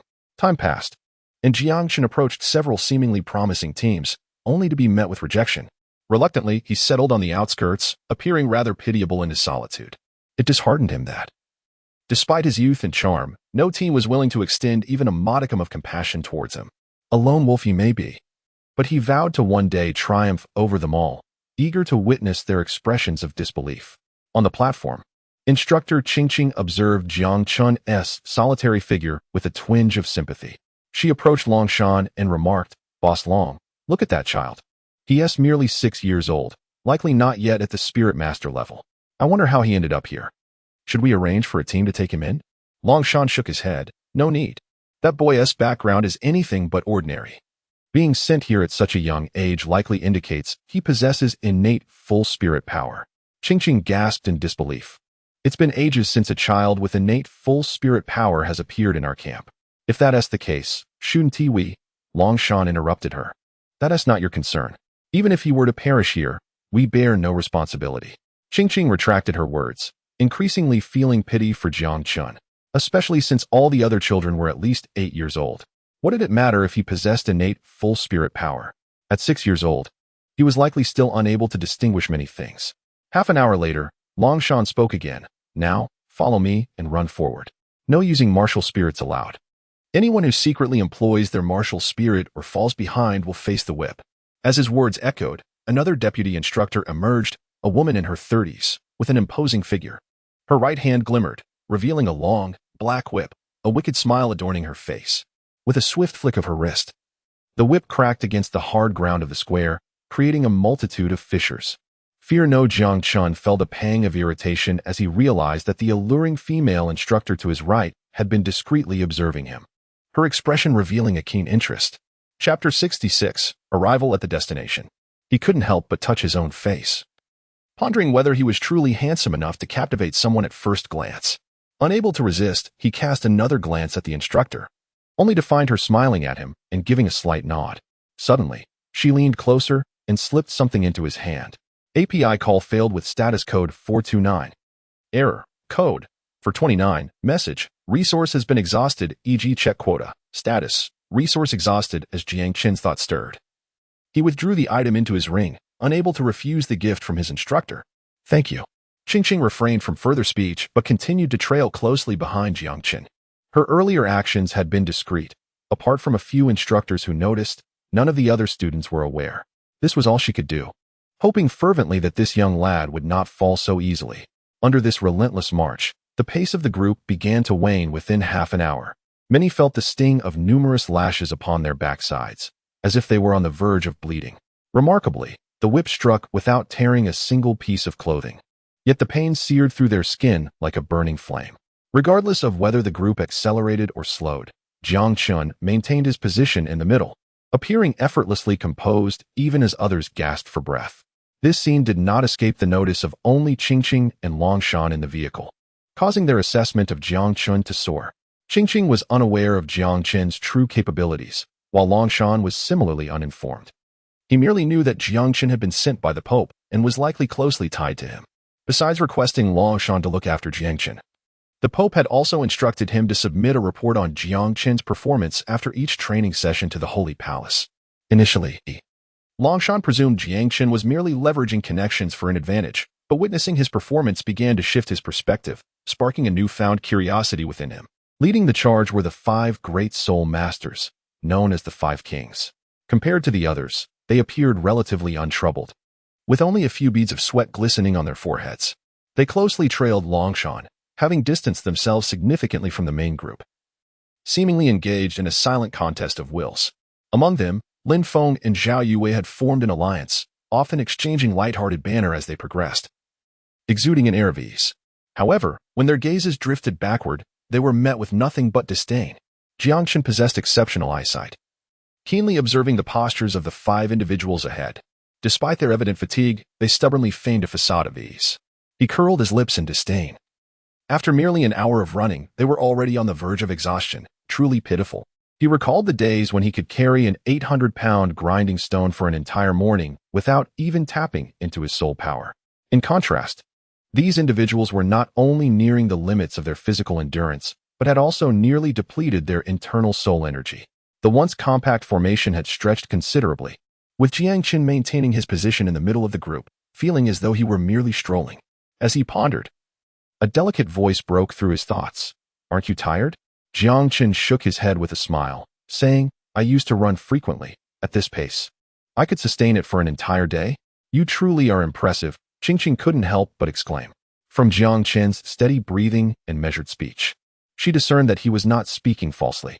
"By the way, since you are not fatigued, why not sprint ahead?" Jiang Chen spoke with a hint of disdain. The 5 individuals ahead are utterly exhausted, yet they stubbornly cling to their pride, insisting on keeping pace.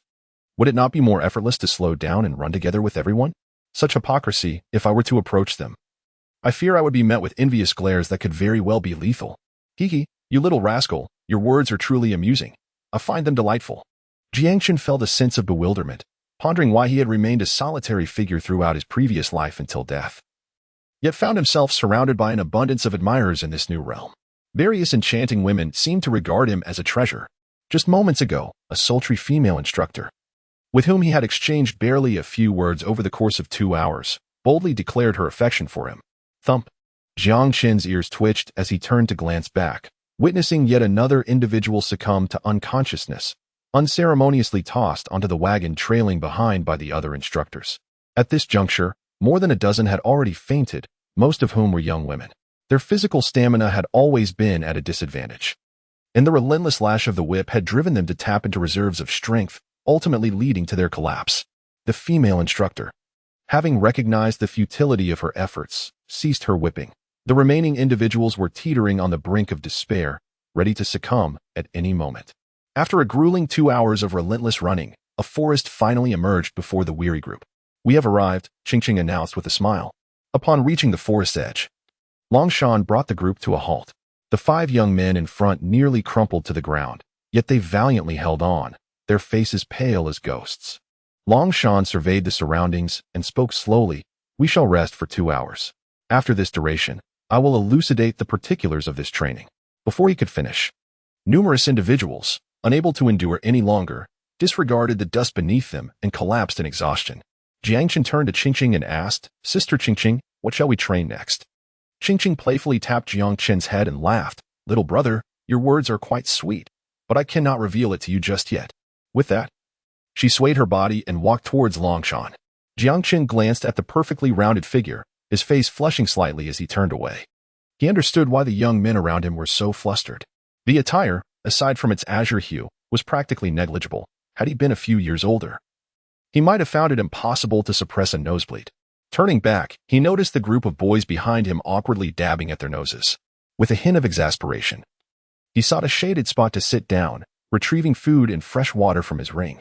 With noon approaching and after 2 hours of exertion, coupled with the uncertainty of upcoming training, he needed to maintain his peak condition. The soul power within him circulated, swiftly replenishing his expended energy. Meanwhile, other students had gathered with their teammates, also beginning their recovery. Those who had fainted were revived by the instructor and were now under the care of a healing instructor, who assisted them in regaining their strength. Jiang Chen cast his gaze towards the nearby forest, which was entirely enclosed by towering iron bars, patrolled by teams of spirit masters. His immediate thought was that there must be spirit beasts within. The iron bars and the spirit masters were clearly intended to prevent the creatures from escaping. Could it be that our training involves entering that place? He speculated. Although he was already a level 14 spirit master, he had never encountered a spirit beast before, and the thought of it filled him with a subtle thrill. Chapter 67. Through the jungle 2 hours swiftly passed, and many individuals had yet to fully regain their spirit power, though most had recovered significantly. Everyone, rise! Longshan bellowed. The group quickly stood and formed an orderly line. Was the previous running exhausting? Is there anyone who wishes to withdraw? Longshan's commanding gaze swept across the assembly, and a profound silence ensued. Even the previously fainted youths remained silent, with none expressing a desire to leave. Excellent. It appears you are all prepared to confront death. You possess the heart to grow stronger, but that alone is insufficient. Only by facing death and enduring hardship can one qualify to become powerful. Now, I offer you the opportunity to become strong. Traverse the forest behind me. The crowd stirred little, as most had already surmised that the forthcoming training would pertain to this forest. The terrain within was intricate, specifically designed for your training, harboring numerous century-old spirit beasts. Your task is to enter through the gate behind me and emerge from the opposite gate within 3 days to complete the challenge. The first 5 to complete it will have the instructor assist in their next spirit ring breakthrough. Others who wish to advance must form teams with fellow students to hunt spirit beasts. The rankings from this assessment will contribute to your overall points, which will determine how the Spirit Hall values you upon graduation. Those who do not emerge within 3 days will receive a score of 0 for this assessment. Now, you may proceed. I will await you on the other side, anticipating a performance that dazzles me. Longshan stepped aside, and the students exchanged glances. Eventually, one among them took the lead, and they surged towards the entrance of the forest. Jiang Chen found himself at the rear of the group, alone and unperturbed. Given that the instructor had allotted 3 days for this endeavor, it was evident that traversing this forest would not be a simple task. Observing the others' running patterns, even if they were to extend their exertions by an additional day, Jiang Chen felt no trepidation. The instructor had mentioned the presence of numerous century-old spirit beasts within, which could range from a century to as much as 999 years of age. It was no wonder the instructor recommended forming teams. Otherwise, should each individual choose to act alone, the repercussions could be dire. Jiang Chen contemplated for a moment and decided it would be better to let those individuals forge ahead, battling fiercely, while he leisurely followed behind, savoring the fruits of their triumph. Once everyone had surged into the forest, Jiang Chen slowly made his way to the entrance. "Wait a moment, little brother," Qingqing suddenly called out, sprinting towards him with her long, slender legs. Jiang Chen gazed at her in confusion. "If you encounter an insurmountable danger within, you can find a place to hide. We will search for you in 3 days and rescue you," he reassured. "Thank you, sister." "I understand," Jiang Chen replied, tilting his head, unable to meet her gaze, for his height barely reached her thigh. "Well then, go ahead. When you emerge, I shall treat you to a meal," Qingqing said with a smile. Jiang Chen nodded and swiftly vanished into the depths of the forest. "Sister Qingqing, why are you so kind to that boy? Could it be that he is your illegitimate child?" teased the voluptuous woman wielding a whip. "Sister, I am not yet married. I merely find him endearing and cannot bear the thought of him perishing," Qingqing replied. However, within her heart, another thought lingered. Possessing innate soul power, if he survives, he is destined to become a prominent figure within the Spirit Hall, perhaps even an elder. By the time you recognize his talent and seek to befriend him, it will be too late. That boy is indeed quite charming, nearly the same age as my son. I wonder which family has the heart to send him here at such a tender age, the whip-wielding woman lamented. "Well, let us move to the other side and wait. Longshan suggested. Hey, Boss Long, these little rascals won't be out for a while. You promised us a feast last time. Don't forget. A male instructor chuckled. No problem. I will cover all the expenses for tonight, he assured. As Jiang Chen stepped inside, a robust scent of the forest enveloped him. Towering trees, reaching heights of several dozen meters, surrounded him, while numerous shrubs dotted the ground. The resonant roars of soul beasts echoed in the air. A look of curiosity adorned his face as he surveyed his surroundings. The others had ventured far ahead, leaving only faint shouts drifting from the distance. Jiang Chen pursued the footsteps of these individuals with remarkable agility, effortlessly maneuvering through the gaps in the underbrush without encountering the slightest hindrance. After advancing several hundred meters, he stumbled upon a colossal creature lying motionless on the ground. It was a magnificent tiger, its fur a striking blend of yellow and white, slain by human hands, with a yellow soul ring gently hovering above its lifeless body. This was, indeed, a soul beast. Intrigued, Jiang Chen circled the great tiger a few times. It bore a striking resemblance to those he had encountered in his previous life, albeit in a significantly larger form. Channeling his soul power, a faint black mist materialized as he beckoned towards the yellow soul ring. The ring was drawn towards him, orbiting his figure, yet it could not penetrate his essence. This was the process of absorbing soul rings from slain soul beasts. Upon grasping this concept, Jiang Chen lost interest and continued his journey forward. Along the way, he encountered several more soul beast carcasses. These century-old soul beasts were evidently not of high age, for they would not have been so easily dispatched by the youths. However, remnants of torn clothing scattered on the ground indicated that some had sustained injuries.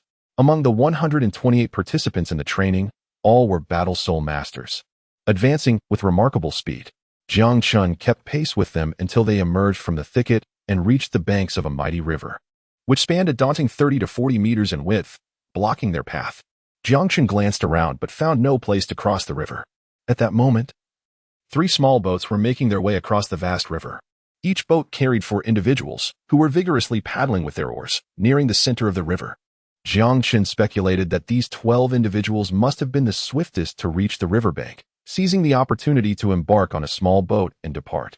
The people left on the shore were cursing, with many expressing their regret for not having run faster and allowing others to commandeer the vessel.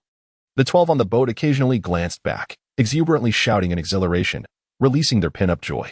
The more than 100 individuals left behind lacked boats and would inevitably fall far behind. The advantage was undeniably theirs. However, Jiang Chen was somewhat taken aback to find that the 5 great kings were not aboard the boat, but rather stood quietly on the bank, observing. Something felt amiss. Jiang Chen suddenly became alert. Just then, the small boat, now in the middle of the river, began to sway violently, causing the occupants to scream in terror. In the astonished gazes of the crowd, countless palm-sized grayish monstrous fish soared into the air, viciously attacking the 12 individuals. Soul rings flickered as various soul techniques were unleashed, decimating large swathes of the monstrous fish. However, there were simply too many of them. Once they took flight, they blotted out the vision of those on the shore. When the monstrous fish finally vanished, both the boat and its occupants had completely disappeared, leaving behind only a turbulent expanse of crimson waves. Chapter 68. The narrow bridge. Everyone collectively gasped in disbelief. Had 12 individuals just vanished like that? What manner of monstrous fish could do such a thing? Many were so frightened they collapsed to the ground, nearly losing control of themselves. It was genuinely terrifying. Although they had prepared themselves mentally for the prospect of death, the reality elicited an unavoidable fear. Initially, they had marched forth confidently, effortlessly dispatching soul beasts, believing the training to be relatively benign. Yet reality swiftly delivered a harsh blow, chilling their hearts to the core. Those familiar faces, who had just been running alongside them, were now devoured, leaving no trace behind. At that moment, Jiang Chen fully comprehended Huaina's words about the necessity of constant vigilance. The previous 100+ individuals had cleared their path with ease, slaying soul beasts without hesitation. But they had relaxed their guard by the river, resulting in a fatal price. Perhaps this was the purpose of the instructor's training, to instill a sense of vigilance at all times, albeit at the grave cost of lives, which felt excessively burdensome for these youngsters, who were merely around 10 years old. The fish are not particularly formidable, they are merely 10-year soul beasts. But there are far too many, Zhao Yue suddenly interjected. Upon her utterance, it was as if the crowd had found a pillar of support. Miss Yue, do you have a way to cross the river? Zhao Yue, with her ethereal presence akin to a celestial being, was revered as one of the 5 great kings. In this critical moment, the crowd felt she should contribute. However, her expression remained indifferent, her gaze tinged with pity as she replied, "How to cross the river is something you ought to contemplate. It bears no relation to me." Some among them were instantly incensed. "Do you not need to cross as well?" Zhao Yue disregarded the crowd, addressing a nearby young man. "Let us go." The young man chuckled. "Miss Yue, I apologize for the offense." With that, 2 black wings suddenly sprouted from his back, each spanning 2 meters when unfurled. Grasping Zhao Yue's hand, he flapped his wings a few times and swiftly ascended towards the opposite bank. The crowd was left dumbfounded. A flying-type soul master was indeed part of Zhao Yue's team. This felt remarkably unfair. How could they compete? "Lin Feng, do you think you could allow us to?" Lin Feng's icy gaze swept over, silencing the crowd. We shall take our leave first. We won't be modest about claiming the top 5 spots." Laughter erupted amongst several individuals in the crowd as various forms of wings appeared on their bodies, indicating they too possessed flying soul weapons. Before the crowd could fully comprehend the situation, these individuals shot into the sky, rapidly making their way across. "Hey, I'm your teammate. You just abandon us like that?" Someone shouted in anger.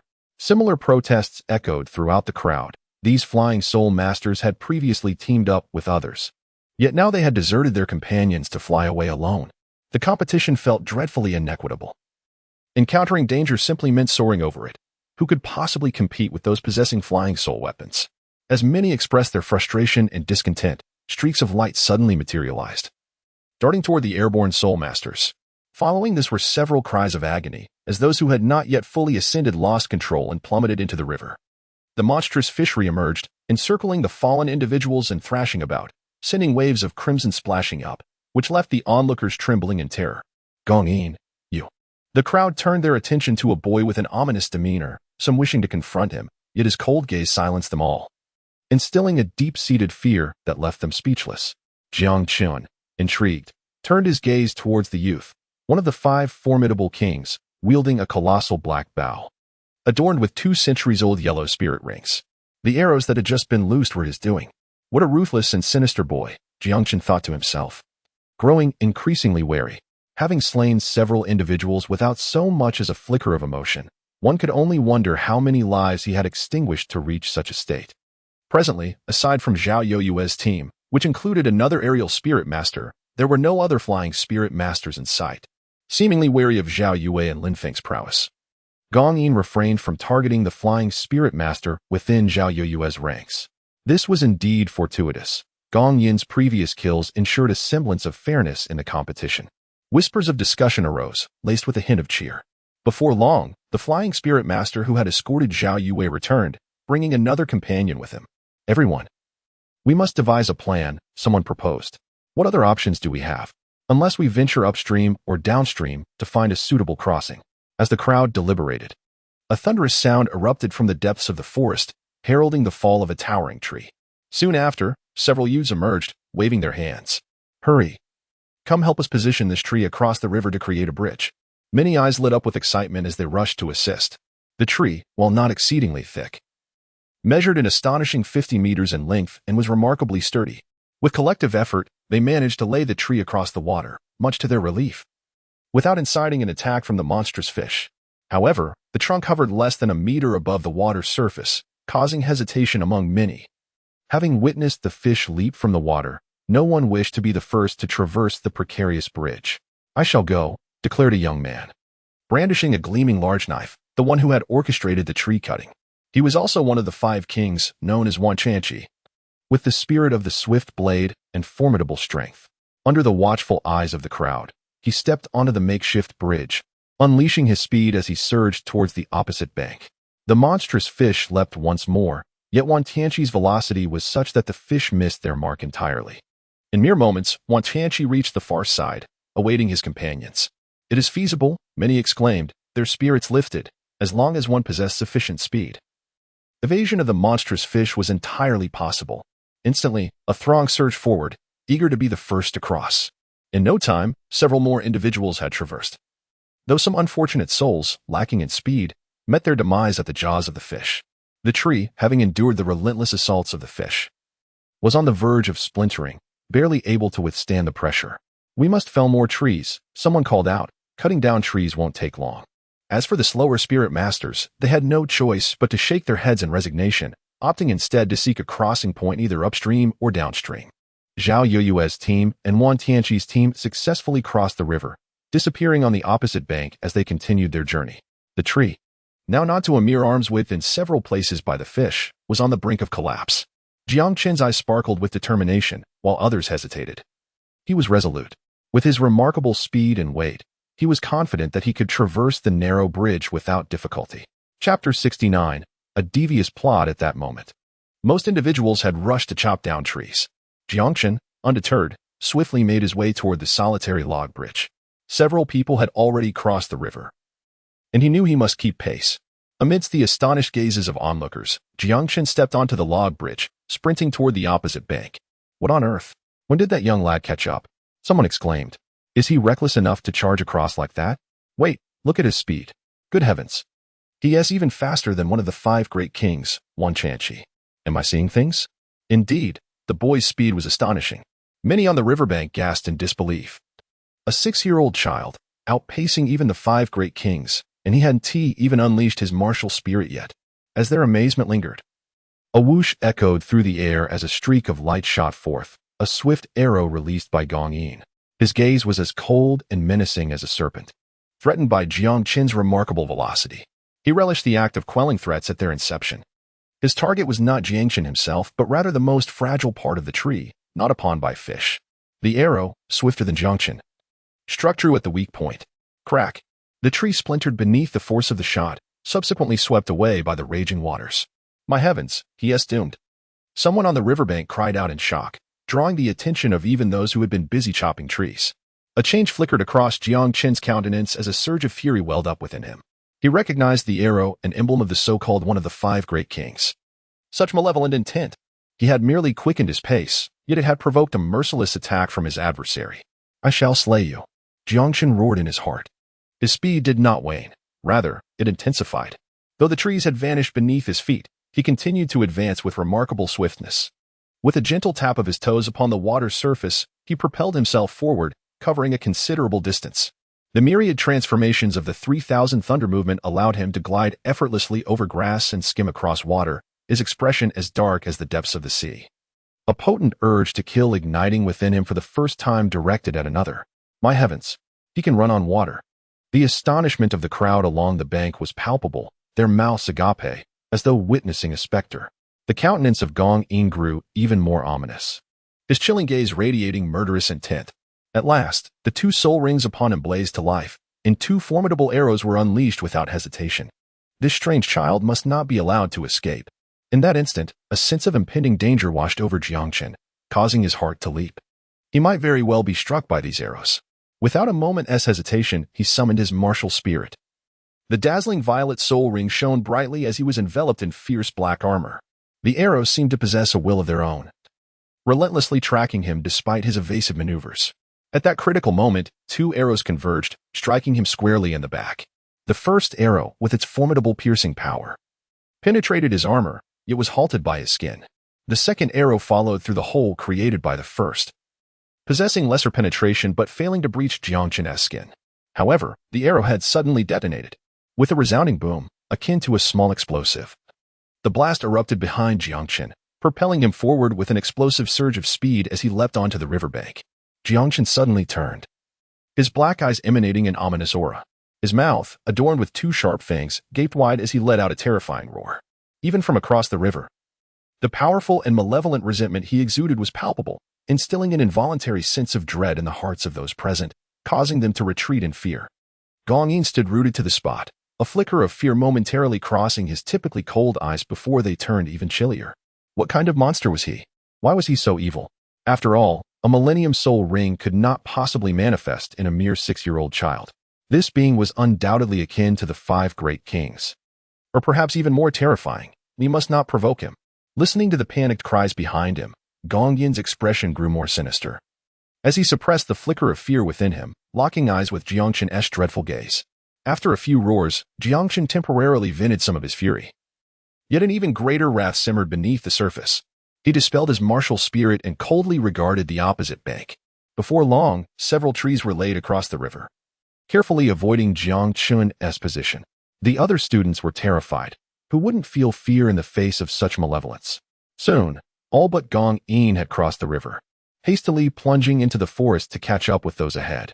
Gong Yin remained steadfast on the riverbank, showing no intention of crossing. Jiang Chen ceased his wading and turned away, yet within his heart, he swore vehemently that Gong Yin must perish. This forest would serve as his final resting place. Moreover, he intended to execute this act of dominance before the eyes of all. After a prolonged wait, Gong Yin finally turned and leapt into the forest, stealthily making his way upstream along the great river. Those who had ventured upstream to investigate had not returned. Perhaps there existed a crossing point further along the river.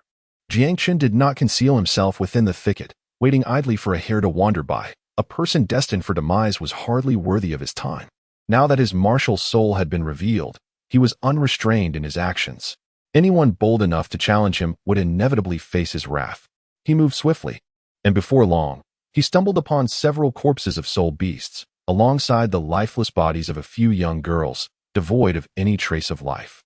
In Jiang Chen's heart, there was no turbulence. Having chosen to come here, one must be prepared for death. To grow stronger entails sacrifices. Soon, he caught up with the group that had just crossed the river. Upon seeing Jiang Chen's appearance, this group felt a twinge of fear and instinctively stepped aside. A few individuals exchanged furtive glances, yet ultimately refrained from making a move, allowing Jiang Chen to pass. I have already reached level 19.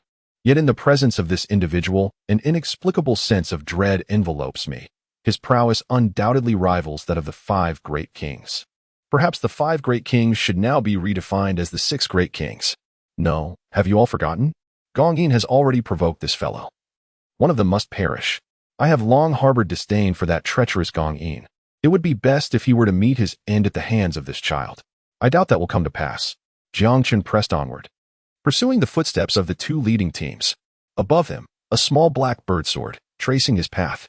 Alas, the forest was exceedingly dense, had it not been so. Jiang Chen could have relied on the little black sparrow to discover the quickest route.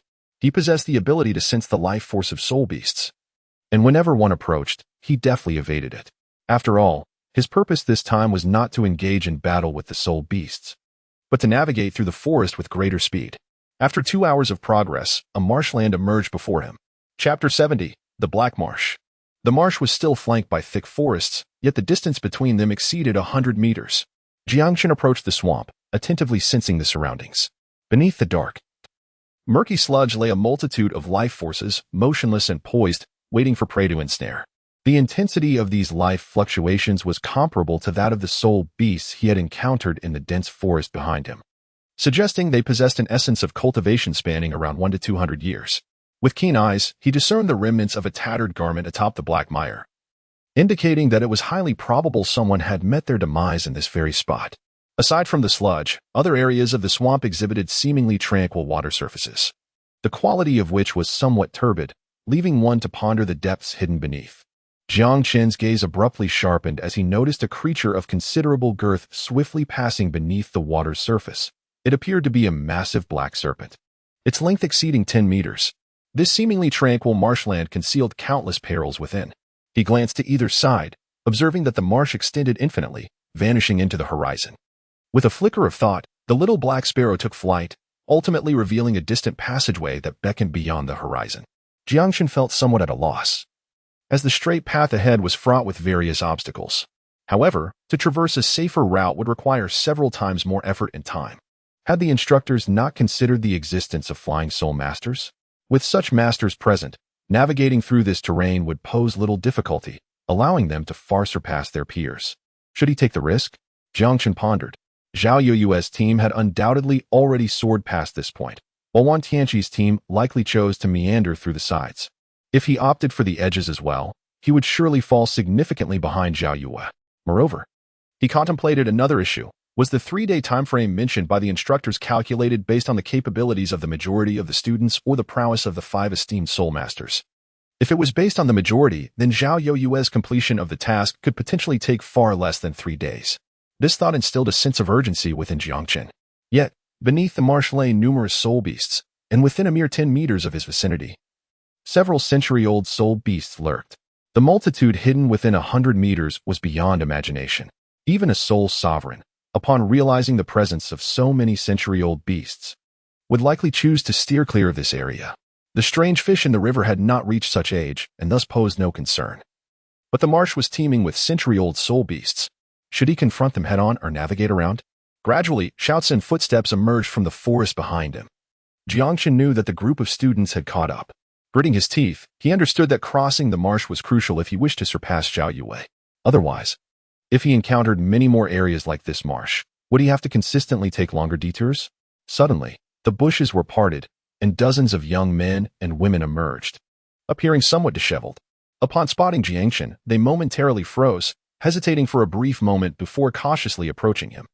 Jiang Chen could sense that with the emergence of this group of trainees, the creatures within the swamp gradually increased, stealthily slinking towards the periphery, their cold, eerie gazes surfacing from beneath the murky depths. A flicker of thought crossed Jiang Chen's mind. Perhaps a brief wait would be prudent, allowing this group to draw forth more soul beasts from the depths of the swamp. When he made his advance, the pressure might be significantly alleviated. The group of students displayed expressions of curiosity, with several young ladies expressing a desire to approach the edge and explore the marshland. Stay away if you wish to avoid danger, Jiang Chen cautioned, his voice tinged with chill. Upon hearing his words, the young ladies swiftly retreated. Is there a monster lurking beneath? One girl inquired cautiously. Jiang Chen nodded, revealing that within, there resided numerous century-old soul beasts, eagerly awaiting their demise. A few maidens, their faces ashen, retreated several steps, gazing in terror at the ominous black marsh. If the 10-year-old monstrous fish from the river were already so fearsome, how could they possibly confront a horde of century-old soul beasts lurking in that swamp? The young ladies pressed on with their inquiries. Jiang Chen gestured to either side. Both paths are passable, albeit considerably longer. I do not believe it. A youth emerged from the crowd, casting a skeptical gaze upon Jiang Chen. He was among the few closest to becoming a Grand Soul Master and felt a twinge of discontent as he observed several of the most beautiful young women seeking Jiang Chen's counsel. Since you claim there is a horde of century-old soul beasts within, and both paths are traversable, why do you remain here instead of departing? As Jiang Chen remained silent, the youth grew increasingly confident, advancing toward the marsh's edge. Mark my words, there are no soul beasts here. This fellow is merely attempting to deceive us into taking the longer routes while he seeks a way to cross the marsh himself. The youth's assertions bore some weight, prompting several other young men and women to nod in agreement, their gazes toward Jiang Chen tinged with skepticism. Consequently, more youths approached the marsh. The earlier speaker bent down, peering into the murky waters, and jested. See? If there were soul beasts, why aren't they devouring me? No sooner had he uttered these words than several massive shadows surged forth, their grotesque jaws brimming with a labyrinth of teeth, and in one swift motion, they severed the youth's head, blood gushing forth violently. These were colossal crocodiles, and the others hurriedly tore at the remnants of the youth's body, effortlessly rending it apart. Leaving a GR, Jiang Chen's eyes erupted with a terrifying brilliance as his martial soul manifested. The soul rings illuminated, and his divine armor enveloped him. In the blink of an eye, he accomplished all of this. His speed surged to its zenith as he surged toward the swamp. Had he lost his sanity? This was the thought of many onlookers. Under the astonished gazes of the crowd, Jiang Chen's form transformed into a fleeting shadow, soaring high into the air, and upon descending, he had already penetrated the swamp by more than 10 meters. With a gentle tap of his toes on a lotus leaf, his body propelled forward once more. Although slightly slower than on solid ground, he remained remarkably swift.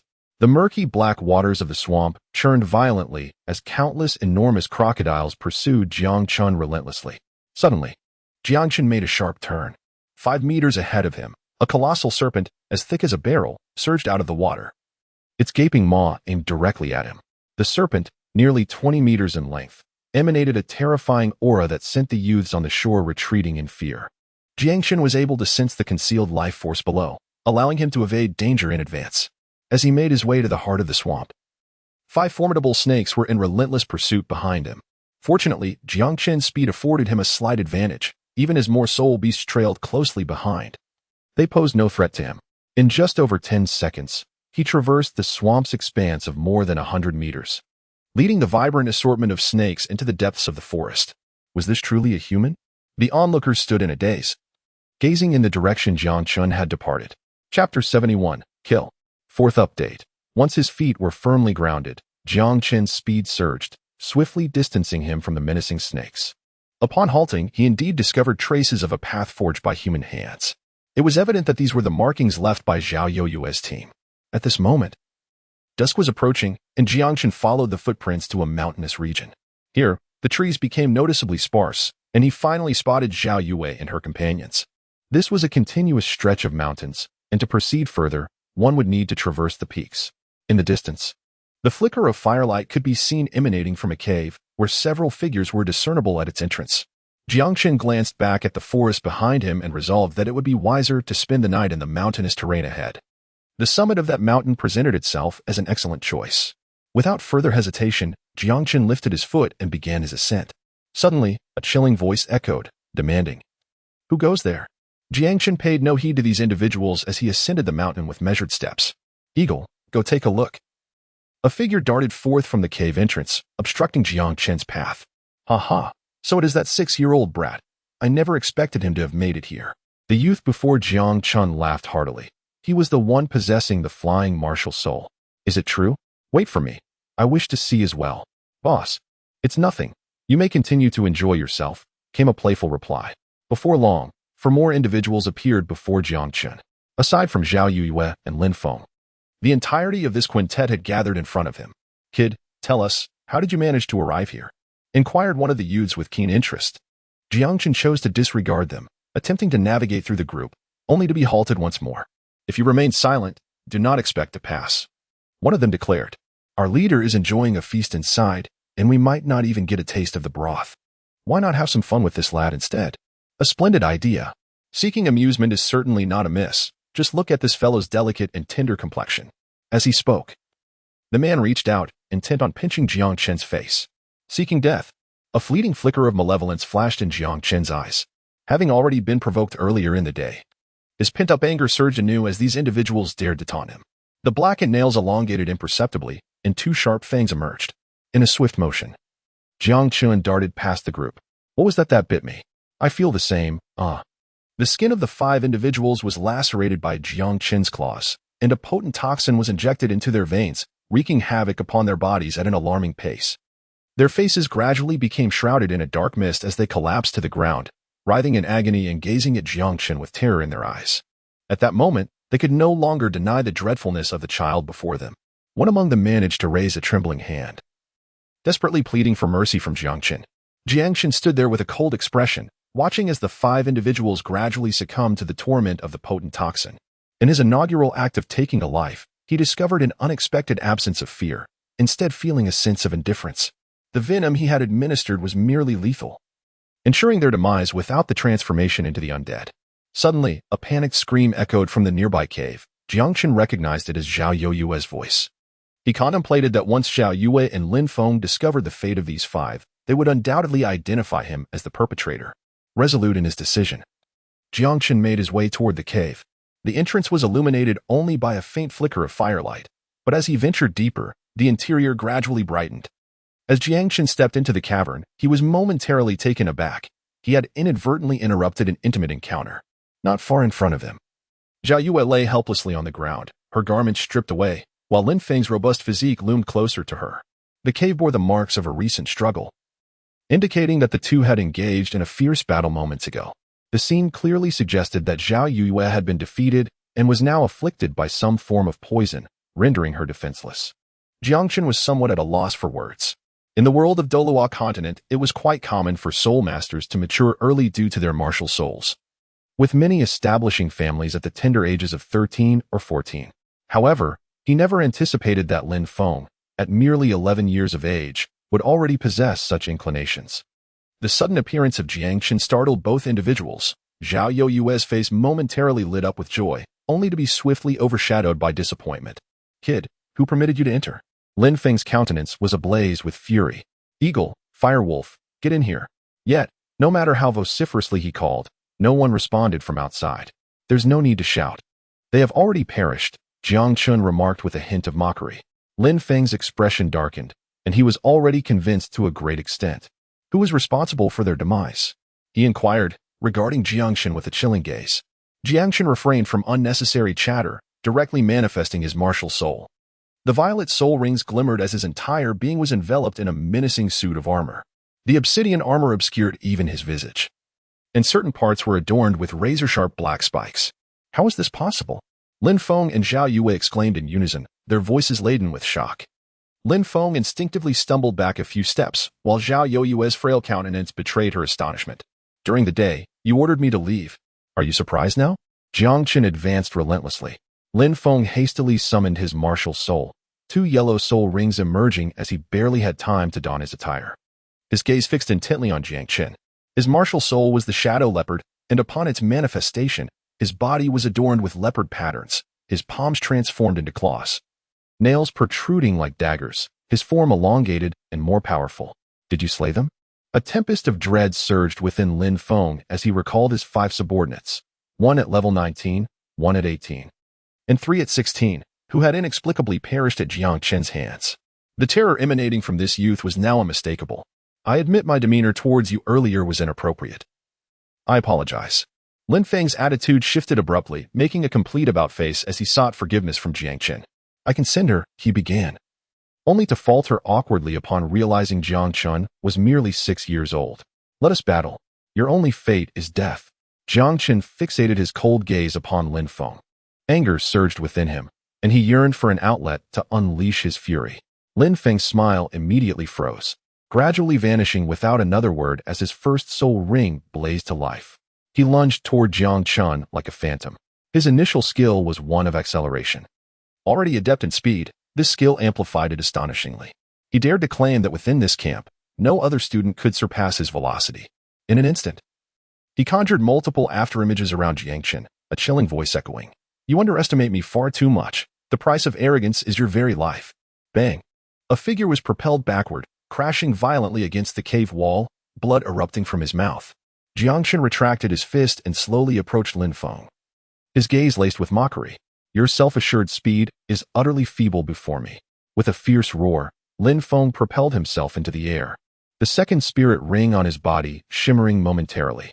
His dagger-like claws radiated a blinding light as they sliced towards Jiang Chen. The intense brilliance compelled Zhao Yue, who lingered in the corner, to shut her eyes, yet the shock within her heart remained unassuaged. Was he truly just a 6-year-old child? Chapter 72. Thank you for saving me. With a thunderous roar, Jiang Chen responded in kind, a chilling black aura erupting from within him, swirling ominously around his form. This presence sent a shiver down Lin Feng's spine. API call failed with status code 429. Error. Code 429. Message. Resource has been exhausted, e.g. check quota. Status. Resource exhausted. API call failed with status code 429. Error. Code 429. Message. Resource has been exhausted, e.g. check quota. Status. Resource exhausted. API call failed with status code 429. Error. Code 429. Message. Resource has been exhausted, e.g. check quota. Status. Resource exhausted. Jiang Chen approached Lin Feng, his armor receding to reveal his visage. If blame were to be assigned, let it fall upon your subordinates who dared to provoke me. His nails grazed the adversary's throat, resisting the allure of the crimson nectar. Rising to his feet, he made his way towards Zhao Yue. Zhao Yue collapsed onto the ground. Though her figure could not yet rival that of Hu Laina, she was nonetheless exceedingly captivating. Her alabaster skin, illuminated by the flickering flames, appeared dreamlike, resembling a piece of exquisite white jade that evoked an irresistible sense of tenderness. At that moment, with the opportunity to truly gaze upon her, Jiang Chen's heart raced uncontrollably. Noticing Jiang Chen's scrutiny of her form, Zhao Yue could not help but feel a wave of shyness wash over her, her cheeks flushed with a delicate hue, radiating an aura of bashfulness. Could the little brother assist his sister in retrieving her garments? She feels utterly drained. Jiang Chen was somewhat taken aback. Zhao Yue seemed like an entirely different person from the one he encountered during the day. The arrogance, indifference, and disdain had vanished completely, replaced by a gentle voice, a coquetry in her tone, and a bashful demeanor that left him questioning whether he had mistaken her identity. When I expressed my desire to join your team earlier, you responded with cold indifference, did you not? Why should I aid you? Jiang Chen remarked with a sardonic smile. Zhao Yue's blushing face faltered for a moment, and she quickly replied, Little brother, you misunderstand me. I too have my own hardships. As a frail woman, if I do not feign strength, how can I survive in this merciless concentration camp? Please, lend me your assistance. You saved my sister, and she will heed your every word from now on. Zhao Yue attempted to sit up, only to helplessly fall back down, writhing in pain. Jiang Chen picked up the clothing from the ground and tossed it onto Zhao Yue. Yet a hint of elegance still managed to reveal itself. Could you assist me in covering this? Zhao Yue whispered, her ears flushed with a deep crimson hue. Jiang Chen approached, crouching down to gently cover Zhao Yue with her clothing. He intended to first ascertain what it was about Zhao Yue that captivated his attention, before contemplating how to deal with this woman. Suddenly, a sharp dagger emerged from Zhao Yue's hand, piercing through Jiang Chen's garment and plunging deep within. Was this truly the same frail girl? She abruptly sat up, grasping Jiang Chen's shoulder, her lips brushing against his ear. Sister, thank you. Thank you for saving me. As she spoke, she exerted force once more, only to find the dagger could no longer penetrate. Her expression shifted as she withdrew the dagger and thrust it again with renewed vigor. Clang. This time it felt as if she had struck metal, inflicting no pain whatsoever. To her horror, she realized Jiang Chen's eyes had inexplicably turned black, and two sharp fangs instilled a chill within her. Sister, I was merely jesting with you. She forced a smile, attempting to rise and retreat. At that moment, her heart raced wildly, perplexed as to why the dagger could not breach Jiang Chen's flesh. Remembering Jiang Chen's formidable strength that could easily vanquish Lin Feng, she felt an unsettling sense of dread. With a low growl, Jiang Chen pounced on Zhao Yue before she could rise, forcefully pinning her to the ground, his grotesque mouth agape, instilling a profound dread within her. No, she cried out in panic. In an instant, she felt a sharp pain in her neck as Jiang Chen pressed against her, her lifeblood coursing towards that point. Consumed by his voracious thirst, terror gripped Zhao Yue's heart. This child was drinking her blood. Was this truly a human being? Her courage nearly shattered. As she summoned her spiritual energy to resist, she realized she seemed to be poisoned, rendered immobile, helplessly witnessing her blood flow into the mouth of this demonic child. As her vitality rapidly drained away, Zhao Yue felt an eerie chill enveloping her body, yet her mind sharpened, amplifying her fear. What had she done wrong? She merely wished to eliminate a 6-year-old child, a lesson ingrained in her by her father since childhood. Was it truly a mistake? Tears streamed down her cheeks, leaving her utterly bewildered. Finally, Jiang Chen ceased his feeding and released Zhao Yue. The velvety texture of her skin, the exquisite taste of her blood, sweeter than Jing Wuming's, left him yearning for more. Had she not held potential value, he might have succumbed to the urge to drain her entirely. Observing Zhao Yue lying there, bewildered, Jiang Chen discerned her weakness. She was likely to become his second subordinate, a welcome asset in this concentration camp. Of course, this was contingent upon her possessing worth. Otherwise, he would prefer to forego such a lackluster ally. He lifted his garment to inspect his abdomen. Zhao Yue's initial strike had pierced his skin but failed to penetrate further. Once he revealed his zombie form, her dagger had no chance of harming him again. Now, the wound had healed completely, leaving no trace. His mind absorbed Zhao Yue's memories, and he began to speculate about the alluring force that drew him to her. Her family's inherited martial spirit was the moon. Perhaps this was the reason. Whether this hypothesis held true would require further exploration. Moments later, a smile spread across Jiang Chen's face. It was done. He could feel a newfound spiritual connection with Zhao Yue, growing ever more profound. Before long, she rose, kneeling before him. Please, master, forgive Yue's transgressions, she pleaded, her demeanor marked by deep reverence yet tinged with fear. Jiang Chen turned and picked up her clothes, tossing them over. Put your clothes on first. Zhao Yue's delicate face flushed crimson as she quickly turned away. Jiang Chen feigned a serious expression, his cheeks tinged with a hint of crimson, suddenly feeling a sense of relief for still being a child. Otherwise, in such a predicament, he feared he would find himself in an embarrassing situation. Chapter 73, A Unique Sensation. Before long, Zhao Yue had donned her attire and turned to glance at Jiang Chen with a touch of curiosity. Master, she called softly. API call failed with status code 429. Error. Code. For 29. Message. Resource has been exhausted, e.g. check quota. Status. Resource exhausted. Jiang Chen cast a glance at Lin Feng, realizing that he had succumbed to death entirely. He then turned and made his way outside, with Zhao Yue hastily following suit. Upon reaching the outside, Zhao Yue beheld the lifeless forms of the 5 individuals, each meeting a gruesome fate, their skin a deep, unsettling shade of black, strikingly horrific. Such corpses, one could surmise, would likely deter even the most audacious of soul beasts from partaking in them. Jiang Chen remained silent as he ascended the mountain peak. Master, it is now dark. Should we continue our journey? We must be the fastest at this point, Zhao Yuyue inquired, gathering her courage. At this moment, she was still unfamiliar with Jiang Chen's temperament. Aside from her soul's innate reverence and obedience toward him, her understanding of Jiang Chen was limited to his formidable display of strength within the cave. In her heart, she only knew that her master was vastly superior to her, both in power and innate talent. Jiang Chen remarked, "No, we shall spend the night at the mountain summit." Zhao Yue, increasingly intrigued, pondered why they would choose to stay at the peak instead of residing in a cave. Jiang Chen paid no heed to Zhao Yue's curiosity, continuing to walk while contemplating the information regarding her.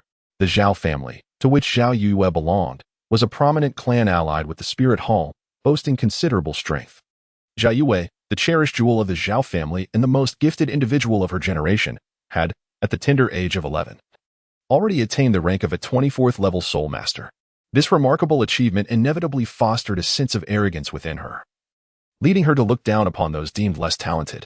However, despite her somewhat ruthless demeanor, Zhao Yue lacked experience and was unaware that those 5 individuals had long been affiliated with Lin Feng, narrowly escaping a grave insult. It was not until he reached the summit that Jiang Chen finally came to a halt. "Master, thank you for saving me." Zhao Yue expressed her gratitude. Jiang Chen gazed up at her, a half-smile playing on his lips, and remarked, "You previously expressed your gratitude with a dagger."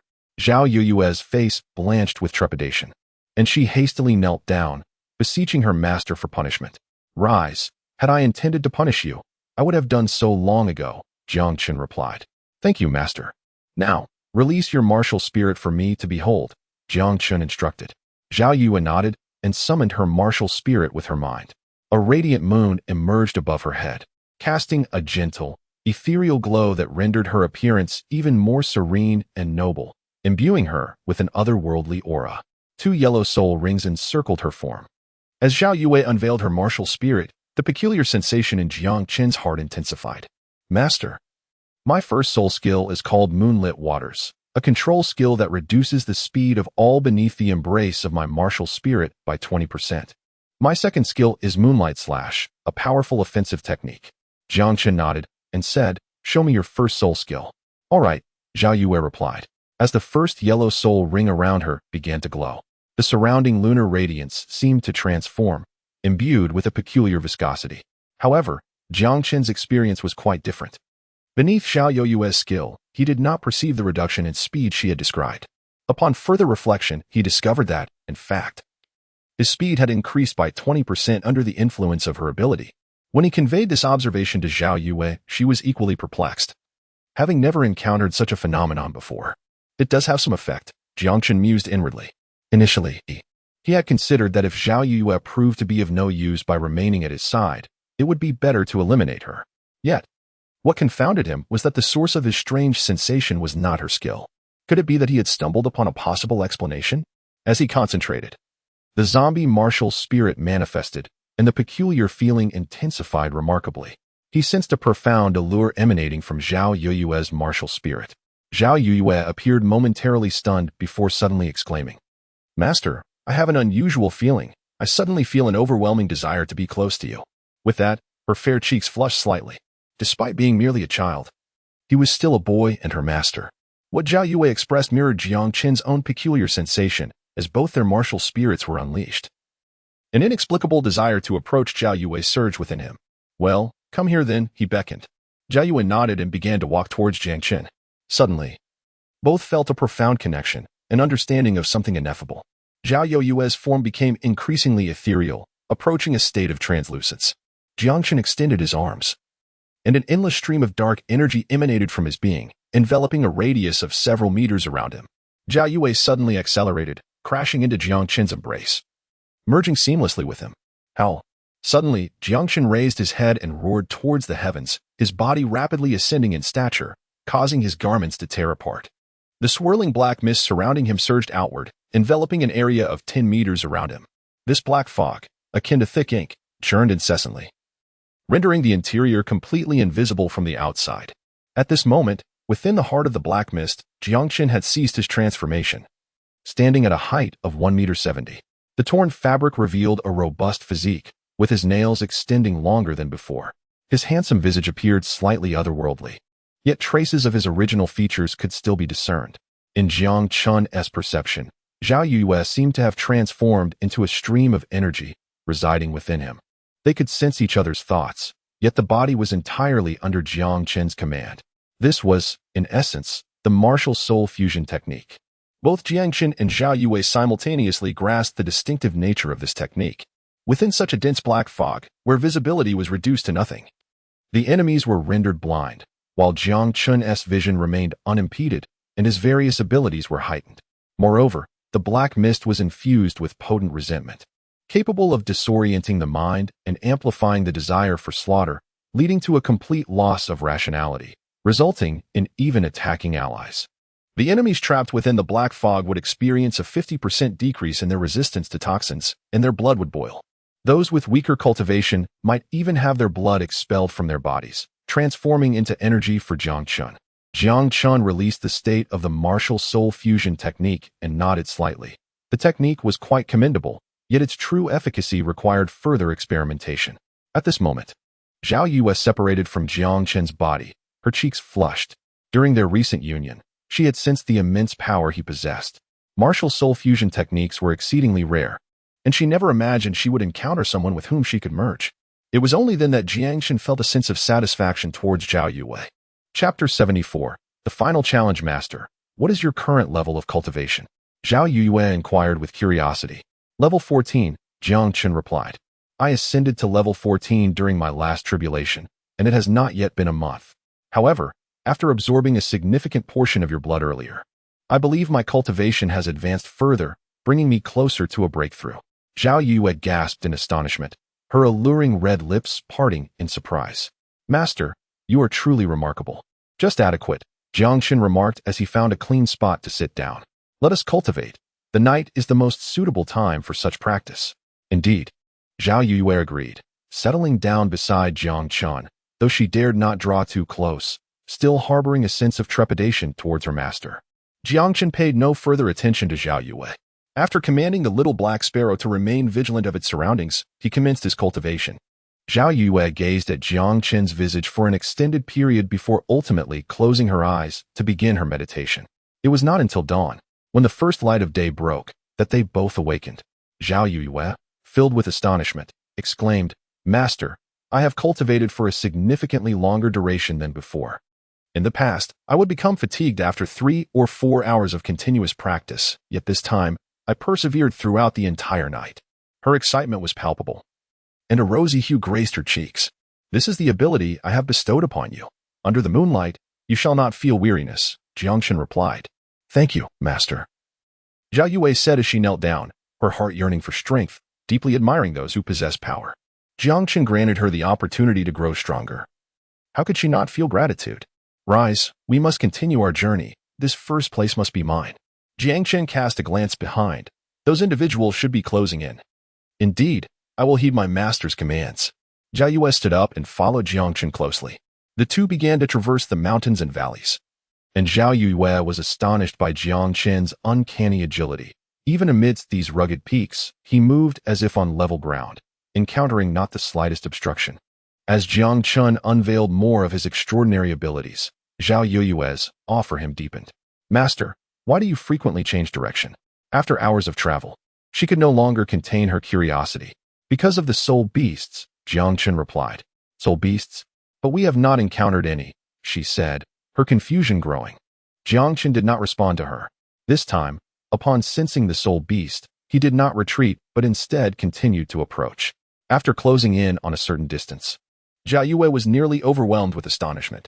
Master, I sense a powerful life force. Could that be the soul beast? Jiang Chen nodded, after being bitten by me.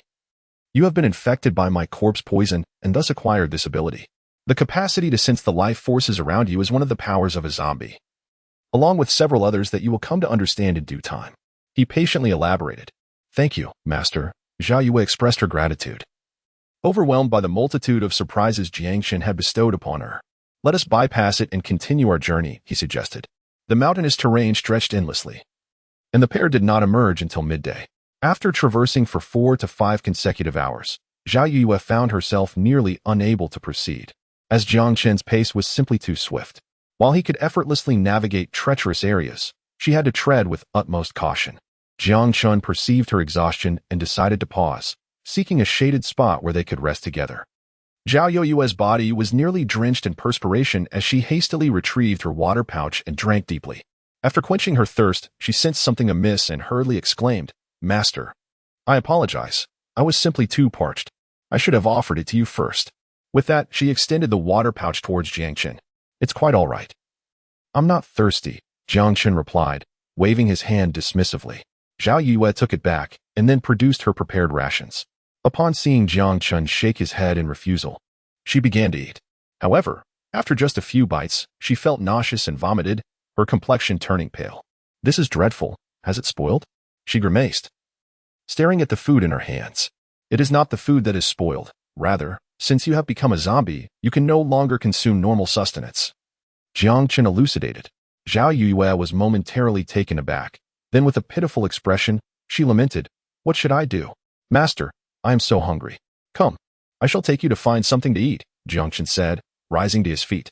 Having nearly drained Zhao Yue's blood the previous night, he felt satiated and needed her to swiftly acclimatize to her new identity as a zombie. Zhao Yue followed eagerly, uncertain of what her master would provide, yet feeling a flicker of anticipation within her heart. Moments later, as Zhao Yue awaited, Jiang Chen returned, clutching a small tiger, which he tossed before her. "Master, I cannot roast meat," she said, her voice tinged with despair. "I did not instruct you to roast it. Simply drink its blood," Jiang Chen replied. "Ah." Zhao Yue was taken aback. Jiang Chen's promise of food turned out to be merely blood consumption. Remembering the scene from the night before, when Jiang Chen had drunk her blood, she finally understood. The sustenance of a zombie was indeed blood. Jiang Chen disregarded her astonishment as a dagger materialized in his hand, swiftly cutting through the throat of the small tiger. Zhao Yue watched the blood gushing forth, swallowing hard as she felt an intense allure towards it. In an instant, she involuntarily transformed. Two pristine fangs emerged from her lips, adding a touch of adorable innocence to her otherwise frosty visage. "Reclaim your fangs and come here, drain it," Jiang Chen commanded. Although Zhao Yue's mind resisted, her body responded instinctively, moving to seal the source of the blood and gulping it down greedily. After several minutes of voraciously drinking, the small tiger had been drained completely, its body now a mere husk that Jiang Chen discarded carelessly. Burping, Zhao Yue found herself splattered with blood, her dazed expression only accentuated by the aftermath of her feast. "Are you satisfied?" Jiang Chen inquired. She nodded. "Then let us continue our journey."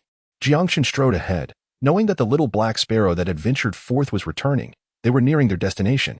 "From now on, without my permission, do not bite anyone or any soul beast, understood?" Jiang Chen turned back to issue the command. He possessed the ability to control the zombies he had bitten, but Zhao Yue did not. Should zombies proliferate, it would not only pose a threat to other factions, but to the Wuhuan Hall as well. His intention was clear. If there were to be zombies, they must be created and firmly controlled by him. The two continued their trek, ultimately reaching the final obstacle. Before them lay a vast canyon, its towering cliffs soaring over 1,000 meters high. Through the little black sparrow's perspective, Jiang Chen discerned that upon traversing this gorge, they would find the exit. However, a peculiar phenomenon awaited them in the canyon's center, a thick, pink mist enveloping a considerable expanse. "Let us proceed. We should be the first to arrive here," Jiang Chen urged as he advanced, with Zhao Yue closely trailing behind.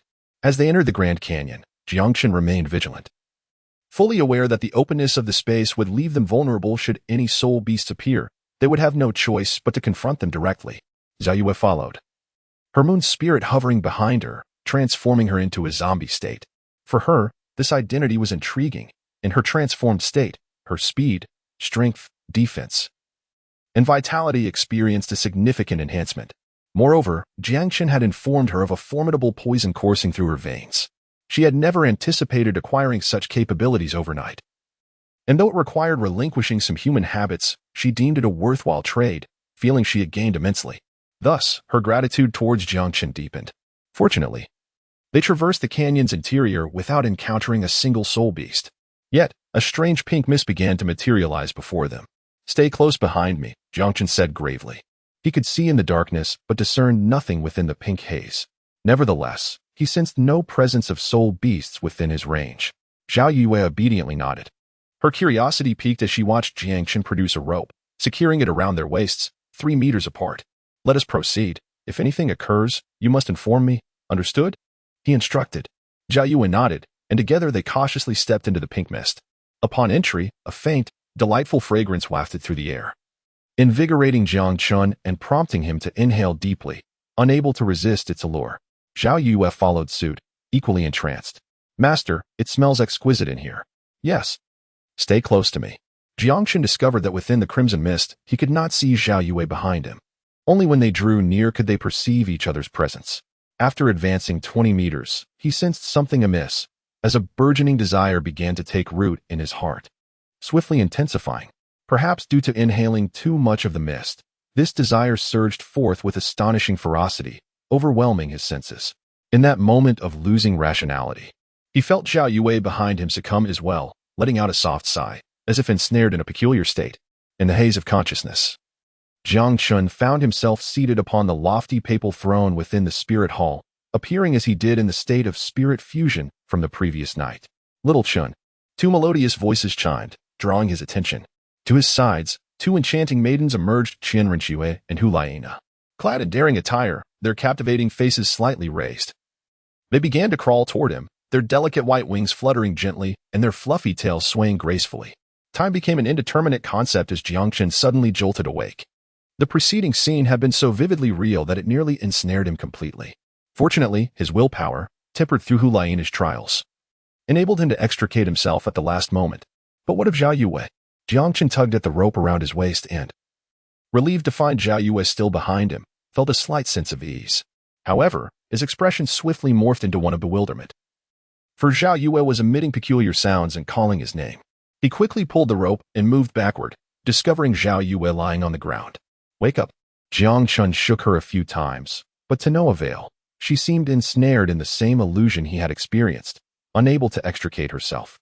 With no other choice, he blushed, covered Zhao Yue's attire modestly, and lifted her into his arms. Perhaps, to liberate her from this phantasm, they first needed to escape this cursed place. Zhao Yue was remarkably light. To Jiang Chen, her weight felt almost negligible. With her in his embrace, he began to sprint with fervor. To his dismay, Zhao Yue's hands flailed wildly, and her body writhed incessantly. Master, I want. He was perplexed as to why she was envisioning him in such a manner. After all, they had only known each other for a night and a half. The crimson mist stretched over 100 meters, and upon breaking free, Jiang Chen unceremoniously tossed Zhao Yue away. Ouch! She exclaimed as her rear met the ground with a thud, and her eyes began to regain their clarity. Master, how did I end up on the ground? Zhao Yue inquired, initially bewildered, but soon recalled the vivid scenes from her illusion. In that moment, realization dawned upon her. She had indeed fallen into a trance. Her cheeks flushed with astonishing speed, burning like fire, and she could not bear to meet Jiang Chen's gaze. I actually fantasized about my master. The more she pondered, the more embarrassed she became. And the thought that Jiang Chen must have witnessed her folly made her wish she could disappear into the earth. Jiang Chen felt a twinge of embarrassment and preferred to avoid the topic. He promptly stated, the exit should be just ahead. Let us proceed to complete our task. Zhao Yue nodded softly, her voice barely audible.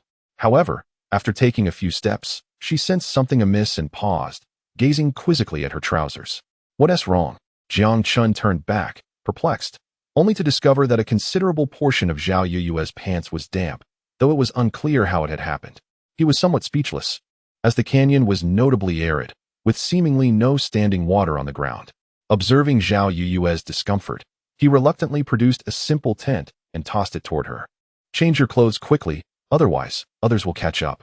Zhao Yue's neck flushed crimson, and without uttering a word, she hurriedly slipped into the tent. Her movements were swift, seemingly driven by the fear of being overtaken, and soon she emerged in fresh attire. Let us go. This time. Jiang Chen spoke only briefly before resuming his stride toward the grand gate several hundred meters away. Zhao Yue hurried after him, managing to keep pace, occasionally stealing glances at Jiang Chen, her eyes flickering with unspoken thoughts. The pink mist before them represented the final challenge. Once they traversed it, no further obstructions would remain. Moments later, they arrived at the entrance. The towering iron gate was securely locked, and several patrolling soul masters could be seen outside. Nearby, reclining on a lounge chair against the gate, was an elderly man with white hair, his small eyes barely open. Excuse me, could you please open the door?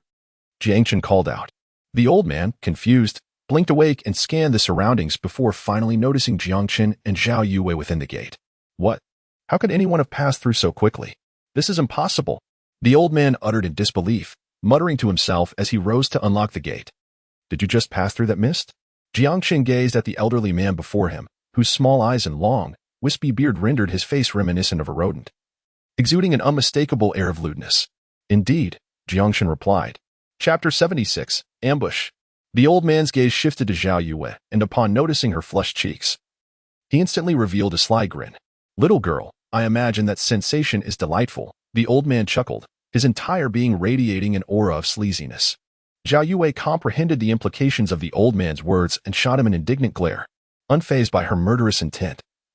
The old man turned his attention back to Jiang Chen, clucking his tongue in feigned astonishment. No wonder everything is progressing so swiftly. It appears to be reliant on this naive little brat. Huh? However, if one knows nothing, how can one truly succumb?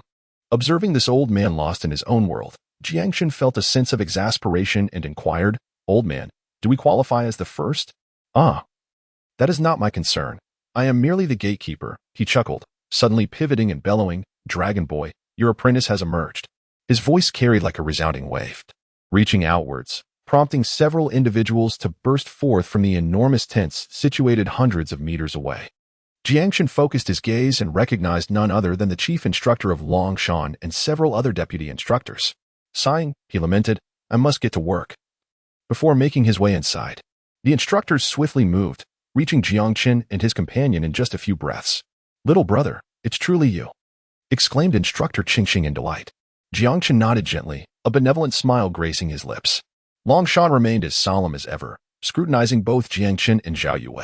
His brow furrowed. Did you bring him out? He inquired, directing his gaze towards Zhao Yue.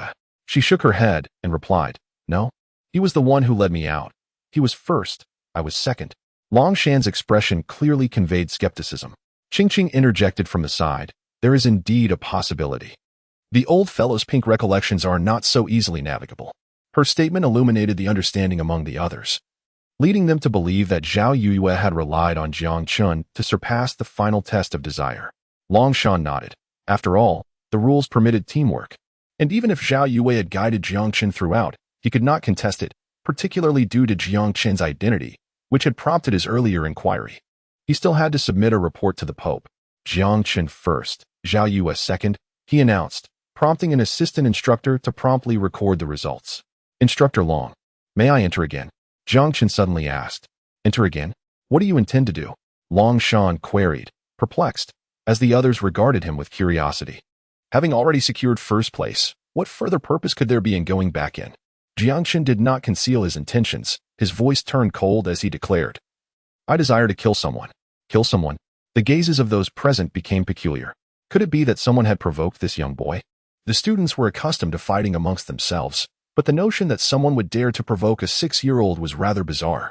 Was this child exceptionally gifted? Inciting envy in others? This thought suddenly crossed their minds. Given that Jiang Chen was the first to step forward, their assumptions gained further credence. Perhaps Jiang Chen possessed not only talent but also formidable strength. Whom do you wish to kill? Longshan inquired. Gong Yin, Jiang Chen stated frankly. Little brother. Have you lost your mind? Qingxing was the first to exclaim, for she planned to rely on Jiang Chen to fulfill her dreams of wealth and success, and could not allow him to undertake such a perilous endeavor. Standing nearby, Zhao Yue felt a pang of surprise but was not overly concerned. After all, Jiang Chen had effortlessly slain Lin Feng, so what was a mere Gong Yin in comparison? Jiang Chen remained silent, gazing quietly at Longshan. Surprisingly, against all expectations of the instructors, he consented. Long, are you not sending him to his doom? Qingxing exclaimed anxiously. Do not worry, Sister Qingxing. With Sister Yue by my side, I shall be fine, he reassured, as he led Zhao Yue inside. Qingxing exhaled slightly, yet continued to watch Longshan, anticipating an explanation. The others shared her curiosity, eager to understand Longshan's rationale. Longshan's reasoning was straightforward. I wish to observe his talent, and he will not perish. With that, he followed them in, confident that Jiang Chen would seek his aid in a moment of crisis. Finally reassured, Qingxing ventured in after him. The elderly man with white hair moved a lounge chair inside, reclining before the pink mist, awaiting the student's emergence. Jiang Chen approached silently, finding a ledge beside the cliff where he sat down with Zhao Yue. Yue, What is the strength of that Gong Yin? Zhao Yue replied, Master. Gong Yin is also 11 this year, possessing slightly inferior aptitude compared to me, and is merely a 22nd level soul master. His martial soul is a large black bow. His first soul skill enhances penetration, while his second soul skill is the explosive arrow. He is an orphan without any significant background, having been raised by the spirit hall since childhood. Master, why do you intend to eliminate Gong Yin? Because he has conspired against me. Jiang Chen recounted the circumstances at that time. Zhao Yue's beautiful eyes glinted with murderous intent. How dare he offend you, Master? He truly deserves to perish. Allow me to handle him. Jiang Chen shook his head, saying, No, let us both strike together and test our fusion technique. Zhao Yue paused momentarily before understanding. Her excitement evident as she nodded enthusiastically. Hey, kid, quite impressive. At such a young age, you already have such a beautiful maid. The voice of the lecherous old man suddenly echoed from a short distance away. Jiang Chen chose to ignore the elderly man. Yet the old fellow began to revel in his own excitement. Do you see these pink mists? He exclaimed. I conjured them, naming it pink memories.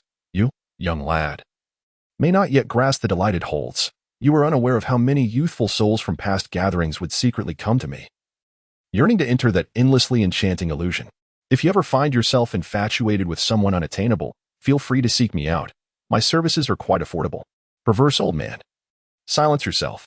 You have no shame, preying on such young ones.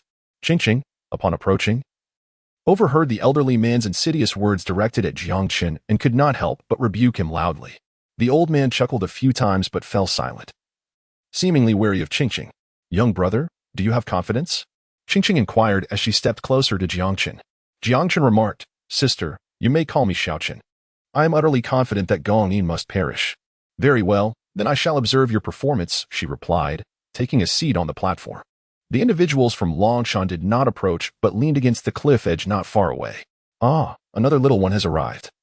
The old man with a penchant for lechery said, his gaze penetrating the pink mist as if seeking to unravel its secrets. Jiang Chen also sensed the disturbance. Yet due to the distance, he could not perceive the presence of that individual. 10 minutes later, a boy with a flushed face burst forth. Instantly, all the instructors, including the lecherous old man, turned their gazes toward the boy's lower region. Indeed, this lad exhibited commendable willpower, remarked the old man. The instructors exchanged satisfied glances and beckoned to the youth. Chapter 77. The terrifying martial soul fusion technique. The one who emerged was none other than the swift blade Wan Tianqi, who had closely followed Zhao Yue across the river. It seemed he had ultimately abandoned his teammates to forge ahead alone. Wan Tianqi dashed out, only to find himself startled by the multitude of eyes fixed upon him. Upon spotting Jiang Chen and Zhao Yue not far away, a profound look of disappointment washed over his face. He had indeed fallen behind Zhao Yue, and who was that child?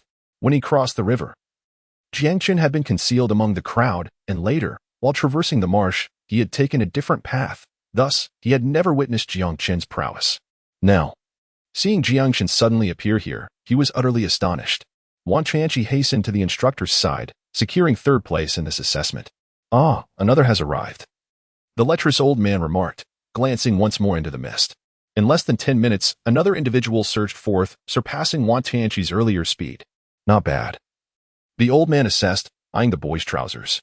Emerging was none other than Gong Yin, the very one Jiang Chen yearned to eliminate, the one who had shot several arrows at him from the shadows. Upon his arrival, Gong Yin was equally taken aback by the throng before him. However, he soon caught sight of a figure darting towards him from the side, blocking his path of retreat. He quickly turned around, and as he recognized the person behind him, his expression shifted dramatically, retreating warily towards the instructors. Jiang Chen's speed instilled a profound sense of trepidation within him, and the astonishing defensive prowess displayed by Jiang Chen left him utterly astounded. Despite unleashing 2 soul skills in rapid succession, he had been unable to inflict any harm upon Jiang Chen. Uncertain of the extent of Jiang Chen's capabilities, his cautious nature prevented him from opting for a direct confrontation. Jiang Chen, unrestrained and fearless, summoned his martial spirit, revealing a violet soul ring as he bellowed. Yu. Zhao Yue had already pursued him as he leapt forward, albeit at a slightly slower pace.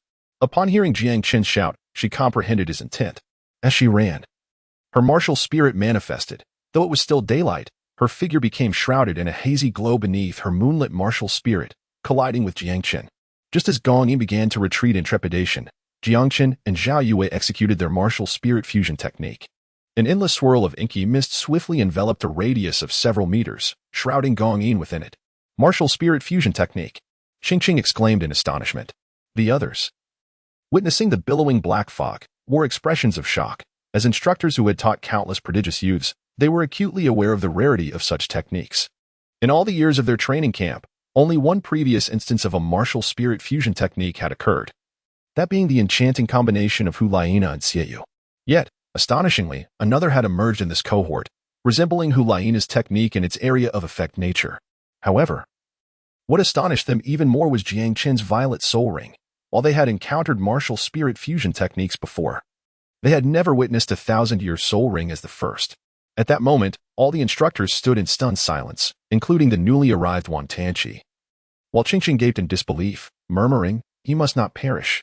Suddenly, she grasped Long Shan's arm, shaking him vigorously, momentarily forgetting that he was her revered leader. "He shall not die," Long Shan instinctively replied.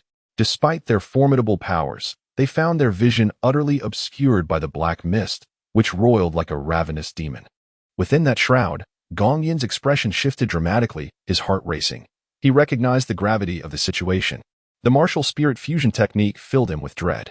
The mere presence of Zhao Yue had already instilled fear within him, and now, with Jiang Chen joining forces and unleashing a martial spirit fusion technique, the stakes had escalated. "You little brat, all the instructors are watching. How dare you commit violence in public?" Gong Yin shouted, his voice trembling with fear. Within the black fog, countless malevolent thoughts surged toward his mind, plunging him. The voice of Jiang Chen resonated from all directions. Instructor Long previously stated that slaying is prohibited within the city, but he never specified that it cannot occur beyond its confines. Moreover, I have sought his counsel, and he has consented to my intention to eliminate you. The complexion of Gong Yin began to pale, his sole weapon, the great bow, gripped tightly in his hand, yet Jiang Chen's voice echoed around him, leaving him at a loss. He ran frantically, yet it felt as though he were merely treading water, unable to escape the ominous black mist. What filled him with dread was the relentless surge of malevolence assaulting his mind, gradually igniting a fervor for bloodshed within him, causing his own consciousness to blur. Furthermore, the blood within him boiled, as if drawn by some unseen force, compelling him to burst forth. His skin flushed crimson, and thin trails of blood began seeping from his pores, while even his eyes were suffused with thick veins, oozing from their sockets. In a matter of minutes, before Jiang Chen had even launched an attack, he was on the brink of collapse. With a desperate cry, Gong Yin could no longer endure the torment of terror. His soul rings pulsated incessantly, and a flurry of arrows shot wildly in all directions. API call failed with status code 429. Error. Code 429. Message. Resource has been exhausted, e.g. check quota. Status. Resource exhausted. API call failed with status code 429. Error. Code 429. Message. Resource has been exhausted, e.g. check quota. Status. Resource exhausted. Jiang Chen remained silent, his sharp claws piercing through Gong Yin's skin. The boiling blood within Gong Yin finally found an outlet, violently gushing forth from the wound. Instead of falling to the ground, the blood suspended in the air, rapidly converging towards Jiang Chen, seeping into his skin. As the blood permeated him, Jiang Chen felt an overwhelming sense of satisfaction, an insatiable thirst for blood surging within him, compelling him to let out a howl towards the heavens. The instructors outside wore solemn expressions, astonished by the fusion technique employed by Jiang Chen and Zhao Yue. Such malevolence, such intense resentment, murmured Long Shan. Chapter 78. 3 years later, although the situation inside was obscured from view, they knew that Gong Yin was likely on the brink of death. This fusion technique seemed even more sinister and domineering than that of Hu Laina and Xieyu. Qing had become utterly dazed, unable to fathom the terrifying talent and strength of Jiang Chen. Just then, a thick black mist dispersed, revealing the figures of Jiang Chen and Zhao Yue. Despite having just executed the fusion technique, they appeared invigorated rather than weakened. Not far from them lay a stiff, withered corpse, its face grotesquely contorted. With bulging eyes that had burst, Zhao Yue found it hard to look at the horrifying remains. She had not anticipated that their fusion technique with Jiang Chen could so effortlessly slay a formidable soul master. Jiang Chen and Zhao Yue stepped aside, standing in quietude. Wan Tanqi, filled with trepidation, hastily withdrew, for Jiang Chen and Zhao Yue were undeniably formidable. He vowed that during his 3 years in the concentration camp, he would never provoke these two. Longshan no longer harbored any disdain for Jiang Chen. He finally comprehended that Jiang Chen was indeed a prodigious genius, not merely a beneficiary of the Pope's influence to gain prestige within the death camp. It was no wonder the Pope would request Jiang Chen's assistance. Who wouldn't cherish such a talent? Not to mention, he would be willing to support him multiple times. However, the more exceptional the student, the more rigorous the training became. Aside from ensuring Jiang Chen's survival, he was compelled to facilitate Jiang Chen's utmost progress within the death camp. Before long, another youth emerged. Yet the old man and the instructors shook their heads in disappointment. The boy's willpower evidently fell short of their expectations. A map was conspicuously drawn on the boy's trousers, indicating that he had succumbed entirely to the illusion, unable to resist temptation. Nevertheless, he managed to break free from the crimson mist, albeit with some shortcomings, which was still commendable. This was the last of the 5 great kings, who, upon his emergence, bellowed, "Gong Yin, come forth and meet your demise." Ultimately, when he learned from Wan Tianqi that the cadaver was indeed Gong Yin, his reaction was even more exaggerated than Wan Tianqi's. As he gazed at Jiang Chen and Zhao Yue with apprehension. As evening approached, a substantial wave of youths arrived within the mist, yet none succeeded in breaking free. The old man dispelled the fog, revealing the youths sprawled upon the ground, writhing, ensnared within the illusion.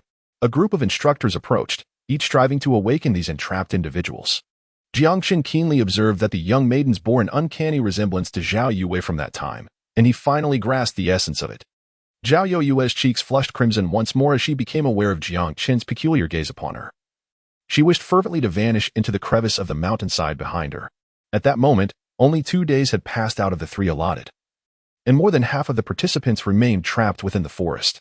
Those who had emerged, including Jiang Chen and the others, were escorted outside. As another day elapsed, ultimately only one 8-year-old boy succeeded in breaking free from the illusion, securing the 5th position, while those who failed to escape were relegated to 6th place. Those who did not reach the final challenge within the 3-day time frame were deemed failures, receiving a score of 0. In the end, all instructors mobilized and, within half a day, thoroughly searched the forest, rescuing all the students who had been ensnared within.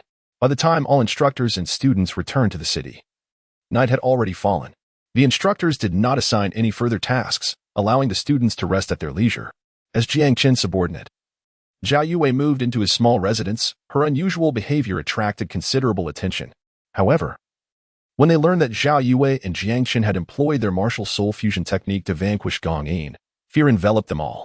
They had all seen the lifeless corpse, which bore a gruesome fate. Little did they realize that it was indeed Gong Yin's remains. "Yue, please enlighten me about the upcoming training," Jiang Chen inquired.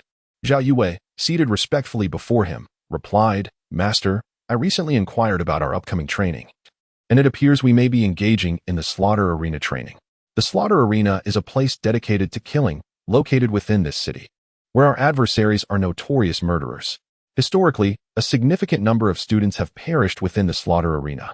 Each student is required to partake in a killing every month.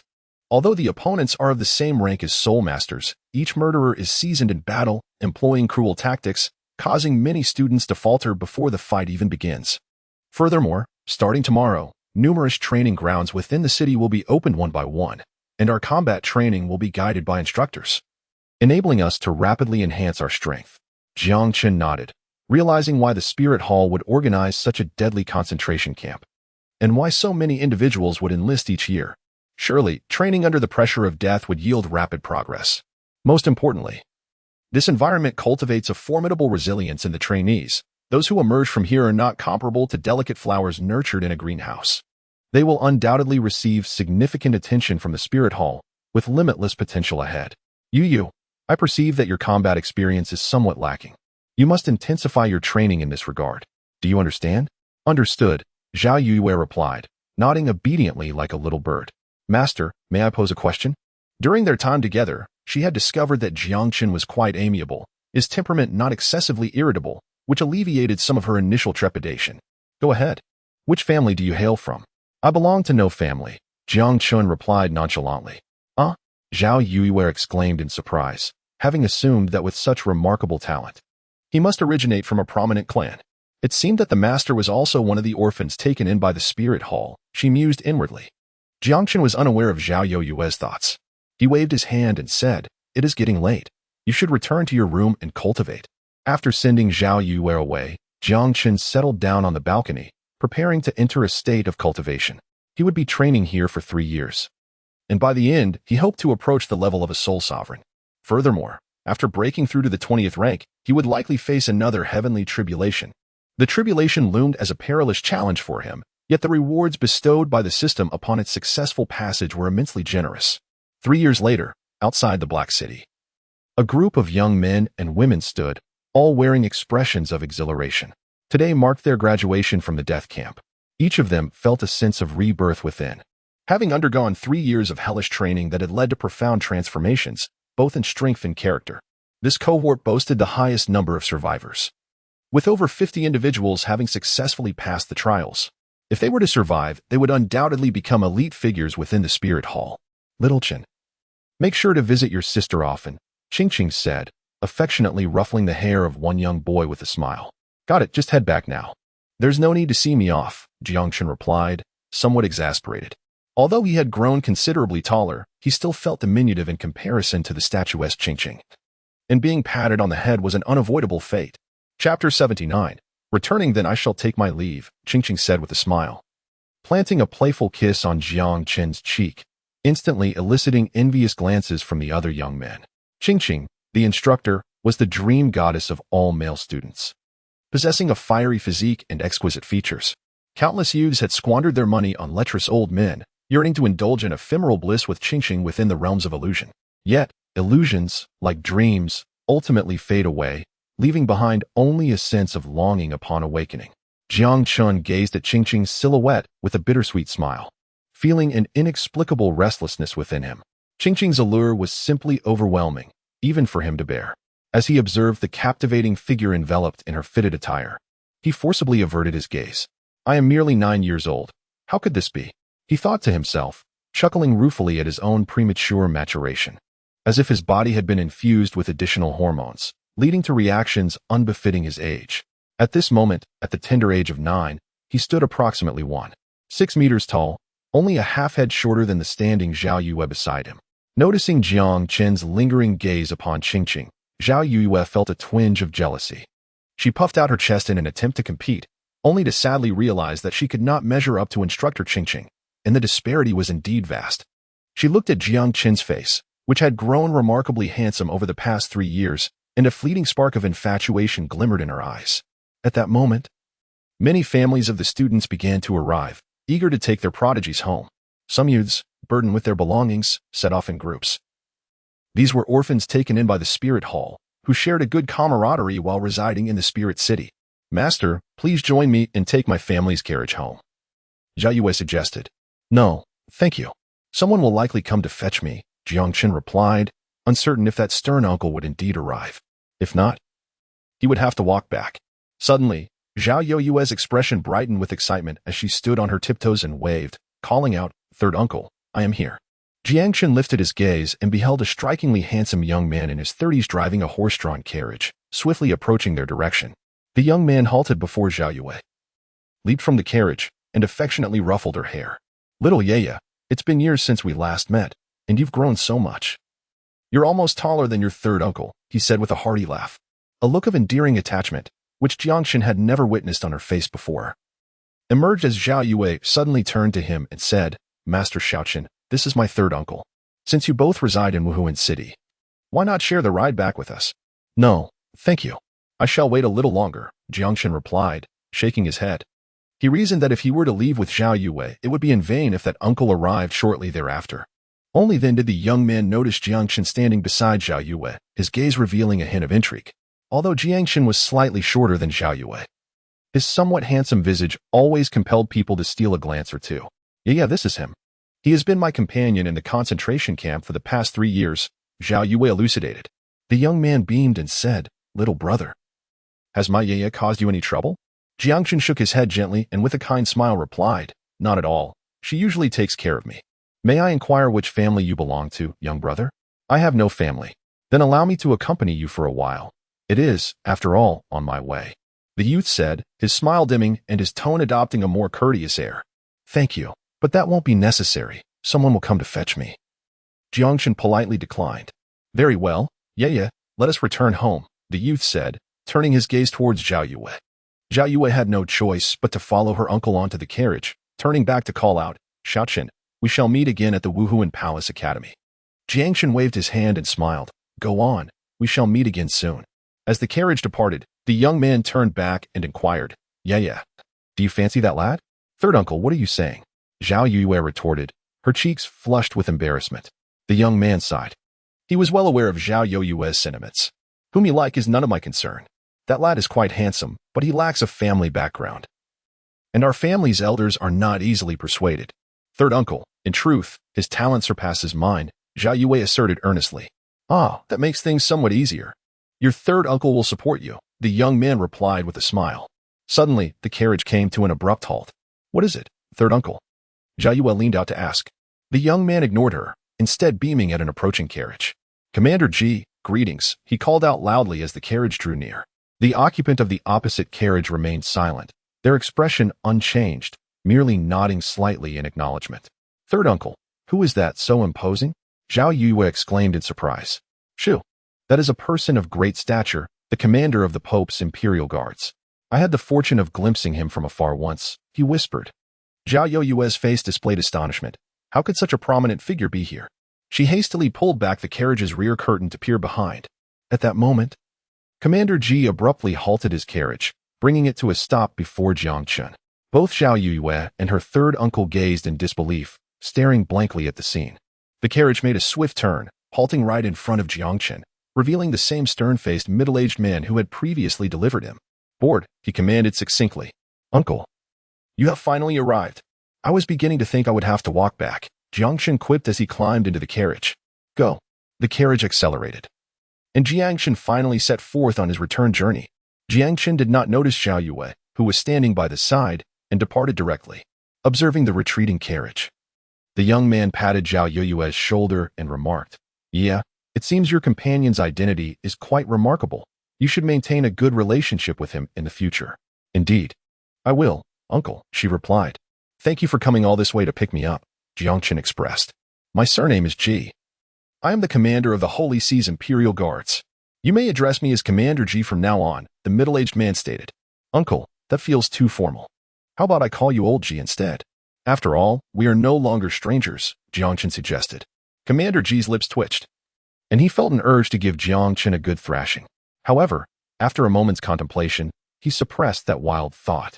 After a long pause, he finally commented, You are quite commendable. Yet, he promptly fell silent thereafter. Jiang Chen, feeling somewhat resigned, decided to close his eyes and meditate. Memories of his 3 years in the concentration camp flooded his mind, evoking a sense of nostalgia. Over these 3 years, under the relentless pressure of death and the incessant hours of cultivation, his prowess had surged to level 29, merely one step away from breaking through to Soul Sovereign. This remarkable progress was largely attributed to Long Shan's stringent demands, which were several times more rigorous than those imposed on other trainees. In the first year of his stay in the camp, he had already broken through to level 20, utilizing a system reward to elevate his first soul ring to a 5,000-year limit.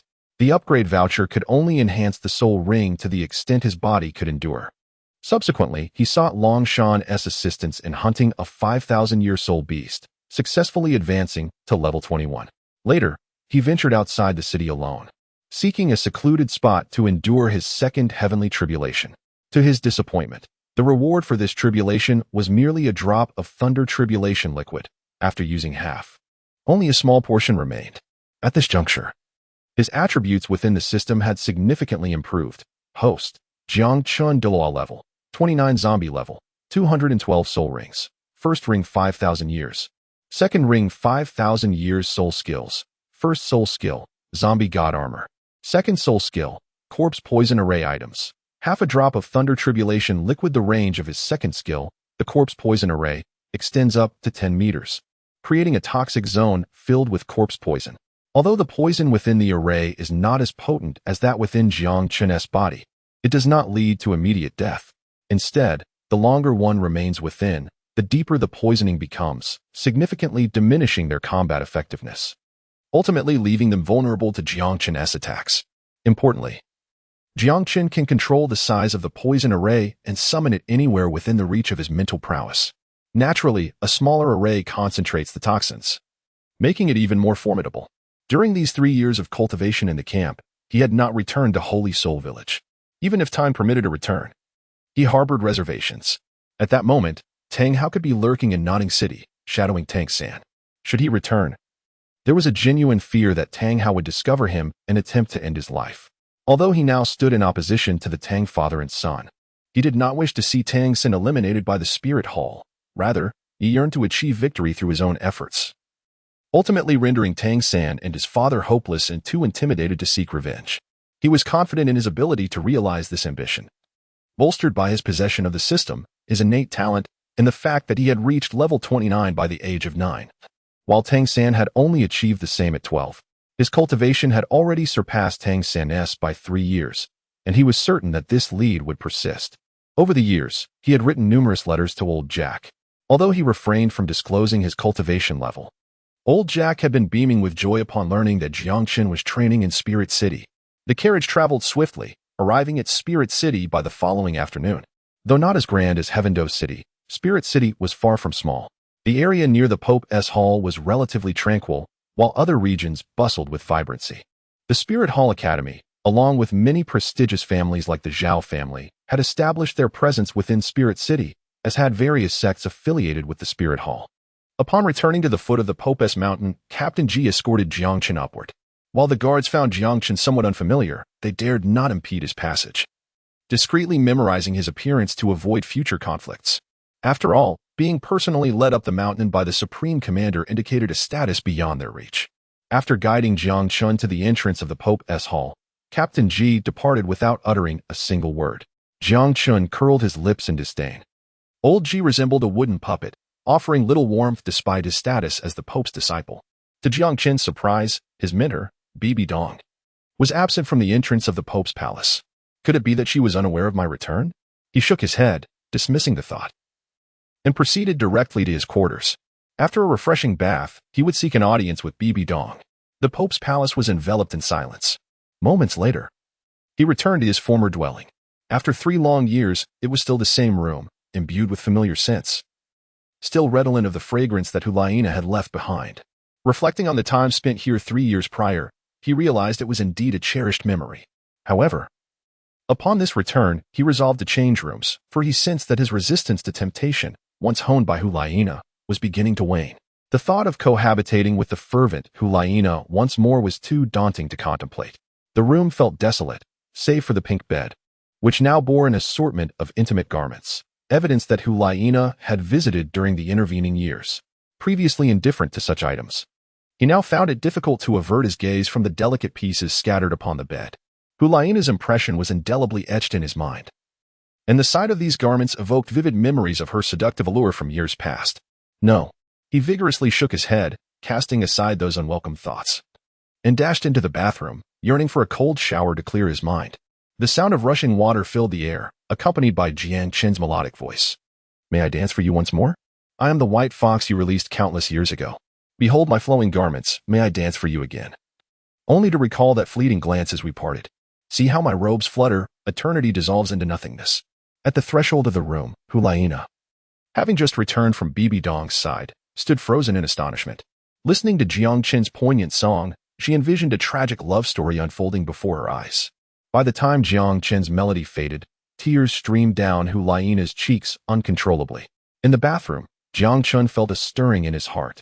Lost in the reverie of a beloved song from his past life, he had been oblivious to anyone approaching. Now, upon pausing, he finally perceived the presence that had entered his room. Could it be that his senior sister had returned? He mused, for aside from himself and Hulaina, no one else would dare intrude. Just then, the bathroom door was thrust open, and Hulaina's excited voice rang out. "Xiao Chen, you're back, yet." Before she could finish her sentence, she stood there, momentarily stunned, her mind swirling. The handsome youth before her was no longer the adorable little junior she remembered.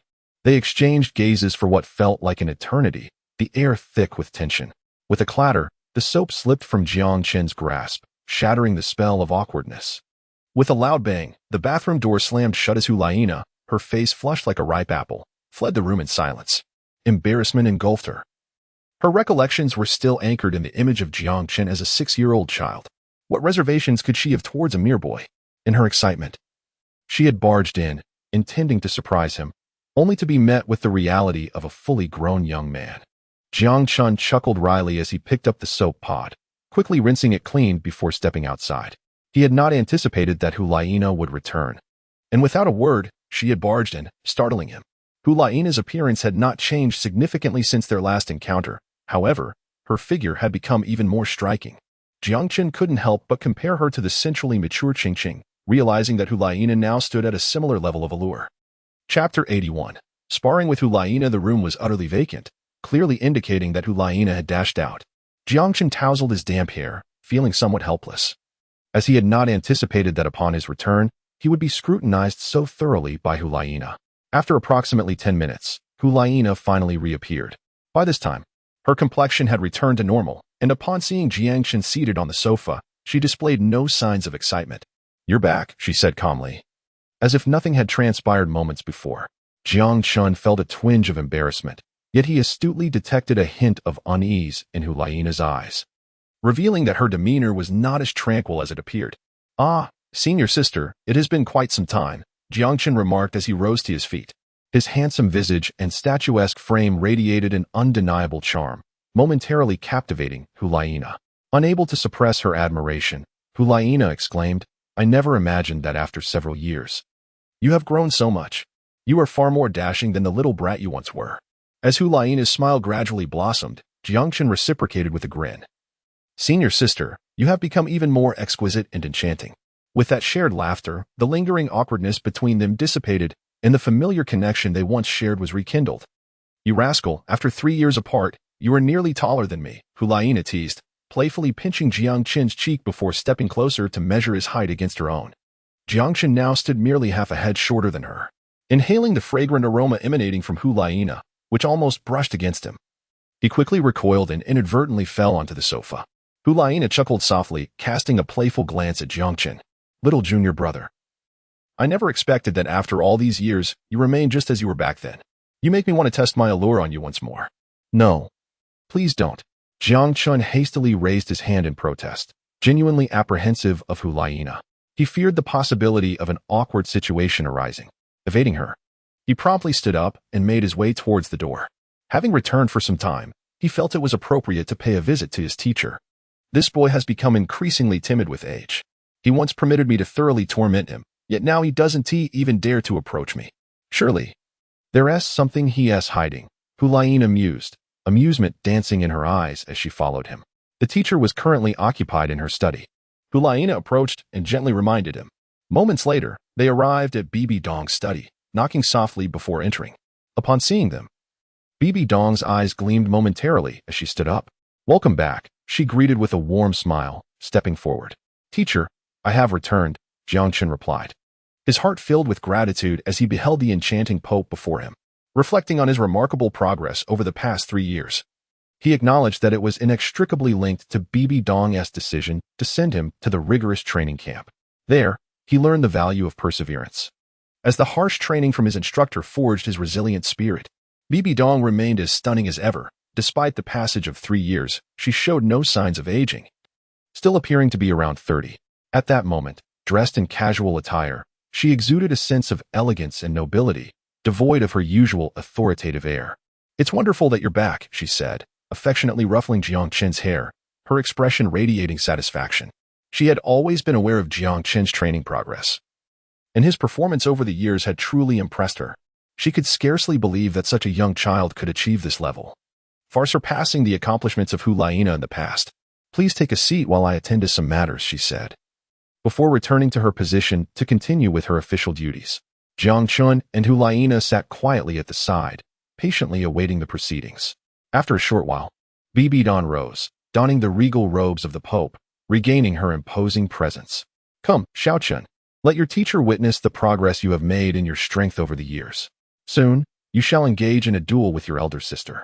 Jiang Chen smiled wryly as he caught up with Hulaina.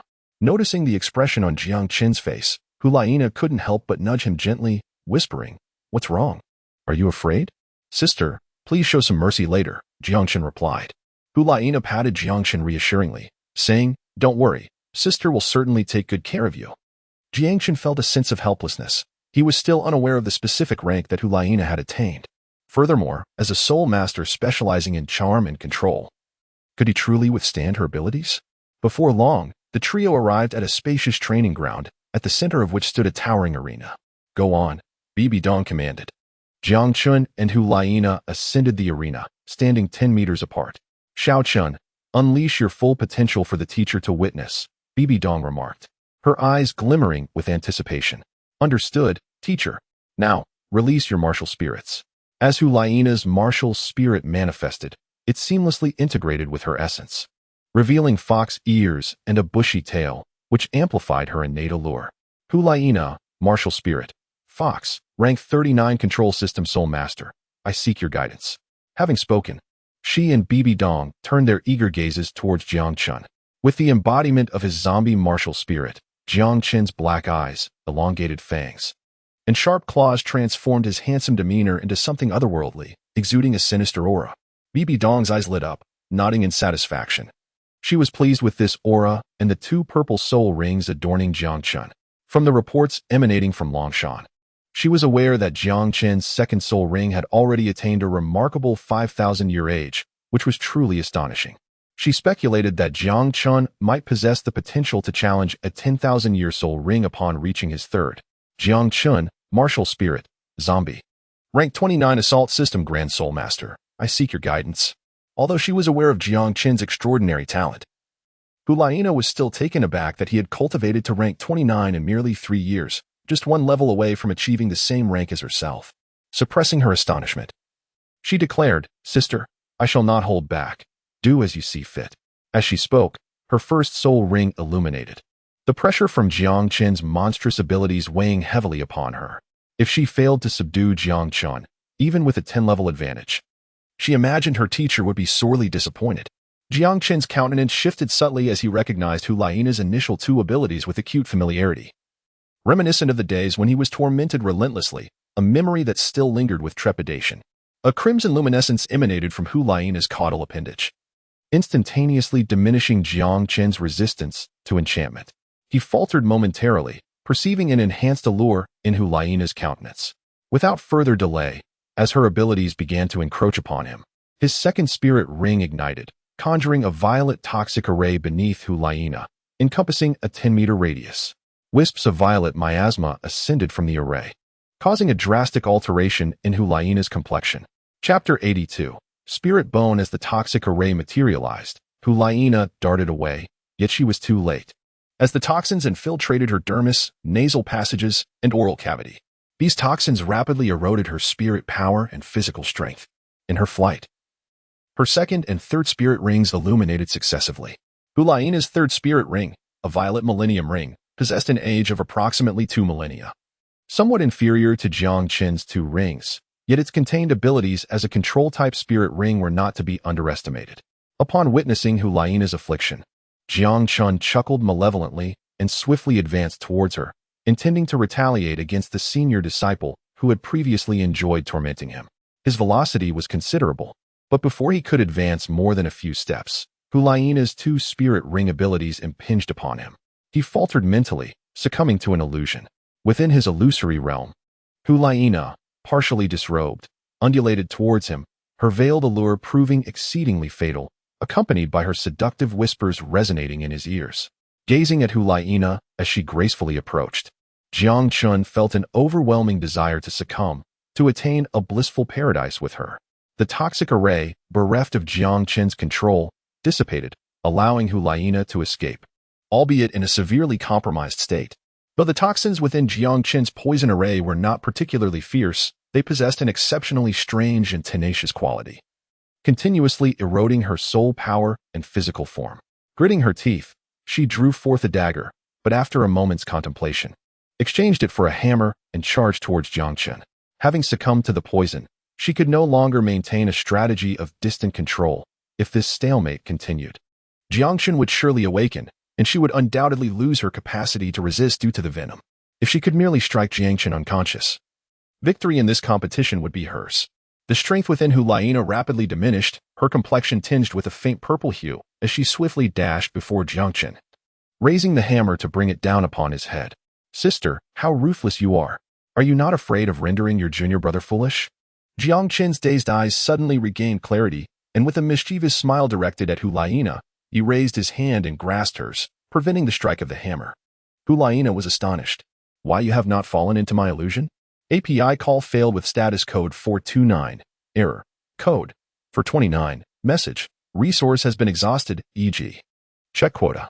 Status. Resource exhausted. Jiang Chen released Hulaina, who appeared somewhat despondent, as a control-type Soul Master.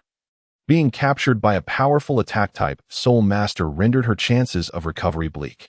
"Sister, allow me to assist you in detoxifying," Jiang Chen offered. Yet, scarcely had his words left his lips when Hulaina collapsed. Quick to react, he caught her in his arms. Her soft form nestled against him. But Jiang Chen harbored no inappropriate thoughts. Instead, he grasped her hand and commenced the extraction of the toxins within her body. Hulaina had not lingered long within the poison array, thus the amount of poison infiltrating her system was minimal. However, over time, the persistent toxins had eroded her body's capacity to resist. If detoxification were delayed, it could imperil her very life. As the toxins were purged, Hulaina's complexion markedly improved, and her soul power surged, initiating the restoration of her physical condition. Jiang Chen felt a twinge of frustration, for he was not a healing soul master. Otherwise, he could have offered Hulaina some respite. "Sister, are you all right?" he inquired. "I apologize," he began, but Hulaina interjected, "Do not blame yourself. It is I who am inadequate, unable to control you despite being 10 levels higher." Jiang Chen hurriedly comforted her. "In truth, I was ensnared in your illusion just moments ago. It was only upon your arrival that I regained my senses. Indeed, senior sister, your illusion is quite formidable." "Is that so?" Hulaina's previously dim expression brightened. "You are correct, Xiao Chen. Your illusion has already achieved a considerable level of mastery within the control system. It is merely that your will is exceptionally strong, enabling you to swiftly extricate yourself from my grasp. You must remember this lesson for the future. An adversary may very well turn your own illusions against you." Bibi Dong approached. "Teacher, I have disappointed you," Hulaina murmured, her gaze cast downward. "Do not fret. You have already proven yourself to be exceptional. Here, take this pill," Bibi Dong said, producing a medicinal tablet for Hulaina to consume. "It has been crafted from rare ingredients. Although the preparation method is rather rudimentary, its efficacy is remarkable, significantly aiding in the restoration of vitality." After swallowing the medicine, Hulaina's complexion improved considerably as she rose from Jiang Chen's embrace. Bibi Dong gazed with immense satisfaction at the young pair standing before her. Both disciples exhibited talents in cultivation that rivaled her own in her youth, particularly Jiang Chen, who, aside from lacking one martial soul, surpassed her in nearly every other aspect. Perhaps, in a few years, it would be prudent to consider appointing Jiang Chen as the Holy Son. As for Hulaina, should she continue to excel, she might also be considered for the position of the new Holy Maiden. With such outstanding disciples, once they both attain the status of Title Douluo, their trio could indeed become a cherished legend within the sect. Well then, Xiao Chen, you have grown. It is time for you to reside separately from your senior sister. Laina, please arrange a room for him. Understood, teacher, Hulaina replied with a nod.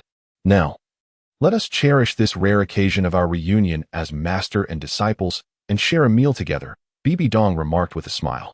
It was Jiang Chen's first dinner with Bibi Dong, and the three of them couldn't help but feel a sense of warmth.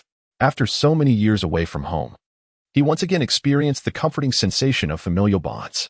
Xiao Chen, your efforts over the years have not gone unnoticed by me.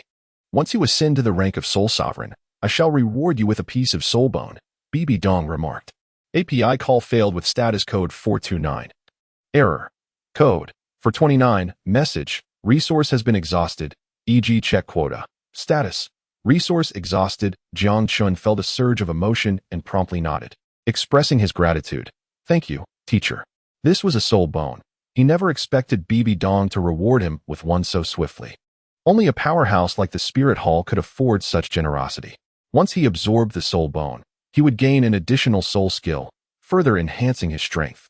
After dinner, Jiang Chen and Hulaina returned to their residence. Hulaina opened the door to an empty room next door and said, Little Chen, you shall reside next to me from now on. This way, I can engage with you more frequently. Engage in what? Jiang Chen's heart raced, and he hastily inquired.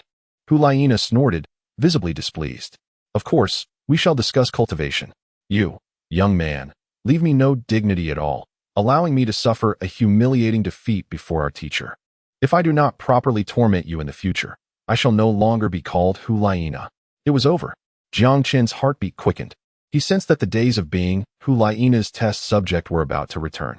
Chapter 83. The Mysterious Elder. A sudden wave of panic surged through Jiang Chen, prompting him to slam the doors shut with a resounding thud. Yet, before he could exhale in relief, Hu had gracefully stepped through his balcony. The two rooms were adjacent, and the distance between the balconies was minimal, allowing Hu to traverse it effortlessly. What is the matter? Are you frightened of your senior sister? She teased, playfully pushing Jiang Chen onto the sofa, her hands bracing against its edge, delivering a playful yet assertive sofa slam. Just moments ago, you were quite formidable on the arena, unfazed by my illusions. Why the sudden change now? Jiang Chen tilted his head, evading the alluring presence of Hu, whose enchanting aura had intensified remarkably over the years. A mere gesture, a handful of words, could amplify her allure to its zenith. You can't possibly be a man, she teased, extending her delicate, pearly fingers to grasp Jiang Chen's chin, turning his face towards her. I cannot endure this. Jiang Chen exclaimed in agony. In an instant, Hu, flustered, fled from Jiang Chen's balcony, leaping back into her own room, burrowing under the covers. Her cheeks burned with heat, her heart raced. She was astonished to find Jiang Chen had responded. Moments later, she sat up, murmuring to herself, this cannot be right. I have bewitched countless men, none have reacted like him. It is not our first encounter, so why should I feel apprehensive? Is it because he is my junior? At the very least, this confirms my charm has an effect on him. You impudent boy, dare to offend me again, and I shall make your life a torment, humph. Jiang Chen took quite a while to suppress his anger, bitterly smiling at the thought of Hu unabashed demeanor towards him. He genuinely feared that one day she might bring calamity upon herself. That evening, he retreated to the rooftop for cultivation, and to his relief, Hu did not disturb him again. The following morning, Jiang Chen emerged from his room, making his way to the place where he had previously met Shian Renua. It had been 3 long years since he last saw her, and a profound sense of longing filled his heart. Upon arriving at the vast training ground, he found it eerily deserted, not a soul in sight. It appeared to be Shian Renua's private sanctuary for cultivation, devoid of even the most menial servants. Recalling the days spent with Shian Renua in this very place, a smile unconsciously graced Jiang Chen's lips. Those were truly cherished memories. Although Shian Renua had viewed him as a younger brother then, he had never regarded her as an elder sister. He pondered how she might react upon seeing him, handsome and refined, after several years. Jiang Chen felt a flutter of anticipation, eager for the day when he would mature and, armed with formidable strength, seek her out. Lost in thought, he stepped into the training ground and began to practice his boxing techniques. His lightning fist had grown significantly more powerful than it was before. Each strike infused with tremendous force, the arcs of electricity demonstrating an increased potency capable of paralyzing opponents with ease. He discovered that these arcs originated from the corpse Dan within him. The thunderbolts that had fallen during his tribulation were now absorbed within it, and he could unleash them through his lightning fist without any harm to himself. Zombies feared heavenly thunder, yet his corpse Dan contained it. A perplexing phenomenon he could not explain, ultimately attributing it to the mysterious system. Perhaps it was related to the so-called super-evolution. As he practiced his boxing techniques, his thoughts drifted back 3 years to the time when he and Shian Renua chased each other in training at this very spot. His speed gradually intensified, as if Shian Renua were still pursuing him from behind. What Jiang Chen was unaware of was that atop the towering wall, an elderly man with a head of white hair sat, his gaze unwaveringly fixed upon him. The old man observed Jiang Chen's relentless martial techniques, noting their impressive power and the peculiar agility displayed, which he found utterly astonishing. This is a self-created soul skill. A wave of astonishment surged within him, almost prompting an exclamation. A self-created soul skill is one that does not rely on soul rings or soul bones, but rather is born from personal insight and creativity, unleashing formidable power solely through the soul force within one's body. His eyes gleamed as he scrutinized the young man honing his skills in the practice arena, a tempest of emotions brewing in his heart. To him, the soul skills this child had devised were imbued with an array of incredible forces, unlike anything he had ever encountered. His own cultivation level was extraordinarily high, with few contemporaries capable of rivaling his prowess. Thus he recognized the profound intricacies within Jiang Chen's techniques, yet he found himself entirely perplexed. Even the general principles of the Haotian sect's windbreaker hammer technique were familiar to him, but the youth's martial arts and agility eluded his understanding, igniting a yearning within him to unveil their mysteries. He had once been defeated by a powerful figure from the Haotian sect who had adeptly employed the windbreaker hammer technique, a memory that lingered vividly in his mind. Who could this talented young man be? What was he doing in the vicinity where his granddaughter practiced? Even at his level of 99, he struggled to create a soul skill of merit. How was this young man able to achieve such a feat? Unbeknownst to him, the elder had developed a profound interest in Jiang Chen. At long last, after completing his series of punches, Jiang Chen paused. A round of applause erupted, causing him to suddenly lift his head and behold the elderly man seated atop the wall. His pupils constricted sharply, akin to the size of a pinprick. His expression grave as a sense of alertness permeated his being. The fact that the old man was applauding indicated he had been observing for some time, a reality Jiang Chen had failed to perceive. Who exactly was this old man? Could he be one of the elders with peculiar tendencies that Hulayina had spoken of?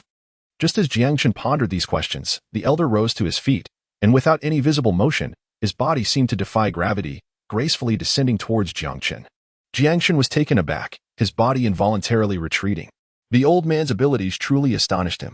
To soar through the air, what level of cultivation must one possess? If this elder did not possess a flying soul bone, then his cultivation must be extraordinarily formidable. Jiang Chen was certain that he was a venerable elder from the Hall of Elders. Upon encountering such an individual, a sense of unease inevitably arose within him. However, the thought of his own identity brought him some measure of calm. The elder was tall and imposing, with a mane of silver hair.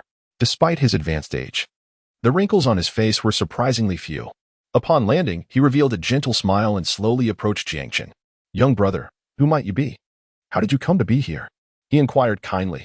Without a moment's hesitation, Jiang Chen revealed his identity, declaring himself a disciple of the Pope. He recounted his prior acquaintance with a friend in this place, expressing a longing to see her after a considerable time apart. Acknowledging the impropriety of intruding into someone else's domain, he chose to disclose his relationship with Shian Renua as well. Upon hearing Jiang Chen's affiliation as a disciple of the Pope, the elder's expression darkened slightly. However, Jiang Chen's subsequent words stirred something within him, prompting him to inquire, "Do you know Shui?" Chapter 84. I hold great affection for Sister Shui. Jiang Chen nodded and said, "I know her.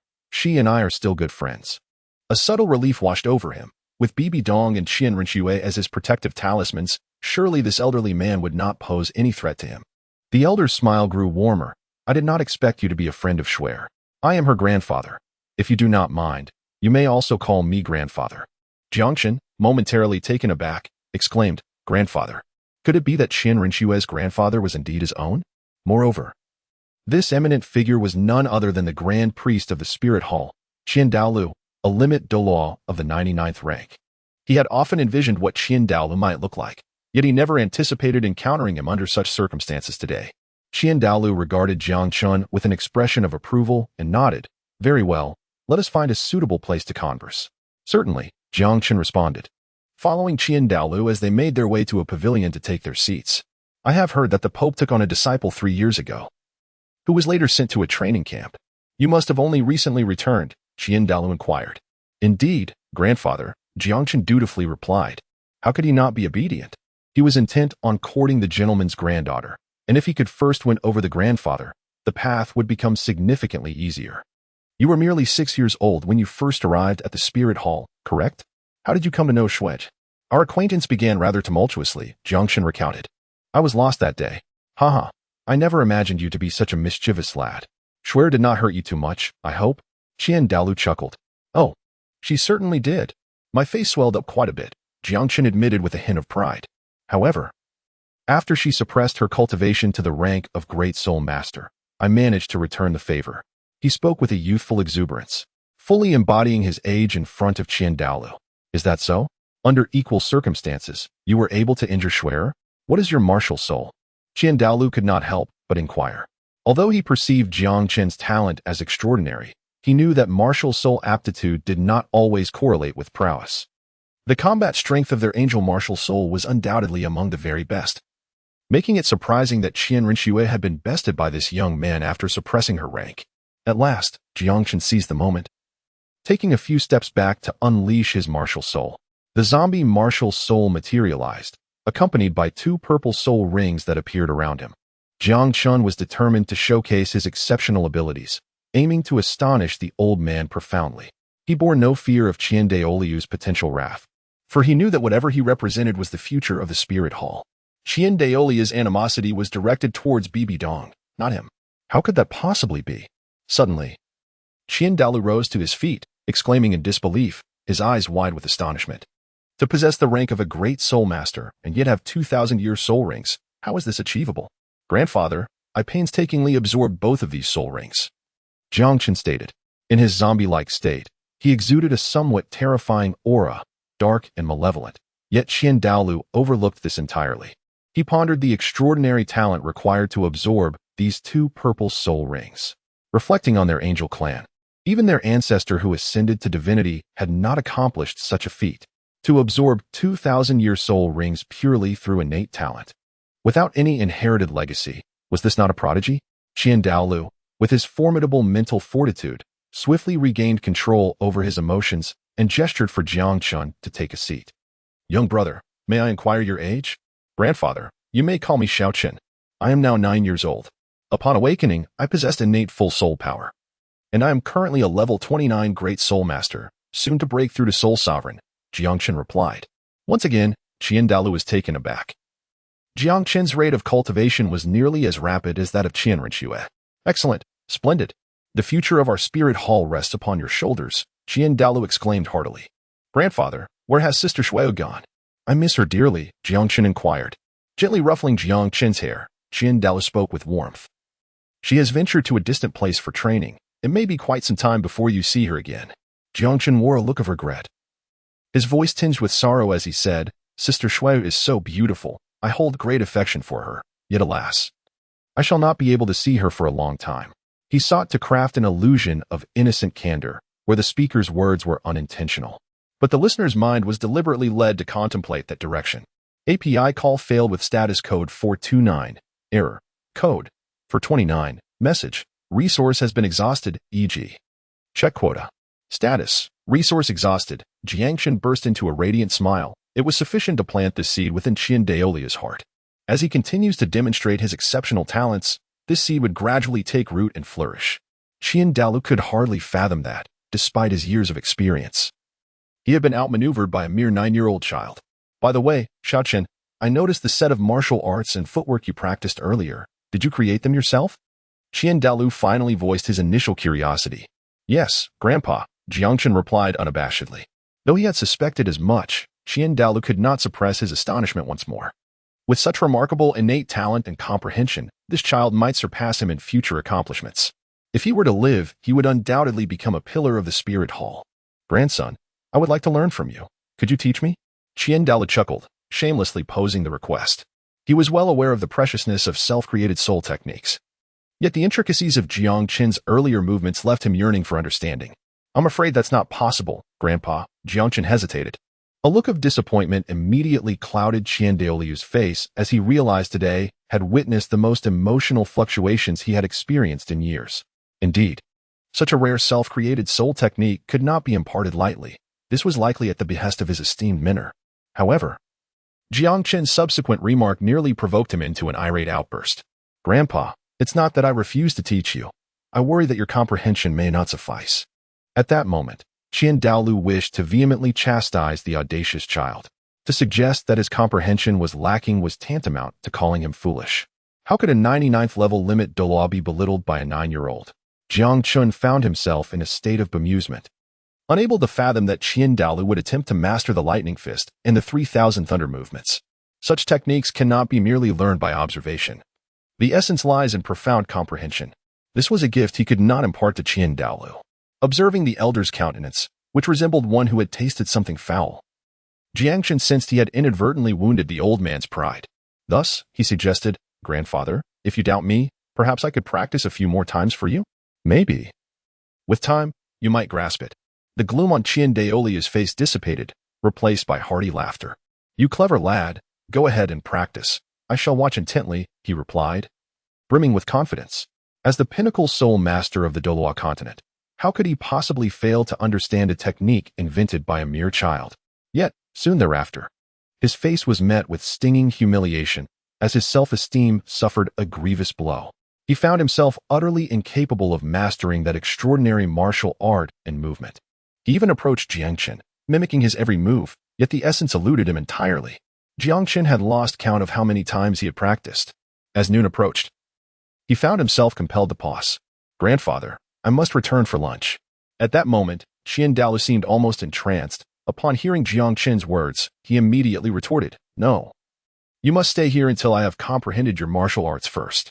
Jiang Chen lightly tapped his forehead, feeling somewhat exasperated. If Shian Renua were to comprehend the essence of the fist technique, it would seem unlikely that he could ever escape from this place in his lifetime. "Grandfather, my senior sister has invited me to go shopping this afternoon. You have already memorized the moves of the fist technique, and my presence here serves little purpose. Perhaps it would be better for you to ponder it at your own pace. I shall return tomorrow morning." Shian Renua, immersed in contemplation, waved his hand dismissively and said, Go, hurry along, do not bother me." Jiang Chen found himself in a perplexing situation, anxious that the elder might renege on their agreement, and swiftly dashed outside. Chapter 85, The Fiery One on the Brink of Spitting Blood. The current strongest figure of the Soul Hall, Title Douluo, met Jiang Chen for the first time. And their relationship was rather amicable. Jiang Chen's ambitions extended beyond merely capturing Shian Renua. He also sought the position of the Holy Sun. Aside from Bibi Dong, if he could garner the support of Title Douluo, who would dare oppose his appointment as the Holy Sun? Upon returning to his dormitory, he found Hulaina awaiting him for dinner. Although the previous day's awkward incident seemed to have faded from her memory, Jiang Chen discerned a peculiar glint in her eyes, a gaze reminiscent of how one might regard a peer. Perhaps, since that event, Hulaina no longer perceived him as a mere child. At least, in some respects, that seemed to be the case. Yet, recalling her flustered escape from him the day before, an idea sparked within Jiang Chen. If Hulaina were to playfully tease him again, perhaps by mirroring his previous demeanor, or even intensifying it, he might compel her to retreat. During their dinner the night prior, Bibi Dong had suggested that Hulaina take Jiang Chen out for a leisurely outing to adjust his mindset before the commencement of classes at the Spirit Hall Academy. Thus, after lunch, Hulaina eagerly dragged Jiang Chen outside. "Sister, you can't seriously expect me to accompany you on a shopping spree?" he protested, somewhat reluctant. His spirits were buoyant. Having returned from the death camp unscathed, he felt no need for adjustment. In his past life, though he had been perpetually single, he had often played the role of the backup, and the thought of accompanying a girl on shopping excursions filled him with trepidation. However, Hulaina pulled him along with determination, casting him a sideways glance and chiding, "What are you talking about? This is a chance for you to unwind. It's not about me wanting to shop." Jiang Chen silently grumbled to himself but chose to remain silent, resigning himself to the remaining half of the day under Hulaina's guidance. After some time, he began to sense something amiss. Hulaina paid no heed to the myriad of bustling shops, steering him purposefully onward. "Sister, where exactly are you taking me?" he inquired, turning back with a smile. Hulaina replied, "I'm introducing you to two older brothers. With their protection at the Spirit Hall Academy, no one will dare to provoke you again."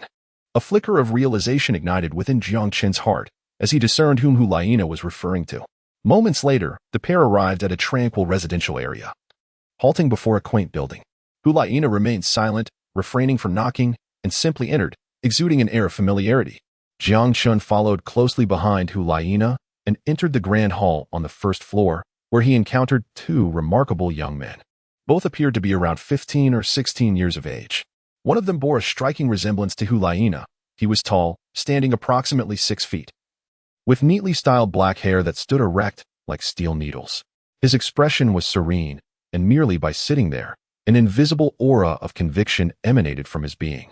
The other youth was equally tall, yet his features were somewhat ordinary, with cascading fiery red hair that flowed down his back, and even his irises were a deep crimson.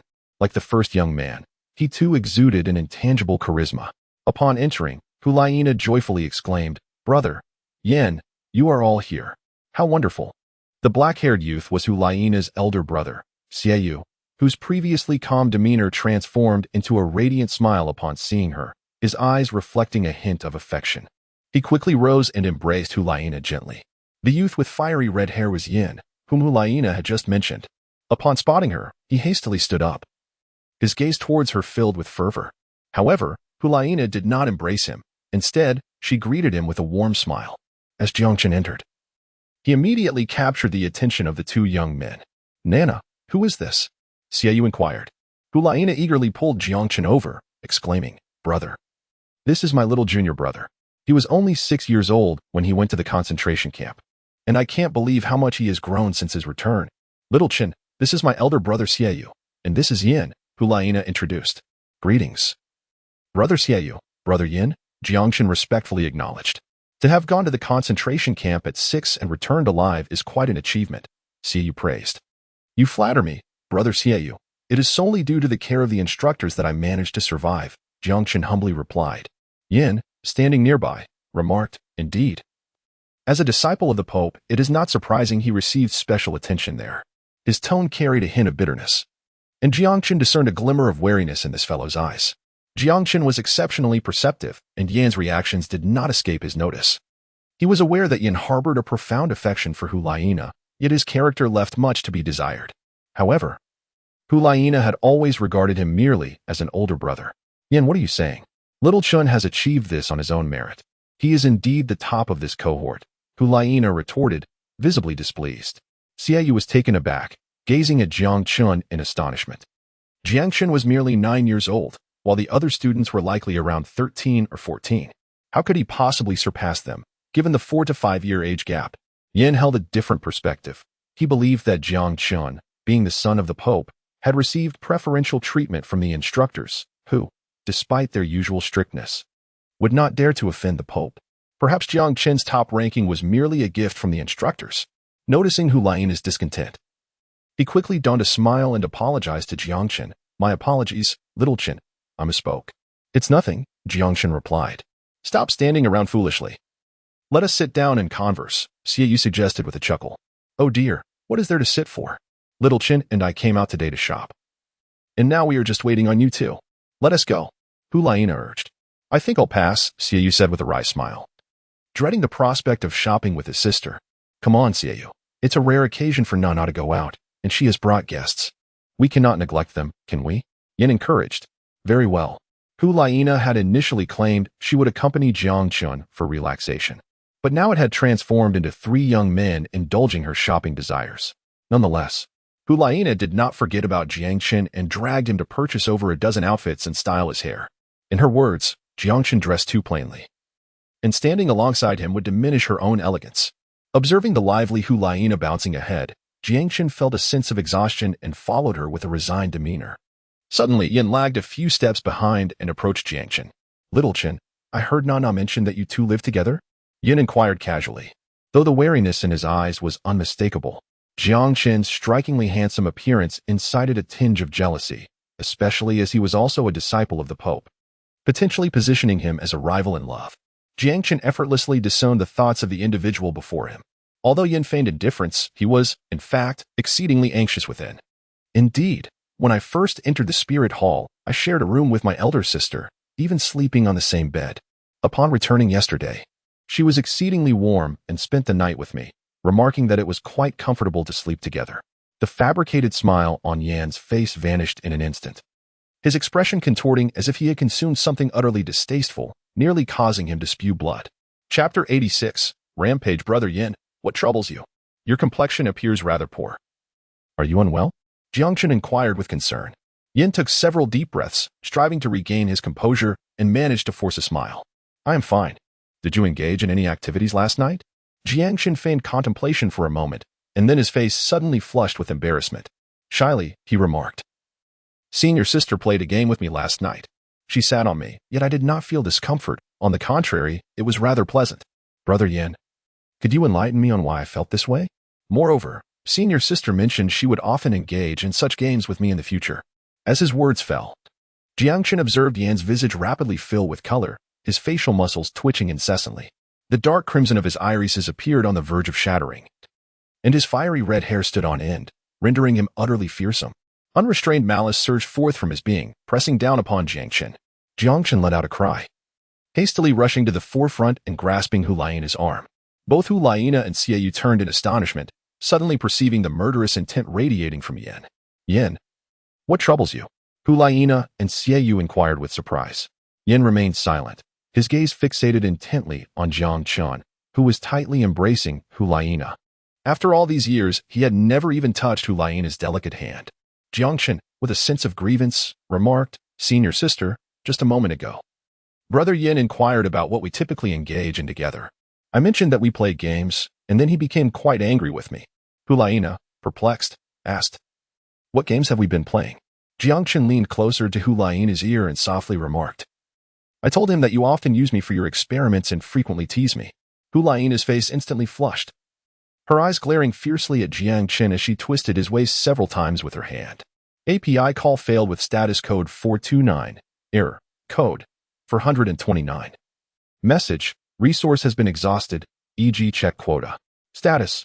Resource exhausted. What Jiang Chen had just said was, without a doubt, largely true. He had harbored feelings for Hulaina for many years, and she must have been aware of his affections. Yet, she silently surrendered herself to a mere child who had yet to mature, without considering his feelings. In this world, only he was worthy of Hulaina. She must belong to him. However, the reality proved to be merciless. Yin let out a roar towards the heavens, his entire being thrumming with intense energy, causing passers-by to flee in terror. "Yin, calm down. Let us discuss this rationally," Xie urged hastily. Yin disregarded Xie's words, casting a resentful glance at Jiang Chen before sprinting away furiously. "You all head back. I will go after Yin," Xie announced before pursuing him. Observing Yin's overwhelming reaction, Hulaina finally began to harbor doubts and inquired, "Could it be that Yin has misunderstood something?" Jiang Chen did not respond to her inquiry. Instead, he posed a question. "It seems that Brother Yin has a fondness for you. Are you aware of this?" Hulaina nodded, acknowledging, "I am aware. He has harbored feelings for me for several years now, but I have always regarded him as an older brother, and he has never even dared to touch my hand. I wish to decline his affections, yet I have been at a loss as to how to express it." "You need not express it any longer," Jiang Chen replied with a smile. "Why is that?" she inquired. "Because he just asked me if I live with you," to which I affirmed. "And I also mentioned that you and I have already taken our relationship to a more intimate level." Hulaina stared at Jiang Chen in astonishment, completely taken aback. After a moment, her delicate face flushed crimson. Yet it was overshadowed by an air of indignation as she reached out to firmly pinch the soft flesh at Jiang Chen's waist. Jiang Chen's muscles tensed, his skin instantly becoming as unyielding as iron, leaving Hulaina at a loss. "You have tarnished my senior sister's reputation," Hulaina glared at Jiang Chen, her face flushed with anger. Jiang Chen chuckled awkwardly and said, "Senior sister, I only have your best interests at heart. Your allure is so profound that even if you were to outright refuse him, he may not easily relent. If we were to consummate our bond, he would surely resign himself to despair. Moreover, how could such matters possibly reach the ears of others, unless he is utterly unconcerned about being the subject of ridicule?" Hulaina paused, momentarily taken aback, recognizing the validity in Jiang Chen's words. However, a sudden realization sparked within her, and her beautiful eyes glinted with fury as she retorted, "Repeat that. Who do you think is engaging in such intimate affairs with you?" "Why, it is indeed you." Jiang Chen mustered the courage to reply before promptly turning to flee. A peculiar sensation surged within Hulaina, only to be swiftly overshadowed by indignation. This impudent child dared to tease her now. Such insolence was intolerable. Historically, it was she who toyed with Jiang Chen, and now he dared to defy the natural order? Without a moment's hesitation, she took off in pursuit. Yet, her speed was no match for Jiang Chen's, and by the time she returned to the dormitory, breathless, he was already leaning against the doorframe with his arms crossed, awaiting her arrival. "You insolent brat. The teacher sent you to the training camp to diligently hone your skills, and yet you have squandered your time on these frivolous antics?" Hulaina's ire had yet to abate. Jiang Chen promptly reassured, "Senior sister, please do not be upset. Since the event has transpired, we ought to contemplate it from a positive perspective. Surely, in time, Brother Yin will come to terms with it.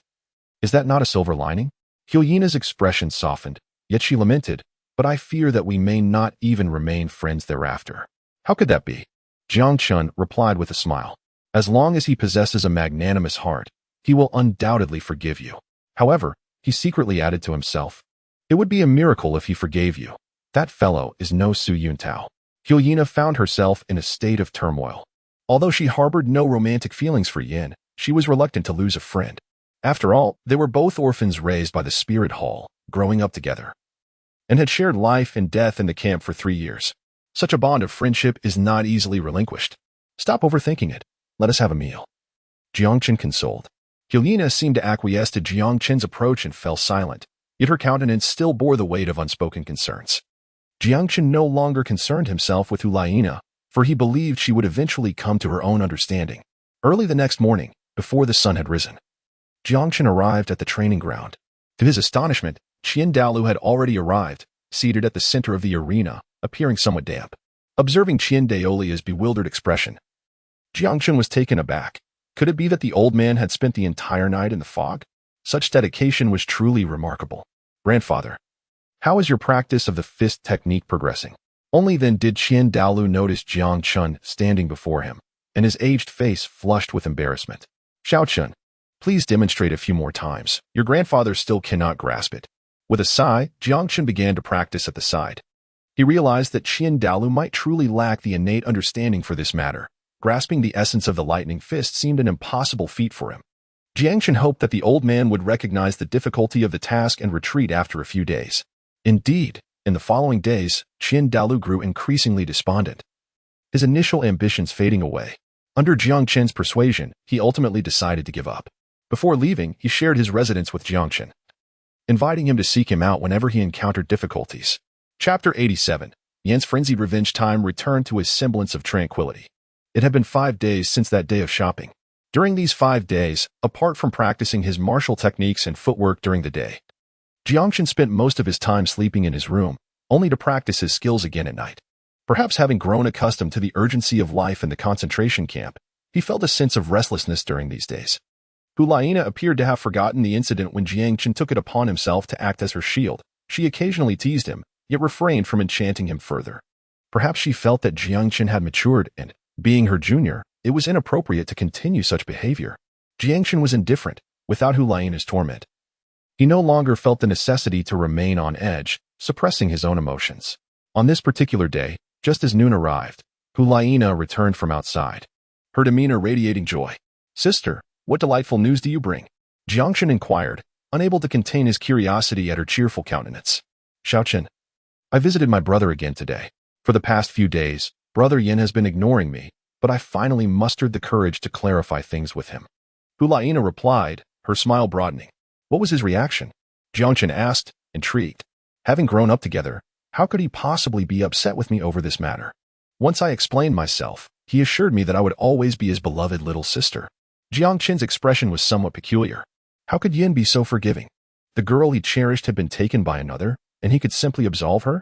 Jiang Chen recalled that in the original narrative, Yin had harbored jealousy and acted against Tang San due to Helena's affection for him. Would such a character truly forgive Helena so easily? Initially, Jiang Chen merely intended to persuade Yin to relinquish his feelings for Helena, yet now Yin had not only let her go but had also reconciled with her. This struck Jiang Chen as rather strange. Suddenly, a thought crossed his mind, and he inquired, Did you reveal the truth about what I told him that day? Helena shook her head and replied, No, I feared that if he learned the truth, he might still hold some feelings for me. So I allowed him to remain under the misconception. After all, he will regard me as a sister from now on, which alleviates a burden I have carried for many years. Xiao Chen, I truly appreciate your assistance. You have helped me immensely. I am your junior, one of your closest companions. If I do not help you, who will? Jiang Chen chuckled. By the way, there is another matter. My brother and Yin were accepted as disciples by the elders of the Elder Hall yesterday. They will soon move there and will be our neighbors.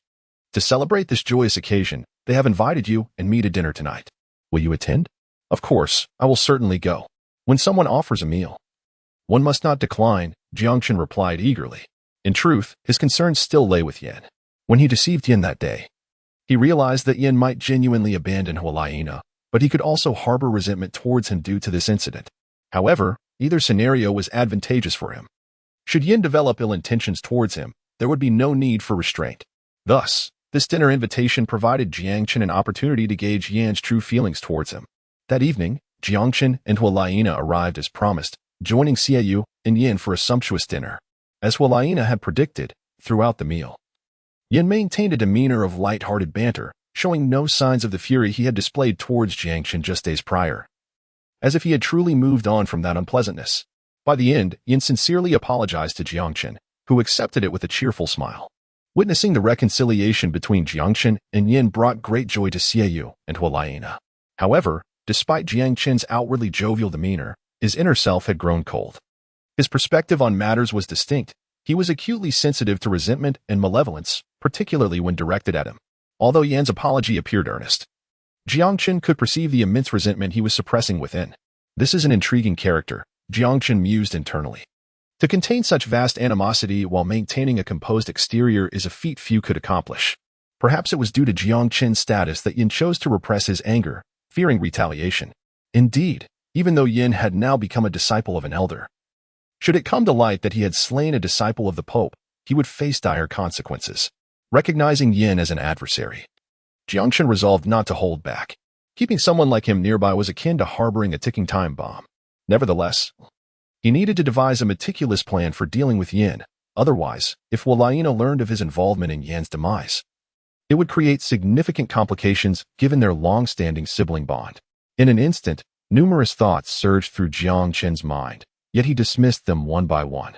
To eliminate Yin, it was crucial that Hualaina remained unaware of his hand in it. Currently, within the spirit hall, he lacked formidable subordinates, making such a task intricate. "You haven't said a word on this journey. What occupies your thoughts so deeply?" Hualaina inquired, gently patting Jiang Chen's shoulder. Jiang Chen lifted his head and discovered that the two had already returned to the dormitory. Shaking his head, he chose not to dwell on the matter for the time being.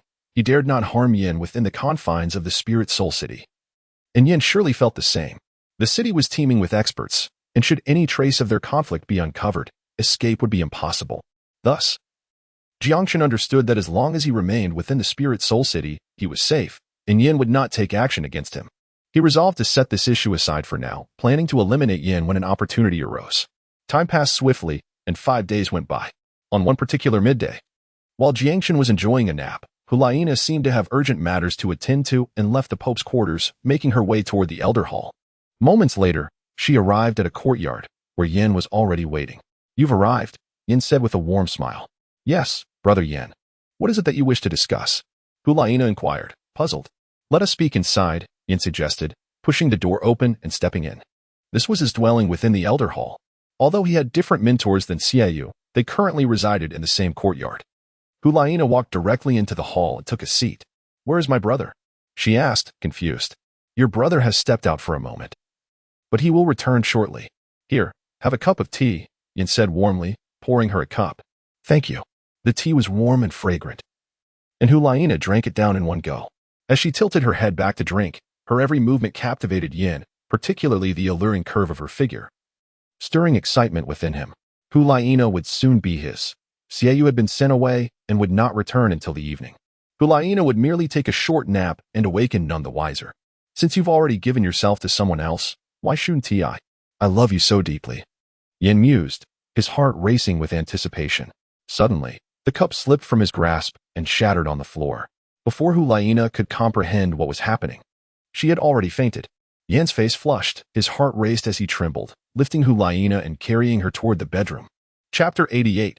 Bibi Dong's fury in committing such an act against Hualaina. Yin felt no remorse, only an overwhelming thrill. He had loved her silently for years, always by her side to protect and cherish her. Yet, why did Hualaina, fully aware of his feelings, choose to be with another? Even a boy who had yet to fully mature? This perplexity had driven him nearly to madness. Were it not for his vengeful thoughts, he might have already crumbled. He buried his hatred deep within. Jiang Chen must die, and Hualaina must be his. Today's actions were merely the first. There would be second and third times. Once Jiang Chen was out of the way, he could pursue Hualaina openly. Holding Hualaina's soft, delicate form, inhaling her enchanting fragrance, Yin nearly lost consciousness from excitement. Hualaina, the goddess of his heart, the one he yearned for day and night, was still perfect in his eyes. Even if she had given her most precious moment to another, today he was on the verge of claiming his goddess. Finally, he entered the bedroom and gently laid Hualaina on the bed. He stood before her, gazing at her as she slept, radiating an irresistible allure. Unable to contain himself any longer, he tore off his clothes, his sinful intentions aimed at Hualaina. At that moment, the air seemed to still. A dreadful pressure descended like a mountain, enveloping Yin. "You reckless fool, you seek death." A furious voice thundered, echoing throughout the Pope's palace, a terrifying aura sweeping through. awakening countless powerful beings from their meditative states. This was the Pope's voice. Why was she so enraged? In all the years, he had never witnessed such fury from her. Who dared provoke her? Bibi Dong had become immensely powerful. Shian Renua looked upward, feeling a chill run down his spine. In an instant, numerous powerful beings within the spirit hall rushed toward Bibi Dong's direction. When the Pope was enraged, someone was bound to face dire consequences. And they needed to discover who possessed such audacity. Just then, over a dozen elders present in the spirit hall arrived, all of whom were Title Douluos. From the moment Bibi Dong unleashed her pressure and fury, it took mere seconds for them to reach the courtyard. Upon arriving outside the courtyard, they beheld the Pope. Bibi Dong, holding a handsome young boy, her icy gaze sweeping over the elders, a murderous intent palpable, as she entered the dwelling. Under her cold gaze, the elders felt a shiver run through them. Her eyes exuded an overwhelming terror, instilling a sense of helplessness. The Pope's strength had grown unfathomably deep. The elders exchanged glances, hastily following her inside. After so many years, they had never witnessed the Pope so furious. Who was it that had invoked her wrath? Two elders exchanged glances, their expressions fluctuating. Their disciples resided in this courtyard. Had one of their own provoked the Pope? Bibi Dong ascended the stairs with Jiang Chen, and upon entering the room, they found Yen, who was utterly terrified, reaching toward Hulaina, who lay peacefully asleep on the bed.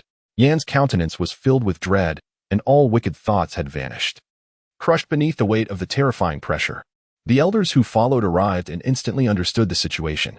They recognized the sleeping figure on the bed as a disciple of the Pope, and it was no wonder she was so enraged. Jiang Chen hurriedly approached, shaking Hulaina. "Senior sister, wake up." Yet, no matter how vigorously he shook her, even pinching her slightly, Hulaina remained as unresponsive as a lifeless creature. The potency of the drug astonished Jiang Chen. Ever since he had grown wary of Yin that day, his little black sparrow had stayed by his side.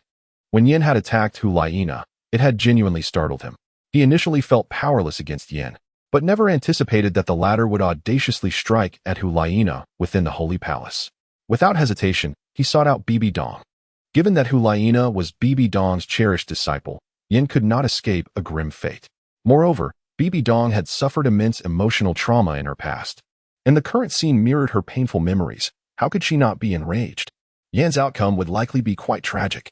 "Allow me." Bibi Dong approached the bedside, gently placing her hand upon Hulaina's smooth forehead. Moments later, Hulaina opened her eyes. "Teacher, Xiaochen, how did you end up here?" Hulaina's mind was somewhat foggy. She recalled just moments ago conversing with Yan. "Senior sister, you were drugged by someone and nearly violated," Jiang Chen urgently explained. Startled, Hulaina quickly sat up. Just as she was about to assess her own condition, she noticed Yan, who was reaching out towards the bed, utterly naked and wearing an expression of sheer terror. How could this happen? Realization struck Hulaina, nearly shattering her spirit, and tears began to flow as she hugged her knees and wept. The brother she had regarded with affection, Yan, had committed such a despicable act against her. Jiang Chen felt a surge of compassion as he sat beside Hulaina, wrapping his arms around her shoulders in a gesture of solace. Unable to contain her emotions any longer, Hulaina collapsed against Jiang Chen's shoulder, weeping profusely. Bibi Dong, indifferent to Hulaina's plight, fixed her icy gaze upon the young man before her, the murderous intent radiating from her with unrestrained ferocity. Yan, suddenly able to move, found himself engulfed by an overwhelming aura of death, nearly losing his composure. Under such terrifying pressure, he envisioned a hellish realm, his knees buckling as he sank to the ground. "Spare me, Your Holiness," he begged, his forehead striking the ground repeatedly, blood oozing from the impact. "Hulaina, you must kill him," Bibi Dong abruptly commanded, turning her gaze toward Hulaina. Even when addressing her, her tone remained frigid.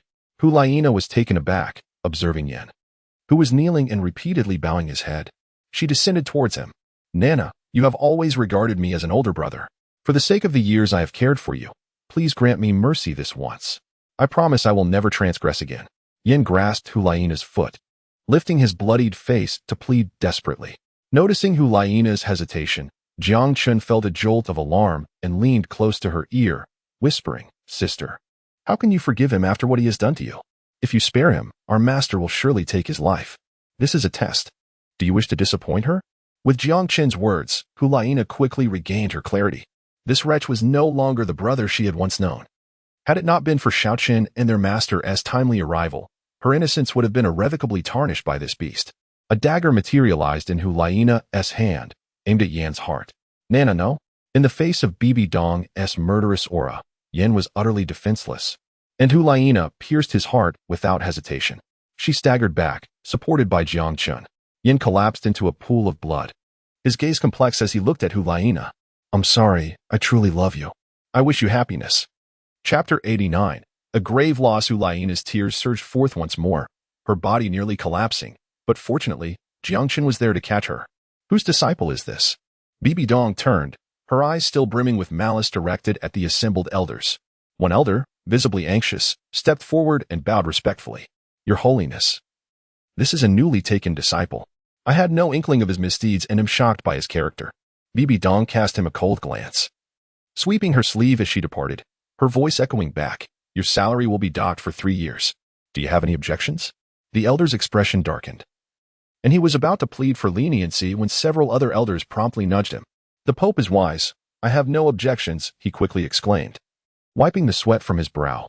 That was a close call. Had he dared to oppose the enraged Pope, he could only imagine the dreadful consequences that might have ensued. Sister, let us return, Jiang Chen said, helping Hu Laina descend the stairs. Upon reaching her dormitory, Hu Laina's tears showed no sign of abating. The impact of the event weighed heavily upon her, nearly driving her to the brink of despair. Jiang Chen sat at the edge of the bed, gently patting Hu Laina's shoulder. Senior sister, the ordeal has passed. Rest assured, both the teacher and I will always protect you. Hu Laina gradually ceased her sobbing, and after a moment, she replied, Xiao Chen, thank you, and also to the teacher. What need is there for thanks between us? After all, I am your junior. Jiang Chen smiled. Now, close your eyes and drift into slumber. Upon awakening, your spirits will undoubtedly lift. Hu Laina nodded thoughtfully. Xiao Chen, could you stay a while longer? Indeed, I shall remain here with you, Jiang Chen responded. Hu Laina gently nodded, and soon, cradling her blanket, she succumbed to sleep. The toll of recent events had left her spirit weary, but finally, she could let go and relax. Jiang Chen sat quietly at the edge of the bed, gazing tenderly at Hu Laina, his heart aching for his senior sister. The thought that someone he had regarded as a brother since childhood had nearly faced indignity was unbearable for anyone. Hu Laina had already fallen asleep, yet her long lashes were still adorned with glistening tears, which Jiang Chen gently wiped away. It appeared that she was dreaming sweetly, as a faint smile graced her lips. When Hu Laina awoke again, 5 hours had elapsed, and the sun was nearing its descent.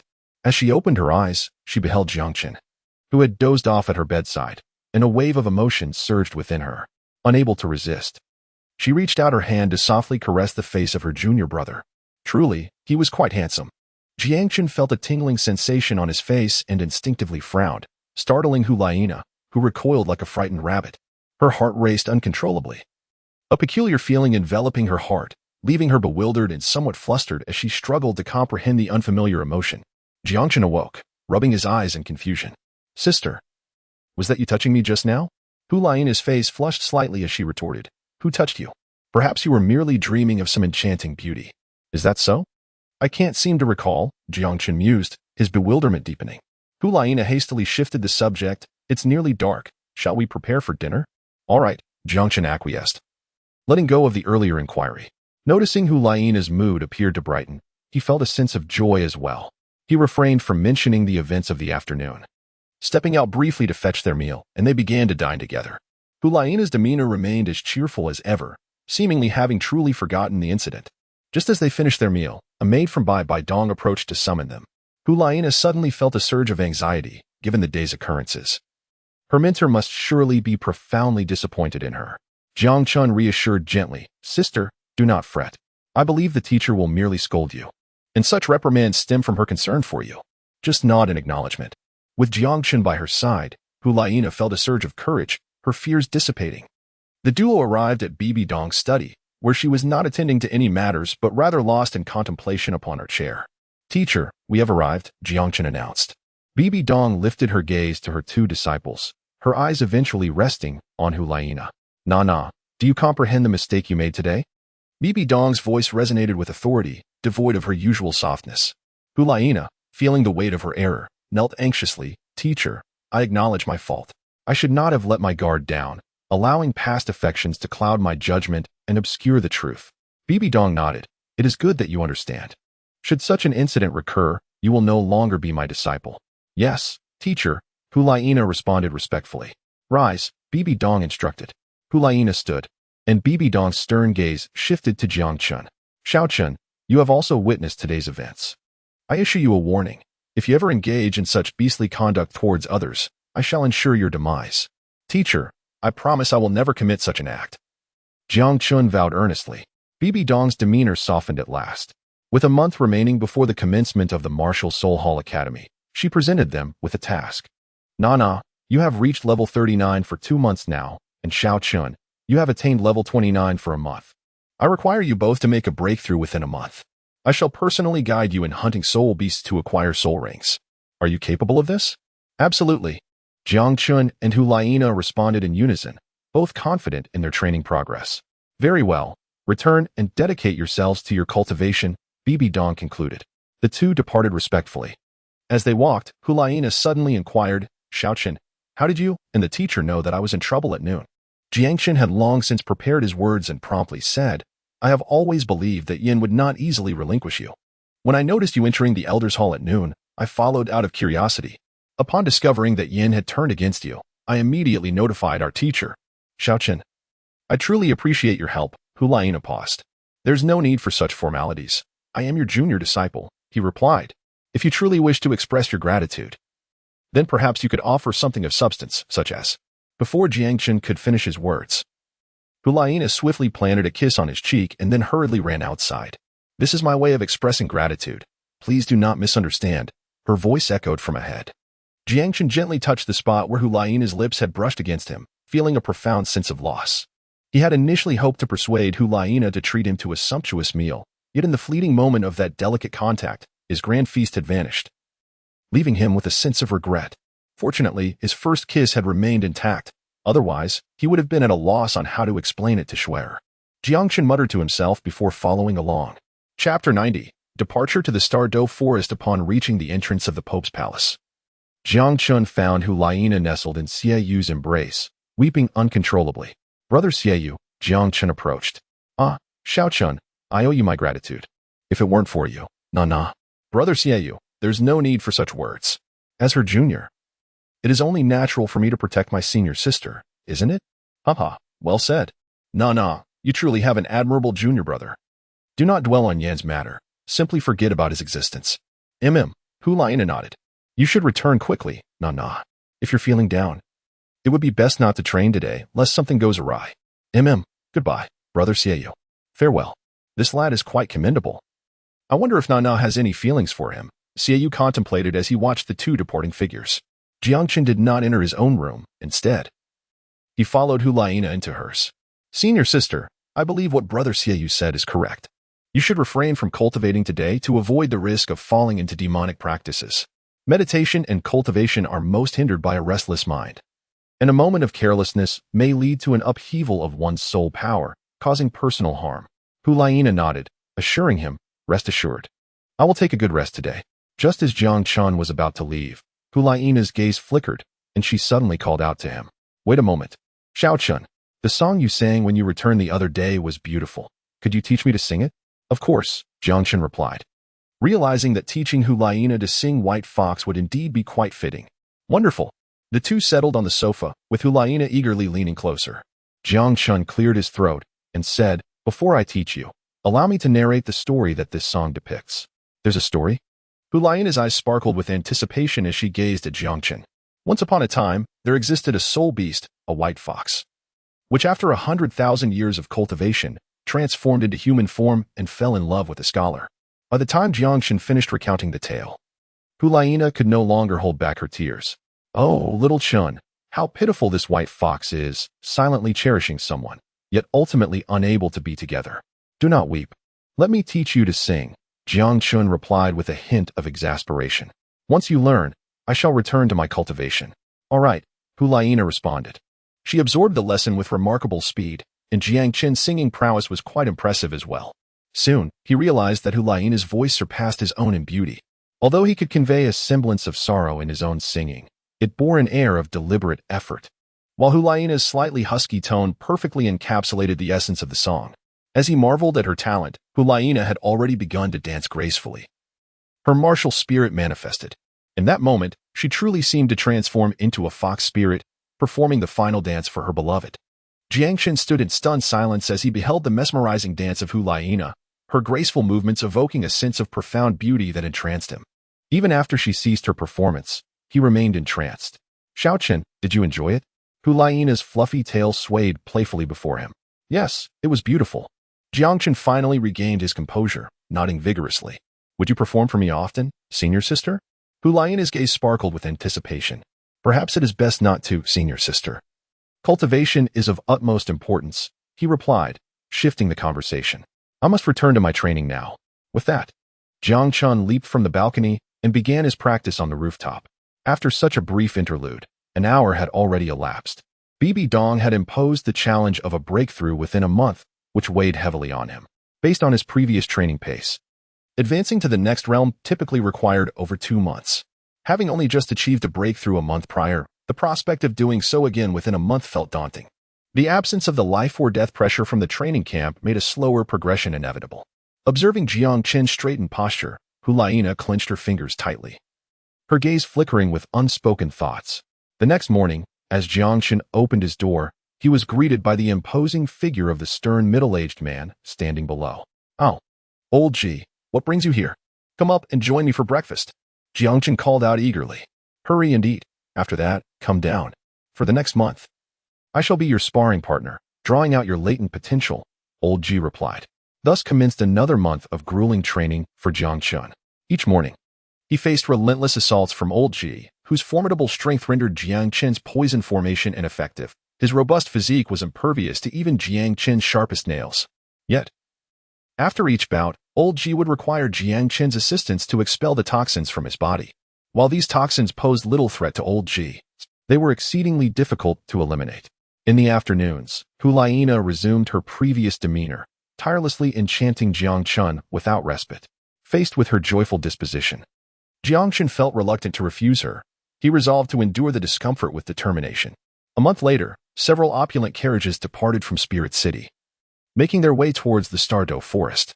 Both the Douluo Forest and Spirit City lie nestled between two great empires, not far from one another. While the Spirit Hall maintained several small reserves of spirit beasts, their species and numbers were limited. In contrast, the Douluo Forest is renowned as one of the 3 largest habitats for spirit beasts on the Douluo Continent, teeming with countless creatures. Any spirit master, with a dash of fortune, could find the perfect spirit ring within its depths. This time, Bibi Dong was leading Jiang Chen and Hulaina to the Douluo Forest to hunt spirit beasts and acquire spirit rings. Hulaina had made her breakthrough 5 days prior, while Jiang Chen had only just achieved his yesterday. Inside one of the most luxurious carriages, furnished with a large bed and 2 smaller ones, the 3 of them gathered. "Xiao Chen, how many years' worth of spirit rings do you intend to absorb this time?" Bibi Dong inquired. "Teacher, I wish to attempt absorbing a 10,000-year spirit ring," Jiang Chen responded with unwavering determination. He had contemplated this decision thoroughly. Having advanced to the Great Soul Master rank 2 years prior, and with the passage of time enhancing both his cultivation and physique, he felt sufficiently prepared for the risks that accompanied such an endeavor. As soon as Jiang Chen's words fell, Hulaina could no longer contain herself and exclaimed, "Xiao Chen, have you lost your mind? Once a soul beast reaches 10,000 years, it undergoes a qualitative leap. Even those exceeding 9,000 years pale in comparison to a soul beast that has just attained 10,000 years. The absorption of a soul ring cannot be interrupted once it begins. This is exceedingly perilous." Bibi Dong raised her hand to silence Hulaina and turned to Jiang Chen, inquiring, "How much confidence do you possess?" Jiang Chen pondered for a moment, not expressing absolute certainty, yet he felt a confidence of about 70 to 80%. "Very well. I shall procure a Millennium Soul Beast for you. Do not disappoint me," Bibi Dong remarked with a smile. "Teacher, I shall do my utmost," Jiang Chen replied.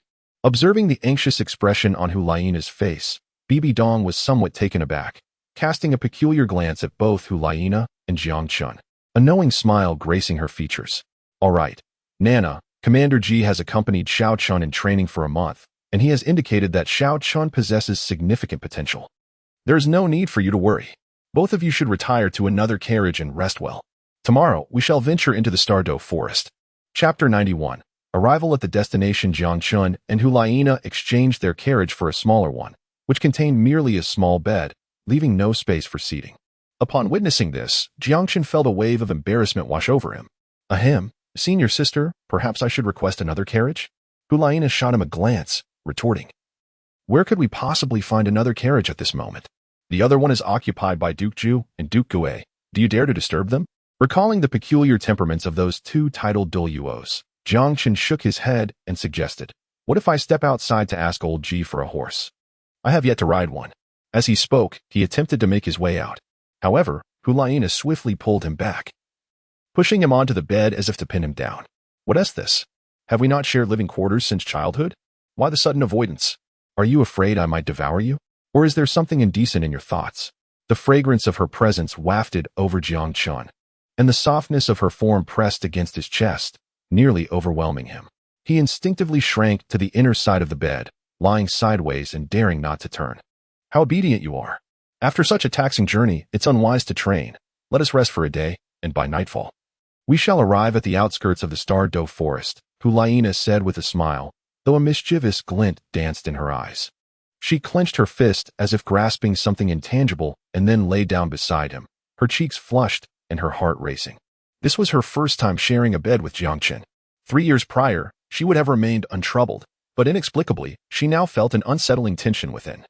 Jiang Chen felt similarly, his heart raced.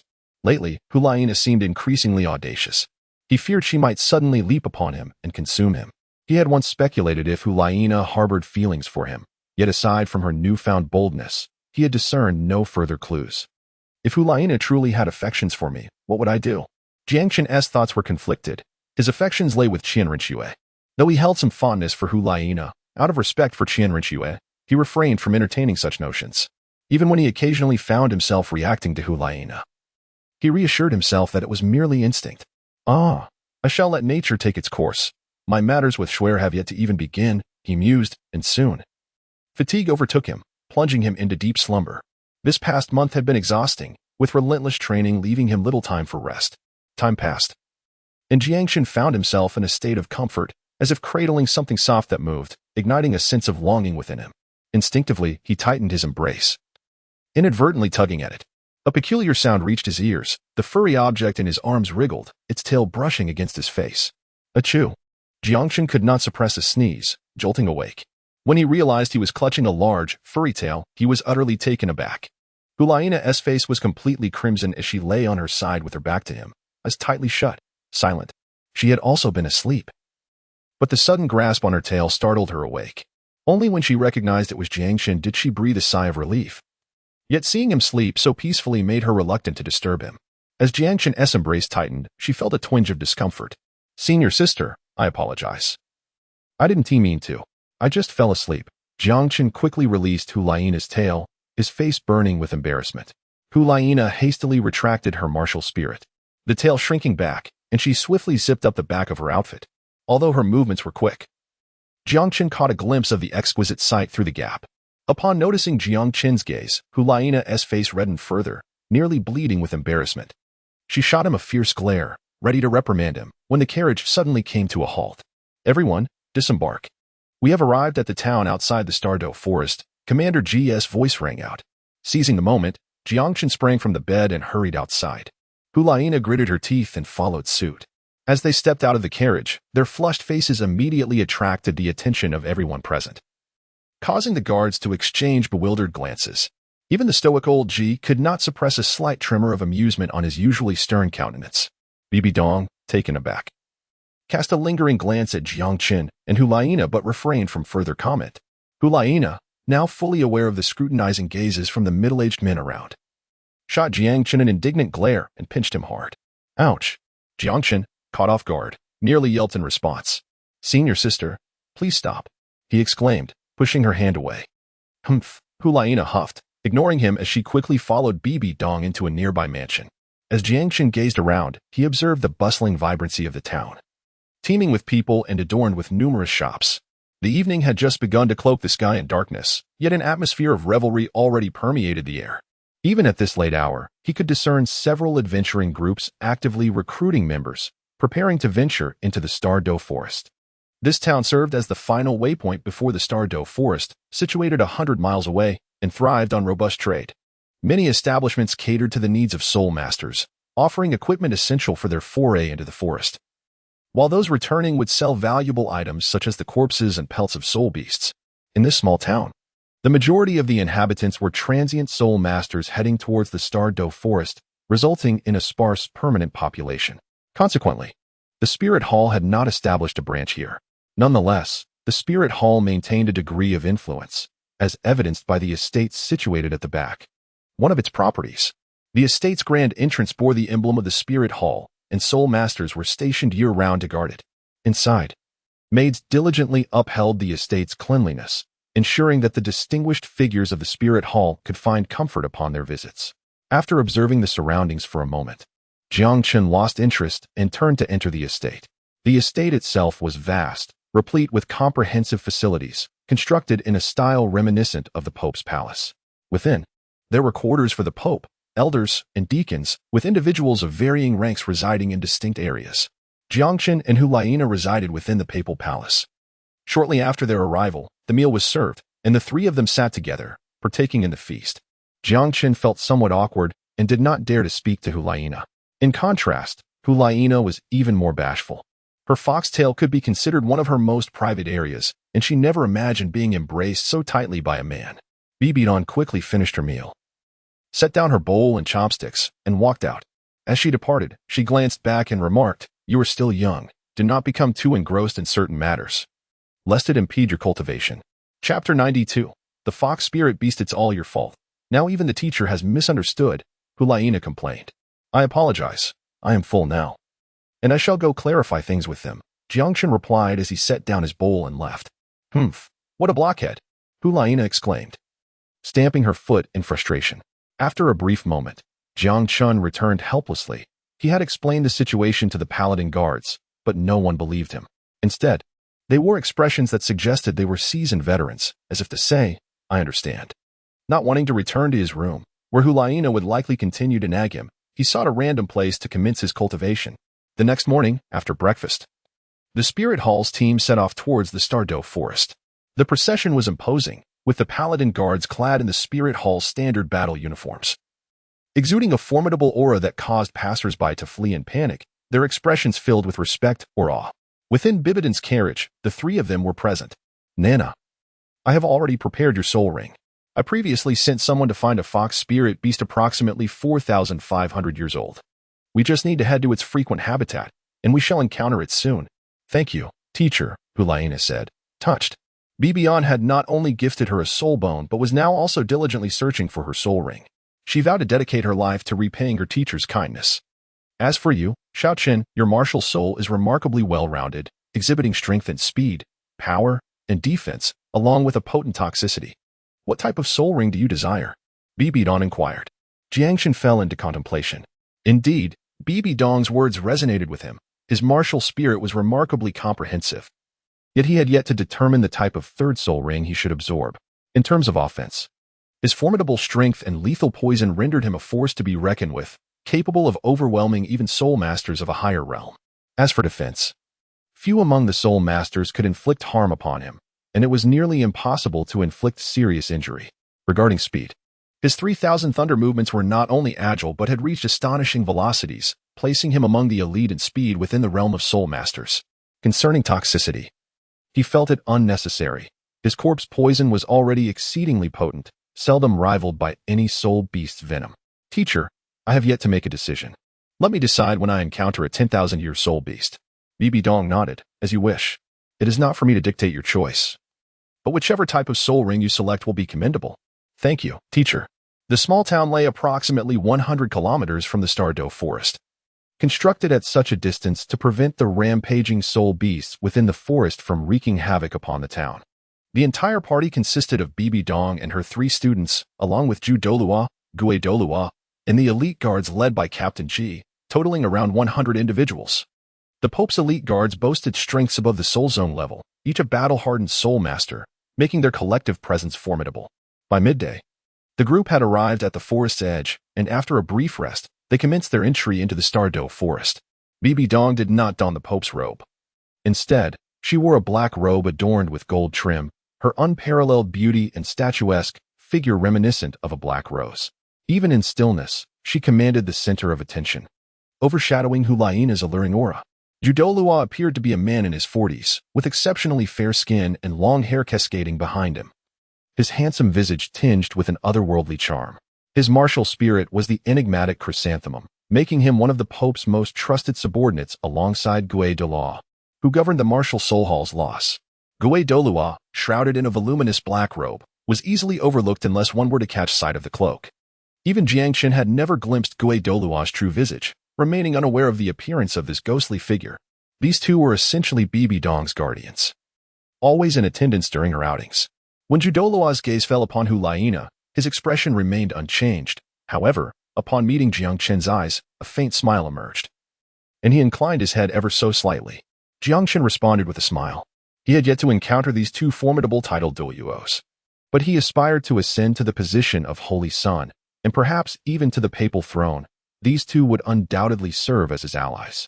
Title Douluos were inherently proud, especially figures like Douluo and Douluo. Presently, Jiang Chen had only garnered their slight goodwill due to the Pope's favor. To earn their support in the future, he would need to demonstrate his potential and capabilities. With Hulaina's objective firmly established, the group ventured directly to their destination upon entering the Stardow forest, where they first hunted a fox spirit beast for her. The fox spirit beast was not only exceptionally alluring, but also remarkably cunning, causing the Spirit Hall's scouts to maintain a cautious distance to avoid alarming it. Along the way, the sight of soul masters and spirit beasts alike fleeing in terror underscored the overwhelming strength of the Spirit Hall's team. However, as they entered the territory of a 1,000-year spirit beast, their presence became more subdued. Before long, they encountered the scouts dispatched earlier. These scouts possessed unique soul powers, highly adept at survival and tracking, capable of locating spirit beasts through subtle signs. Under the guidance of these scouts, the team advanced swiftly. There was an abundance of fox fur on the ground, and the earth radiated warmth, indicating the beast's recent departure. A pile of warm fox droppings confirmed its recent presence. The scent of fox musk grew stronger, emanating from within a kilometer's radius.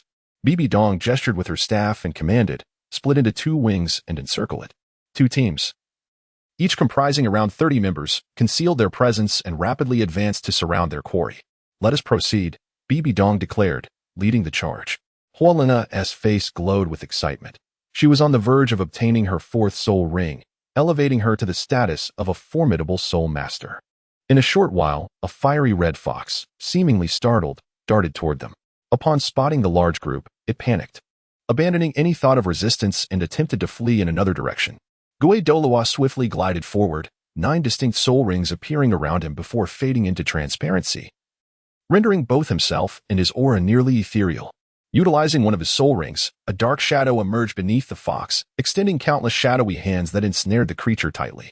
This spirit beast, possessing over 4,000 years of cultivation, stood no chance against Douluo's skill and was bound to the ground, unable to move. "Nah. It's your turn," Bibi Dong instructed. Chapter 93, Little Chen, test your senior sister's new skill as a control-type soul master. Hulaina possessed remarkable abilities, though her offensive prowess was somewhat lacking. Bibi Dong had equipped her with various life-saving items, including offensive, defensive, and escape tools. Currently, she held a dagger forged by a master craftsman, capable of slicing through gold and stone with ease. Approaching the subdued fox spirit beast without hesitation, Hulaina plunged her dagger into its skull. The fiery red fox emitted a few mournful cries before succumbing to death, a purple soul ring ascending from its body and hovering 2 meters above its corpse. Without pausing, she sat cross-legged on the ground, drawing the soul ring toward herself, merging with her martial spirit, and commenced the absorption of this 1,000-year soul ring. The remaining members formed a protective circle around her, with Bibi Dong and Jiang Chen standing by her side, anxiously awaiting the outcome. Absorbing a soul ring was a painful endeavor, and despite having undergone the process 3 times before, Hulaina still felt immense discomfort. Her brow furrowed tightly, occasionally letting out muffled groans, yet her posture remained upright. A powerful surge of energy radiated from her, as the inherent energy of the soul ring coursed through her body. An hour later, the fluctuations gradually diminished. Hulaina opened her eyes, filled with joy. The energy from the soul ring had sufficiently replenished the required energy for her advancement. elevating her to the rank of a level 41 soul master. Now, at the age of 14, she had become a soul master, a brilliant prodigy. Even Jiang Chen had to concede that, aside from Tang San, Hualaina's talent surpassed that of the other members of the Shrek 7 monsters.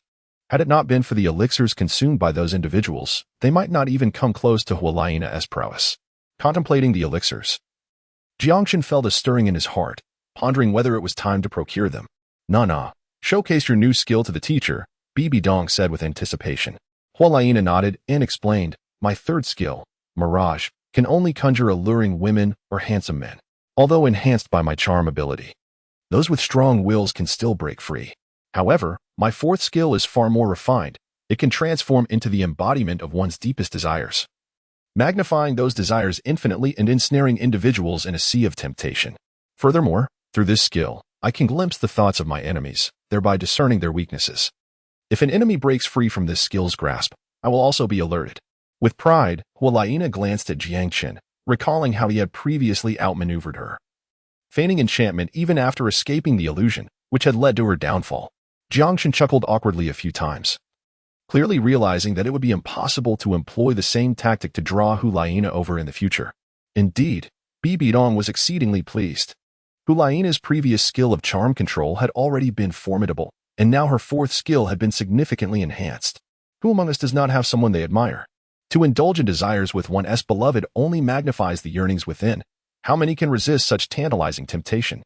Furthermore, Hualaina possessed the ability to glean the thoughts of her target while under her enchantment, thus enabling her to discern whom they truly cherished, paving the way for a series of strategic plans.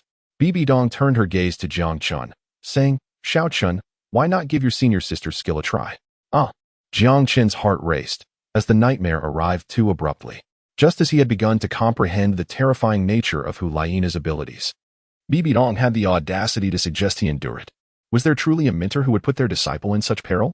If Hualaina were to discover his innermost thoughts, it would be catastrophic. Teacher, I think not. Senior sister's skill is far too frightening. Jiang Chen fervently shook his head. Hualaina, brimming with excitement, gazed at Jiang Chen with sparkling eyes. Through this skill, she would be able to ascertain who occupied his heart. How could this not exhilarate her? Sensing the predatory glint in Hualaina's gaze, Jiang Chen instinctively recoiled and shouted, Old Ji, why not give this skill a try instead? Commander Ji's expression shifted dramatically, and she quickly replied, Your Holiness, I must take my leave for a moment. Before she could finish, she had already dashed 100 meters away. Dear Imperial Guards, is there anyone brave enough to volunteer for this? The nearly 100 Imperial Guards collectively trembled, none daring to speak. To fall victim to such a dreadful skill and expose their innermost secrets would be a grave offense deserving of death. Xiao Chen, abandon your futile resistance, Hualaina urged eagerly, her anticipation palpable. In the face of Jiang Chen's fearful gaze, the fourth soul ring on Hualaina's body illuminated, casting a pink beam of light down upon him. API call failed with status code 429. Error. Code. 429. Message. Resource has been exhausted, e.g. check quota. Status. Resource exhausted. The desires within Jiang Chen were magnified countless times, as if he had consumed an intoxicating potion, and he lunged forward with fervor. In the external world, Jiang Chen stood there, his gaze lost in a daze. Hualaina, sensing the thoughts swirling in his heart, suddenly felt a flush of warmth spread across her cheeks, her eyes sparkling with delight. It turned out that he harbored feelings for me. Observing Hualaina's bashful demeanor, Bai Dong shook her head, letting out a sigh. Suddenly, Hualaina's expression changed dramatically, her eyes wide and mouth agape, disbelief etched across her face. She beheld, before the pink-hued grand bed, the emergence of another enchanting woman. Though this woman's figure did not rival her own perfection, her breathtaking visage surpassed Hualaina's by several degrees. This was, astonishingly, the girl from 3 years ago. Subsequently, within that illusion, Jiang Chen abandoned Hualaina and approached this girl, Shui. In the real world, Jiang Chen could not help but murmur her name. Hualaina hastily retracted her abilities, her heart awash with complexity and sorrow, her mind in disarray. Upon hearing Jiang Chen's unconscious whisper, Bai Dong's expression shifted, her face filled with incredulity and shock. Jiang Chen unexpectedly called out for Shui, which indicated that his thoughts were occupied by Shian Renua. How could this be possible? In an instant, Bibi Dong's heart was filled with conflicting emotions, and her gaze towards Jiang Chen became exceedingly intricate. Jiang Chen shook his head a few times, regaining his senses, and suddenly realized the gravity of the situation. Hulaina must have seen Shian Renua's appearance, if Bibi Dong were to find out. Bibi Dong's expression returned to calmness as she said softly, "Let us continue on our journey towards the territory of the 10,000-year soul beasts." With that, she took the lead and departed. Jiang Chen tugged at Hulaina, causing the two to fall behind at a distance. "Senior sister, do me a favor, and please do not disclose to the teacher what you have witnessed." Hulaina, somewhat distracted, nodded lightly and murmured in agreement. A sudden wave of despondency washed over her. Jiang Chen was infatuated with another girl. The moment that girl appeared, he abandoned her and rushed toward her. This indicated that Jiang Chen's true affections lay with that girl. Chapter 94. Jiang Chen's unexpected gain. Was it merely that her talents surpassed mine slightly, or that her beauty eclipsed my own? That place was even smaller than mine. Hulaina felt a sense of indignation brewing within her. Moreover, that girl had been absent for 3 years, yet she still lingered in Jiang Chen's heart.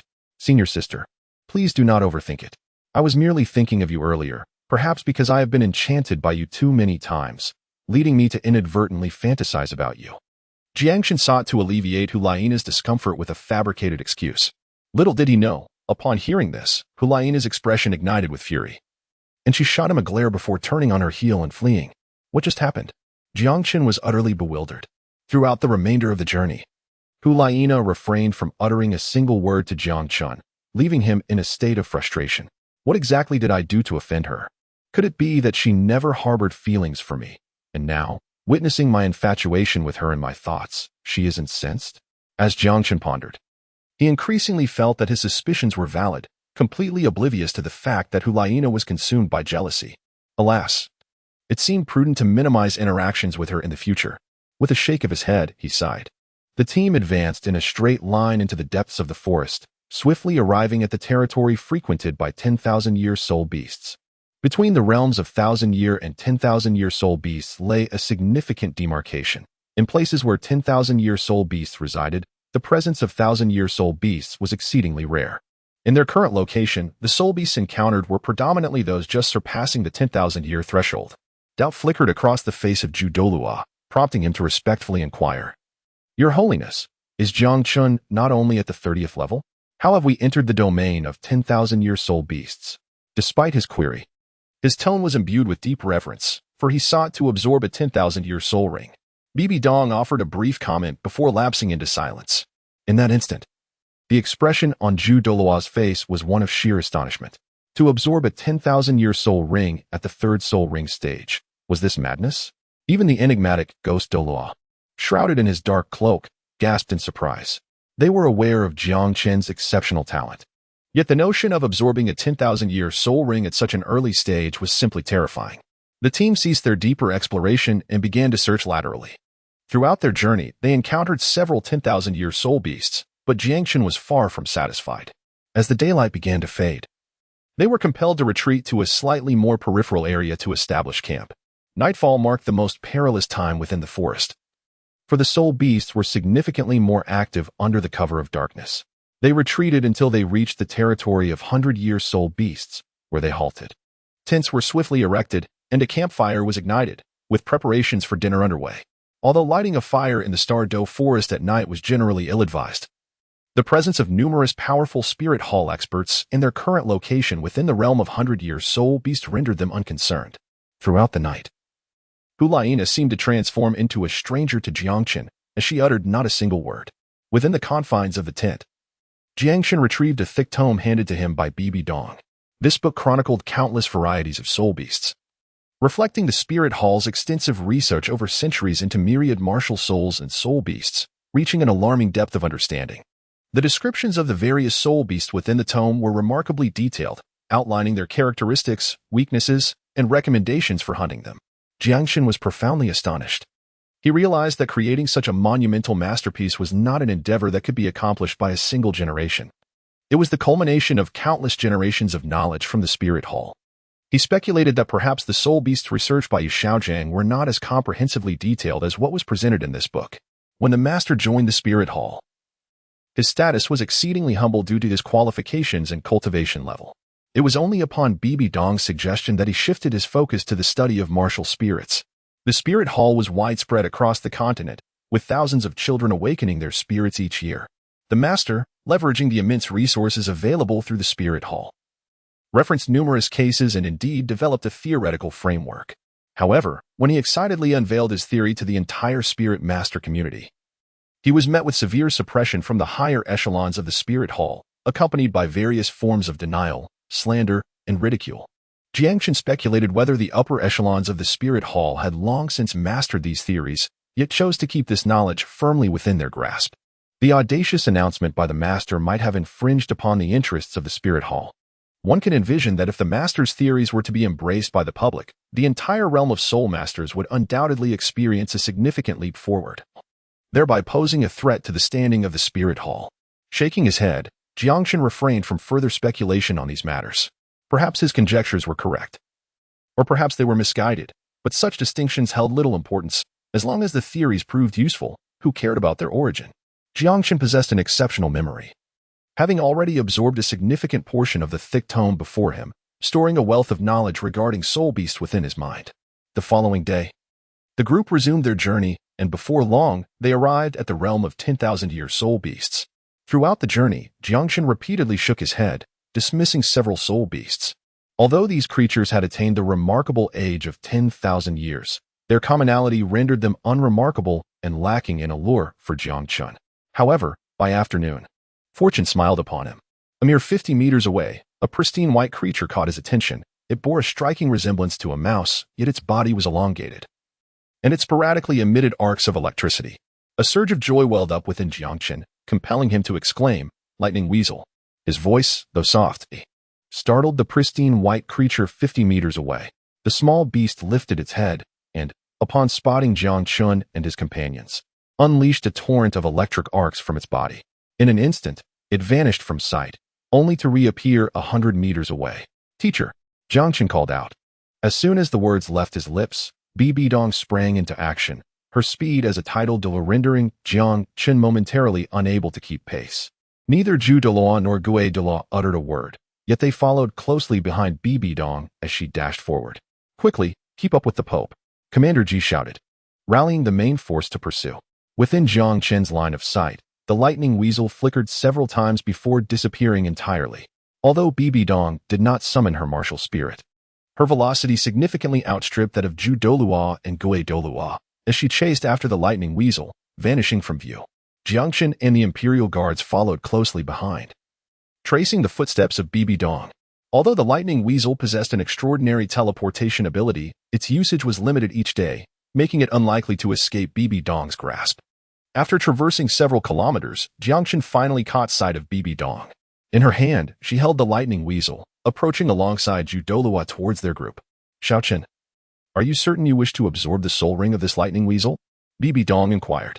Jiang Chen nodded, absorbing the soul ring of the lightning weasel, which would likely bestow upon him a speed-related ability. With a stroke of luck, he might even acquire the skill of teleportation. While he was indifferent to speed-related skills, it was the teleportation ability that truly captivated his interest. Bibi Dong concurred, stating, "Indeed. The teleportation skill of the lightning weasel requires a thunder attribute to unleash its full potential. Otherwise, the distance of the teleportation will be considerably short. Nevertheless, even short-range teleportation would be immensely valuable to you." It was undeniable that for an assault-type soul master, possessing a teleportation skill, even if of limited range, would render them exceedingly formidable. Bibi Dong continued, "However, the teleportation skill is a rare find. Among 100 soul masters absorbing the lightning weasel's soul ring, perhaps only one might acquire it. You must brace yourself mentally." "Teacher, I understand," Jiang Chen replied as he grasped the lightning weasel from Bibi Dong's hands. Its sharp teeth protruded, and in a swift motion, he bit down upon its neck. Chapter 95, Teleportation. Everyone's eyes widened in disbelief as they beheld Jiang Chen's actions. Jiang Chen unexpectedly chose such a method to slay the lightning mongoose. Observing the incessantly rolling throat of Jiang Chen, many could not help but swallow hard, a twinge of fear rising within their hearts. To drink the blood of a soul beast, was he human or devil? Even Bibi Dong was taken aback. She had initially thought Jiang Chen's two sharp fangs were mere decoration, utterly astonished by their ferocity in action. Witnessing Jiang Chen's fervent indulgence in the blood, seemingly exhilarated, Bibi Dong was reminded of a certain place. "Teacher, Xiao Chen he, Hulaina attempted to step forward to stop Jiang Chen, but was halted by Bibi Dong. In less than a minute, Jiang Chen drained every drop of blood from the Lightning Mongoose, discarding its withered corpse onto the ground. He possessed the ability to freely control the poison within his body. His actions were purely for the purpose of bloodletting, without a trace of toxin entering the creature.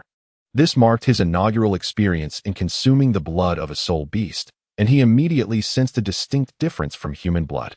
Previously, in encounters with Jing Wuming and Zhao Yue, although their ranks exceeded his, their actual powers were inferior. Their blood was merely delicious, providing him with little substantial benefit. This time, however, the Lightning Mongoose's cultivation had reached 10,000 years, equivalent to a human soul master of approximately level 60. And the vitality contained within its blood was immense for Jiang Chen. Once absorbed into his body, it incessantly fortified him, though it yielded little increase in soul power. Xiao Chen, you were indeed telling the truth. Those two fangs of yours are truly for biting, Hulaina exclaimed in astonishment. When Jiang Chen had first mentioned the purpose of his fangs, she had been skeptical, but now her belief was unwavering. Yet, biting aside, why the need to drink blood? Bibi Dong furrowed her brows and inquired, Xiao Chen, tell me, why do you drink its blood? Jiang Chen retracted his teeth, wiping the blood from the corner of his mouth, and replied, Teacher, this is one of the abilities of my martial soul. Siphoning blood enables me to grow stronger, particularly the blood of formidable beings. Bibi Dong's eyes gleamed with intrigue, her mind secretly marveling. Perhaps the place would be ideal for him, she contemplated. At that moment, the gazes of the others upon Jiang Chen resembled those directed at a monster. The notion that one could grow stronger through the act of blood-sucking was unsettling. If he were to continuously partake, wouldn't he his cultivation soar uncontrollably? The mere thought of consuming human blood sent chills down their spines. And within the myriad of eyes fixated on Jiang Chen, a subtle hint of fear began to emerge. Just then, a black soul ring drifted forth from the corpse of the lightning weasel, hovering before Jiang Chen. He was indeed about to absorb a 10,000-year soul ring. Although Bibi Dong had mentioned it earlier, many could not suppress their astonishment. To absorb a 10,000-year soul ring at the 30th level, was this a serious endeavor? Jiang Chen said little, immediately settling into a meditative posture after unleashing his martial spirit, drawing the dark soul ring to envelop himself. Xiao Chen, give it your all, Hulaina exclaimed. API call failed with status code 429, error, code, 429, message, resource has been exhausted, e.g. check quota. Status, resource exhausted. Jiang Chen closed his eyes as the energy of the soul ring erupted within him. The Millennium Soul Ring indeed posed a significant challenge. However, he felt a considerable degree of confidence. His body's remarkable recuperative abilities meant that, barring the loss of his head or limbs, he could recover swiftly from most injuries. The energy from the soul ring surged violently through his body, yet he appeared almost numb to it, though this energy was ferocious. It paled in comparison to the torment he had endured during tribulations, and he remained composed. Within him, alongside the energy contained in the soul ring, was the abundant vitality derived from the blood of the lightning weasel, which continued to be absorbed by his body, significantly alleviating his suffering. Bibi Dong observed Jiang Chen's calm demeanor and felt a wave of relief wash over her. Despite having the assurances of Jiang Chen and Commander Ji, she had harbored concerns. Now, witnessing Jiang Chen's stable condition, her worries dissipated, replaced by immense joy. This disciple truly exceeded her expectations. If he genuinely harbored feelings for her, what course of action should she take? With the aid of the vital essence from the lightning weasel's blood, although the process was painful, it remained within Jiang Chen's manageable limits. In fact, absorbing this Millennium Soul Ring proved far easier than when Hulaina absorbed her 4,000-year Soul Ring. In less than an hour, the energy of the Soul Ring dissipated, and he had transcended 30 levels, achieving the rank of a Soul Venerable. Jiang Chen rose to his feet, his icy demeanor, accentuated by the 3 soul rings adorning him, 2 purple and 1 black, was indeed awe-inspiring. After absorbing the 10,000-year soul ring, his physique had grown more imposing. At merely 9 years of age, he now stood at an impressive height of 1.70 meters, nearly matching Hulaina. He stretched his body, the sound of cracking bones resonating through the air like thunder. Freak! Hulaina couldn't help but exclaim. The others nodded in agreement, echoing her sentiment. Xiao Chen, what kind of soul abilities have you acquired? Bibi Dong inquired eagerly, her gaze fixed intently on Jiang Chen. Jiang Chen closed his eyes and attentively attuned himself to his surroundings. In an instant, faint arcs of electricity began to manifest around him, and the very fabric of space seemed to tremble. Suddenly, Jiang Chen's figure vanished into thin air, reappearing 100 meters away. In that fleeting moment, everyone gasped in astonishment. Their mouths agape, including Bibi Dong, who momentarily forgot her regal demeanor as a pope. Jiang Chen surprisingly teleported, covering a distance of 100 meters. Is the world going mad? Or are they merely hallucinating?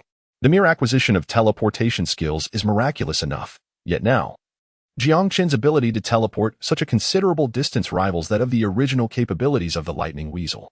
Jiang Chen carefully reflected on the moment when his third soul ring illuminated. At that instant, strands of lightning were drawn forth from the corpse den within him, resulting in his remarkable ability to teleport 100 meters. Otherwise, his teleportation would have been limited to merely a few meters. With a flicker of thought, the soul ring glowed anew, and as he envisioned his original position, a mysterious force guided him across the barriers of space, bringing him directly before Bibi Dong. Teacher, I have succeeded, he proclaimed. Indeed, well done, Bibi Dong replied, her hand gently ruffling Jiang Chen's hair, noticing that he was nearly reaching her height. Xiao Chen, does your martial spirit still possess the attribute of lightning? Bibi Dong inquired. Jiang Chen nodded, affirming that his martial soul possessed the attribute of lightning, albeit he seldom employed it. Regarding the matter of the corpse pill, Jiang Chen found himself unable to provide an explanation and resorted to attributing the responsibility to his martial soul.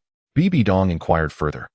Does your lightning weasel possess a limitation on the frequency of its teleportation ability? Indeed, I can utilize this teleportation skill a maximum of 3 times each day. Jiang Chen replied. Well, 3 times is quite commendable, she remarked. Chapter 96. The soul bone of an unknown soul beats the teleportation skill, being extraordinarily potent. Would be alarming if it were devoid of any usage restrictions on a daily basis. After all, even a Title Douluo cannot achieve instantaneous movement. Although Jiang Chen's capacity for this skill is limited to 3 instances per day, it holds the potential to be a decisive factor in combat. Moreover, when confronted with formidable opponents, the teleportation ability significantly enhances the likelihood of escape.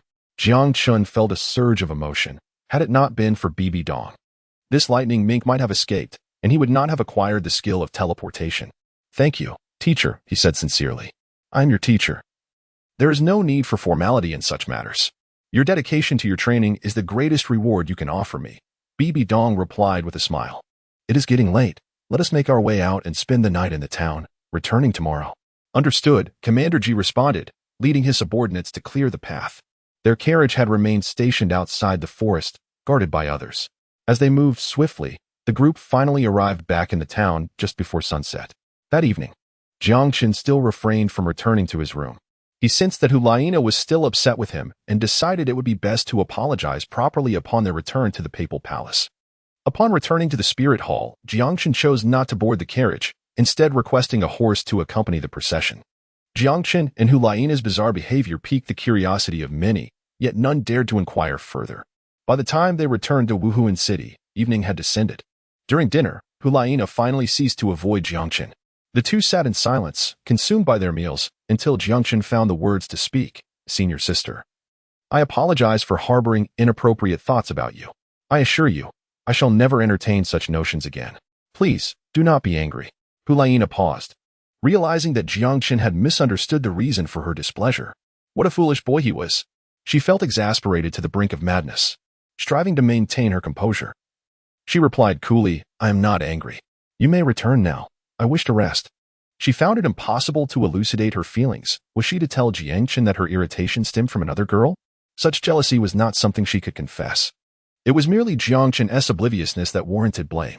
Very well, rest well, Jiang Chen responded, sensing that beneath Hulaina's calm demeanor, her resentment towards him had only intensified. Feeling somewhat helpless, he could only sigh inwardly, pondering the complexities of a woman's heart. Upon returning to his room, he resolved to set aside thoughts of Hulaina. After all, she had declared her lack of anger. What more could he do? The pressing concern now lay in how to navigate the impending tribulation.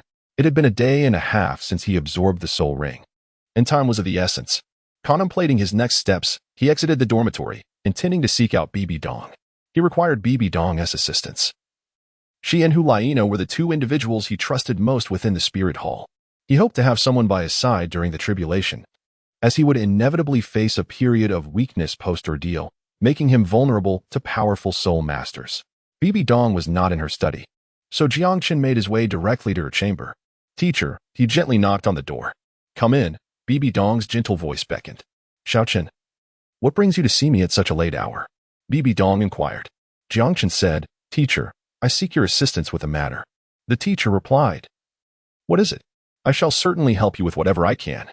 Jiang Chen continued. My martial spirit is rather unique. After absorbing a soul ring and achieving a breakthrough, I must endure a tribulation within 3 days.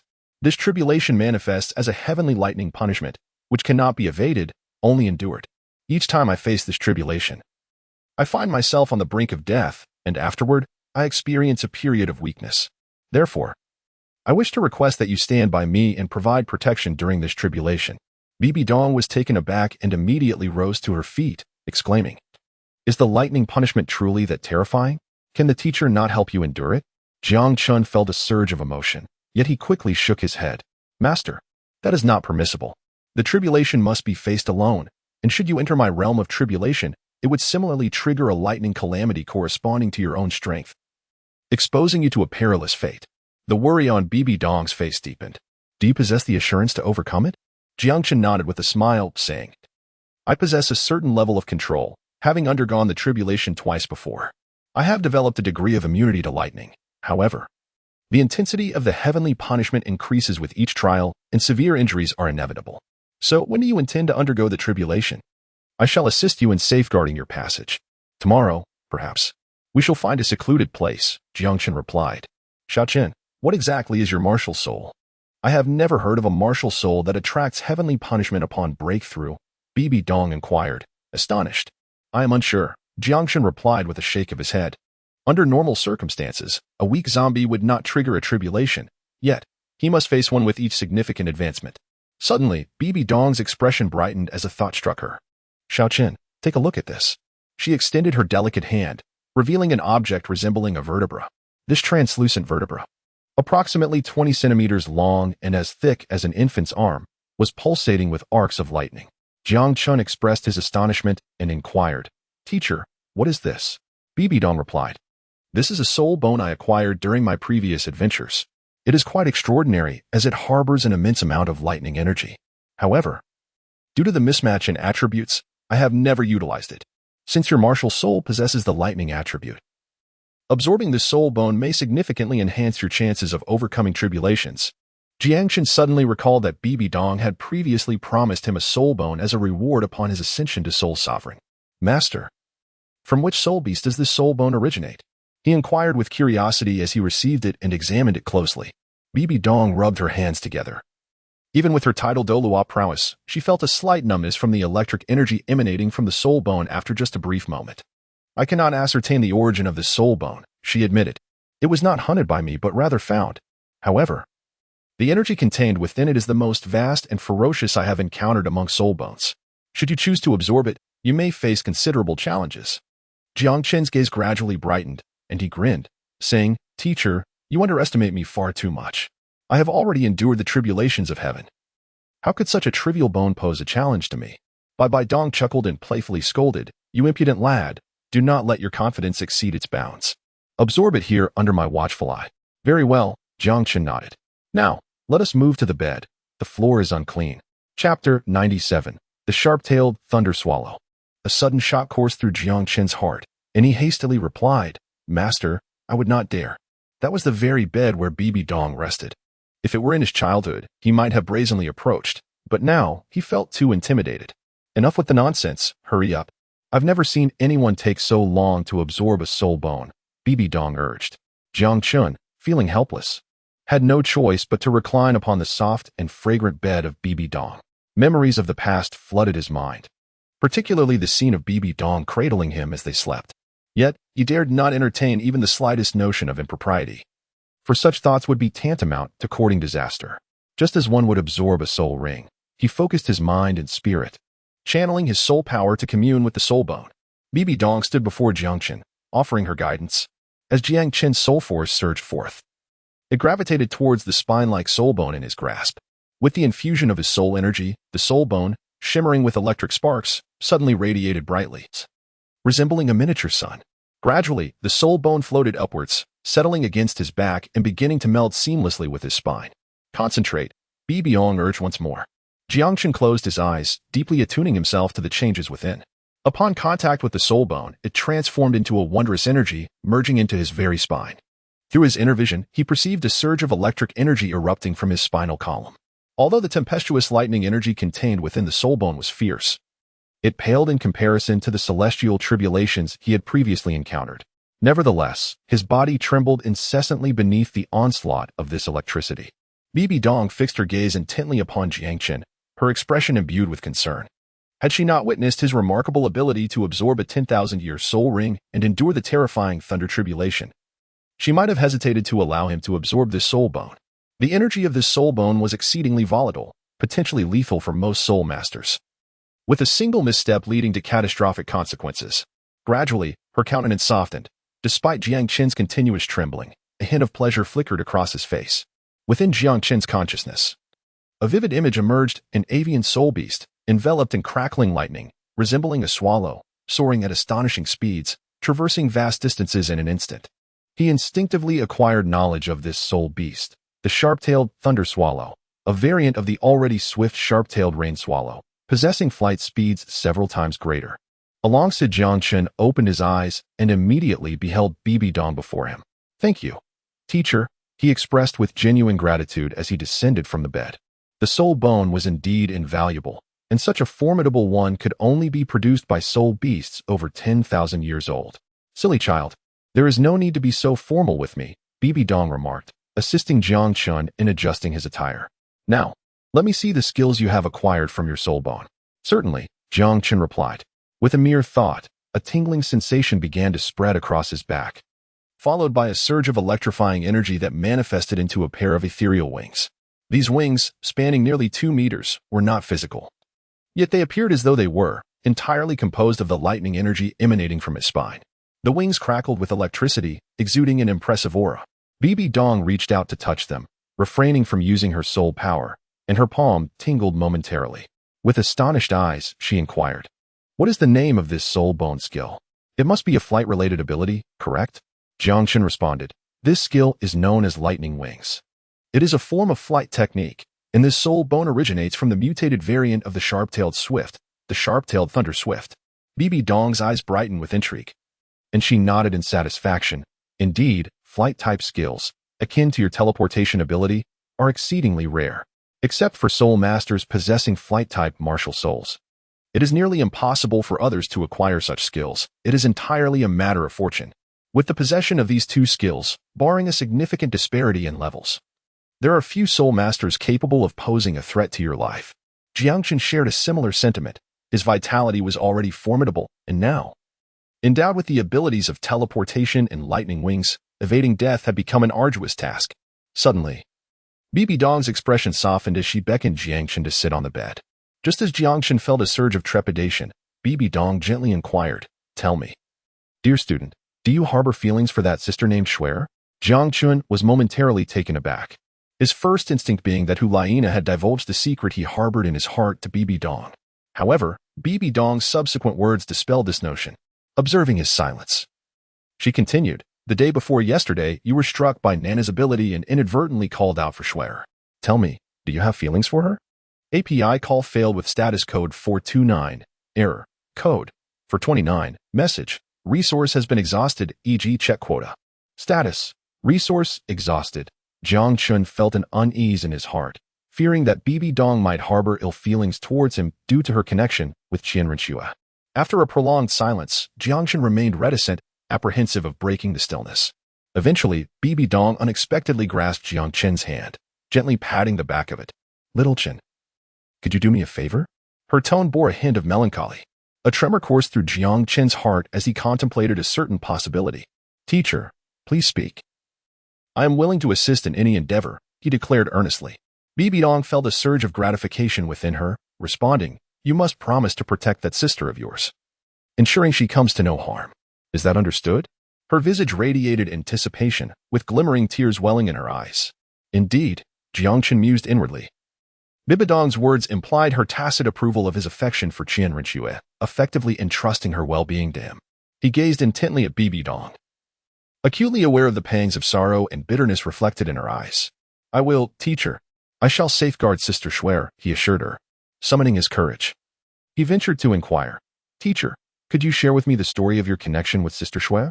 Bibi Dong fixed Jiang Chen with a penetrating gaze, her expression turning icy as she replied, "That is not for you to know. Simply promise me you will care for her." "Teacher, Sister Shui once confided in me that you are her mother, and throughout her life, she has longed for your affection, waiting in vain for over a decade. In countless nights, she has hidden beneath her covers, weeping silently." A tremor of emotion gripped Bibidong's heart. Each encounter with Shian Renua inevitably rekindled memories of her own tragic fate, a tide of resentment surging forth uncontrollably. Yet, in the solitude of the night, her feelings for Shian Renua would emerge quietly, leaving her in tears of heartbreak.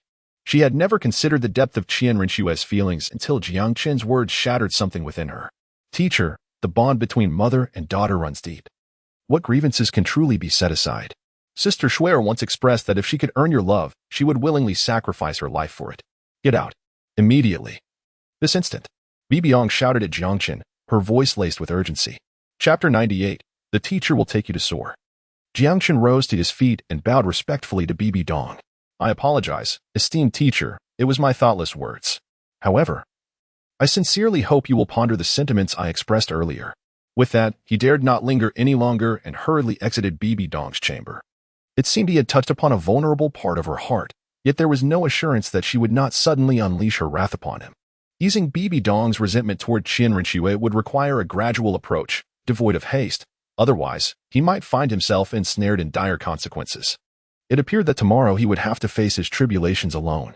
Reflecting on Bibi Dong's anger from their last encounter, Jiang Chen could only shake his head in resignation.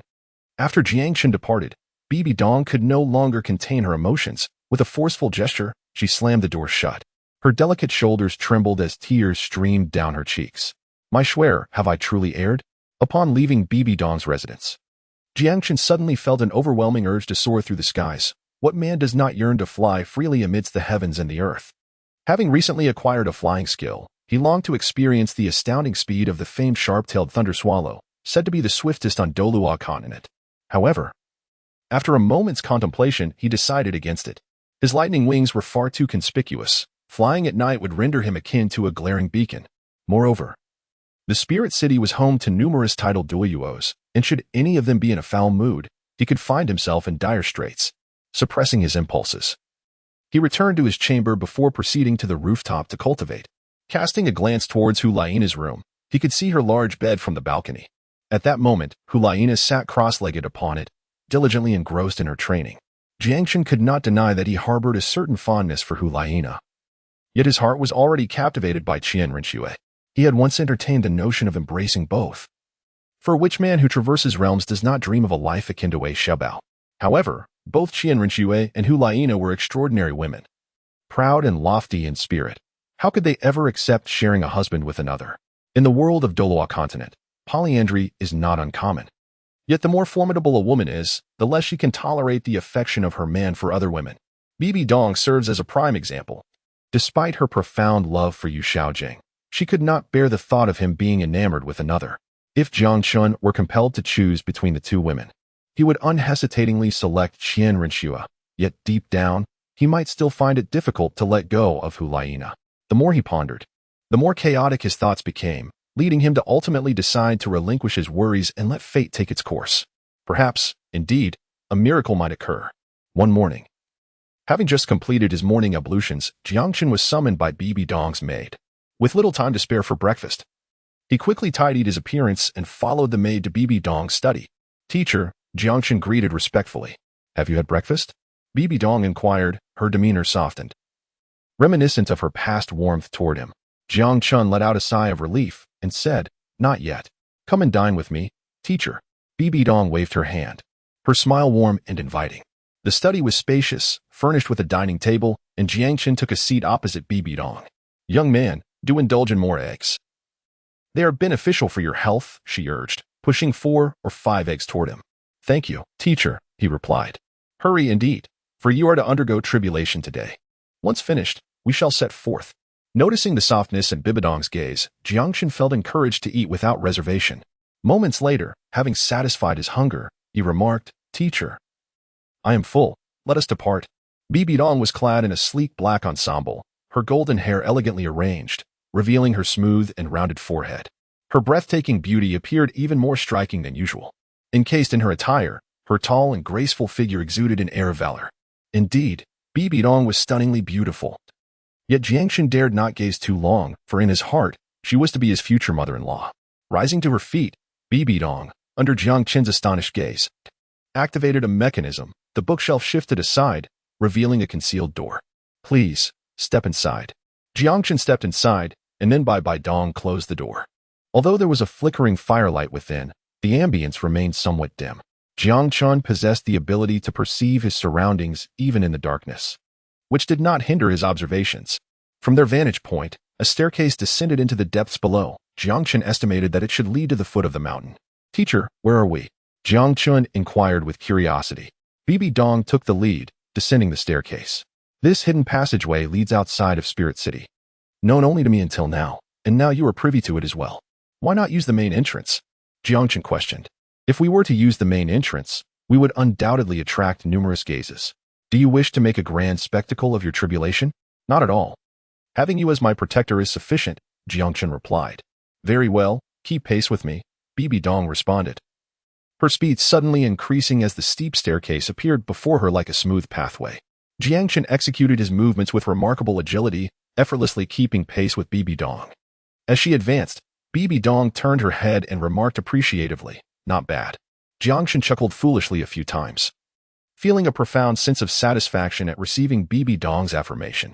After approximately 10 minutes, the two finally reached the terminus of the hidden passage, where a curtain of water unfolded before them, accompanied by a resounding roar that left Jiang Chen somewhat astonished. It turned out that they had emerged before a magnificent waterfall, and their current location resembled a mystical water curtain cave. The bright morning sunlight streamed through the veil of water, illuminating the two of them. Suddenly, an astonishing transformation occurred with Bibi Dong. 6 gossamer, purple wings unfurled from her back, quivering at an astonishing speed. The fabric of her attire tore, revealing large expanses of skin as white as snow, her flawless back partially visible. Yet, Jiang Chen harbored no impure thoughts. His gaze fixed in awe upon the wings adorning Bibi Dong. With a radiant smile, she declared, "This is my external soul bone ability, the 6-winged purple light wings. Keep close to me and do not fall behind." With that, her 6 wings fluttered in unison, transforming into streaks of light as they soared through the waterfall, vanishing into the depths of the cave. Jiang Chen, seized by a sudden urgency, swiftly unleashed his thunder wings. As his wings fluttered, he propelled himself into the air. To his astonishment, he found himself hovering approximately 100 meters above the ground.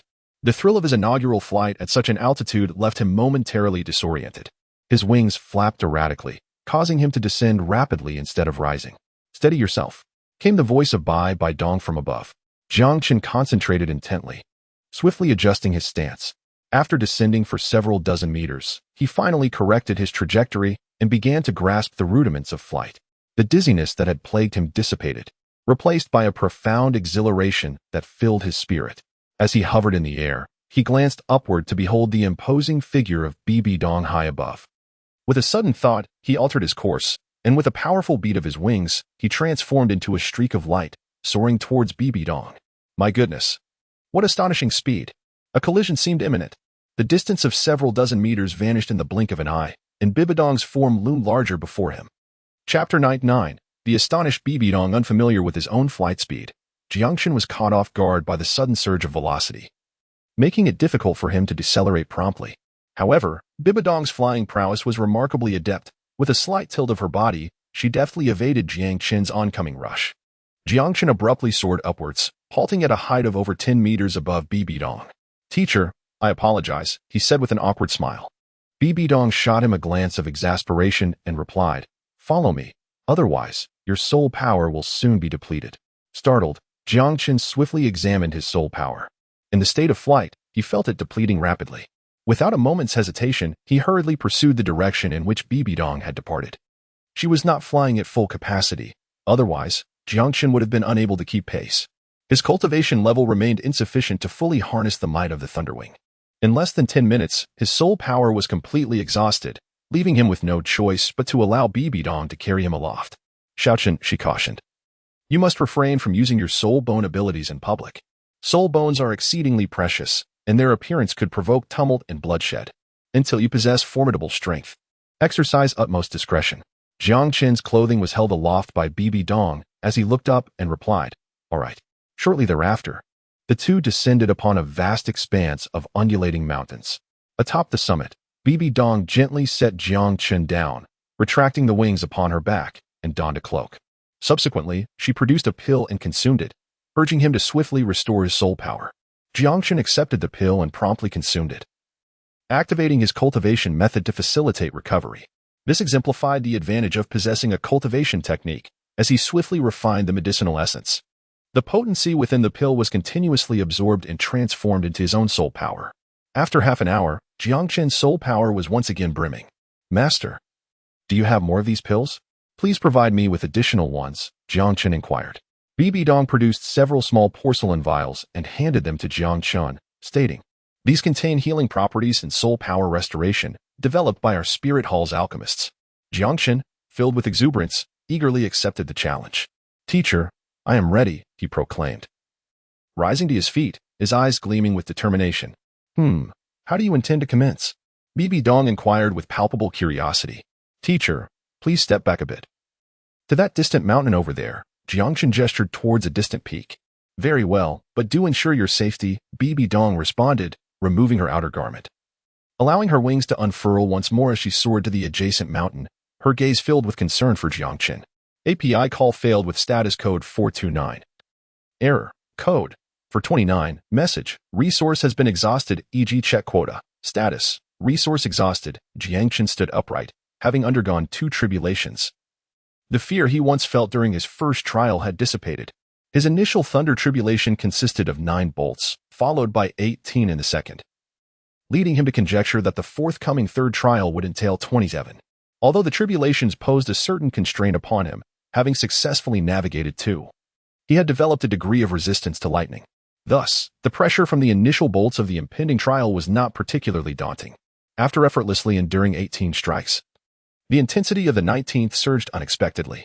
Observing the defiant Jiang Chen, who stood resolutely against the heavens, an unusual glimmer flickered in Bibi Dong's captivating eyes.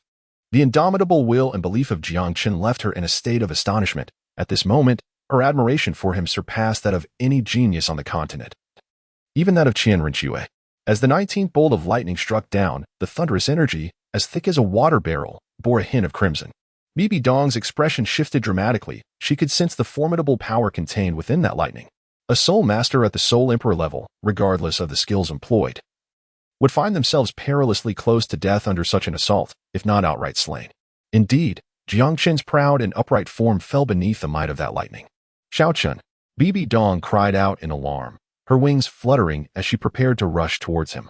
"Teacher, don't!" Jiang Chen's voice rang out with fervor. Bibi Dong halted midair, watching as Jiang Chen, despite his fall, stood once more. Though his clothes were tattered, his posture remained resolute. Sensing the intense feeling of crisis, Bibi Dong had no choice but to retreat. "Teacher, if I perish, please ensure my body is taken care of. Do not come near," Jiang Chen shouted. Seeing him in such a state tugged at Bibi Dong's heart. He was her disciple, yet she could only stand helplessly by, unable to assist him. Bolts of lightning continued to descend, and Jiang Chen struggled to remain upright, but each time he would voice reassurance to alleviate Bibi Dong's worries. With tears beginning to blur her vision, Bibi Dong lamented the fact that at such a young age, Jiang Chen was forced to endure such harrowing tribulations. The final 9 tribulations of heaven grew increasingly formidable, culminating in a last strike of terrifying power. By this point, Bibi Dong's mind was blank. She was certain that even a soul master of over level 40 would be obliterated under such a lightning strike. Sensing the horrifying force dissipate, Bibi Dong wasted no time. In an instant, she traversed the 100 meters to Jiang Chen's side. In that moment, Jiang Chen was a pitiful sight, his body charred in clothes and tatters, revealing fragments of bone in places, and Bibi Dong could even catch a glimpse of his still beating heart through a crack in his chest. Witnessing the loss of vitality in Jiang Chen was a profound anguish for her. "Xiao Chen," she called, her voice trembling. "I'm fine, teacher," Jiang Chen replied weakly. As the surging energy of lightning within him was absorbed by the corpse pill, Jiang Chen hesitated not. Utilizing the half-drop of thunder tribulation liquid that remained from his last tribulation. This elixir, a reward bestowed after each tribulation, had proven sufficient for his previous injuries, allowing him to recover with merely half a drop. With a mere thought, the effects of the liquid enveloped him. In an instant, his raven hair began to grow wildly, and his flesh regenerated at a visible pace. The grievous wounds he bore were healed within mere breaths. Subsequently, his charred skin cracked and fell away, revealing a complexion as radiant as jade. Bibi Dong gazed in astonishment at Jiang Chen's transformation. Such severe injuries had vanished in the blink of an eye. How was this possible? Even certain missing parts had reformed, resembling a miraculous rebirth of severed limbs. After a penetrating glance at Jiang Chen, confirming his complete recovery, Bibi Dong felt a wave of relief wash over her as she turned away. Moments later, Jiang Chen rose, somewhat embarrassed as he hastily donned his attire. Inadvertently, he had exposed himself to Bibi Dong, yet upon noticing her composed demeanor, he breathed a sigh of relief.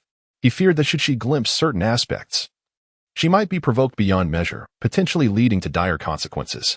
"Teacher, I am well," he announced. Bibi Dong turned, her eyes meeting Jiang Chen's, who radiated vitality.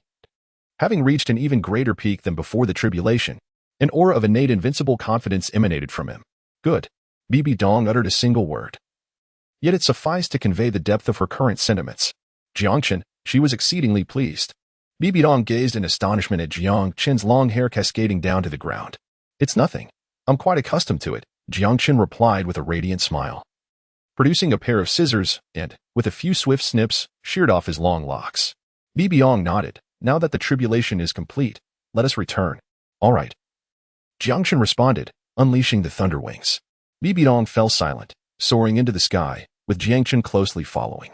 After his soul power was refined by the lightning, it had become considerably more concentrated, allowing him to fly farther than before, yet ultimately, he exhausted his energy and was carried aloft by Bibi Dong. Upon emerging from the secret passage of the Papal Palace, it was already midday. "Xiao Chun, in the future during tribulations, you must seek your teacher's protection. Do you understand?" Bibi Dong admonished. "Yes, I understand. You may return now." At that moment, in Helena's chamber, she had been sitting in a daze all night. Since Jiang Chen had declared the previous evening that he would no longer harbor feelings for her, she had suffered a tremendous blow, her thoughts a chaotic whirl. Even now, she remained in a state of confusion. "What exactly makes me inferior to her?" she murmured incessantly. "My figure is superior, my allure is stronger. More importantly, I am the one by Xiao Chen's side now." As she spoke, her eyes gradually brightened, her bewilderment dissipating, replaced by excitement. Indeed, as the saying goes, proximity to water allows one to obtain the moon first. I am by Xiao Chen's side every day. How can I be surpassed by someone who has been absent for 3 years? Helena boldly declared that if she wished, she could have him at any time. Recalling Jiang Chen's previous reactions, her heart swelled with renewed vigor. From the illusions within Jiang Chen's heart, she realized that he did hold affection for her. He merely favored that other girl more. The formidable confidence belonging to Helena surged back. She believed she could certainly triumph over the girl who had been gone for 3 years. Raising her hand, she clenched the air with ferocity. A wicked smile gracing her lips. "Junior brother, you cannot escape the grasp of your senior sister." After departing from Bibi Dong's chamber, Jiang Chen's thoughts were consumed by the system interface. Within the item inventory of the system, a large tribulation gift pack had appeared. After the last tribulation, the gift pack had contained only a drop of recovery liquid, leaving him somewhat disappointed. What treasures awaited him this time? Jiang Chen felt a surge of anticipation as he activated the pack.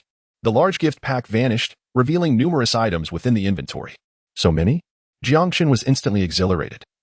It was the first time the system had bestowed such a multitude of rewards. 3 soul ring upgrade vouchers, usable for levels 31 to 40. Jiang Chen's eyes sparkled. The appearance of these vouchers indicated that his first 2 soul rings could be elevated to the 10,000-year level. Suppressing his excitement, he continued to peruse the remaining unfamiliar items, each bearing an appearance he had never encountered before. As he focused his consciousness, the items transformed into streams of information etched into his mind. Pill of Vitality. Effects. Consolidates the foundation and enhances potential, accelerating cultivation speed. Formula. Synthesis method. Precautions. Return essence pill. Effects. Restores soul power to its peak within a short period. Flesh rejuvenation pill. Effects. Heal severe injuries. Soul ignition pill. Effects. Burn soul power, amplifying attack power severfold. Ascension pill. Effects. Elevates realm without side effects. Fast track pill. Youth preserving pill. 9-turn resurrection pill. As these streams of information flooded into his mind, Jiang Chen stood frozen, his feet having unknowingly come to a halt, utterly dumbfounded. Only after these details had fully imprinted in his brain, several minutes later, did he exclaim, "What the hell?" The surprise was indeed overwhelming. These dozens of elixirs existed solely within the fantastical realms of his past life novels, and now they had become the rewards of his tribulation. Perusing the wondrous elixirs in his mind, Jiang Chen muttered, "Damn, are these pills real or not? If they are, then I've truly struck gold." In the world of Douluo Continent, everyone relied on their martial souls and soul skills, while the realm of elixirs was scarcely touched. Even the crude pills Bibidong had once given him paled in comparison to the extraordinary elixirs now swirling in his mind. In Jiang Chen's eyes, the Douluo Continent had transformed into a treasure trove overflowing with spiritual herbs. No one recognized these medicines. Various rare spiritual resources must surely be abundant. If the Spirit Hall could master the methods for concocting these elixirs, who could resist them on the Douluo Continent? A multitude of formidable soul masters would undoubtedly emerge, and the domination of the Spirit Hall over the continent would be imminent. In an instant, numerous thoughts flashed through Jiang Chen's mind as he recognized the gravity of the situation. One must act for oneself. If I belong to the Spirit Hall, then to secure my own future, I must ascend to that supreme throne. These formulas could guarantee the Spirit Hall's formidable reputation and eternal prosperity. He immediately conceived the idea of turning to Bibidong to devise a detailed plan. However, he quickly forced himself to remain calm. This was a matter of utmost importance. He needed to transcribe these formulas and formulate a reasonable explanation before approaching Bibidong. As for concocting the elixirs himself, he had no such inclination. His martial soul was ill-suited for alchemy, with fire attribute soul masters being the most adept. Recalling Bibidong's earlier mention of a group of alchemists within the Spirit Hall, a spark of inspiration ignited in Jiang Chen's mind. Lost in thoughts of various strategies, he unconsciously returned to his dormitory. So focused was he that he failed to notice another presence in the room. When he was suddenly pinned to the bed, it was already too late. Staring at the figure of Helena atop him, Jiang Chen's heart raced, nearly causing him to gasp for air. The alluring fragrance, seductive aura, and astonishingly soft touch assailed his fragile nerves. "Senior sister, what are you planning?" Jiang Chen stammered. Seeing the dangerous glint in Helena's eyes sent his heart into a panic, prompting him to hastily add, "Senior sister, I did say that I would no longer harbor feelings for you." Helena leaned closer to Jiang Chen's face, asserting with authority, "I, Helena, hereby declare that I permit you, Jiang Chen, to have any thoughts about me." Jiang Chen was utterly bewildered. Chapter 101. The position of the Pope must certainly belong to you. In Jiang Chen's mind, a profound emptiness enveloped him. His thoughts momentarily suspended as Hulaina's words echoed incessantly in his ears. "You are permitted to harbor any thoughts about me." Was Hulaina, in a veiled manner, confessing her feelings for him? He stared blankly at her, unable to utter a single word. Who was superior, he or the girl named Schwer?